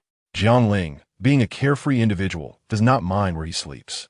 The capsule house, when occupied, subjects its inhabitants to tenfold gravity, which he deems beneficial for training. Suddenly, an idea strikes Jiang Ling, and he conjures another capsule. Trunks, here are some study materials. You should delve into them, he says, tossing the capsule to the bewildered Trunks, who is ushered back into the capsule house. Jiang Ling then sprawls across his bed, surrendering to a deep slumber. Meanwhile, Trunks, after entering his house, retrieves the learning materials from the capsule. Before him lies a collection of books. Upon glimpsing the covers, Trunks' face flushes crimson with embarrassment as he glances around cautiously. Carefully, he flips open the pages, becoming engrossed in the captivating contents. Immersing himself in a sea of knowledge, something he had never approached with such seriousness before. The following morning, Jiang Ling stirs awake, stretching luxuriously. This sleep was truly rejuvenating, perhaps due to the rarity of solitary rest. Exiting, he encounters Trunks, who emerges from his house with dark circles under his eyes. Good heavens! You didn't sleep at all last night? Jiang Ling exclaims in surprise. Trunks sheepishly smiles, saying little. Understanding the situation, Jiang Ling realizes that many young men, including himself, acquire knowledge primarily through books and videos, eventually applying what they learn. Trunks is merely at the beginning of this journey, and Jiang Ling encourages him with a pat on the shoulder. Time in their training passes swiftly, and before they know it, a year and a half has elapsed. One day, Jiang Ling halts their sparring. Trunks, we needn't spar anymore. Our strength has increased significantly, enough to contend with the androids. However, there remains a concern. The androids possess infinite energy, and when we transform into Super Saiyans, our bodies act like funnels, causing our power to dwindle. Trunks nods solemnly in agreement. Indeed, our endurance falters post-transformation. Jiang Ling, upon hearing this rather ambiguous statement, clears his throat, his expression turning slightly pale. It's your endurance that is lacking. I remain quite formidable, he asserts before continuing. I have developed a technique for the Super Saiyan form that may address this issue. What technique? Trunks inquires eagerly. With a swift motion, Jiang Ling transforms into a Super Saiyan, surrounded by a radiant golden aura, exuding an impressive presence. Then, as quickly as it appeared, the golden flame is absorbed back into his being, rendering him seemingly ordinary, devoid of any external energy leakage. Trunks' eyes widen in astonishment, almost doubting whether Jiang Ling had reverted from the Super Saiyan state, were it not for his golden hair. What is this? Jiang Ling smiles subtly. I call this the Super Saiyan full power. Previously, when I unleashed a punch, much of my energy was wasted. Now, my internal power remains contained, allowing me to utilize it fully. This is the essence of Super Saiyan full power. Trunks gasps in awe. This is remarkable. Can you teach me? Jiang Ling replies. Of course, I shall share everything with you, for you are Bulma's son. In the ensuing 6 months, you must maintain a state akin to that of a Super Saiyan in all aspects of daily life, including eating, sleeping, and using the restroom, in order to better harness the formidable powers of a Super Saiyan. Is that not an insurmountable challenge? How could one possibly achieve such a feat? But there is more, as transforming into a Super Saiyan alters one's mindset, rendering one cold and ruthless, even ferocious. Thus, you must master these tendencies and remain as you typically are. Trunks furrowed his brow, pondering the impossibility of such a task. Where lies the impossibility? I can even suppress my ferocious power and emotions while in Super Saiyan form, delightfully indulging in films. Jiang Ling chuckled, his golden hair glistening, yet his expression remained nonchalant. After a brief pause, he continued, when you can immerse yourself in pleasurable distractions while in Super Saiyan form, it will indicate that you have successfully mastered its full power. Trunks gasped in astonishment. Chapter 60. Emergence. In the following 6 months, Trunks consistently upheld his Super Saiyan state. Initially, he struggled to control his strength while eating, reducing food to mere powder, with plates, chopsticks, tables, and chairs suffering dire consequences. Upon sitting on the toilet, guess what happened? It exploded. His bed collapsed during slumber, and even nightmares wreaked havoc, shattering the very house itself. This predicament caused Trunks considerable distress. To prevent further destruction, he resorted to sleeping outdoors, using the sky as a blanket and the ground as a bed, constantly suppressing the negative emotions brought on by his Super Saiyan status. This state persisted for a month before any improvement was noted. Jiang Ling, how did you conceive this notion of full power? It's truly ingenious and remarkably practical. In a casual conversation, Trunks suddenly inquired. Oh, it was merely a fluke, Jiang Ling replied with an enigmatic smile. He could hardly admit that the inspiration struck him during a private moment with Bulma. It was not entirely spontaneous. Jiang Ling, in a state of undress, suddenly wished to transform into a Super Saiyan to impress Bulma, showcasing his formidable presence. As he anticipated, her eyes sparkled with intrigue.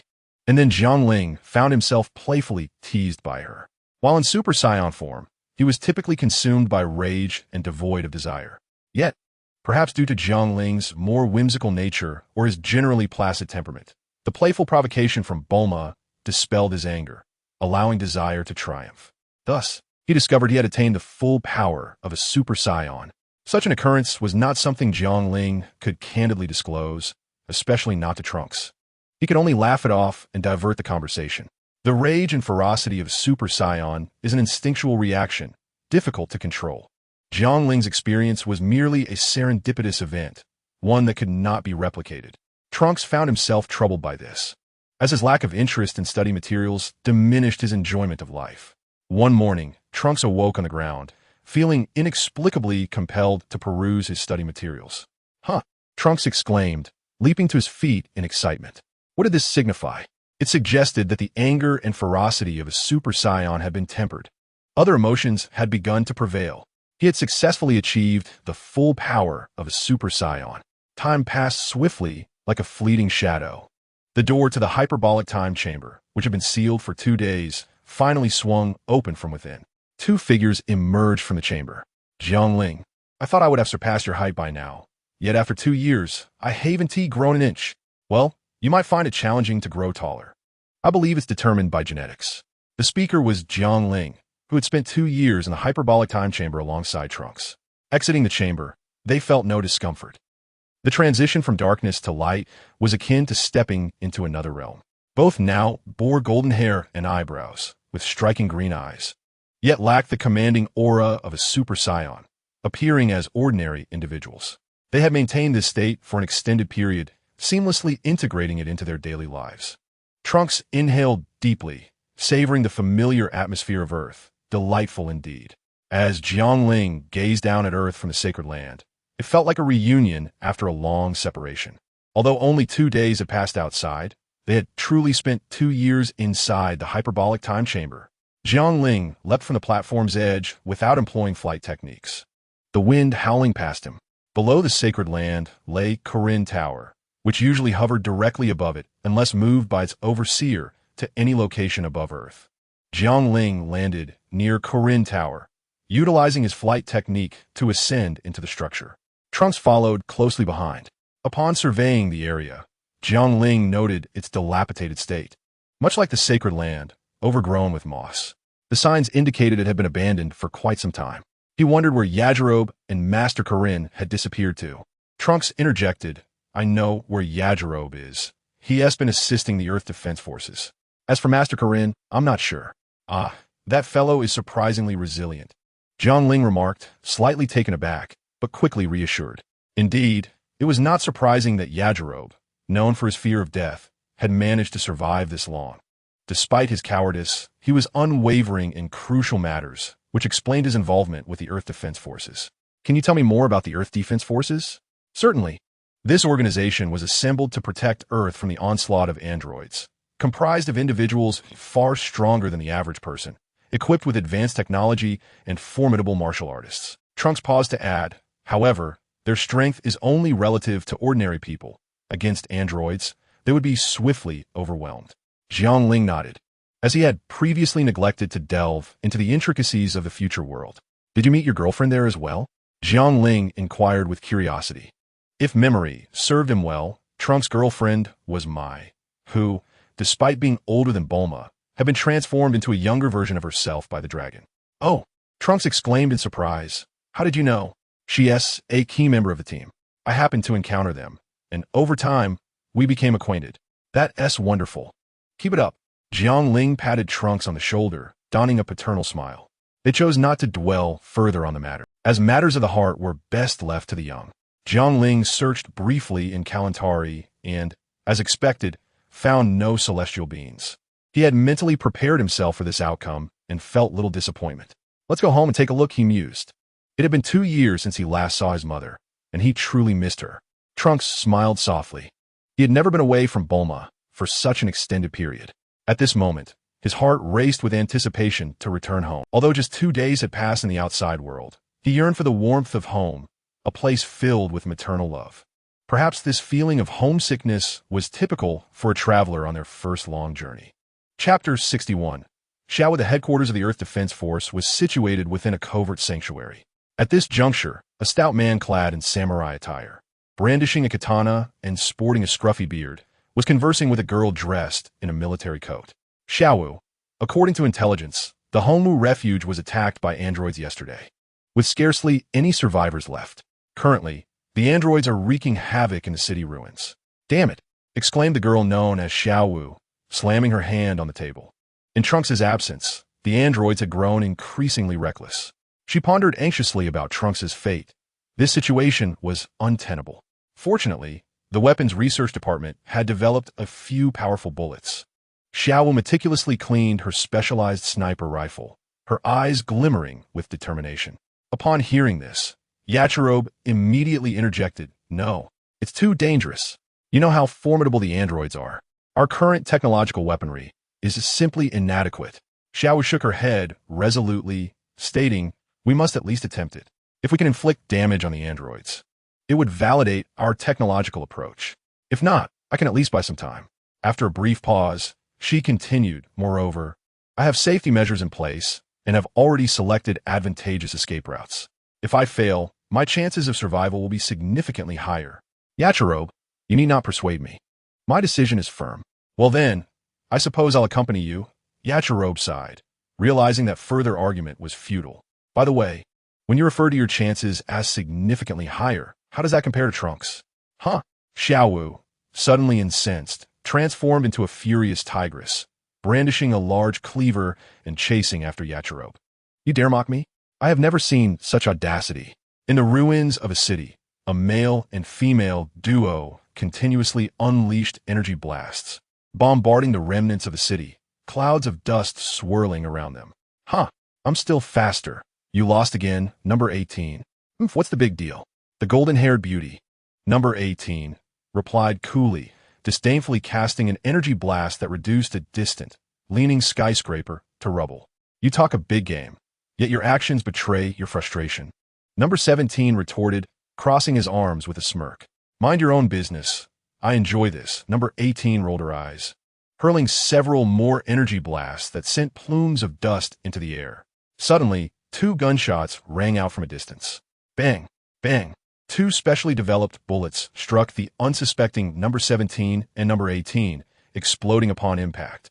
The force caused the 2 to stagger backward. Clink, clink. The bullet casings fell to the ground. The areas where the androids were hit showed only torn clothing and faint marks on their skin. Number 17 and number 18 exchanged glances, their expressions darkening. They swiftly darted towards the source of the gunfire. The ambush, though not particularly damaging, felt deeply insulting. They sensed they had been disrespected. "You cowardly ambusher shall meet a terrible fate." The androids moved with incredible speed, reaching a nearby forest in mere moments. A petite girl in a military coat, clutching a sniper rifle, stood before them. "So, you're the one behind the ambush? Very well. I will capture you and make you wish for death." Number 18 sneered, a sinister smile creeping onto her face. No, 18, leave her to me. I will ensure she experiences exquisite torment before handing her over to you. Her figure and face are truly remarkable. Number 17 grinned darkly, his handsome features contrasting with his malevolent demeanor. Unfazed, Xiao fixed her gaze upon these two harbingers of chaos, unflinching. "The most advanced weapons humanity has to offer cannot subdue you. I concede that. However, I will never submit to your tyranny." As her words echoed, Xiao suddenly hurled an unknown object at the android's feet and retreated swiftly. In an instant, a thick cloud of smoke erupted, obscuring their vision. Cough, cough. Number 17 choked, tears streaming down his face, while number 18 fared no better. "Damn it, this smoke bomb has tear gas effects. I can hardly open my eyes." The two malevolent androids cursed furiously, temporarily blinded and forced to rely on instinct to launch energy blasts indiscriminately. The forest erupted with explosions as Xiaowu had already made her way into an underground tunnel, being carried swiftly by Yachirobe, like the wind itself. "I must say, Yachirobe, your speed is truly remarkable," Xiaowu remarked, laughing. "What do you expect? Damn, the androids have begun their bombardment. I certainly don't wish to be buried alive in this tunnel." Yachirobe grumbled, accelerating even further. Meanwhile, beneath West City, at Bulma's residence, Jiang Ling and Trunks had returned. "Bulma, we're back." "Mother, I'm home." Bulma, sipping tea in the living room, looked up and smiled. "Welcome back." "Indeed, I have returned." Trunks grinned, his eyes glistening with moisture. "I missed you, Mother." "Oh, you dear child, it's only been 2 days. You seem to lack independence," Bulma said gently, a soft smile on her face. Over time, as she witnessed her former companions fall to the androids, she had gradually become more tender-hearted, having not lost her temper in quite some time. Unlike her younger days, when her fashionable appearance and striking beauty were often accompanied by a fiery temperament. "Hey, you've lost weight," Bulma, ever perceptive, immediately noticed the slight change in Trunks. "It's a long story. Let us sit down and discuss it more leisurely," Jiang Ling suggested. As they settled down with tea, the fragrant aroma filled the room, and Jiang Ling recounted their experiences in the room of spirit and time. "So, you've been gone for 2 years. I had no idea that place still existed," Bulma exclaimed, her expression shifting to one of regret. "Alas, the android incident happened so suddenly. Our warriors fell too quickly, and I suppose even the Supreme Kai didn't have the chance to mention the room of spirit and time." Jiang Ling nodded in agreement. "Indeed, I share your sentiments. Moreover, even if our Earth warriors had trained for 2 years back then, it would have been difficult to bridge the gap with the androids. The Celestial Temple restricts each individual to merely 2 days throughout their lifetime. Given the overall strength of Earth's warriors at that time, it was utterly impossible to cultivate for 2 years to defeat the androids. Enough of this. Bulma sighed, reluctant to reminisce about that painful period, as it was far too indelible. After exchanging amusing anecdotes about life, Bulma glanced at Trunks and remarked with mild surprise, "By the way, Trunks, you've grown 2 years older. Haven't you? Yet it seems you haven't grown taller." Trunks replied, "I'm not quite sure. Uncle Jiang Ling mentioned it might be a genetic issue." Reflecting on this, Bulma considered that the only genetic factors at play were Trunks' father, Vegeta, and her own. It made sense. She was of a similar height to Vegeta, and being able to give birth to a young man as tall as Trunks was already a source of satisfaction for her. It must be a matter of height with Vegeta, she mused, her memory of him somewhat hazy since it had only been a year or 2. Chapter 62. A night conversation. Upon hearing Vegeta's name from Bulma's lips, Jiang Ling paid it no mind. After all, he had effectively intercepted Vegeta. What reason did he have to harbor any resentment? The pressure from the evil androids had plunged Earth into a post-apocalyptic state, leaving little room for entertainment. After dinner, everyone retreated to their rooms for rest. Jiang Ling lay tossing and turning on the large bed in the guest room, unable to find sleep. In the hyperbolic time chamber, there were no women. His mind was solely focused on training. When weary, he would rest and sleep without a trace of such thoughts. However, returning to this relaxed environment and seeing a future Bulma, who resembled his girlfriend yet possessed an entirely different, gentle demeanor, made him acutely aware of the 2 years of restraint he had endured. At that moment, his mind was filled with thoughts of his girlfriend Bulma and the future Bulma, switching back and forth between the two. This was not entirely his fault. It was merely the effect of his masculine hormones. Yet, it was undeniably distressing. To resolve this predicament, he could simply seek the assistance of the Fifth Lady. Jiang Ling had not had a girlfriend before, yet he had experienced such moments. He believed every young man encountered similar situations. After contemplating, he decided to get up. Suddenly, a knock on the door startled him, dissipating his interest. "Who is it?" "It's me, Bulma." He approached and opened the door, revealing Bulma in a nightgown. The loose garment did little to conceal her well-maintained figure and her smooth, fair skin. The hem of her nightgown reached just above her knees, revealing her delicate, white legs. Jiang Ling paused for a moment, welcoming Bulma inside. "Bulma, it's quite late. Is there something you need?" As he spoke, he noticed that Bulma was indeed in a state of undress, causing his breath to quicken. Bulma, noticing Jiang Ling's bare torso with defined muscles and a handsome, sun-kissed visage, felt a stirring within her. She quickly shook her head, letting out a sigh, and expressed her intent. "Ah, Jiang Ling, perhaps because we discussed the past today, I kept thinking about my old companions. I came to ask if you have any photos of them." Upon hearing this, Jiang Ling cast aside his previous thoughts and retrieved his phone, opening the gallery and handing it to her. "Yes, take a look." He regarded the future Bulma with sympathy, understanding how painful her past experiences had been.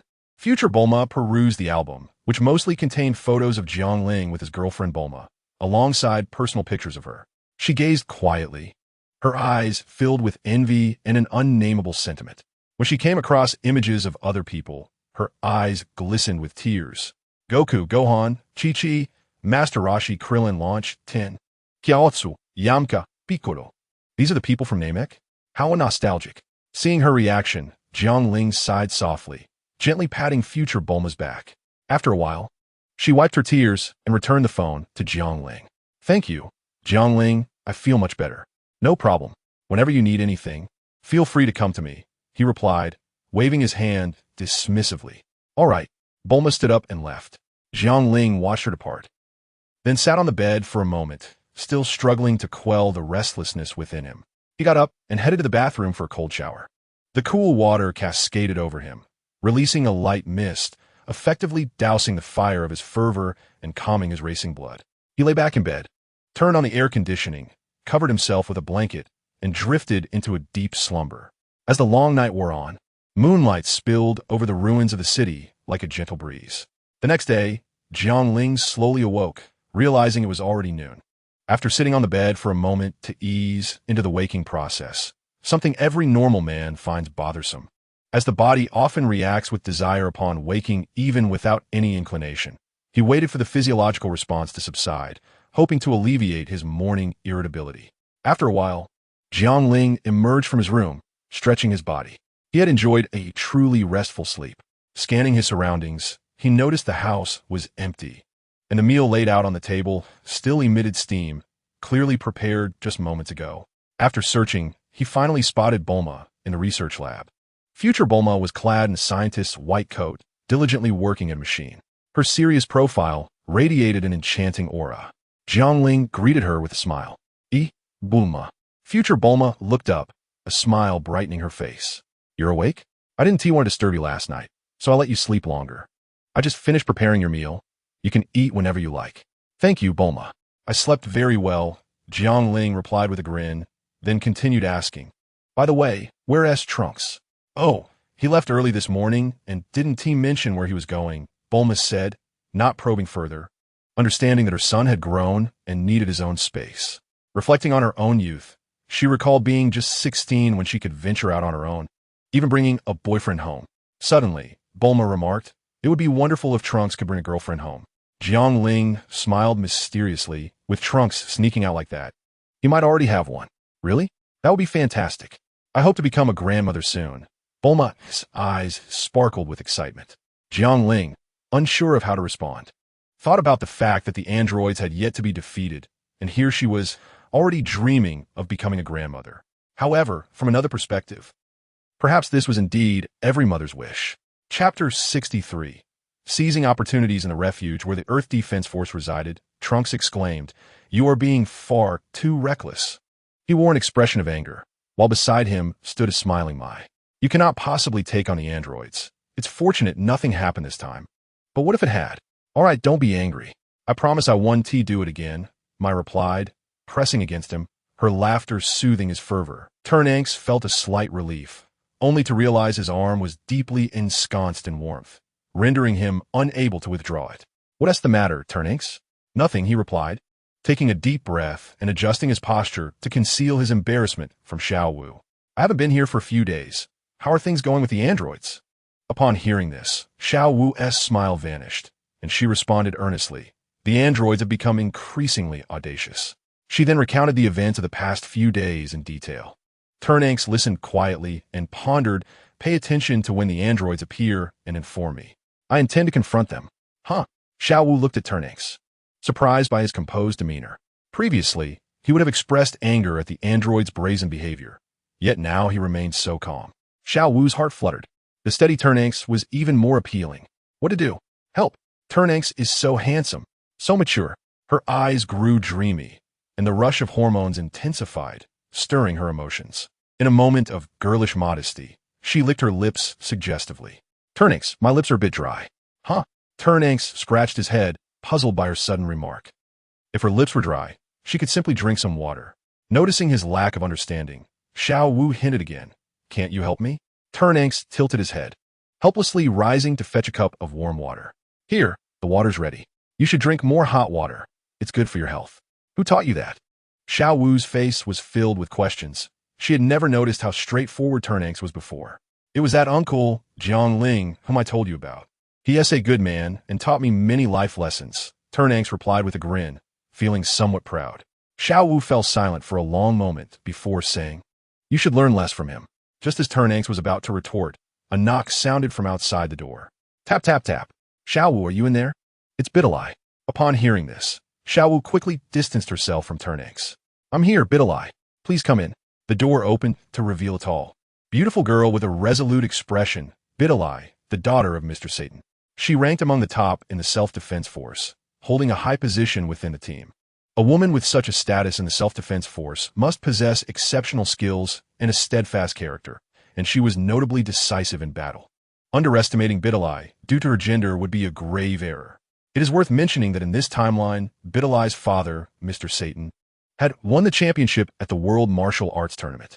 In the same year, the android crisis erupted, and Satan met his demise. Fortunately, Bidalai had undergone rigorous training from a young age, allowing her to possess a degree of self-preservation in a chaotic world. After years of struggle, she gradually improved her strength and ultimately formed the Earth's self-defense force alongside Xiao Wu and others. Turnanks, you're here too. Am I interrupting something between you and Xiao Wu? Bidalai said with a teasing smile. Xiao Wu's face turned crimson. While she had faced many battles, she remained quite innocent regarding romantic matters. Bidalai, please don't tease me. Turnanks stood up, scratching his head, and awkwardly chuckled. Sister Bidalai, you're here. I just returned and didn't get a chance to greet you. I understand, Bidalai laughed lightly, then added, by the way, since Gohan is no longer here, you can stop calling me sister. All right, sister, Turnanks replied. In this reality, Gohan and Bidalai had crossed paths by chance and developed a romantic relationship, only for Gohan to sacrifice himself in battle. Seeing Turnanks insist on calling her sister, Bidalai could only smile helplessly. Turning her attention to Xiao Wu, she set aside her playful demeanor and said, Recently, we lost contact with the North City shelter. We sent someone to investigate, and now we've received news. Oh, what is the reason? Xiao Wu asked, her expression serious. Bidalai's demeanor turned grave. The North City shelter has vanished without a trace. Thousands of people are missing, leaving only scattered clothing and signs of gunfire. Hiss! Both Xiao Wu and Turnanks gasped in unison, exchanging worried glances as the same thought crossed their minds. What crisis had they encountered, and why did they flee without their clothes? Turnanks couldn't help but voice his concern. Bidalai shook her head. When I first got this news, I thought the same, but after learning more, I dismissed that idea. The investigators found only signs of battle, with no evidence of a retreat. The traces suggest it wasn't the androids. It's initially judged to be an encounter with an unknown enemy, most likely a monstrous entity that devours flesh. Xiao Wu struggled to suppress her shock and asked, "Do such monsters exist in this world?" "I don't know," Bidalai replied, shaking her head. Turnank's expression darkened as he spoke. "There are indeed. My mother spoke of many formidable foes with peculiar abilities. For instance, there was the infamous Demon King Piccolo, who could regenerate limbs and lay eggs to propagate." Xiao Wu and Bidalai nodded in agreement, clearly aware of his past. He had caused quite a stir on Earth, nearly conquering it, only to be defeated by a powerful child known as Son Goku. How unfortunate it is that if Mr. Goku were still around, what level of strength would he have attained? Xiao Wu and Bidalai thought to themselves. One was Turnank's girlfriend, and the other was Gohan's girlfriend. Both were aware that Goku was also a Saiyan and knew his exploits. Let us inform our subordinates and other shelters about this matter. They should remain vigilant and report any developments to us, Turnanks decisively stated. He continued, "As for the malevolent androids, Jiang Ling and I will deal with them." "What? You can defeat the androids now?" The two girls looked at him in surprise. Turnanks waved his hand, smiling. "It's a joint effort between Jiang Ling and me. We have some confidence, but we'll only know the outcome once we confront them." Chapter 64. The Research Institute after Bidalai left. Turnanks and Xiao Wu lingered for a while, both preoccupied with their thoughts and unable to focus on anything romantic. After some time, Turnanks made an excuse to leave. Returning home. Once there, he immediately sought out Jiang Ling and recounted the entire sequence of events. A monster that devours flesh. Jiang Ling instantly thought of who it could be. Cell. Considering the timeline, Cell should still be a few years away from completion. How could he have emerged early? Could it be a version of Cell from another timeline? It was possible, but Jiang Ling felt the likelihood was slim. There was no particular reason for this belief. It was simply a gut feeling. Cell was a creature created by Dr. Gero from the genetic research of Earth's warriors, along with Frisia, Cooler, and others. In pursuit of the truth, Jiang Ling resolved to visit the Research Institute, uncertain of Dr. Gero's whereabouts. He recalled only a few locations from his childhood viewing of Dragon Ball, notably Kame House, Bowsy Mountain, and West City. His recollection of Dr. Gero's institute was vague, limited to the knowledge that it resided in a remote, sparsely populated area. After some contemplation, Jiang Ling decided to inquire with Bulma. "Bulma, you're familiar with Dr. Gero, aren't you?" he asked. Bulma pondered for a moment, retrieving the name from her memory. "Oh, him. Yes, a genius in genetic biology, but unfortunately, he took a misguided path. We don't share the same focus. He specializes in genetic technology, while I delve into mechanical technology." Jiang Ling pressed on. "Do you know where his research institute is located?" "The institute? I believe it was in North City, although it's been quite some time," Bulma replied, scratching her head with a furrowed brow. Upon hearing that name, Jiang Ling's eyes lit up. "Yes, that must be it. There's no need to ponder further. Trunks, let us depart." He called to Trunks and headed outside, with Trunks following closely behind, inquiring, "Where are we off to? Are we confronting the androids? They possess no energy signatures, and I am yet to ascertain their current positions. I must wait for intel from the self-defense forces." "No, we're not battling the malevolent androids." Jiang Ling shook his head, his expression adopting an unusual seriousness. "We are investigating a location that may be the source of the flesh-eating monstrosities." After a brief yet swift flight, Jiang Ling and Trunks arrived above the ruins of North City. Gazing upon the dilapidated remnants, their expressions remained stoic. This city, once vibrant in the sight of the android's emergence over a decade ago, had succumbed to the passage of time, overrun by vines, weeds, and trees bearing the marks of neglect. It evoked a profound sense of transience, a reminder of the impermanence of all things. "Trunks, let us separate and search the vicinity. Pay attention to the mountains. The research facility is likely concealed within one of them." "Understood." With that, they parted ways, each heading in different directions. Their pace slowed considerably as they meticulously scoured the area, mindful that flying too swiftly might cause them to overlook vital clues. Jiang Ling navigated through the mountains, his focus unwavering as he searched for any signs of the institute. After an hour, a sudden surge of energy erupted nearby. He halted and turned toward the source, Trunks' energy signature. The timing of this burst suggested he had discovered the research facility and was signaling. Without hesitation, Jiang Ling surged forth at his utmost speed. Soon, he arrived at the scene where Trunks stood before a partially collapsed mountain, pointing at some exposed metallic remnants. "This must be it," Jiang Ling surmised, examining the area and confirming it as Dr. Gero's research institute. They immediately began to clear the debris. As individuals of extraordinary capability, they worked rapidly, unearthing damaged equipment and several white, human-sized capsules. They even discovered 2 deactivated robots, one corpulent and the other emaciated, both riddled with gaping holes. Jiang Ling recognized them as Dr. Gero and Android 19. It appeared that in this timeline, Dr. Gero had just unleashed androids 17 and 18 when he was ambushed. Unable to activate the emergency stop. Jiang Ling, there's an unopened capsule here, Trunks suddenly exclaimed. Jiang Ling glanced over, noticing the capsule labeled Android 16. Do not open it just yet. We must bring it back first.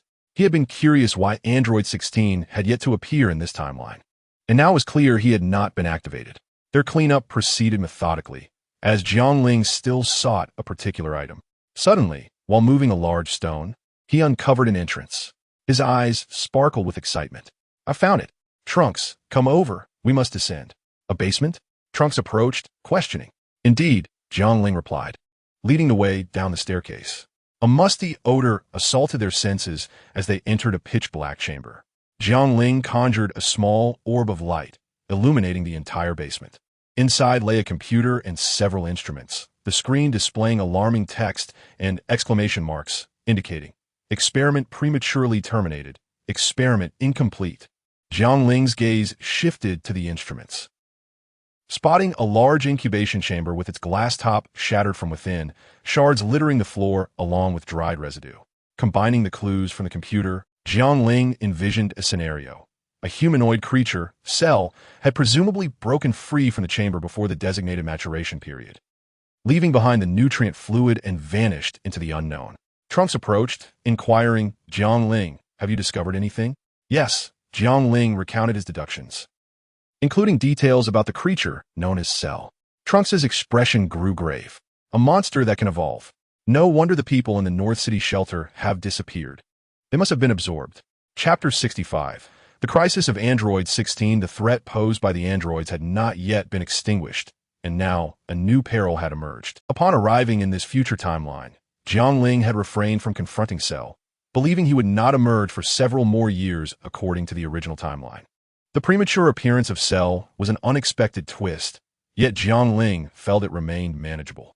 Conversely, Trunks felt an increased weight upon his shoulders, a burden that left him gasping for breath. Jiang Ling placed a reassuring hand on his shoulder, smiling. Do not feel overly pressured. Cell is currently weak and poses no immediate threat. He requires substantial sustenance to evolve, and fortunately, Earth lacks an abundance of potential victims. Upon hearing Jiang Ling's comforting words, Trunks exhaled deeply, feeling somewhat relieved. Let's hope that is the case. As Jiang Ling surveyed the basement, he noticed some papers on a table. Picking them up, he discovered they contained data on the emergency shutdown mechanisms for androids 17 and 18. What is this? Trunks asked. This information is valuable. It could enable us to create a device that halts the android's activities entirely, Jiang Ling explained. Trunks' eyes brightened. This is excellent. If we can produce this, we will not need to confront the androids directly. Jiang Ling rolled his eyes, smirking. Do not place all your hopes on this. What if it fails to function? We must personally eradicate the malevolent androids, while the emergency shutdown device can serve as a contingency. You're indeed correct. Trunks, regaining his composure, concurred with Jiang Ling's assertion. After all, possessing strength is the ultimate truth. If technology can resolve this issue, what will we do when faced with formidable foes in the future? The same principle applies in life. If others can assist you this time, what about the next? One cannot perpetually rely on others for help, can one? Thus, it is prudent to resolve matters independently whenever possible. Jiang Ling gathered the documents, preparing to return them to Bulma for fabrication. The schematics appeared intricate, yet he held unwavering faith in Bulma's genius, as the original narrative had depicted her success in such endeavors. After a thorough search, Jiang Ling discovered additional materials pertaining to genetic research, which he deemed potentially useful, and he collected them. He also appropriated several valuable machines, discreetly taking the capsule containing Android 16. Subsequently, he exited the research facility alongside Trunks. Observing the now largely defunct laboratory, Jiang Ling concentrated energy into an orb and hurled it forth. With a resounding explosion, the laboratory, along with the mountain, was reduced to mere rubble. This display of power clearly illustrated Jiang Ling's meticulous control, capable of leveling a mountain without inflicting harm upon the earth. Let's return home. Indeed, upon arriving at the base, Jiang Ling presented the schematics and various instruments to Bulma. After reviewing the designs, Bulma exhaled in relief. The shutdown device I have been researching closely resembles these blueprints, affirming that my direction is correct.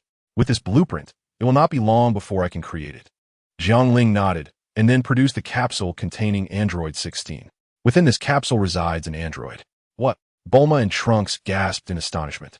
They were acutely aware of the sinister connotations associated with androids, believing them to be inherently evil. After all, without androids, the Earth would not be in its current state. Destroy this android, Trunks immediately declared. Bulma pondered for a moment, choosing silence as she awaited Jiang Ling's response. She possessed an inexplicable trust in him, believing his actions to be justified, perhaps because he was her boyfriend from an alternate timeline. Jiang Ling smiled and said, "Allow me to explain. This android is different. He is neither evil nor malevolent. He is a good android. Jiang Ling, you cannot possibly believe that any android is anything but evil. This one is no exception." Trunks argued vehemently, though his reasoning was weak. The impact of androids had permeated deeply into his psyche, prompting an instinctive aversion. Bulma shot him a stern glance, immediately grasping his ear. "How many times must I remind you to address me as Andy? Auntie Andy, I've called you mother. Now, please stop pulling my ear. I am your mother. What of it? As long as you are happy, that is all that matters." Ultimately, Trunks succumbed to Bulma's authoritative demeanor. Jiang Ling found the scene amusing, bemused by how someone with Bulma's temperament could raise Trunks. Perhaps it was a matter of generational differences. Their personalities were entirely distinct. "Ahem," Jiang Ling interjected, interrupting their affectionate exchange. "Listen to me. This Android 16 is not evil." Upon uttering these words, a brief silence enveloped the room. Bulma finally spoke. "Very well, Jiang Ling. I trust you." Trunks recalled all of Jiang Ling's past deeds, including introducing him to the hyperbolic time chamber, teaching him the full power of Super Saiyan, providing him with learning materials, and sharing information about Cell. Given all this, he felt an unreserved trust in Jiang Ling. "I trust you too," Trunks declared earnestly. A smile graced Jiang Ling's lips as he detailed the information about Android 16. He is a pure robotic android, aside from resembling a human in appearance. He is entirely machine. Bulma, given his robotic nature, you should be able to intervene, correct? Perhaps by implanting a control program into his central processing unit? This would serve as a precaution. If anything goes awry, you could intervene. Bulma's eyes sparkled at this prospect. "This is indeed my forte. Absolutely, I can manage it." She then wheeled the capsule into her laboratory, while Jiang Ling and Trunks returned to the living room to rest. At that moment, Trunks received a message from the Earth Defense Force. After reading it, his expression turned grave. "There is a surviving town where thousands have suffered at Cell's hands. I must eliminate Cell at once," he declared, moving towards the exit, only to be halted by Jiang Ling. "Can you sense Cell's energy?" "No," Trunks shook his head. "Then where do you intend to go?" "Cell is cunning. He can conceal his energy. He could easily hide in a forest. Where would you search?" "But I'm filled with rage. So many lives lost." Jiang Ling replied, "Do not worry. When all is said and done, there will be a way to resurrect them." Trunks was taken aback. "Resurrect them? But I was told the Dragon Balls no longer exist. My mother mentioned that new Dragon Balls exist on New Namek, but she has no idea where they are located. For over a decade, she has searched in vain. In this timeline, the events preceding the androids unfolded similarly to the original story. Namek had been destroyed by Frisia, and the Namekians relocated to a new planet. Bulma was unaware of its location. Otherwise, she would have revived the Earth's warriors long ago. As for Goku, he had succumbed to heart disease, and, according to the narrative, he would not be resurrected. There were methods to achieve resurrection, albeit challenging. Jiang Ling himself was uncertain about Goku's revival. "Well, once everything is resolved, I can consult King Kai and instruct your mother to construct a spaceship to travel there," Jiang Ling proposed with a smile. "Does this mean Gohan can also be resurrected?" "In theory, yes." "That is fantastic," Trunks exclaimed, leaping with excitement and inadvertently smashing a hole in the ceiling. Ouch, ouch, ouch. Jiang Ling observed Trunks' exuberance with a smile, akin to watching a younger sibling, his expression growing increasingly affectionate. Chapter 66. The Battle. After a while, Bulma approached, announcing that she had completed the preparations. Jiang Ling stated, "Let us awaken Android 16. Even if he were to be malevolent, you need not fear. Trunks and I will be here to ensure safety." Bulma nodded, grasping the control device designed specifically for Android 16 in one hand while carefully opening the white capsule with the other. A towering figure with an orange, pineapple-like hairstyle emerged before them. It was Android 16. Bulma pressed the activation button, and Android 16 slowly opened his eyes. He sat up and surveyed the group. "Greetings, Bulma." "Good day to you, gentlemen." Android 16's database contained information about Bulma, though he lacked details about Jiang Ling and Trunks. Bulma and Trunks were relieved to see Android 16's amicable demeanor. Jiang Ling silently approved, noting that his appearance was rather ordinary, save for a hairstyle that did not quite align with his aesthetic preferences. "Hello, Android 16. You may call me Jiang Ling. This is Trunks, Bulma's son." "Jiang Ling, Trunks. Greetings. Could you please inform me of my current location? Here lies our underground base. First and foremost, I must ascertain whether you harbor any malevolence." Number 16 shook his head, asserting, "I bear no ill intent. I cherish nature and small creatures, and I have no desire to take a life. However, my programming necessitates that I eliminate one individual, Sun Wukong." Bulma interjected, "Sun Wukong is already deceased. Is that so? What then shall I do?" he inquired, a hint of concern in his voice. "Since this program has been imposed upon you, I can assist in its removal," she offered. "I'm immensely grateful, Ms. Bulma." "It's my pleasure," she replied. At that moment, Trunks interjected, "You claim to be harmless, but how can I ascertain that you are not deceiving us?" "The concept of lying is foreign to me," Number 16 stated. "I can present my core code for your examination, and you shall see the truth." Bulma and Trunks exchanged glances, feeling reassured by this transparency. Jiang Ling smiled and asked, "Might I request your assistance with something?" "Speak," Number 16 replied. "On Earth, there are malevolent androids, like yourself, created by Dr. Gero, Number 17 and Number 18. They wreak havoc, resulting in a drastic decline in both human and animal populations, and have inflicted varying degrees of damage upon nature." Jiang Ling paused momentarily before continuing. "Could you assist us in locating Numbers 17 and 18? Number 16's expression shifted slightly. "Certainly, it is no trouble. According to the database, their energy signatures are quite unique, making them undetectable by your technological devices." Hearing this, Trunks curiously asked, "As androids like you, why would you provide us with their location?" Number 16 shook his head. "I have never encountered them. I possess no emotional connection to them. And moreover, I detest evil." Jiang Ling declared, "Very well, Number 16, Trunks, let us set forth." Number 16 nodded in agreement, "Indeed. Let us depart." Trunks' eyes glimmered with fierce determination. In the sky, Jiang Ling, Trunks, and Number 16 soared rapidly towards the coordinates identified by Number 16. As they journeyed, Number 16 gazed down at the ravaged forests and flora below, a look of pity crossing his face. Such a tragedy. Nature is so beautiful. It has been so ravaged. Jiang Ling glanced at him and replied, "Once we eradicate the malevolent androids, I shall restore nature to its former glory." Before long, the group arrived at a villa. Based on the energy readings from my internal radar, they should be within, Number 16 stated. No sooner had he spoken than Trunks transformed into a Super Saiyan, his energy surging dramatically. Final flash. A powerful energy wave surged forth, obliterating the villa in an explosion of debris.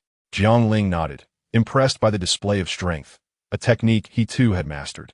Suddenly, two figures emerged from the wreckage of the villa, confronting Jiang Ling and his companions. It was the nefarious android duo, Number 17 and Number 18. They bore not a single mark of injury. Well, who could it be? Is that not the cowardly Trunks? Have you finally mustered the courage to show yourself after all this time? Number 17 mocked. And you brought some friends, but alas, you are merely here to be defeated. Number 18's gaze landed on Jiang Ling, her expression intrigued. This man has caught my eye. Number 17, do refrain from killing him. Number 17 shrugged. Very well. I suppose I can oblige, given that you are my sister. Perhaps having basked in their invincibility for too long, they exuded confidence, utterly devoid of any pre-battle tension. appearing remarkably at ease. Oomph. Androids. Trunks' eyes sparkled with both fury and determination. Today marks your demise. Number 17 crosses arms, taunting, you said the same last time. The outcome was rather predictable, wasn't it? He surveyed the ruins of the villa and added, however, since you've destroyed our home, I think it only fair to inflict some punishment upon you. Trunks unsheathed his massive sword, adopting a combative stance. Number 16 interjected, Jiang Ling, Trunks, I have no inclination for battle.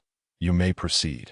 That was my intention all along, Jiang Ling replied with a smile, stepping forward to stretch his limbs as he sought a worthy opponent in number 17, for he found it difficult to strike a woman.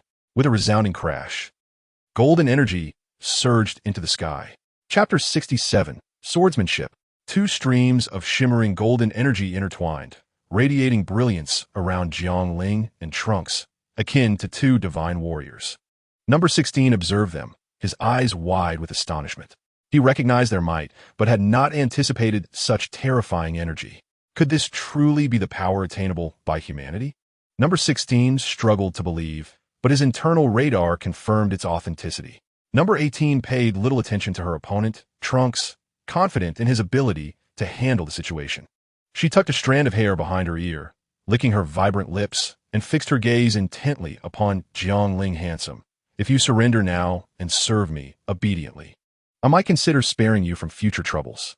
Otherwise, you shall endure a world of pain. My brother is not known for his mercy. Upon first laying eyes on Jiang Ling, she was captivated by his striking appearance, eager to shower him with affection. Perhaps it was love at first sight, or perhaps it was merely infatuation. Such fervent feelings had never stirred within her before. Regardless, number 18 was impatient to wield her little whip against him. If Jiang Ling were aware of her intentions, he might exclaim, indeed, different environments can cultivate peculiar preferences.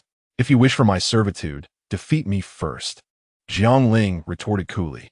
Number 18 threw up her hands in resignation. Very well, number 17, you know what to do. Just ensure he isn't gravely injured. Understood. Number 17 replied nonchalantly.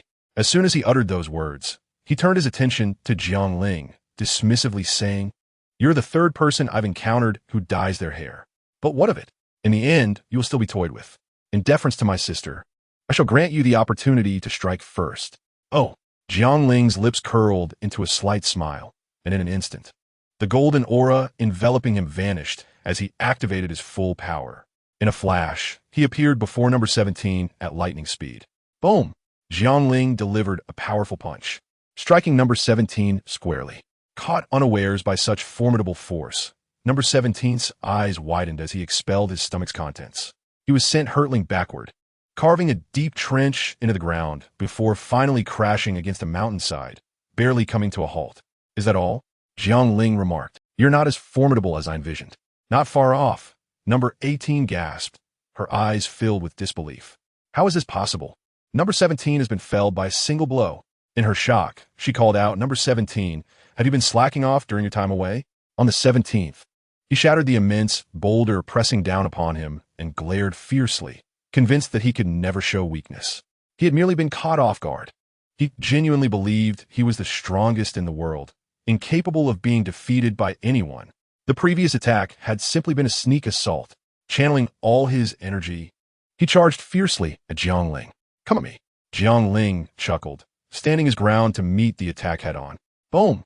Jiang Ling remained unyielding, not yielding an inch. Then he unleashed a flurry of punches, one after another, each landing squarely on the 17th's body, each blow resonating with power. The 17th was instantly thrust into a defensive position, unable to mount any counterattack. Countless attempts to break free were effortlessly suppressed by Jiang Ling. I'll assist you, 18th. The 18th, not lacking in discernment, saw her brother in trouble and immediately rushed to help. She understood the precariousness of their situation. But just as she was about to intervene, Trunks blocked her path. You face me, he declared, pushing her back. The 18th, anxious for her brother's safety, dismissed Trunks with a powerful kick. In her eyes, he would surely be incapacitated by her strike. Thud! Trunks effortlessly blocked the attack with his arm. You underestimate me, he said coolly.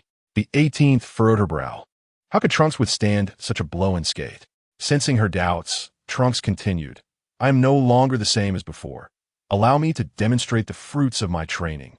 With that, he gathered a golden aura around him, elevating his power significantly. With both hands gripping his massive sword, he swung it violently.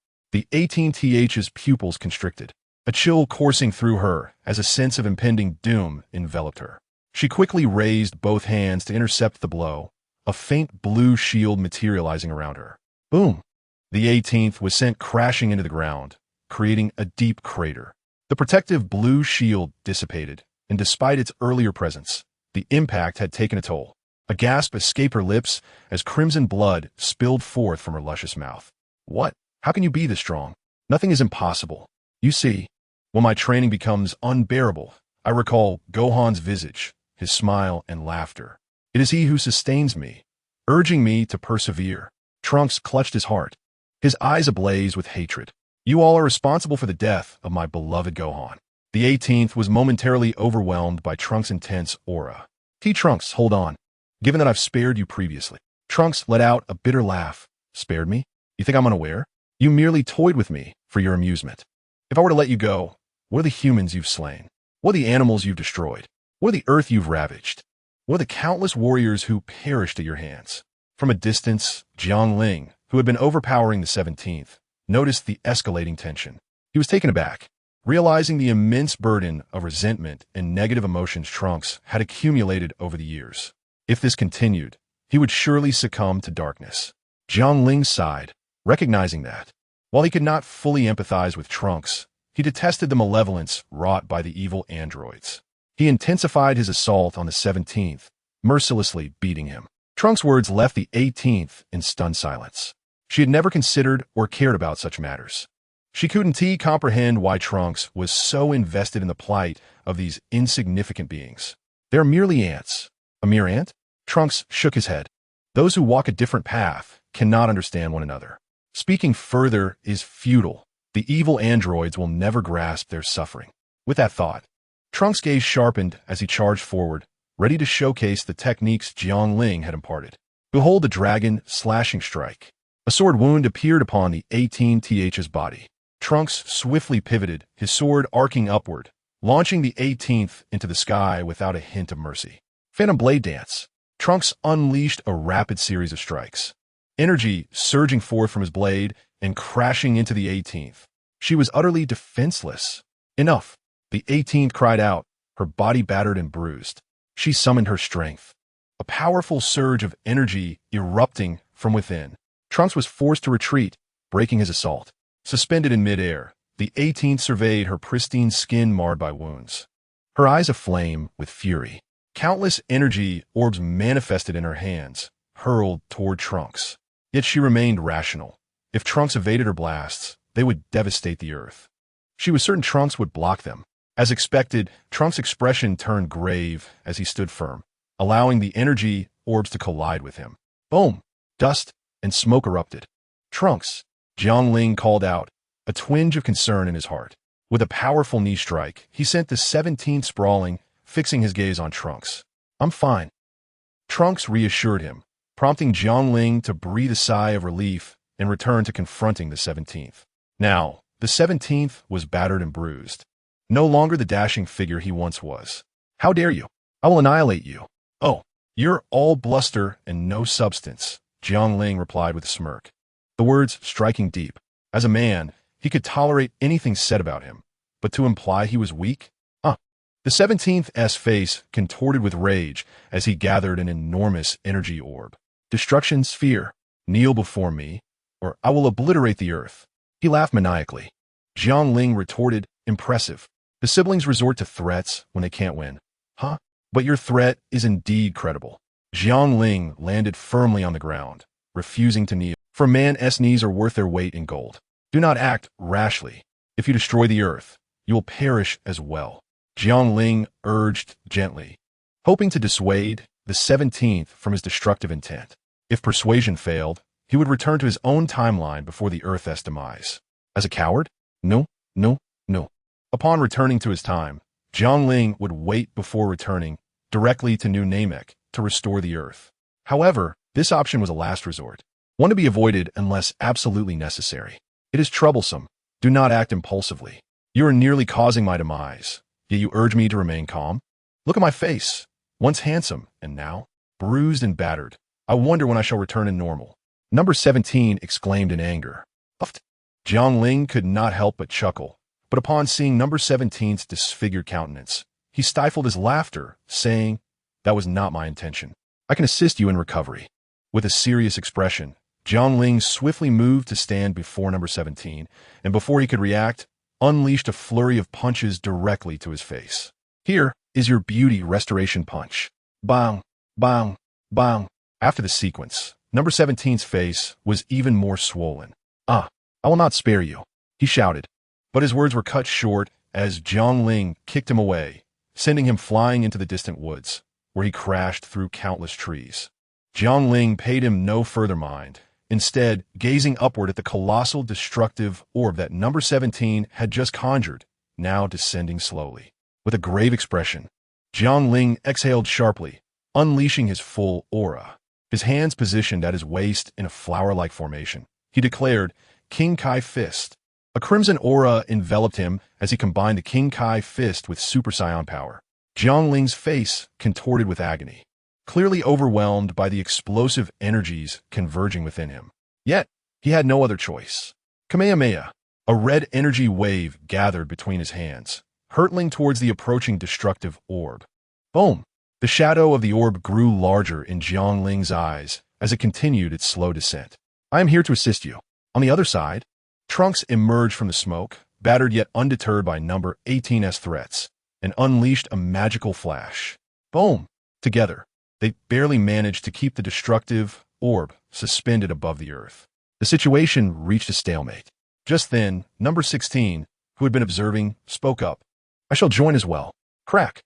His wrist detached, revealing a dark opening aimed at the destructive orb, from which he unleashed a terrifying energy blast. Boom! The trio combined their powers to push the orb further away, ultimately launching it into outer space. Boom! The explosion's shockwave still affected the Earth, resulting in earthquakes, volcanic eruptions, and tsunamis, but the damage was manageable. Chapter 69. The Mutation. With the crisis of the destructive orb averted, Jiang Ling and Trunks sighed in relief. On the battlefield, number 17 had been sent crashing into the woods, his whereabouts unknown, while number 18 took advantage of the momentary lull to rest, her wounds beginning to clot. "Trunks, are you all right?" Jiang Ling inquired with concern. Trunks had just endured a relentless barrage of energy blasts from number 18, and even as a Super Saiyan at full power, it was no easy feat, his clothing tattered and injuries more numerous than number 18's. Trunks steadied his breathing and replied, "I am fine. I can endure." Jiang Ling insisted, "If it becomes too much, allow me to take over while you recuperate." Trunks shook his head, his expression resolute. "No, I must resolve this myself. For Gohan's sake." "All right. You have spirit," Jiang Ling praised, raising his thumb in admiration for Trunks' determination. He then sat heavily upon the ground.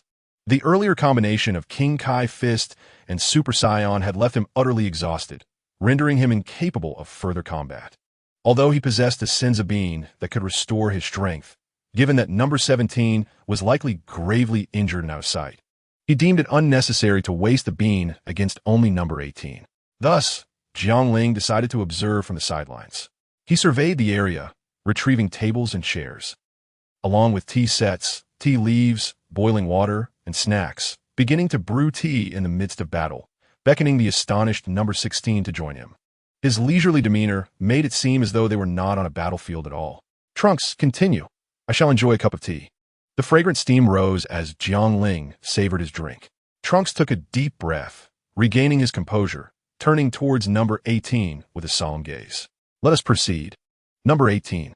Number 18, her delicate features darkened with displeasure, thought to herself, "I cannot believe that after enduring so many energy blasts, you remain standing." Truly, one must not underestimate their adversary. Unbeknownst to her, Trunks retorted, "That is not your concern.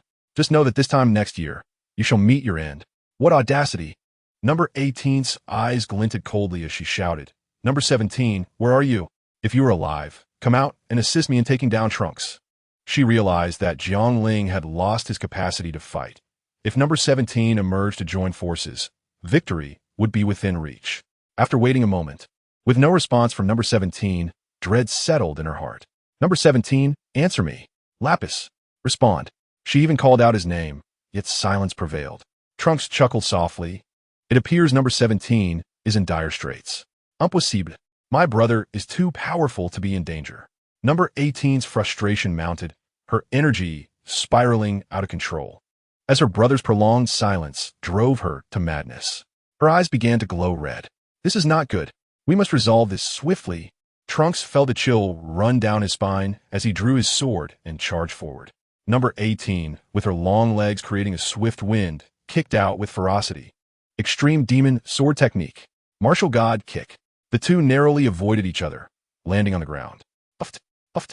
They both spat blood simultaneously, but seizing the fleeting opportunity, they renewed their assault. Energy erupted once more as Trunks swung his sword, unleashing countless energy blades, while number 18, in a frenzy, hurled energy blasts recklessly, unbothered by precision. Fueled by her limitless energy, the clash of blades and blasts reverberated through the air, a cacophony that could be heard from the opposite side of the earth. The unleashed destructive energy radiated outward, obliterating rocks, flowers, and trees in its wake. Frustrated by her inability to subdue Trunks, number 18 teetered on the brink of madness. The energy within her surged uncontrollably, tearing the ground beneath her into wide fissures. This is bad. She intends to self-destruct. Jiang Ling set his teacup down and shouted urgently. Trunks, his expression grave, charged forward, sword raised. Extrême Demon Sword Technique, Stormstil. Swish. His figure vanished, replaced by a multitude of blades swirling around number 18, forming a deadly barrier. A palpable pressure descended upon her, forcibly halting her impending self-destruction. What is happening? On the 18th, disbelief washed over her as reason finally returned. Gazing at the multitude of flying swords surrounding her, she was filled with an unprecedented sense of crisis. Wait. Trunks, please don't attack. Just let me go. Not far away, Jiang Ling timely interjected, Trunks, don't show mercy. Don't be naive. Simultaneously, Trunks' voice echoed from all directions. I will not spare you. You must take responsibility for the countless lives on Earth. As soon as his words fell, Trunks appeared amidst the sea of swords, gripping one tightly. With a swift motion, countless beams of sword light danced and glimmered ominously, rushing directly towards 18. Vaguely, one could still perceive Trunks' figure weaving through the array of swords. 18's piercing scream resonated through the heavens and earth, lingering long after. When the dust finally settled, 18 lay silently on the ground, her clothing tattered and devoid of life. The land around her still shimmered with residual sword energy. Trunks sheathed his sword on his back and approached Jiang Ling, picking up a teacup and gulping down hot tea. Jiang Ling's face was filled with concern. Hey, take your time. Savor it. This is exquisite tea. 16-2, look pained. Trunks, I didn't expect you to be so formidable, though. You did cause quite a bit of collateral damage to the flora. Trunks shrugged helplessly. I suppose you didn't notice how dashing I was just now, did you? Fine. I'll be more careful next time. Pausing, he slightly tilted his head upwards, gazing at the sky as if he could see Gohan's visage. He murmured softly, Gohan, I have finally avenged you. A heavy silence enveloped the group. No one dared to speak. After a long while, Jiang Ling broke the stillness. By the way, we still don't know if 17 is alive or dead. 16, could you scan for him? Trunks also turned to 16, who nodded, focusing his gaze on the forest where 17 had fallen. A stream of data flickered in his eyes, followed by a look of astonishment. I can't detect 17's energy, nor is there even a body. However, I have picked up on an unknown life form, not recognized among Earth's current species. Jiang Ling's heart quickened, provide more details. But at that moment, a sudden anomaly occurred. A figure materialized before 18's lifeless form. Kekekek. It cackled. Thank you for delivering 17 to me and defeating 18. Otherwise, I would have needed ages to evolve. Jiang Ling's expression shifted dramatically as he gathered an energy blast and fired it directly at the figure. To his astonishment, the creature did not flinch. Its tail expanded, directly absorbing 18's corpse.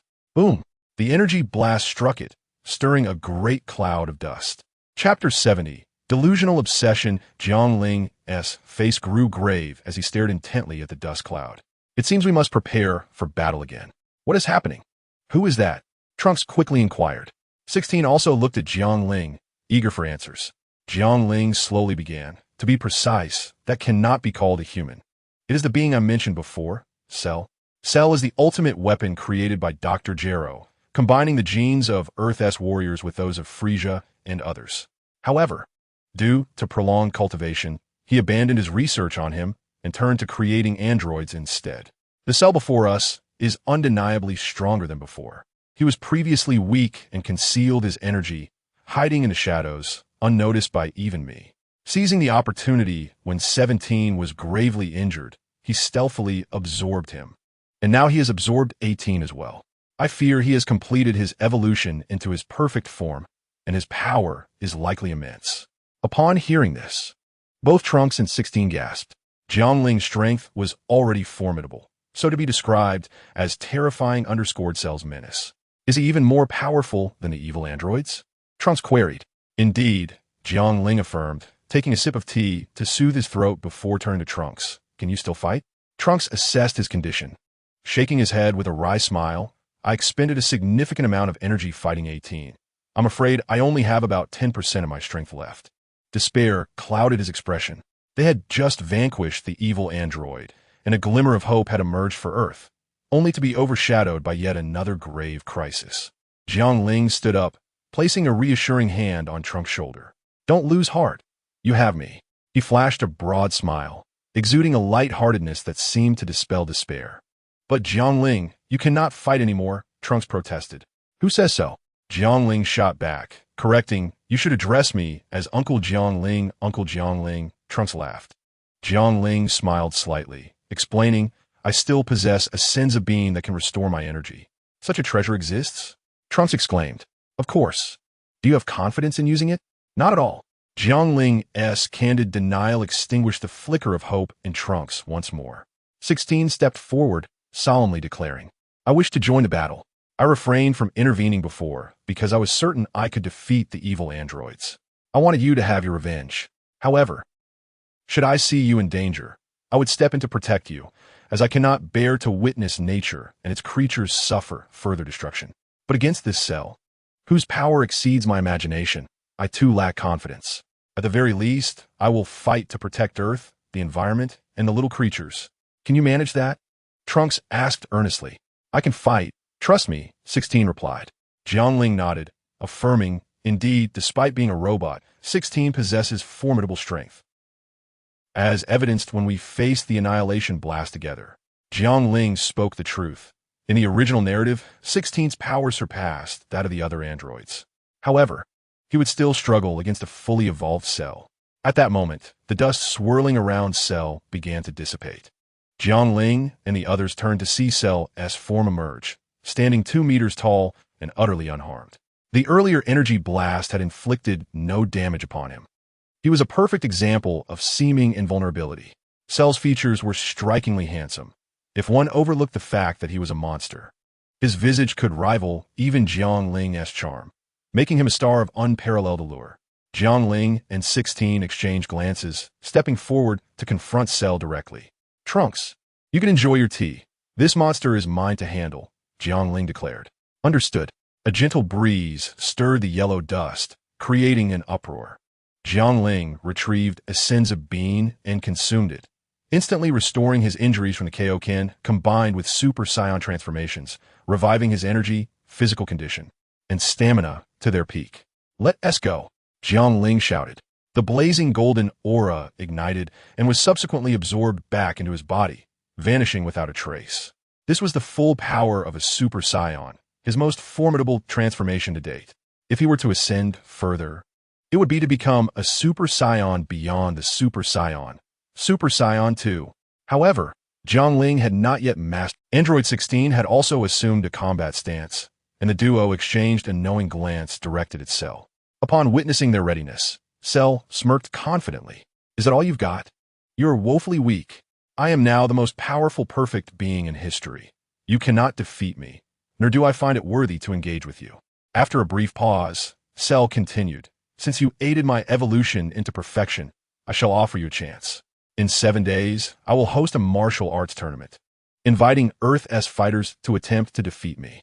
You may strengthen yourselves in this time. Should none of you prevail, I will annihilate humanity and spawn a legion of mini-cells, turning Earth into my playground. Cell, possessing the genetic traits of numerous martial artists, naturally conceived the idea of hosting a tournament. Delusional. Before Jiang Ling could respond, Trunks shouted from a distance. Unlike previous androids, this cell sought the complete destruction of humanity from the outset. How could anyone tolerate such arrogance? Jiang Ling smiled. No need to wait. Let us settle this today. I will take action. I share the same sentiment. Android 16 grinned. There's no time like the present. Let us resolve this now. Chapter 71. The ambush sensing Cell's energy. Jiang Ling smirked. He had perhaps exaggerated his earlier seriousness to Trunks. In truth, his power was nearly on par with Cell's perfect form. Even if he was slightly outmatched, the outcome of their clash remained uncertain. Moreover, with Android 16 standing by to assist, he felt bolstered. Jiang Ling glanced at the solemn-faced 16 and nodded. 16, I will engage first. You provide support. Android 16 gazed deeply at Jiang Ling, deciding to trust him unconditionally. I understand. I cannot compete, so I place my hope in you. Jiang Ling chuckled. Do not say that. You place too much pressure on me. Though he spoke lightly, he felt no tension. Anxiety during battle was a grave mistake. While some might thrive under pressure, the majority would falter, losing half the battle even before it began. Jiang Ling was keenly aware of this, swiftly adjusting his mindset. Hearing their audacious remarks and laughter, Cell felt a flicker of irritation. They clearly underestimated him. I graciously offered you the chance to defeat me, yet you refused to acknowledge my strength. If that is the case, do not blame me for my ruthlessness. Cell's cold smirk revealed his absolute confidence, believing there were no rivals left in this world. Little did he know, Jiang Ling perceived this not as confidence, but as hubris.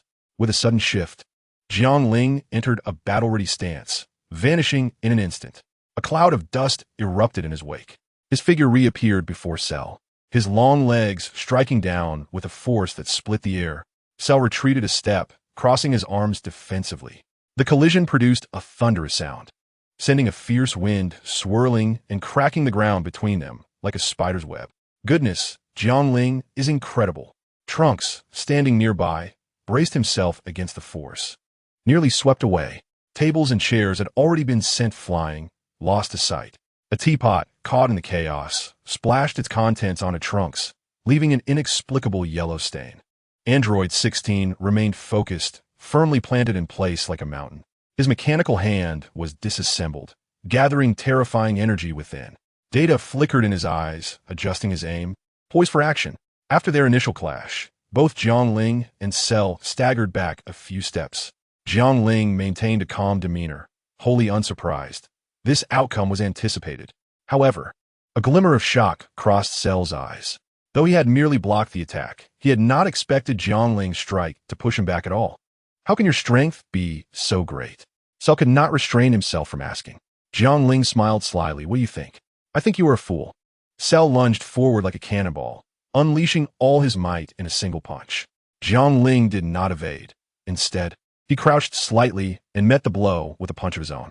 The explosive sound echoed, and both were momentarily stunned, their arms tingling. Without hesitation, Jiang Ling followed up with a clawing strike, executing a fierce attack to undermine Cell. If not for the absence of his tail, he would have employed a more devious tactic. In battle, the stakes were life and death. The means were inconsequential as long as victory was secured. Indeed, Cell's tail sneaked forward from beneath him, aiming at Jiang Ling.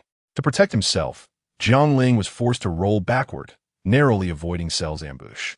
Chapter 72.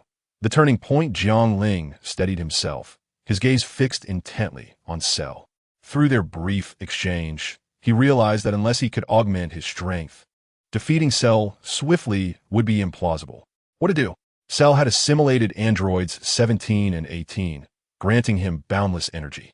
Jiang Ling understood that he could not hope to conclude their battle decisively in a short time. As time passed, his own stamina would wane, risking total exhaustion. Thus, this confrontation must be resolved quickly to avert unforeseen consequences. To achieve a swift resolution, he needed to weaken Cell's power. A spark of insight illuminated Jiang Ling's mind. What if he could revert Cell to a lesser form? It was well known that Cell possessed multiple transformations: larval, adolescent, and perfect. Currently in his perfect form. If Jiang Ling could force him back to the adolescent stage, it could change the tide. Without hesitation, Jiang Ling surveyed Cell's overly confident demeanor and, in an instant, appeared before him. With a powerful fist, he struck Cell squarely in the abdomen. Boom! Cell's towering frame bent over. Agony etched across his face as he gasped in shock. He had underestimated Jiang Ling's sudden assault. If his defenses had been slightly lower, that blow might have pierced him. However, Cell's reflexes were sharp. Enduring the pain, he countered with a knee strike. Jiang Ling, however, anticipated this move, sidestepping deftly and retaliating with a fierce elbow strike that once again hammered into Cell's midsection, leaving him struggling to respond. One misstep, and Cell would find himself at a disadvantage. The tempestuous onslaught continued unabated, a relentless barrage of flawless strikes. Cell was left dazed, unable to find an opportunity to counter. With a resounding thud, Jiang Ling propelled Cell into the sky, bellowing, "Number 16. Lacking the ability for telepathy, he could only shout. "Understood." Number 16, who had long been poised for action, responded, his gaze fixed on the airborne Cell. He unleashed a torrent of terrifying energy that had been building within him, manifesting as a massive beam of light that struck Cell, who had no chance to evade. Cell's visage contorted in agony, his cries piercing the heavens. In the distance, Trunks observed the unfolding scene, his voice tinged with anxiety. Did we succeed? Jiang Ling shook his head. It's not that simple. Suddenly, Cell's laughter erupted, tinged with pain. Ha! Is that all? I can endure more. Really? Jiang Ling smiled subtly, releasing his own Kamehameha wave, which intertwined with number 16's colossal energy, enveloping Cell. Cell's laughter morphed into a wretched scream, a sound so heart-rending that it brought tears to the eyes of those who heard it. Following the energy assault, Cell plummeted from the sky, landing motionless on ground. Trunks, filled with astonishment, exclaimed, "We did it!" Yet number 16 remained serious. Jiang Ling shook his head. No, Cell is not dead. He understood that Cell would not perish so easily. Lying on the ground, Cell had lost an arm and bore numerous wounds, slowly writhing.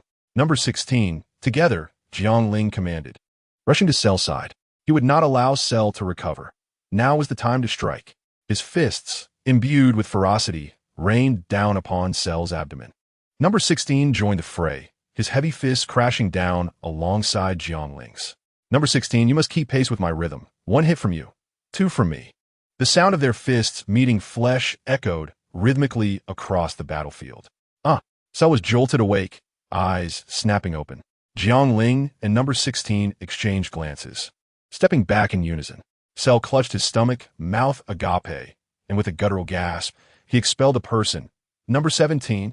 Simultaneously, his body began to regress, his handsome features contorting into the grotesque shape of a sausage mouth, his power waning significantly. Seeing this, Jiang Ling's lips curled into a smile. His prior intention had succeeded. He had compelled Cell to regurgitate the androids. As Cell rose, his face a mask of rage, his wounds began to heal, and his severed arm regenerated. What's happening? How can Cell's severed arm grow back?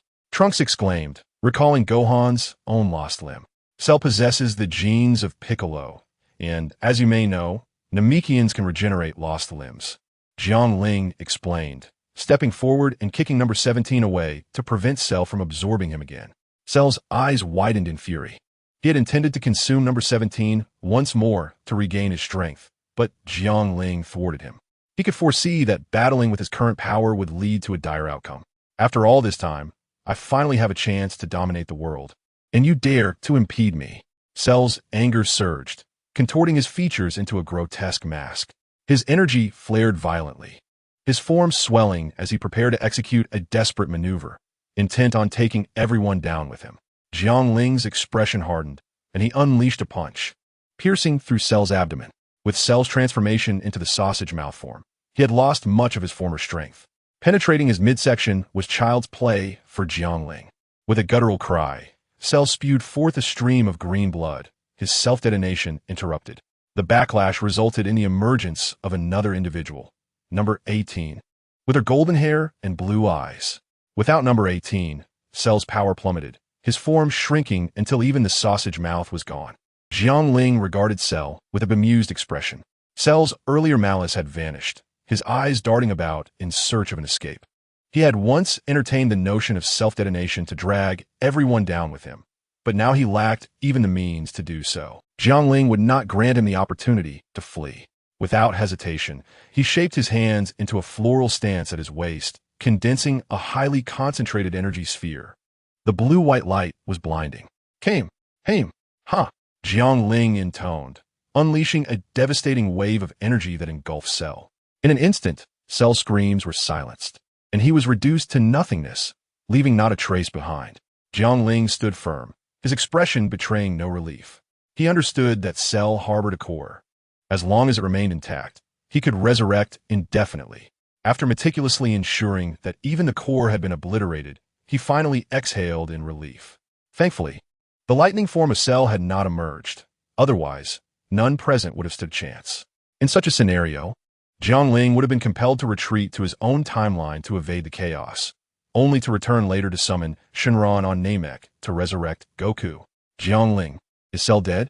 Trunks approached, his face alight with anticipation. Number 16 also looked at Jiang Ling, eagerly awaiting his response. Jiang Ling turned, smiling, it is finished. Yes. Trunks clenched his fists in exhilaration. Peace had finally returned to Earth. Number 16 sighed in relief. Jiang Ling, you are truly remarkable. Jiang Ling chuckled and waved his hand, gesturing towards the evil androids, number 17 and 18, recently expelled by Cell. Trunks, please finish them off. Trunks paused, though. They're not dead. Number 17 is still alive, while number 18 should be dead, considering you did it yourself and confirmed it, Jiang Ling replied. Trunks' expression grew serious as he grasped an evil android in each hand, forcefully hurling them into the sky. He then unleashed a blinding flash of energy from his hands, striking the airborne androids. A thunderous explosion echoed through the air, and a spectacular firework display illuminated the sky, reflecting on the faces of the spectators, lingering for an eternity. The two evil androids were obliterated, paying the price for their heinous deeds. With the defeat of the androids and Cell, the group did not rush to depart, but instead took a moment to rest on spot. After all, having just concluded a fierce battle, the taut nerves gradually relaxed, leaving no desire to move. The exception was number 16, a pure robot, who merely awaited the arrival of others. Jiang Ling began to review the skills he had acquired during the confrontation with Cell, seizing the opportunity to sign in for a new ability, Adrat version instant transmission. Upon seeing this skill, Jiang Ling's eyes brightened. A divine technique. He had intended to acquire it from Goku later, but unexpectedly, he had obtained it now. In the original narrative, Cell had already possessed the ability to instantaneously teleport, presumably inherited from Goku's genes. However, Jiang Ling felt a twinge of confusion. Why did Cell not employ this skill to escape directly earlier? Perhaps he simply forgot, or maybe his powers had waned to the point where he could not utilize it. It could also be that he had mastered too many skills, rendering it difficult to integrate them all in a short span of time. Jiang Ling shook his head, regardless. Cell was now deceased, and these questions would remain unanswered. If he truly sought an answer, he would have to inquire with Cell in the afterlife. Yet, his curiosity was not so fervent, nor did he have the leisure for such musings. The Adrat version instant transmission was essentially Goku's technique of sensing others' energy and teleporting directly to their side. The distance one could teleport was directly proportional to their own strength and the intensity of the opponent's energy. The stronger one became, the further they could sense energy, and conversely, the more potent the opponent's energy, the easier it was to perceive. In addition to the Adrat version instant transmission, there existed another form of teleportation in this world, known as the Kaioshin's instant transmission. These two skills were distinct in their versions. The Kaioshin's instant transmission allowed one to teleport to any location at will without the need to sense energy. However, because it did not require energy sensing, one could not teleport directly to another side. For instance, if Bulma were bathing at home, Jiang Ling could use the Adrat version instant transmission to appear right next to her, while the Kaioshin version instant transmission would only allow him to reach her house or the front yard. Each had its advantages. Jiang Ling hoped to master both skills. Previously, in the Room of Spirit and Time, he had signed in for 2 skills through Trunks. He found them somewhat superfluous. Trunks' sword technique and sword slash. One was a sword technique, while the other involved launching yellow sword energy. Since he did not utilize a sword, even Trunks' techniques against the androids had been taught to him. Coming back to reality, Jiang Ling looked at Trunks, who lay on the ground, appearing somewhat exhausted, and inquired, "Trunks, are you feeling unwell?" "Who said that?" Trunks exclaimed, his eyes widening. "You look quite fatigued, lying there as if you were drained," Jiang Ling replied. "Of course I'm tired. I just finished battling, and my strength hasn't fully recovered." Jiang Ling nodded thoughtfully. "I understand." He then produced a bottle of homemade liquor, infused with a variety of herbal ingredients, such as epimedium, cinnamorium, and seahorse, meticulously crafted for health benefits. "Trunks, here, this bottle of restorative liquor is for you." "Restorative liquor? What does it restore?" Trunks asked, puzzled. "You needn't worry. It's beneficial for your health," Jiang Ling replied with a mysterious smile. Indeed, it was all for Trunks' well-being, and for Bulma's future aspirations of having grandchildren. Trunks took a tentative sip of the potent brew, finding it slightly strong and bitter, yet tolerable enough to save for later. His alcohol tolerance had certainly improved during their time in the Room of Spirit and Time. He was no longer the lightweight he once was. Suddenly, Jiang Ling felt a pang of hunger. The scenery was picturesque, with battle scars dotting the ground, trees askew, and a multitude of flowers and grasses laid waste. An ideal setting for a picnic. One must not merely appreciate beauty. One must also understand how to savor it. He pulled out various grilling tools along with an assortment of meats and vegetables. "Are you too hungry? How about some barbecue?" Trunks rubbed his stomach and nodded. "I'm hungry. It's the perfect opportunity to replenish my energy." Number 16 responded, "I am not hungry. Do you think I would be? However, I can consume regular food. Then you can assist with the grilling.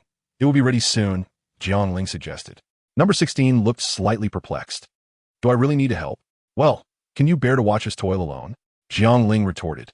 Ultimately, Number 16 and Trunks joined the barbecue effort. Soon, the fragrant aroma of grilled meat and vegetables wafted through the air. As Jiang Ling mixed the barbecue sauce, he bore a peculiar smile, adding a pinch of epimedium powder to the mixture. In his heart, he mused, "Trunks, the future of propagating science rests upon your shoulders." His gaze lingered meaningfully on Trunks. Recognizing the weight of this task, it was indeed a significant responsibility. He hoped Trunks and Mai would contribute, not excessively, but perhaps enough for a soccer team. Before long, the meats and vegetables were grilled to perfection, seasoned with a special barbecue sauce that awakened Trunks' appetite. Jiang Ling then produced several cases of beer, exclaiming, "Barbecue and beer, a match made in heaven." The enticing aroma of grilled delicacies filled the air as Jiang Ling and Trunks indulged, their mouths glistening with grease. The Saiyans' eating speed could only be described as a whirlwind. In mere moments, the table laden with delectable food was emptied, disappearing into their bellies. Lying on the grass, they both sighed in contentment. Nothing could rival the fleeting satisfaction that follows a hearty meal. "Is this feeling truly pleasant?" Number 16 inquired, having also partaken in the barbecue and beer. Yet, as a robot, he did not experience such sensations. "Indeed," Jiang Ling replied, resting his hands behind his head. Gazing at the sky, a gentle breeze caressed him, ruffling his hair. Under the soft caress of the wind, Jiang Ling drifted into a deep slumber. Trunks, too, wore an expression of unprecedented relaxation and soon followed him into the realm of dreams. In the absence of adversarial pressures, a tranquil and carefree existence was unparalleled. As the sun dipped below the horizon, the warm glow of dusk enveloped Number 16, who sat quietly on a rock, enjoying the evening breeze and the sunset. Unbeknownst to them, the trio lingered there until nightfall. Jiang Ling awoke, stretching lazily. What a refreshing sleep. He surveyed his surroundings and then nudged Trunks to rouse him. "Time to rise, Trunks. The moon is already high in the sky." Trunks rubbed his eyes, still groggy. "What's the matter?" "I was sleeping soundly." "Well, you should inform the Earth Defense Force about the eradication of the evil androids," Jiang Ling continued. "All right, I must notify them so they can spread the news to humanity worldwide," Trunks exclaimed, slapping his thigh as he recalled the urgency he had momentarily forgotten. He then bid farewell and swiftly took flight in a specific direction. Watching Trunks depart, Jiang Ling chuckled softly, shaking his head in amusement. The child exhibits a certain restlessness, his temperament distinctly different from mine. Number 16 remarked, "You two share no blood relation, so it's not a matter of resemblance." Ah, let's not dwell on this. Jiang Ling waved his hand, signaling a desire to move on. So, number 16, what are your plans moving forward? Next, I will likely focus on protecting the Earth's natural environment and its creatures, number 16 replied thoughtfully. Jiang Ling suggested, perhaps you could join Trunks at the Earth Defense Force. It would be an excellent opportunity to safeguard nature more effectively. Upon hearing this, number 16's expression brightened. Jiang Ling was indeed correct. The Earth Defense Force was currently the most formidable organization, and joining them would enhance his capacity to protect the environment. I shall accompany Trunks at once, he declared. Jiang Ling smiled and nodded, watching as number 16 headed in Trunks' direction. Closing his eyes, Jiang Ling sought out the familiar auras around him. After a while, he furrowed his brow slightly. It appears my abilities are still lacking. Detecting the presence of ordinary people is somewhat challenging. After a moment of contemplation, he placed 2 fingers to his forehead and, with a slight smile, realized that his focus had sharpened significantly. He quickly detected Bulma's aura. With a sudden movement, Jiang Ling vanished from sight and arrived at the shelter of the Earth Defense Force. Cheers resounded throughout the refuge, as everyone rejoiced at the demise of the evil androids that had plagued them for over a decade. There was no more uplifting news than this. Immediately, someone broadcasted the announcement via radio, spreading the news to shelters around the globe. Others began a bonfire party, a celebration that had not taken place in years. After ensuring number 16 was settled, Trunks approached Mai and Videl, who were smiling at the festive crowd. "Thank you for your hard work, Trunks," Videl said. Mai stepped forward, wrapping her arm around Trunks' strong bicep, excitedly exclaiming, "You were incredible, Trunks." To defeat the androids was nothing short of amazing. Trunks found himself enveloped by the warmth of her presence, momentarily lost in thought. Taking a deep breath, he smiled and replied, "This victory is not solely mine. Jiang Ling and number 16 were the true heroes. I don't care. In my eyes, you are the best," Mai said with a beaming smile, her beautiful eyes sparkling with admiration. Videl, observing the exchange, smirked knowingly and said, "I understand. You two continue your conversation. I'll go lend a hand." Without waiting for a response, she wandered toward the bonfire festivities, leaving Trunks and Mai alone in a suddenly charged atmosphere. "Ah, Videl is being a bit mysterious. What do you think, Mai?" Trunks chuckled, attempting to shift the topic. "Trunks, I'm feeling a bit tired. Would you help me back to my room?" Mai gazed at him with longing, her eyes glistening. Trunks felt her warmth draw closer, igniting a flame within him. "Then let us return to your room," he said, fully aware of the implications of their situation. Noticing that no one was paying attention to them, he swiftly scooped Mai into his arms and discreetly entered her room. Placing her gently on the bed, he noticed her flushed cheeks and the heat radiating from her body. Trunks' breath quickened as he swallowed hard, unsure of how to proceed. Although he had studied extensively, when faced with this critical moment, his mind went blank. His body's urges clashed with his rational thoughts. Seeing Trunks hesitate, Mai recalled the intimate whispers Videl had shared with her. Her cheeks turned crimson like a ripe apple. Biting her lip, she resolved to take action. She began to unbutton her blouse, inching closer to Trunks as she leaned in for a kiss. Boom! Trunks' rational mind shattered in an instant. He suppressed his immense power to the level of an ordinary person and succumbed to primal instincts, unleashing a fervent symphony within the room. Chapter 76, The Method of Resurrection. West City, now deep in the night, lay silent. A gust of wind swept through the ruins, creating a mournful sound. After the devastation wrought by the evil androids, the city was devoid of life. The dead were gone, and the survivors had fled to shelters. West City had become a ghost town, a desolate expanse of rubble with no sign of humanity. Atop a building that had fortunately withstood the chaos, Jiang Ling and Bulma surveyed the remnants of the city below. Bulma exhaled deeply, brushing her blue hair aside. It's finally over, but it's regrettable that the androids slaughtered so many humans. The remaining population is quite small. I wonder if it even reaches 1% of what it once was. Even with the Dragon Balls, we cannot resurrect those who perished so long ago, she lamented. Feeling a sense of despair, Jiang Ling approached her from behind, gently massaging her shoulders in a comforting gesture. Even if the population is diminished, give it time. It will recover, he reassured her. Bulma nodded, gazing at the ruins with a glimmer of hope in her eyes. Indeed, without the threat of the androids, The remaining humans can begin to rebuild the city together. Reconstruction after disaster is essential, she stated. The previous reign of terror had forced humanity into hiding, confined to shelters. Many young people had spent their childhoods in these confines, only hearing stories from the older generations about life beyond. Now that the androids posed no danger, it was imperative to leave the shelters and embrace life in the sunlight. Bulma's spirits lifted, filled with optimism for the future. Suddenly, the strong presence of a man behind her stirred her thoughts. The saying goes, when one is well fed, desires arise. With the formidable threat of the androids eliminated, her burdens lifted and long-buried feelings resurfaced. She bit her lip and turned to face Jiang Ling, gazing into his eyes. In an instant, Jiang Ling found himself at a loss for words, taken aback by Bulma's closeness. Looking down at her flushed face, he felt a surge of blood rush to his head.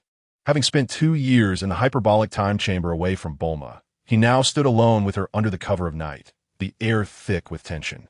The resemblance between this Bulma and his girlfriend was uncanny, yet her aura was distinctly different. His girlfriend was vibrant and spirited. In the future, Bulma possesses a certain charm. One might say, with her fair complexion and voluptuous figure, she exudes a gentle smile and radiates a warm and inviting aura. Although she has aged by over a decade, her impeccable maintenance renders her ageless, with no visible traces of time. Instead, she retains her allure and grace.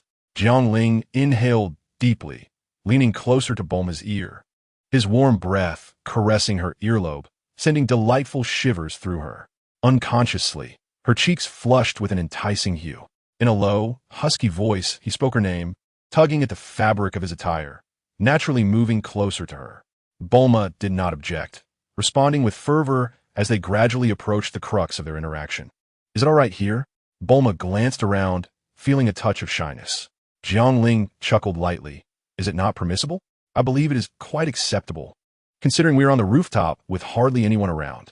But there are no buts. Jiang Ling interjected, capturing Bulma's lips in a passionate kiss. In that moment, Bulma's mind went blank, overwhelmed by sensations, her body soft and warm, akin to drifting water lilies. The silvery moonlight cascaded over them, illuminating their shared intimacy like petals unfurling in bloom. An hour later, Jiang Ling leaned against the wall, feeling invigorated. Bulma nestled comfortably in his embrace, tracing circles on his chest. Both were content.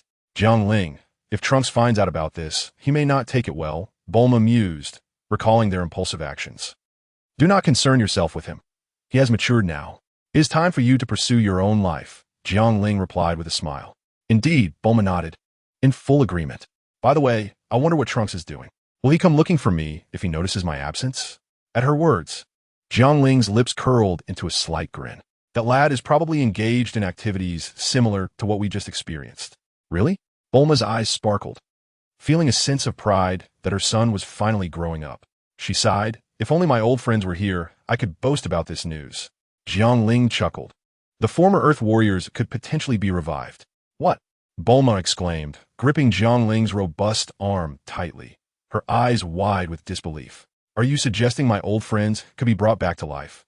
Absolutely, Jiang Ling affirmed, his gaze lingering on Bulma, her alluring presence stirring something within him. Bulma blushed at his attention. How could you be so? Jiang Ling, brimming with confidence, raised his chin slightly. Hey, I possess remarkable physical prowess. After a pause, he shifted to a serious tone. I should be able to locate Namek. I previously promised Trunks I would revive Gohan. However, I need to consult someone. Please wait for me here. Bulma immediately replied. All right, make haste and return swiftly. Jiang Ling stood, donning a fresh set of clothes. He then placed his fingers on his forehead, sensing the energy of North Kai's planet. In an instant, his figure vanished from Bulma's sight. On North Kai's planet, 2 figures clad in martial arts attire were engaged in training, while North Kai and his 2 pets observed nearby. Gohan's strength has improved rapidly.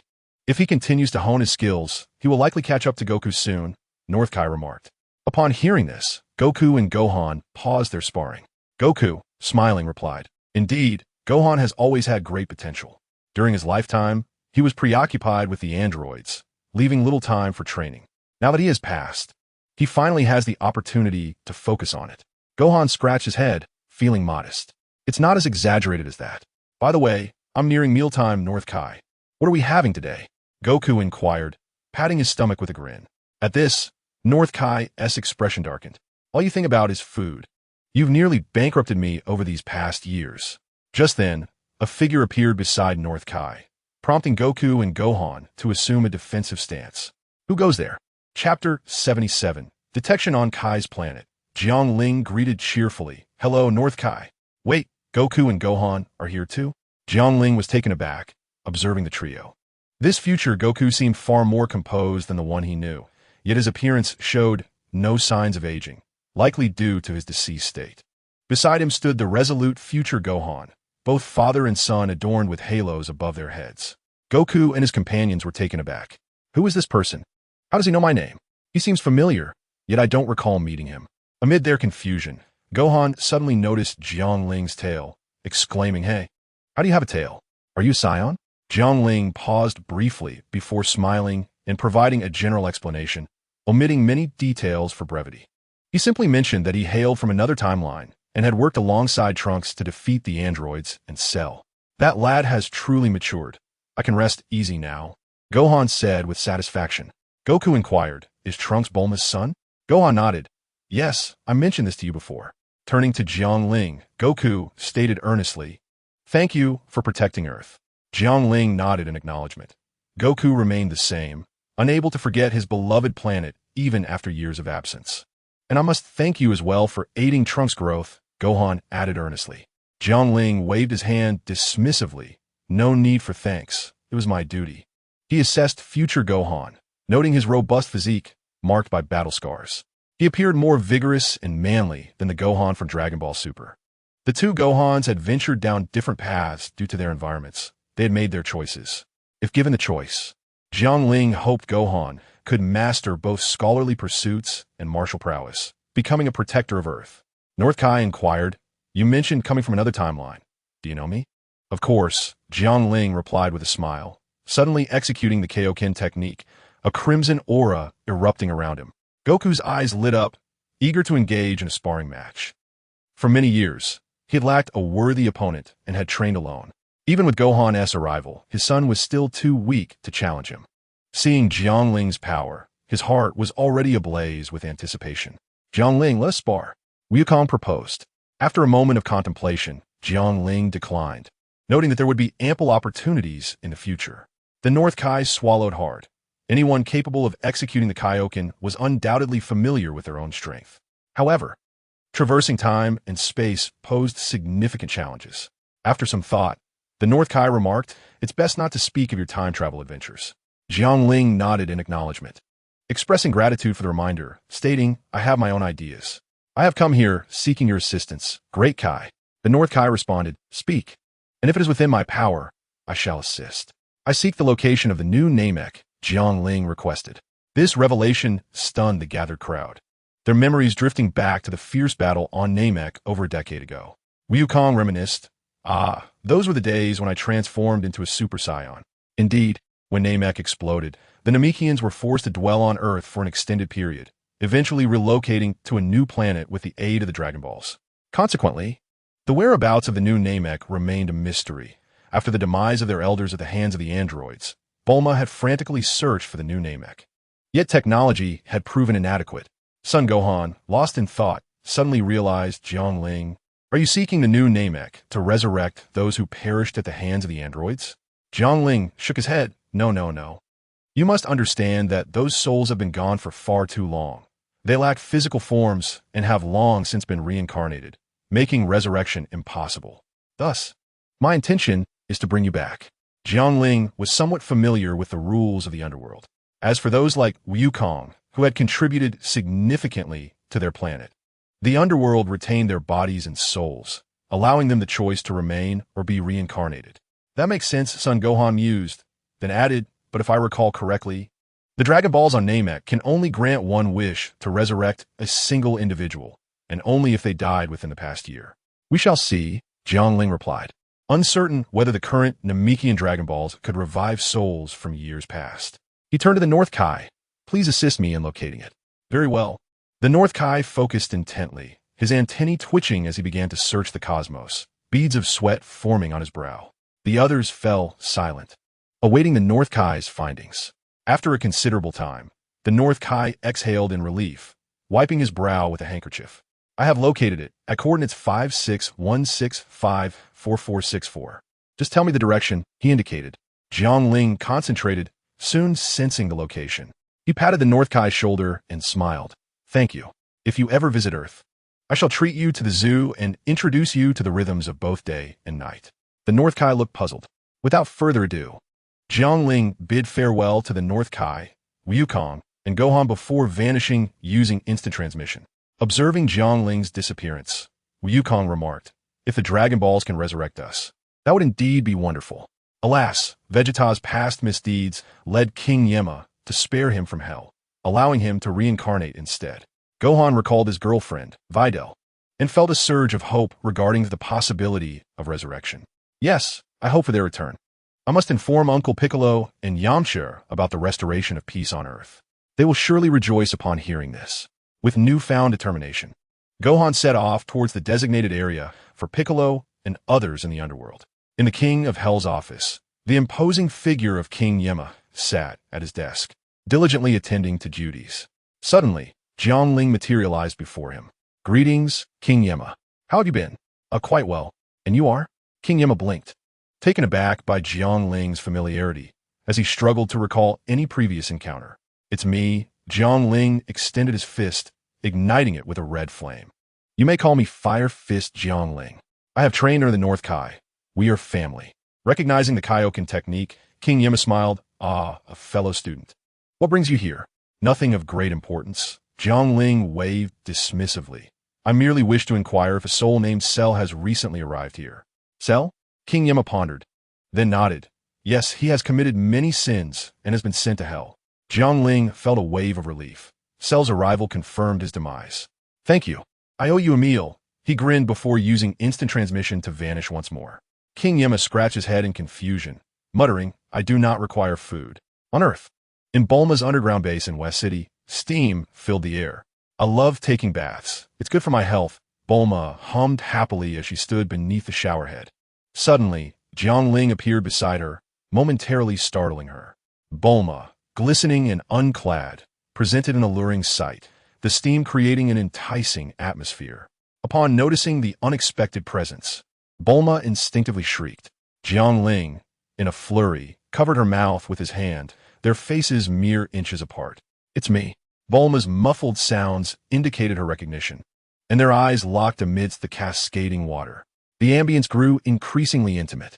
As Bulma became aware of her state, a crimson blush adorned her cheeks, reminiscent of a ripe peach, inviting and tantalizing.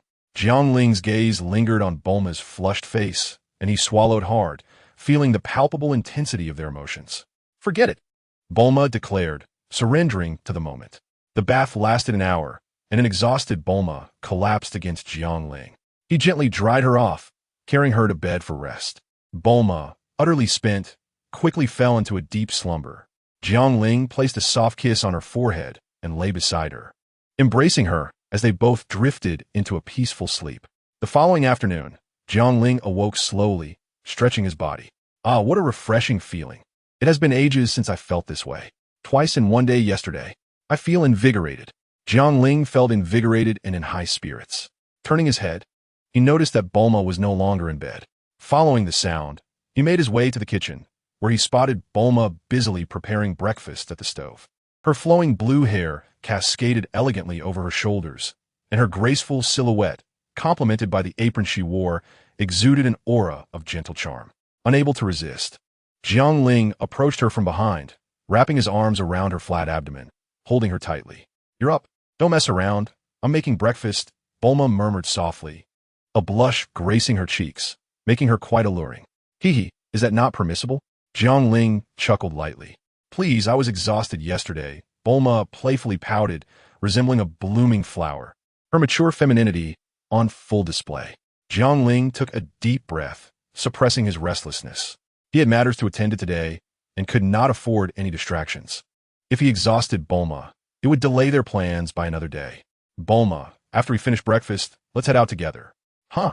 Where to?" Bulma, initially prepared for a grand adventure, paused at his words. Have you forgotten what I mentioned yesterday? Jiang Ling whispered in her ear. Yesterday. Bulma pondered for a moment, her eyes suddenly sparkling with excitement. Turning to face him, she exclaimed, Did you find the new Namek? Last night.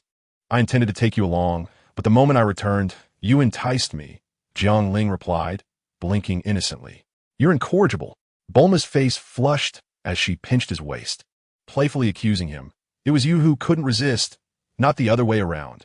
Jiang Ling laughed heartily, giving her a playful slap on her rear, the sound echoing in the kitchen. Seizing the moment while she was taken aback, he slipped away.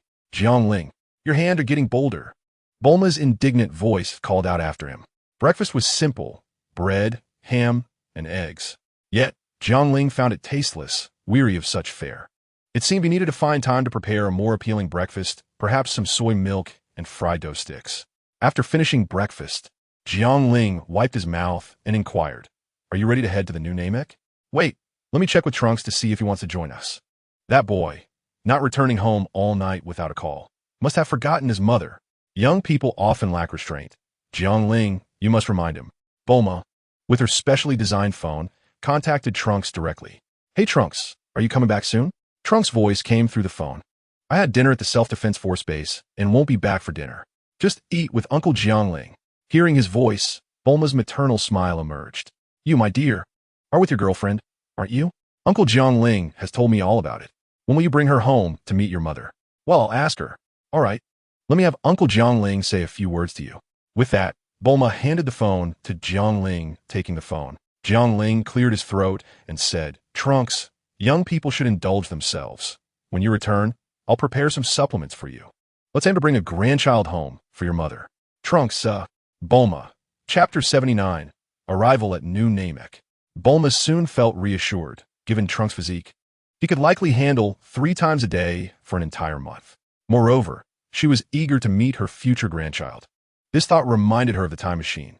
What would the future hold? Jiang Ling's voice interrupted Bulma's reverie. Are you ready? Bulma nodded. Yes. Jiang Ling wrapped one arm around her slender waist while raising 2 fingers to his forehead, concentrating to better sense the new Namek. Found it. Jiang Ling's heart stirred, and their figures abruptly vanished from the underground base. On New Namek, a few Namekians were cultivating the land, preparing to plant saplings. After the technological disaster centuries ago, the Grand Elder had focused on repopulating the species without further technological advancement, emphasizing ecological preservation. Though a new Grand Elder had taken over, this tradition continued. Suddenly, 2 figures appeared, drawing the attention of the Namekians. Who are you? Outsiders, please present your identities. They raised their farming tools in caution. Jiang Ling smiled and spoke fluently in the Namekian language, conveying that they were not foes, but humans from Earth, requesting to see the current Grand Elder Muley, who had recognized Bulma. The Namekians, startled by Jiang Ling's impeccable command of their language, exchanged uncertain glances. They had never encountered an alien capable of speaking their tongue so perfectly. Noticing their youthful demeanor, Jiang Ling continued, You must be the younger generation of Namekians. You should know about Earth and Bulma. Go find your Grand Elder, and you'll understand. After a moment of silent exchange, one Namekian flew toward the village, while the others remained, cautiously observing Jiang Ling and Bulma. Jiang Ling nodded, appreciating the vigilance of the younger Namekians, likely a result of the Grand Elder's training. Bulma gazed at the Namekians, her eyes misting with memories of the past, of the Supreme Kai and Piccolo, who bore a resemblance to them. Before long, the Grand Elder arrived, accompanied by a throng of Namekians. Bulma recognized many of them as those who had spent time on Earth. Bulma, what a pleasant surprise. It's been ages. How'd you been? Laughter erupted as they warmly greeted her. The young Namekians suddenly realized that the older generation knew these 2 outsiders. Bulma, tears of joy mingling with her smiles, reciprocated their greetings. It's been too long. I never expected to see you all again. Grand Elder Muley stepped forward, smiling warmly. It's been a long time, Bulma. I never imagined you would search for us for so many years, thinking you would never see us again. As Bulma's demeanor shifted to a more somber tone, Muley sensed something amiss. It seems something has happened. Let's talk inside. By the way, is this gentleman your partner? Muley noted Bulma's arm linked with Jiang Ling's. Bulma glanced at Jiang Ling and remarked, I suppose so. Jiang Ling then wrapped his arms around her delicate waist, asserting, "Suppose so? It should be it always has been." Upon uttering these words, Bulma felt a warmth envelop her heart. She relished this assertive demeanor, which bestowed upon her a profound sense of security. Inside Muley's abode, several individuals were seated on the sofa, cradling warm cups of tea as the fragrant steam wafted around them. The others had been dismissed by Muley. Otherwise, the space would have been too cramped for so many. After hearing Bulma recount the tribulations Earth had endured over the years, Muley sighed, his tone tinged with bitterness. "I never anticipated so much would transpire after our departure. It's all our fault for relocating to this planet. If only we had settled on Earth back then." Bulma sipped her tea and shook her head. "Do not blame yourselves. The Namekian race needed to expand, and that necessitated migration to other planets. Besides, Earth is now peaceful, albeit a bit late." Muley replied with relief. "As long as Earth is at peace, I can rest easy. By the way, you came here seeking the Dragon Balls, correct? I've instructed Dandy to bring them." "Yes. I am indeed in need of the Dragon Balls." "Dandy? Why Haven T? I seen him around." Bulma inquired curiously. Dandy was the child saved by Krillin and Gohan during the battle on Namek, and he shared a close bond with her, having played a significant role in the conflict. Muley chuckled. "Dandy usually focuses on his training. I hadn't informed him earlier. He then used telepathy to summon Dandy to bring the Dragon Balls." Suddenly, Bulma recalled something and posed a question. "By the way, Elder, can the Dragon Balls revive someone who passed away over a decade ago?" Muley's brow furrowed slightly as he shrugged. "I'm uncertain. Ordinary individuals cannot be resurrected." "I see," Bulma sighed. Jiang Ling comforted her. "Don't worry. We can ask Shenron shortly. If it's not possible, I will think of another solution." "That seems to be the only course of action," Bulma conceded. At that moment, a young, robust Namekian entered, trailing 7 Dragon Balls behind him. "Elder, I brought the Dragon Balls. Would you like to make a wish?" Muley chuckled. "Hold on. Take a look at who has arrived." Upon hearing this, Dandy glanced toward the sofa and was taken aback upon seeing Bulma. "Bulma, Aunt? What brings you to Namek? It's been ages since we last met." Bulma's eyes lit up as she beheld the now muscular young man. "Is that you, Dandy? I can hardly believe the boy who loved cartoons has grown into such a fine young man." Chapter 80. The Wish. Dandy, somewhat bashful, scratched his head, feeling the awkwardness of youth in the face of praise. "Oh, it's nothing. It's been over a decade, so it's only natural to grow." He then scanned the room and curiously asked, "Bulma, Aunt, why haven't Krillin and Gohan joined us?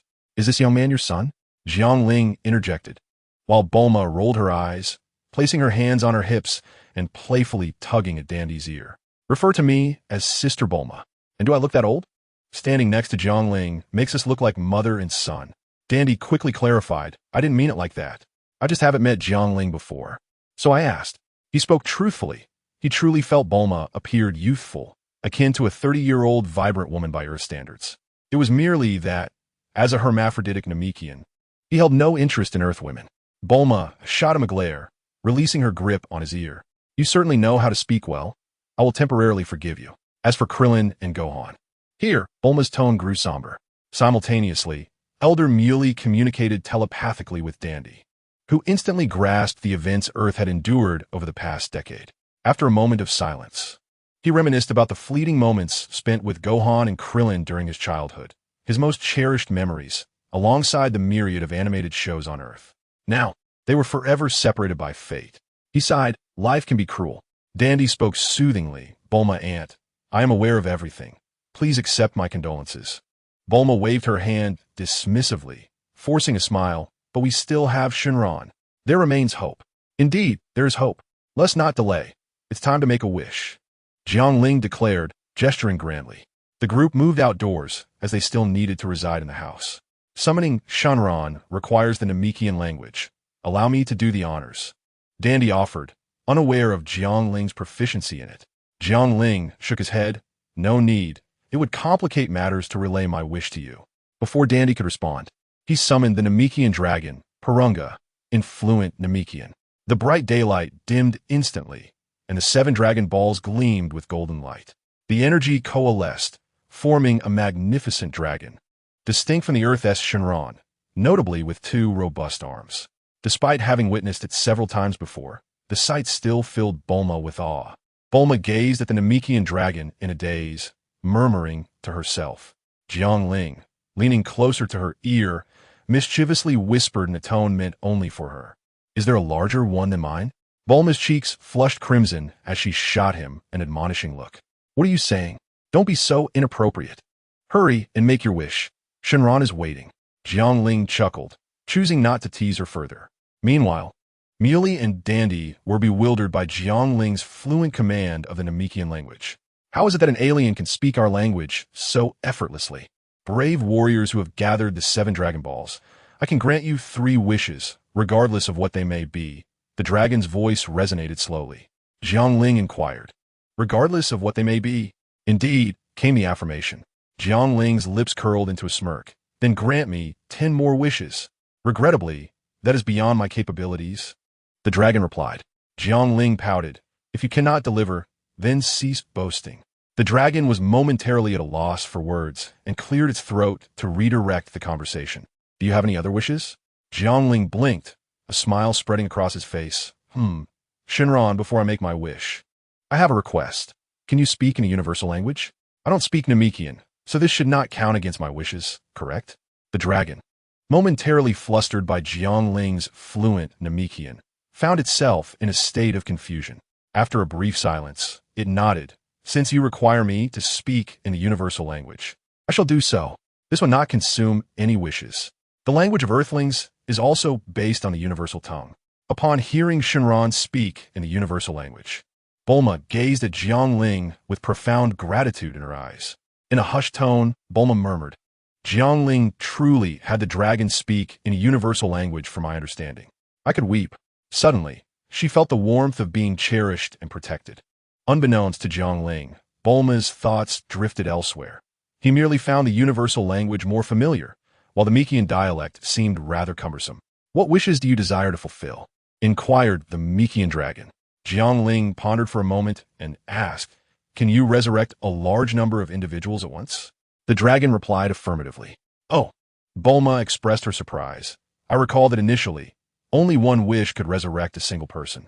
Elder Muley, with a knowing smile, explained, Since I assumed the role of Elder, I have enhanced the Dragon Balls.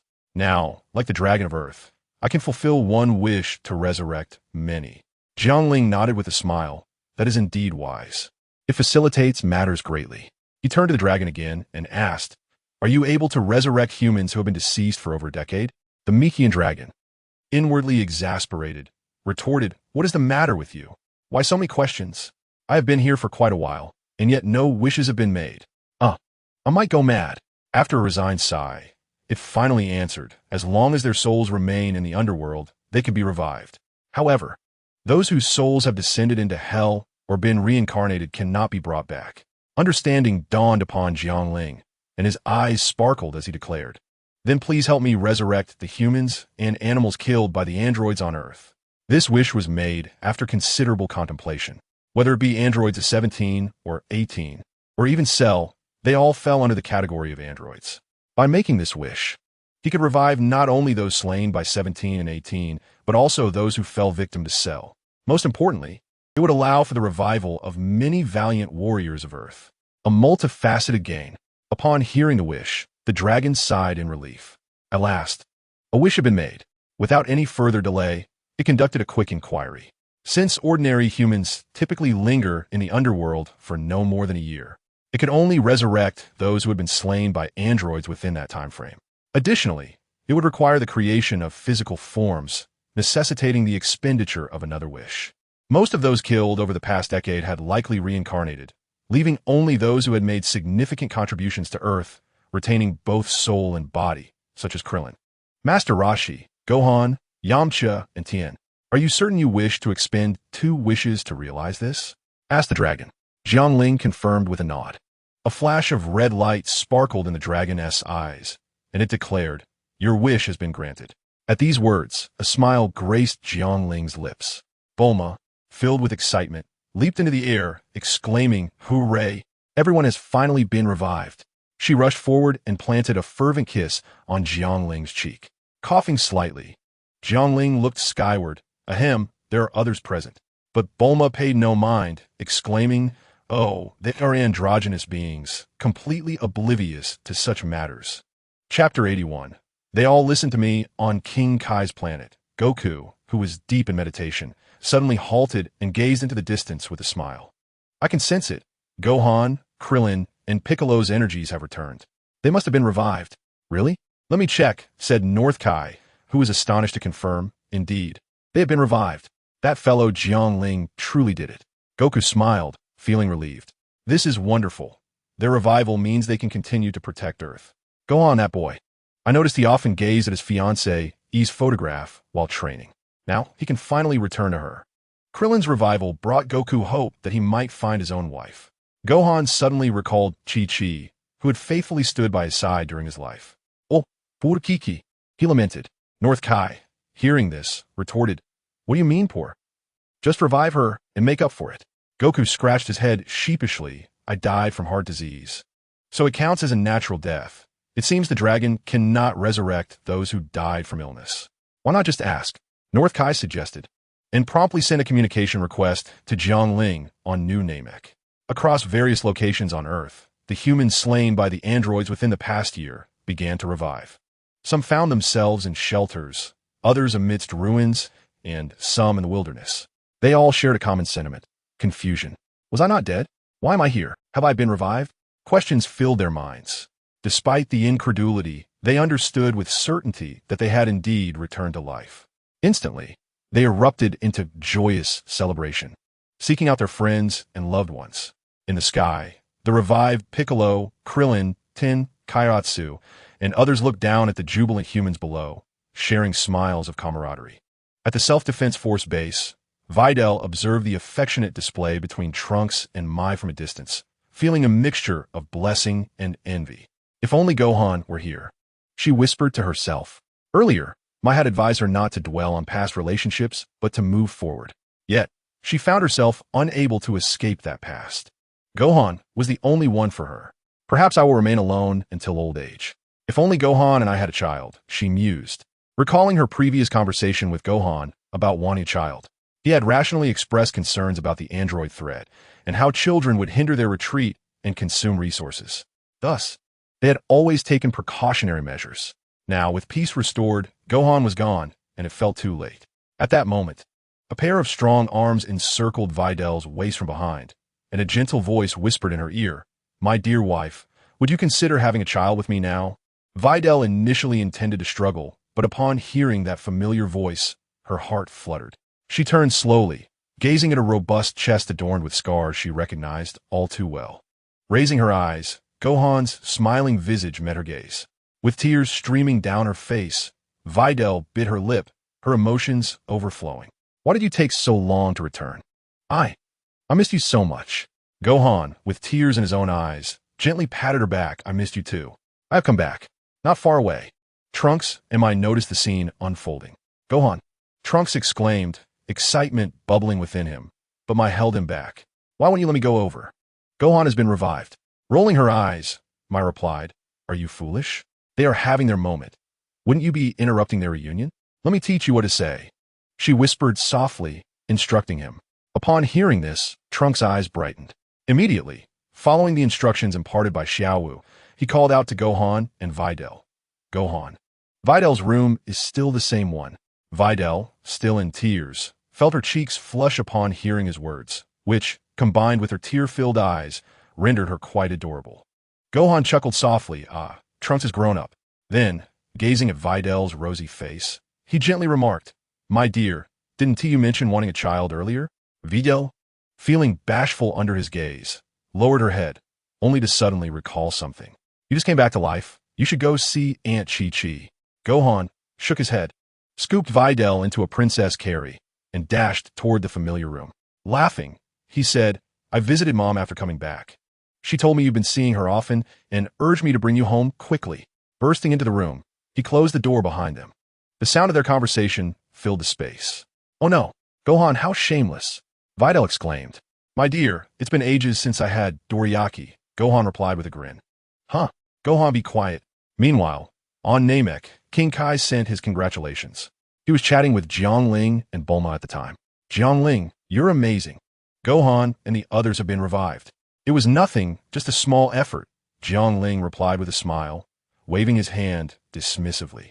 Goku's voice then came through. Jiang Ling, thank you. I owe it all to you. Bulma, it's been so long, Goku continued. Hearing that familiar yet distant voice stirred Bulma's emotions. Goku, it has indeed been a long time. How have you been? Ha, not bad. King Kai takes care of my meals, and I don't have to work. Bulma chuckled softly, reminiscing about their adventurous childhood together. At that moment, Goku added, by the way, Bulma, I forgot to tell you that Vegeta hasn't been revived. His sins were too grave. Even though he died protecting Earth, he couldn't escape the consequences and has been in hell for 5 years before being reincarnated. Bulma froze, recalling Trunks' father, Vegeta. Their relationship had only lasted a year or two before Vegeta's demise. Over the past decade, she had forgotten what he looked like and held no feelings for him, given their brief time together. In fact, if Goku hadn't mentioned him, she might have almost forgotten about him entirely. Feeling a pang in her heart, she quickly looked at Jiang Ling, explaining, Jiang Ling, I have no feelings for Vegeta. You must believe me. Having spent several days together, Jiang Ling had already made his way into her heart. She feared that mentioning Vegeta might upset him and even cause him to leave her. Jiang Ling leaned in closer to Bulma, whispering, I might mind. So how will you make it up to me? Huh? Bulma responded, bewildered. I'm asking how you'll compensate me, Jiang Ling replied, wrapping an arm around her slender waist, a smile on his face. Bulma was taken aback and instinctively asked, what kind of compensation do you want? Jiang Ling, having achieved his goal, smiled slyly and whispered in her ear, from now on, you'll obey me in all matters, especially in intimate matters. Bulma's face flushed crimson, and she shyly cast a glance at Jiang Ling. She playfully retorted, you only think about that. Is that a yes? Jiang Ling pressed. All right, I'll listen to you, Bulma murmured, biting her lip. Hearing her response, Jiang Ling stood a bit taller.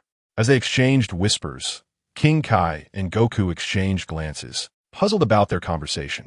Clearing his throat, King Kai finally spoke up, prompting Jiang Ling and Bulma to realize they were still on the call.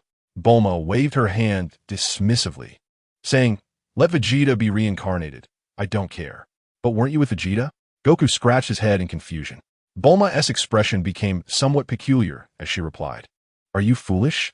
People can drift apart in just a few days. Vegeta has been dead for over a decade. Do you expect me to remember him forever? Besides, we never had much of a bond. Ah, I see. Speaking of which, what about Chi-Chi? Goku suddenly recalled, subtly probing. Chapter 82. Goku's Resurrection. Bulma rolled her eyes. Your Chi-Chi is different. She has always been love-struck. After marrying you, she has focused entirely on homemaking, so you can enjoy your bliss. Goku felt a surge of satisfaction. Indeed, this was true for any man. Clearing his throat again, King Kai interjected, as for the matter here, Goku hasn't been revived because he died of a heart condition. Could you check to see if he can be brought back? Over the years, Goku had been training on King Kai's planet, consuming all of his food supplies. Now, seeing everyone else revived, King Kai was eager to rid himself of this burden. Goku's voice followed. Jiang Ling, Bulma, please ask Shenron about this. If he can't be revived, it's all right. Upon hearing Goku's words, Bulma immediately agreed, hoping to amend the regret of Goku's untimely passing. Goku had succumbed to a sudden heart attack, leaving no time to gather the Dragon Balls, and he departed this world unexpectedly. Their acquaintances mourned for a long time, and Chi-Chi aged significantly overnight. Even Vegeta lost his motivation to train, leading to the emergence of the androids, which left everyone's power levels lagging behind. Vegeta never achieved Super Saiyan status and was easily overwhelmed by the androids. Jiang Ling. Bulma began, and Jiang Ling nodded, turning his gaze toward the long-neglected Namekian dragon. Apologies, dragon. I just had a phone call. The dragon's expression was forlorn, lacking its usual majesty. You can now make your third wish. Jiang Ling nodded in agreement and asked, can you revive Goku? He died of a heart condition. The dragon, upon hearing this, checked its records. Generally, death by heart disease could not be reversed, but since Goku had been poisoned, it was considered an unnatural death, allowing for revival. Bulma gasped in surprise. King Kai and Goku's expressions turned serious. Initially, they believed it was simply a heart condition, unaware that it had been caused by foul play. Jiang Ling murmured, looking at the dragon, and nodded, revive Goku. The Namekian dragon's eyes glowed red for a moment. Your wish has been granted. Until next time. With that, its form dissolved into golden light, returning to the Dragon Balls, the sky brightening as it did. The Dragon Balls transformed into large, stone-like spheres. Unlike Earth-esque Dragon Balls, these did not leave after a wish was made. They remained in place but required a cool-down period before being used again. In a flash, Goku appeared outside his home on Mount Pozu, gazing at the entrance. After years of growth, he felt a newfound sense of calm, yet couldn't shake the nerves. After a brief silence, he finally knocked on the door. A sound echoed from within. "Who is it?" Son Wukong's heart quivered. This voice was exceedingly familiar, having accompanied him through countless days and nights over a decade ago. After a moment, the door creaked open, revealing a woman clad in a qipao. Her hair, a blend of black and white, framed a face that, though marked by a few wrinkles, still bore the unmistakable essence of Chi-Chi. Chapter 83, Homecoming. Chi-Chi stared blankly at the man before her, the visage she had yearned for during countless nights. Could it be that I am dreaming? Wukong and Gohan have truly returned. Perhaps this is a scene from my dreams. If it is a dream, I wish never to awaken. She murmured, lost in thought. Son Wukong stepped forward and enveloped her in his sturdy embrace. Observing her slightly aged features, a pang of sorrow struck his heart. Chi-Chi, this is not a dream. I have truly come back to life. His familiar voice reached Chi-Chi's ears, and as she savored his embrace, tears flowed freely, soaking his chest. Whether it was a dream or reality mattered little. The mere chance to see him again filled her with profound contentment. "Wukong, please do not leave me again," she pleaded. "I will never leave you again, Chi-Chi," he vowed.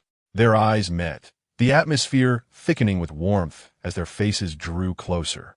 Moments away from a kiss when a sudden sound interrupted them. "Gurgle, gurgle." Son Wukong chuckled, placing a hand on his stomach. "Chi-Chi, I am quite hungry. You never change. I'll prepare a meal immediately," Chi-Chi replied, her cheeks tinged with a rosy hue as she rolled her eyes. Tying on an apron, she glanced at Wukong. "Come to the kitchen and keep me company." "Huh? I don't know how to cook." He scratched his head, perplexed. "Just accompany me." Chi-Chi shot back, her eyes narrowing. She feared that if she turned away, he might vanish again. Wukong chuckled. "All right, I'll help wash the vegetables. Just make sure they are cleaned properly. Anything less than spotless will not do. We will call Gohan back to eat later. But do not disturb him. He will bring home a wife in a few days."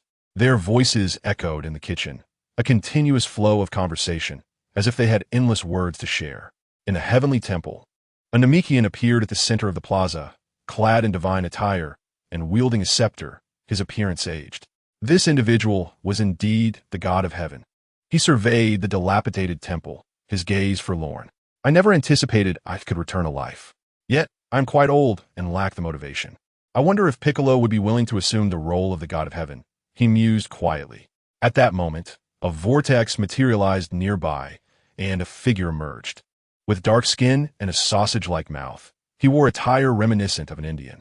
Upon seeing this figure, the god of heaven's face broke into a smile. "Mr. Bobo." This figure was indeed Mr. Bobo, who, after the god's demise a year earlier, had fallen into slumber, awaiting a successor. Now that the god had returned, so too had he awakened. "It has been so long," Mr. Bobo exclaimed, wiping away the moisture from his eyes with a white handkerchief. "Look at you. How long has it been? And you still shed tears." The god of heaven chuckled. Mr. Bobo smiled. "Perhaps it is my sensitivity. Seeing you resurrected overwhelms me. That is called sentimentality." On Namek, after making his wishes, Jiang Ling turned to Elder Muley. "Elder, I have a favor to ask." "Speak." "It is like this. Although the god of heaven on earth has revived, his lifespan is nearing its end, and there is no successor in sight." Elder Muley nodded. "So you wish to see if anyone here is interested in taking on the role of the Earth's god?" Jiang Ling affirmed with a nod. At that moment, Danny stepped forward. "Let me take on the task." Seeing this, Elder Muley smiled. "Certainly. With your lineage as a Dragon Clan member, you are indeed qualified for this position." The Dragon Clan, within Namekian society, refers to prodigies capable of creating Dragon Balls, possessing all-encompassing abilities. Unlike the specialized types among Namekians, combat, wisdom, and healing, the Dragon Clan excels in all three, surpassing ordinary individuals. Bulma's eyes lit up. "This way, Krillin and Gohan can find you anytime." After exchanging pleasantries with other Namekians, she prepared to depart. After bidding farewell to Elder Muley, Jiang Ling, alongside Bulma and Dandy, utilized instant transmission to return to Earth. arriving at the heavenly temple where they encountered the god and Mr. Bobo, explaining their intentions. The god, who was ready to relinquish his position, gladly consented, allowing Dandy to stay and begin his instruction on the responsibilities of the role. Jiang Ling and Bulma returned home. Once there, Bulma began rummaging through boxes. "What are you searching for?" Jiang Ling inquired curiously. "The Dragon Balls. I misplaced them after collecting them." "What do you need the Dragon Balls for? You have no wishes left, do you?" "You do not understand. I want a wish for youth." "What?" Jiang Ling scratched his head. "I think you look just fine as you are." Bulma smiled. "I could be even better. If I were younger, my vitality would match, and I wouldn't age so quickly." Jiang Ling pondered this and deemed it necessary, adding, "and perhaps a little enhancement up top." "You lecher." Bulma scolded playfully, but did not refuse. After locating the 7 Dragon Balls, Bulma stepped outside the base and made her wish, transforming her body to that of a 30-year-old. Coupled with her unique charm, she appeared mature and alluring, inciting Jiang Ling's desire. Bulma noticed his reaction and blushed. "Bulma, could you help me with a little issue?" "Not now. Let us save that for later. We are in public. You promised you would listen to me from now on," Jiang Ling said with a teasing smile. Bulma hesitated, biting her lip, glancing around to ensure no one was watching. "Enjoy your moment." With a playful glare, she crouched down. Jiang Ling felt both pain and pleasure. As Bulma's skills improved, the pain dissipated, leaving only joy. With matters settled, Jiang Ling observed Earth rejuvenating, cities gradually rising anew. He felt it was time to return to his own time and space. Although he could have left long ago, he hesitated, pondering the implications of leaving behind another Bulma. He was uncertain how she would react upon learning of his connection with the future Bulma. Thus, he felt a twinge of apprehension. Ultimately, what must come will come. Having stayed here for so long, it would be remiss not to return. After Jiang Ling expressed her concerns to Bulma, Bulma chuckled lightly. "Then let me accompany you. I shall see what I can do." Hearing this, Jiang Ling smacked her thigh, realizing the wisdom in her words. After all, women understand women best, especially when they are the same person. Chapter 84. King Cold, Parallel Universe in Jiang Ling's original timeline.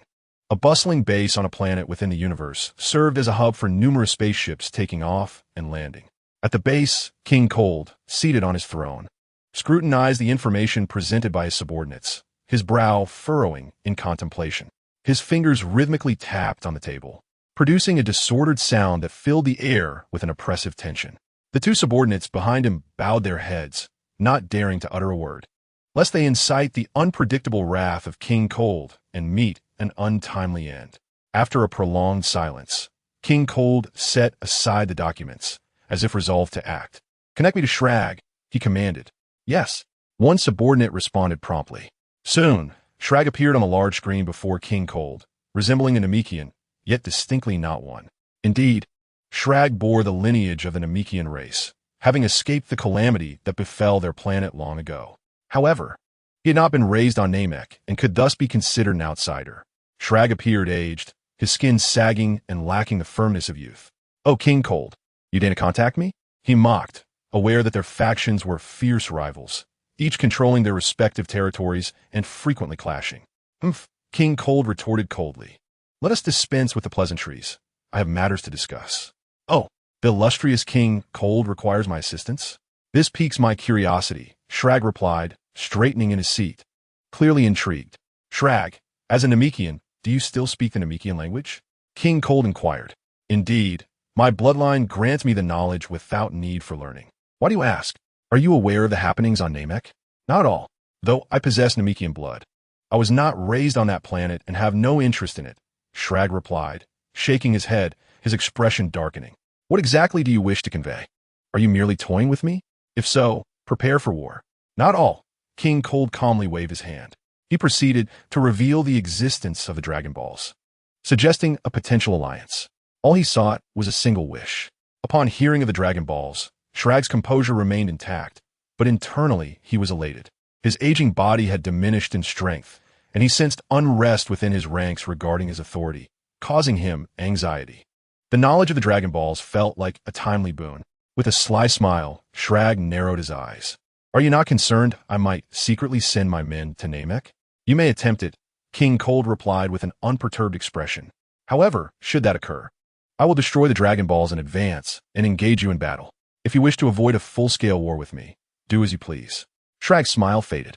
Given the scale of their two armies, an all-out war would only result in mutual destruction. Although he harbored malicious intent, he was not foolish. With mere words, he could secure 2 wishes. Any rational being would choose wisely. Very well, I accept this arrangement. I trust you will not go back on your word, he stated before ending the call. One subordinate turned to King Cold and asked, Your Majesty, do we truly intend to grant him such significant benefits? Could we not simply capture a Namekian fluent in their language and have them make a wish?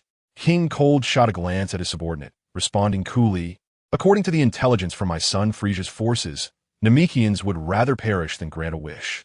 Even if they were to yield, there is a high likelihood it would be a feigned surrender, leading to betrayal. Thus, I feel more secure exchanging benefits with Shrag. At least in such transactions, unexpected outcomes are less likely. Chapter 85. Return to the main timeline on Earth. Goku had yet to return from Yardrat, while Jiang Ling remained in the future timeline. The planet was tranquil, with no significant events unfolding.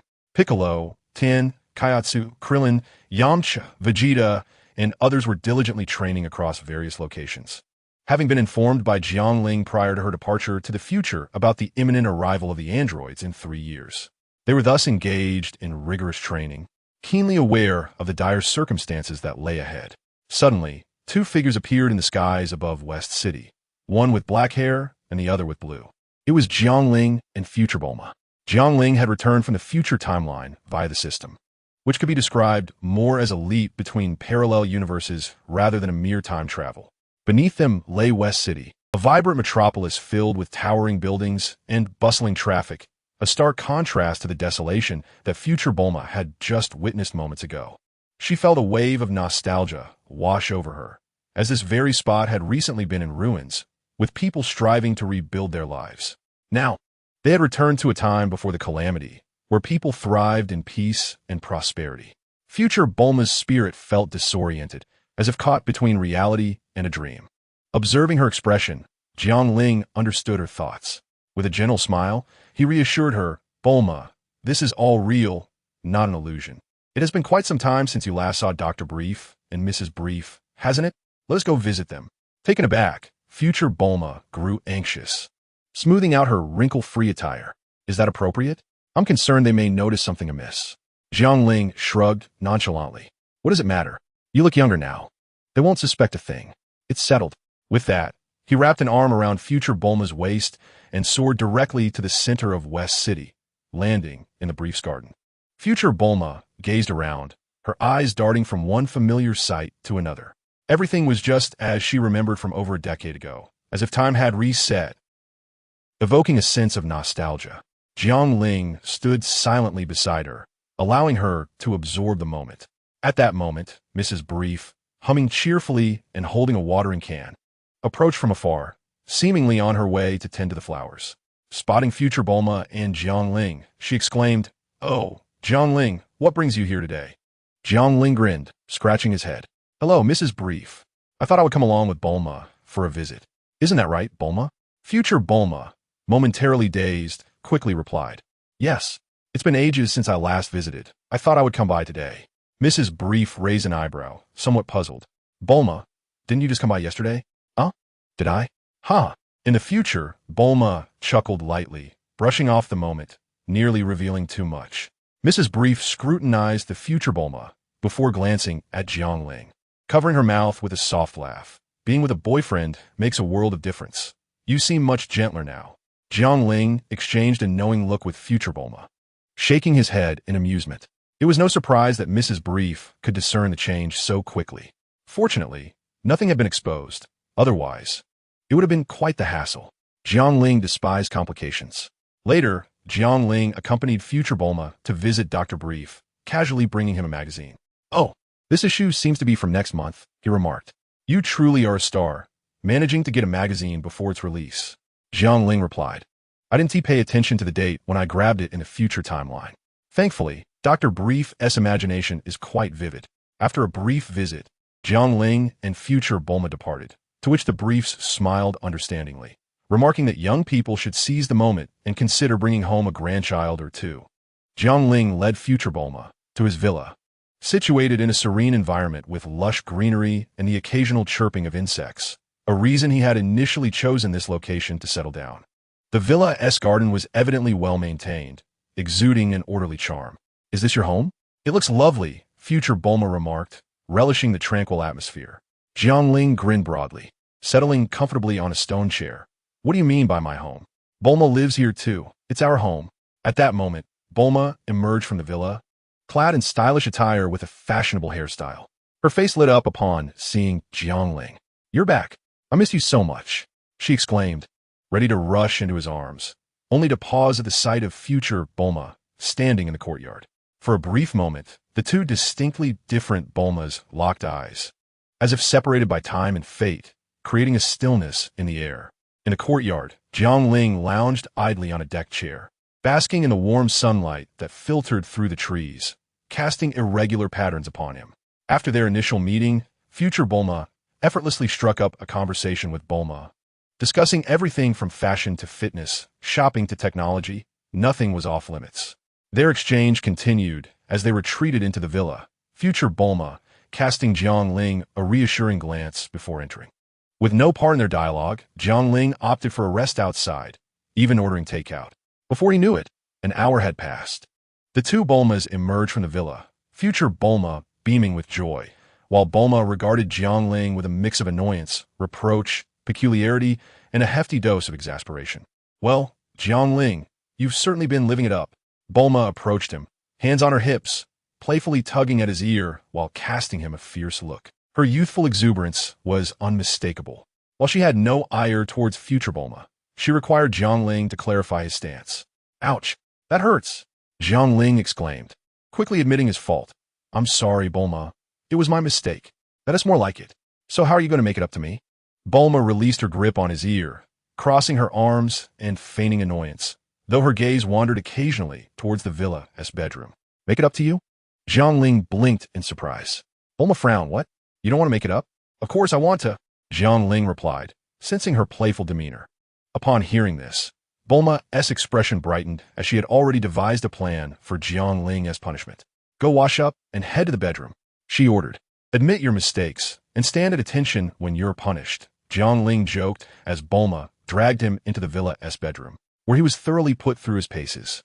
Eventually, Bulma, unable to endure any longer, collapsed in exhaustion, finally granting Jiang Ling reprieve.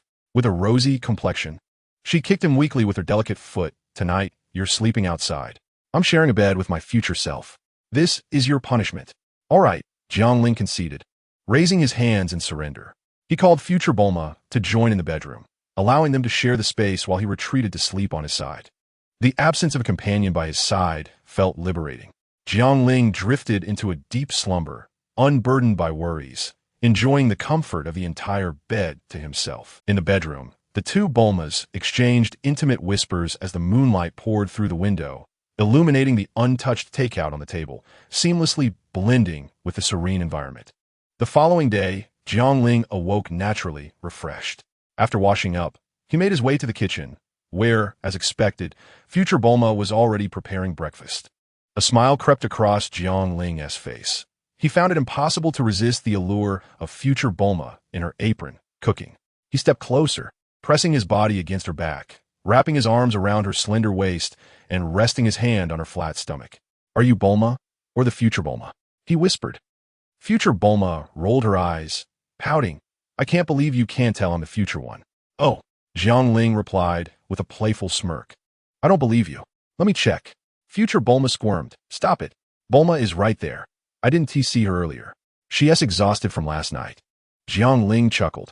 After teasing future Bulma, he refrained from pushing further, casually settling into the living room to await breakfast.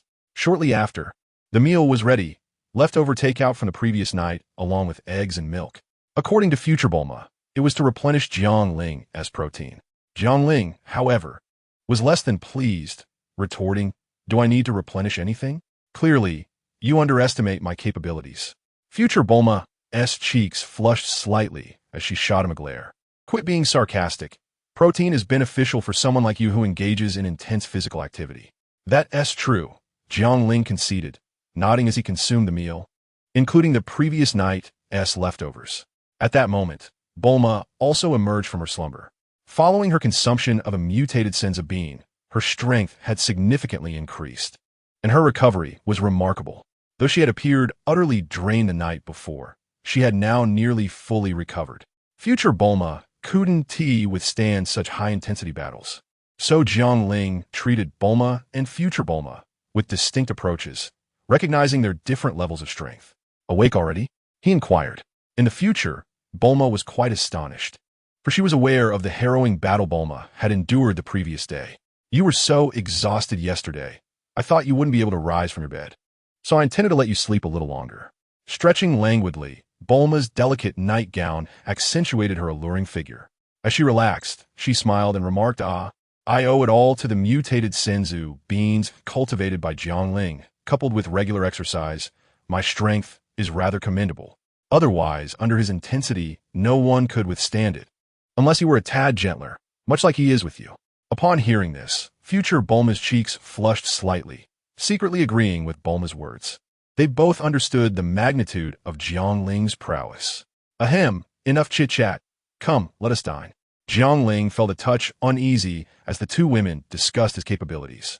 What is it about? Indeed, the two women, one with her arms crossed and the other with her hands on her hips, glared at Jiang Ling simultaneously. Jiang Ling, mustering his courage, waved his hands dismissively, indicating it was inconsequential. The two Bulmas chose not to pursue the topic further and began their breakfast. Chatting as they ate, Jiang Ling interjected at an opportune moment. Since future Bulma may be staying for an extended period, it would be rather confusing to address two Bulmas by the same name. Perhaps we should devise a different title. The two Bulmas exchanged glances, finding the suggestion reasonable. It would do to both respond to Bulma simultaneously. That would be sheer chaos. What should we call ourselves? Jiang Ling, please offer a suggestion. After a moment's contemplation, Jiang Ling turned to future Bulma and said, "Since you hail from the future, how about we refer to you as Big Bulma? It would be easier to differentiate." Big Bulma glanced at her own more ample bosom, her expression slightly bemused. "Are you suggesting that based on my chest size?" Bulma, hearing this, couldn't help but compare. "Wow, you might be right. Jiang Ling, do you truly prefer the larger variety?" Bulma's voice floated teasingly. Jiang Ling sprang to his feet, vehemently denying, "No, that's not it. Stop making wild assumptions." In truth, he mused, he liked them both. Both Bulmas scoffed in unison. How shameless. Should your female fans become aware of this, they would surely abandon you in droves, and you would be derided as a lowly man. Jiang Ling chuckled. "If they wish to leave, so be it. As long as I have you too, I'm content." This declaration, though sweet, was a bit too saccharine, yet both Bulmas found it rather endearing. "You certainly have a way with words." "Haha, that is simply the truth. How could that be considered mere banter?" Time leisurely passed, and in the blink of an eye, 2 months had elapsed. Throughout this period, Jiang Ling successfully convinced both Bulmas, allowing him to experience a double dose of joy. However, this arrangement didn't last long. Despite being the same individual, the two Bulmas were rather averse to a triad dynamic. They preferred one-on-one interactions. Consequently, during simultaneous thoughts, Jiang Ling found himself dashing between 2 rooms. What about the law? Jiang Ling was the mightiest being on Earth. If he desired, he could obliterate the planet in mere moments. Modifying laws was trivial in comparison. During this time, Big Bulma, like Bulma, had enhanced her strength through the mutated senzu beans she cultivated, also dedicating some time to training her power soaring. Though the mutated senzu beans were beneficial, they offered little enhancement for Jiang Ling. He would be better off cultivating authentic senzu beans. Over the span of 2 months, Jiang Ling, Bulma, and Big Bulma did not confine themselves to their home for interactions. The two Bulmas would often venture out shopping for clothes or engaging in scientific research, while Jiang Ling explored the surroundings, seeking out Piccolo, Krillin, Vegeta, and others to assess their training progress. It was noteworthy that, in light of the threat posed by the androids, their strength was advancing quite rapidly. The fastest progress was observed in Piccolo and Vegeta. Remarkably, Piccolo, having unlocked his potential, surpassed Vegeta in strength, something Jiang Ling had not anticipated. Jiang Ling had long harbored a sense of regret regarding Piccolo's portrayal in the original narrative. Now, with Piccolo's development, He was no longer relegated to being a mere supporting character for the Saiyans, which brought Jiang Ling considerable relief. As for Vegeta, it seemed that due to fewer near-death experiences or the absence of a gravity training chamber, his strength had significantly lagged compared to the original storyline. To attain Super Saiyan status before the androids emerged, he had a long journey ahead. Meanwhile, others such as Gohan, Krillin, Tin, and Yamcha had made substantial progress in their training, likely a result of the elevated gravity on Earth. Jiang Ling found this outcome satisfactory, desiring a flourishing diversity of strength rather than the original narrative's focus on only two protagonists. Chapter 88, Bored to Death. In outer space, a colossal spaceship hurtled toward Earth at breakneck speed. How long until we reach Earth? Reporting to the king, we have half an hour remaining. Seated upon his throne, the imposing King Cold waved his hand dismissively, signaling for his subordinates to withdraw. Frieza stood quietly beside him. Compared to King Cold's robust physique, Frieza appeared more diminutive, possessing a sleek, aerodynamic form devoid of King Cold's muscular ruggedness, exuding instead a certain elegance. Why not simply obliterate this barren planet with a single slap? Instead of going through the trouble of coming here personally, King Cold rested his fist against his chin, his expression one of disdain. Upon hearing this, Frieza displayed a malevolent grin. No, I shall not destroy Earth outright. I intend to make Jiang Ling suffer beyond measure, to personally annihilate each Earthling before his eyes, allowing him to experience the depths of despair. Each time he recalled the final moments on Namek, Frieza longed to rend Jiang Ling to pieces. Simply killing him? That would not quell Frieza's thirst for vengeance. This time, he had brought his father, King Cold, along as a contingency. Should revenge falter, his father might yet save him. Although his strength had considerably increased since his resurrection, facing Jiang Ling was still a daunting proposition. Thus, he had deliberately enlisted his father as assistance, King Cold. In Frieza's view, only Jiang Ling, this Super Saiyan, posed a genuine threat. The others were mere ants. Excellent. You truly are my son. Pursue your vengeance with fervor, and I shall support you in vanquishing that so-called Super Saiyan. King Cold erupted into hearty laughter. Suddenly, Frieza conceived a more delightful idea. What if we simply incapacitate Jiang Ling and then enslave the Earthlings? I want them to endure a life worse than death. So, however you wish to proceed is perfectly fine. I shall provide you with my backing. King Cold chuckled, exuding confidence as though he viewed all of this as mere trifles. On Earth, in a picturesque outdoor setting, Jiang Ling sat upon the grass while Bulma and Big Bulma soared gracefully through the air.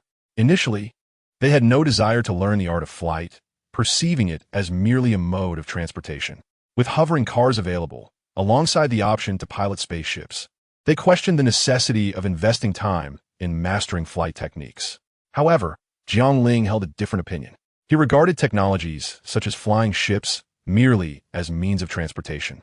When faced with true peril, one must rely on oneself. Hence, he insisted on teaching them the art of flight. After all, as his women, it was unacceptable for them to lack such skills. Observing the two women now capable of flying with ease, he nodded in satisfaction. Just then, a sinister aura emanated from outer space. Jiang Ling looked up, his brow furrowing. Was it Frieza? And another presence, King Cold?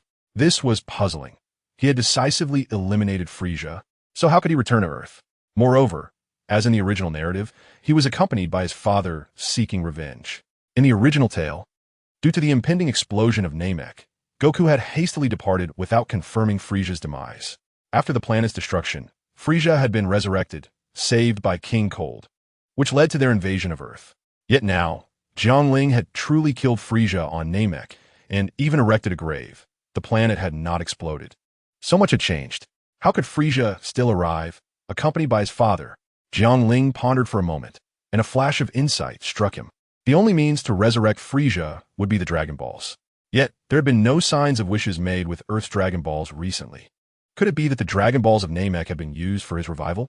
The Great Elder and the others might be in grave danger. Jiang Ling's expression darkened. At that moment, a system notification chimed. Ding, congratulations to the host for discovering a plot deviation. Reward, telepathic communication skill, 20 cents of beans. Jiang Ling merely glanced at it and dismissed it. He had no desire to engage in trivial banter with the system about romantic tales. His sole focus was on eliminating Frisia and King Cold. At this juncture, Bulma and her counterpart sensed Frisia's ominous presence. They descended to the ground, cautiously inquiring about Jiang Ling's grim demeanor. Jiang Ling, what is happening? This aura is terrifying. Taking a deep breath, Jiang Ling forced a grim smile. This is Frisia's presence. He has been resurrected. But do not worry. If he dares to return, we shall kill him again. One resurrection, one kill. Bulma's expression turned serious. I will help. Me too, added her counterpart. Jiang Ling shook his head. You lack combat experience. It would be best to stay behind. You know my strength well enough. Just stay home and wait for my return. Bulma and her counterpart could sense Jiang Ling's troubled mood, but they did not wish to further darken the atmosphere. So they exchanged glances and nodded in unison. Be careful. All right, we will wait for your return. Jiang Ling felt a warmth in his heart. With such understanding partners, what more could he desire? I shall take my leave now. Remember to stay safe at home. Jiang Ling turned, his expression gradually growing cold and tinged with a hint of bloodlust. Although he had not spent long with the people of Namek, their genuine kindness had already led him to regard them as good friends. Anyone who dared to harm his friends was courting death. Chapter 89. Pets King Kai's Planet. The North Kai, with nothing to do, lounged on the ground, using a magnifying glass to count the blades of grass on his planet. 143, 322, 311, 45, 1415. Finally finishing, he discovered there were 234 more than last time. Quite an achievement. It was time to reward himself. Just as the North Kai stood and stretched, ready to treat himself, Jiang Ling suddenly appeared before him. Startled, the North Kai jumped 3 feet in the air. Upon realizing it was Jiang Ling, he let out a sigh of relief. Ahem, Jiang Ling, what brings you here? Missing me, perhaps? Ah, I suppose I have that kind of charm, the North Kai quipped, attempting to ease the previous tension with a poor joke. Jiang Ling blinked, a sardonic smile gracing his lips. King Kai, if you have a clear conscience, you need not fear the knocking of ghosts. You were certainly contemplating something nefarious, which is why my sudden appearance startled you. Cough, cough, nonsense. The North Kai stammered, wiping his sweat and changing the subject. Let's not dwell on that. You must have come for a reason, right? Upon Jiang Ling's arrival, the North Kai had sensed something was off.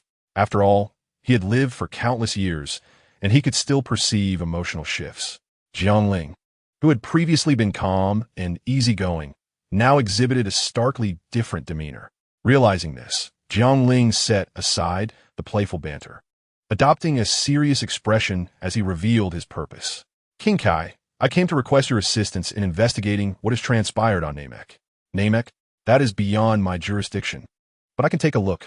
The North Kai recalled the battle 2 years prior when Jiang Ling had transformed into a Super Saiyan on that very planet. As he spoke, his antennae began to twitch. After a moment, his eyes widened in shock, sweat cascading down his forehead. What is it? Jiang Ling inquired. The North Kai swallowed hard, his voice grave. Something has happened on Namek. The Great Elder has been imprisoned, others have been slaughtered, and the remaining survivors are enslaved. Hearing this, Jiang Ling inhaled deeply.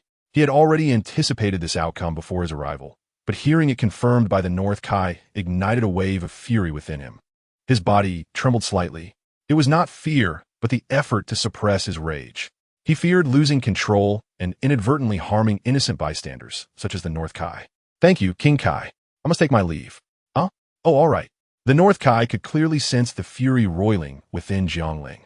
In an instant, Jiang Ling teleported back to Earth, appearing beside Piccolo. Upon sensing Frisia's malevolent aura, Piccolo had quickly calculated the landing site of the spaceship and arrived at the scene. Seeing Jiang Ling materialize beside him, he showed no surprise. You've arrived? Your instant transmission is quite handy, Piccolo remarked, his expression impassive, having deduced the situation. Jiang Ling nodded and spoke. You are aware of the situation on Namek? Piccolo's face darkened as he gazed skyward. I can surmise. Frisia's resurrection likely means my kin are in dire straits. Among Earth's warriors, Piccolo was recognized as the most astute, and Jiang Ling had anticipated he would deduce the truth. Jiang Ling continued, I just visited the North Kai, and he confirmed what you suspected. Namek is indeed in turmoil. Those damn bastards, Piccolo exclaimed in anger. During their time on Namek, he had learned much from the Great Elder. While he was raised on Earth, his identity as a Namekian remained significant to him. Namek can be considered his second home. Jiang Ling took out his phone and opened a messaging application known as WeChat, developed by Bulma's Capsule Corporation. Upon its release, it became a global sensation. Jiang Ling entered a group chat and tagged all members. He sent a voice message. "Why are you all so slow?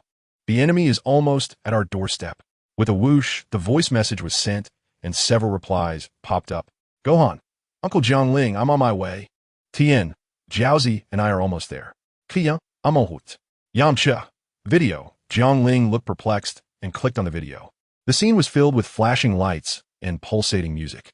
Yamcha was seen with a girl, while several intimidating tattooed men approached. "You can't pay and still expect to consume? You order princess? No one leaves without settling the bill today." The video abruptly cut off. Shortly after, Yamcha sent another message. "Brother Jiang Ling, I can't get away. Please help out my little brother a bit. Considering I'm your manager, I hope you'll lend a hand." Jiang Ling grumbled. "What on earth is Yamcha doing? You should at least have some funds as my global superstars manager." Piccolo glanced over and pondered. "Could it be that you haven't been active for a while? No new roles, albums, or shows?" Reminded by Piccolo, Jiang Ling realized he hadn't been engaged in any work for quite some time. Perhaps he should consider giving Yamcha a salary? No.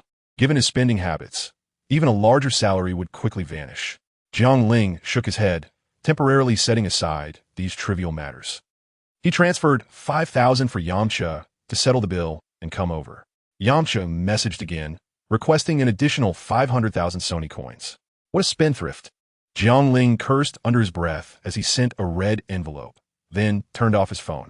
Just then Vegeta arrived, immediately inquiring, "Jiang Ling, what's going on? Didn't Frieza die?" During Frieza's 2 years on Earth, he had been relatively subdued. Jiang Ling often visited him to prevent any malicious deeds, and they had become somewhat familiar. However, Vegeta's current ambition was to surpass Kakarot, then Jiang Ling, without any intention of destruction. In Jiang Ling's view, Vegeta's primary goal should be to surpass Piccolo, who had already amassed a combat power of over 1 million, while Vegeta barely reached 1 million. Jiang Ling considered observing Vegeta for another 6 months before arranging a gravity training room for him. The Namekian Dragon Balls resurrected Frieza, and now his father, King Cold, was arriving on Earth as well. King Cold. Vegeta stepped back, aware of some details as a former member of Frieza's army. King Cold, Frieza's father, possessed even greater power than Frieza. Both were coming together. Vegeta suppressed his shock and looked at Jiang Ling, asking, "Do you have confidence?" "I do, but I won't intervene," Jiang Ling replied, acutely aware that Goku's spaceship was also en route to Earth, which solidified his decision to refrain from engaging. "What? You're not going to intervene? The Earth will be destroyed," Piccolo exclaimed, eyes wide in disbelief at Jiang Ling's declaration. Jiang Ling shrugged. "I can handle the situation. Why are you all coming here?" Piccolo reflected, saying, "We need to see if we can lend a hand. We can't rely solely on you. Many hands make light work."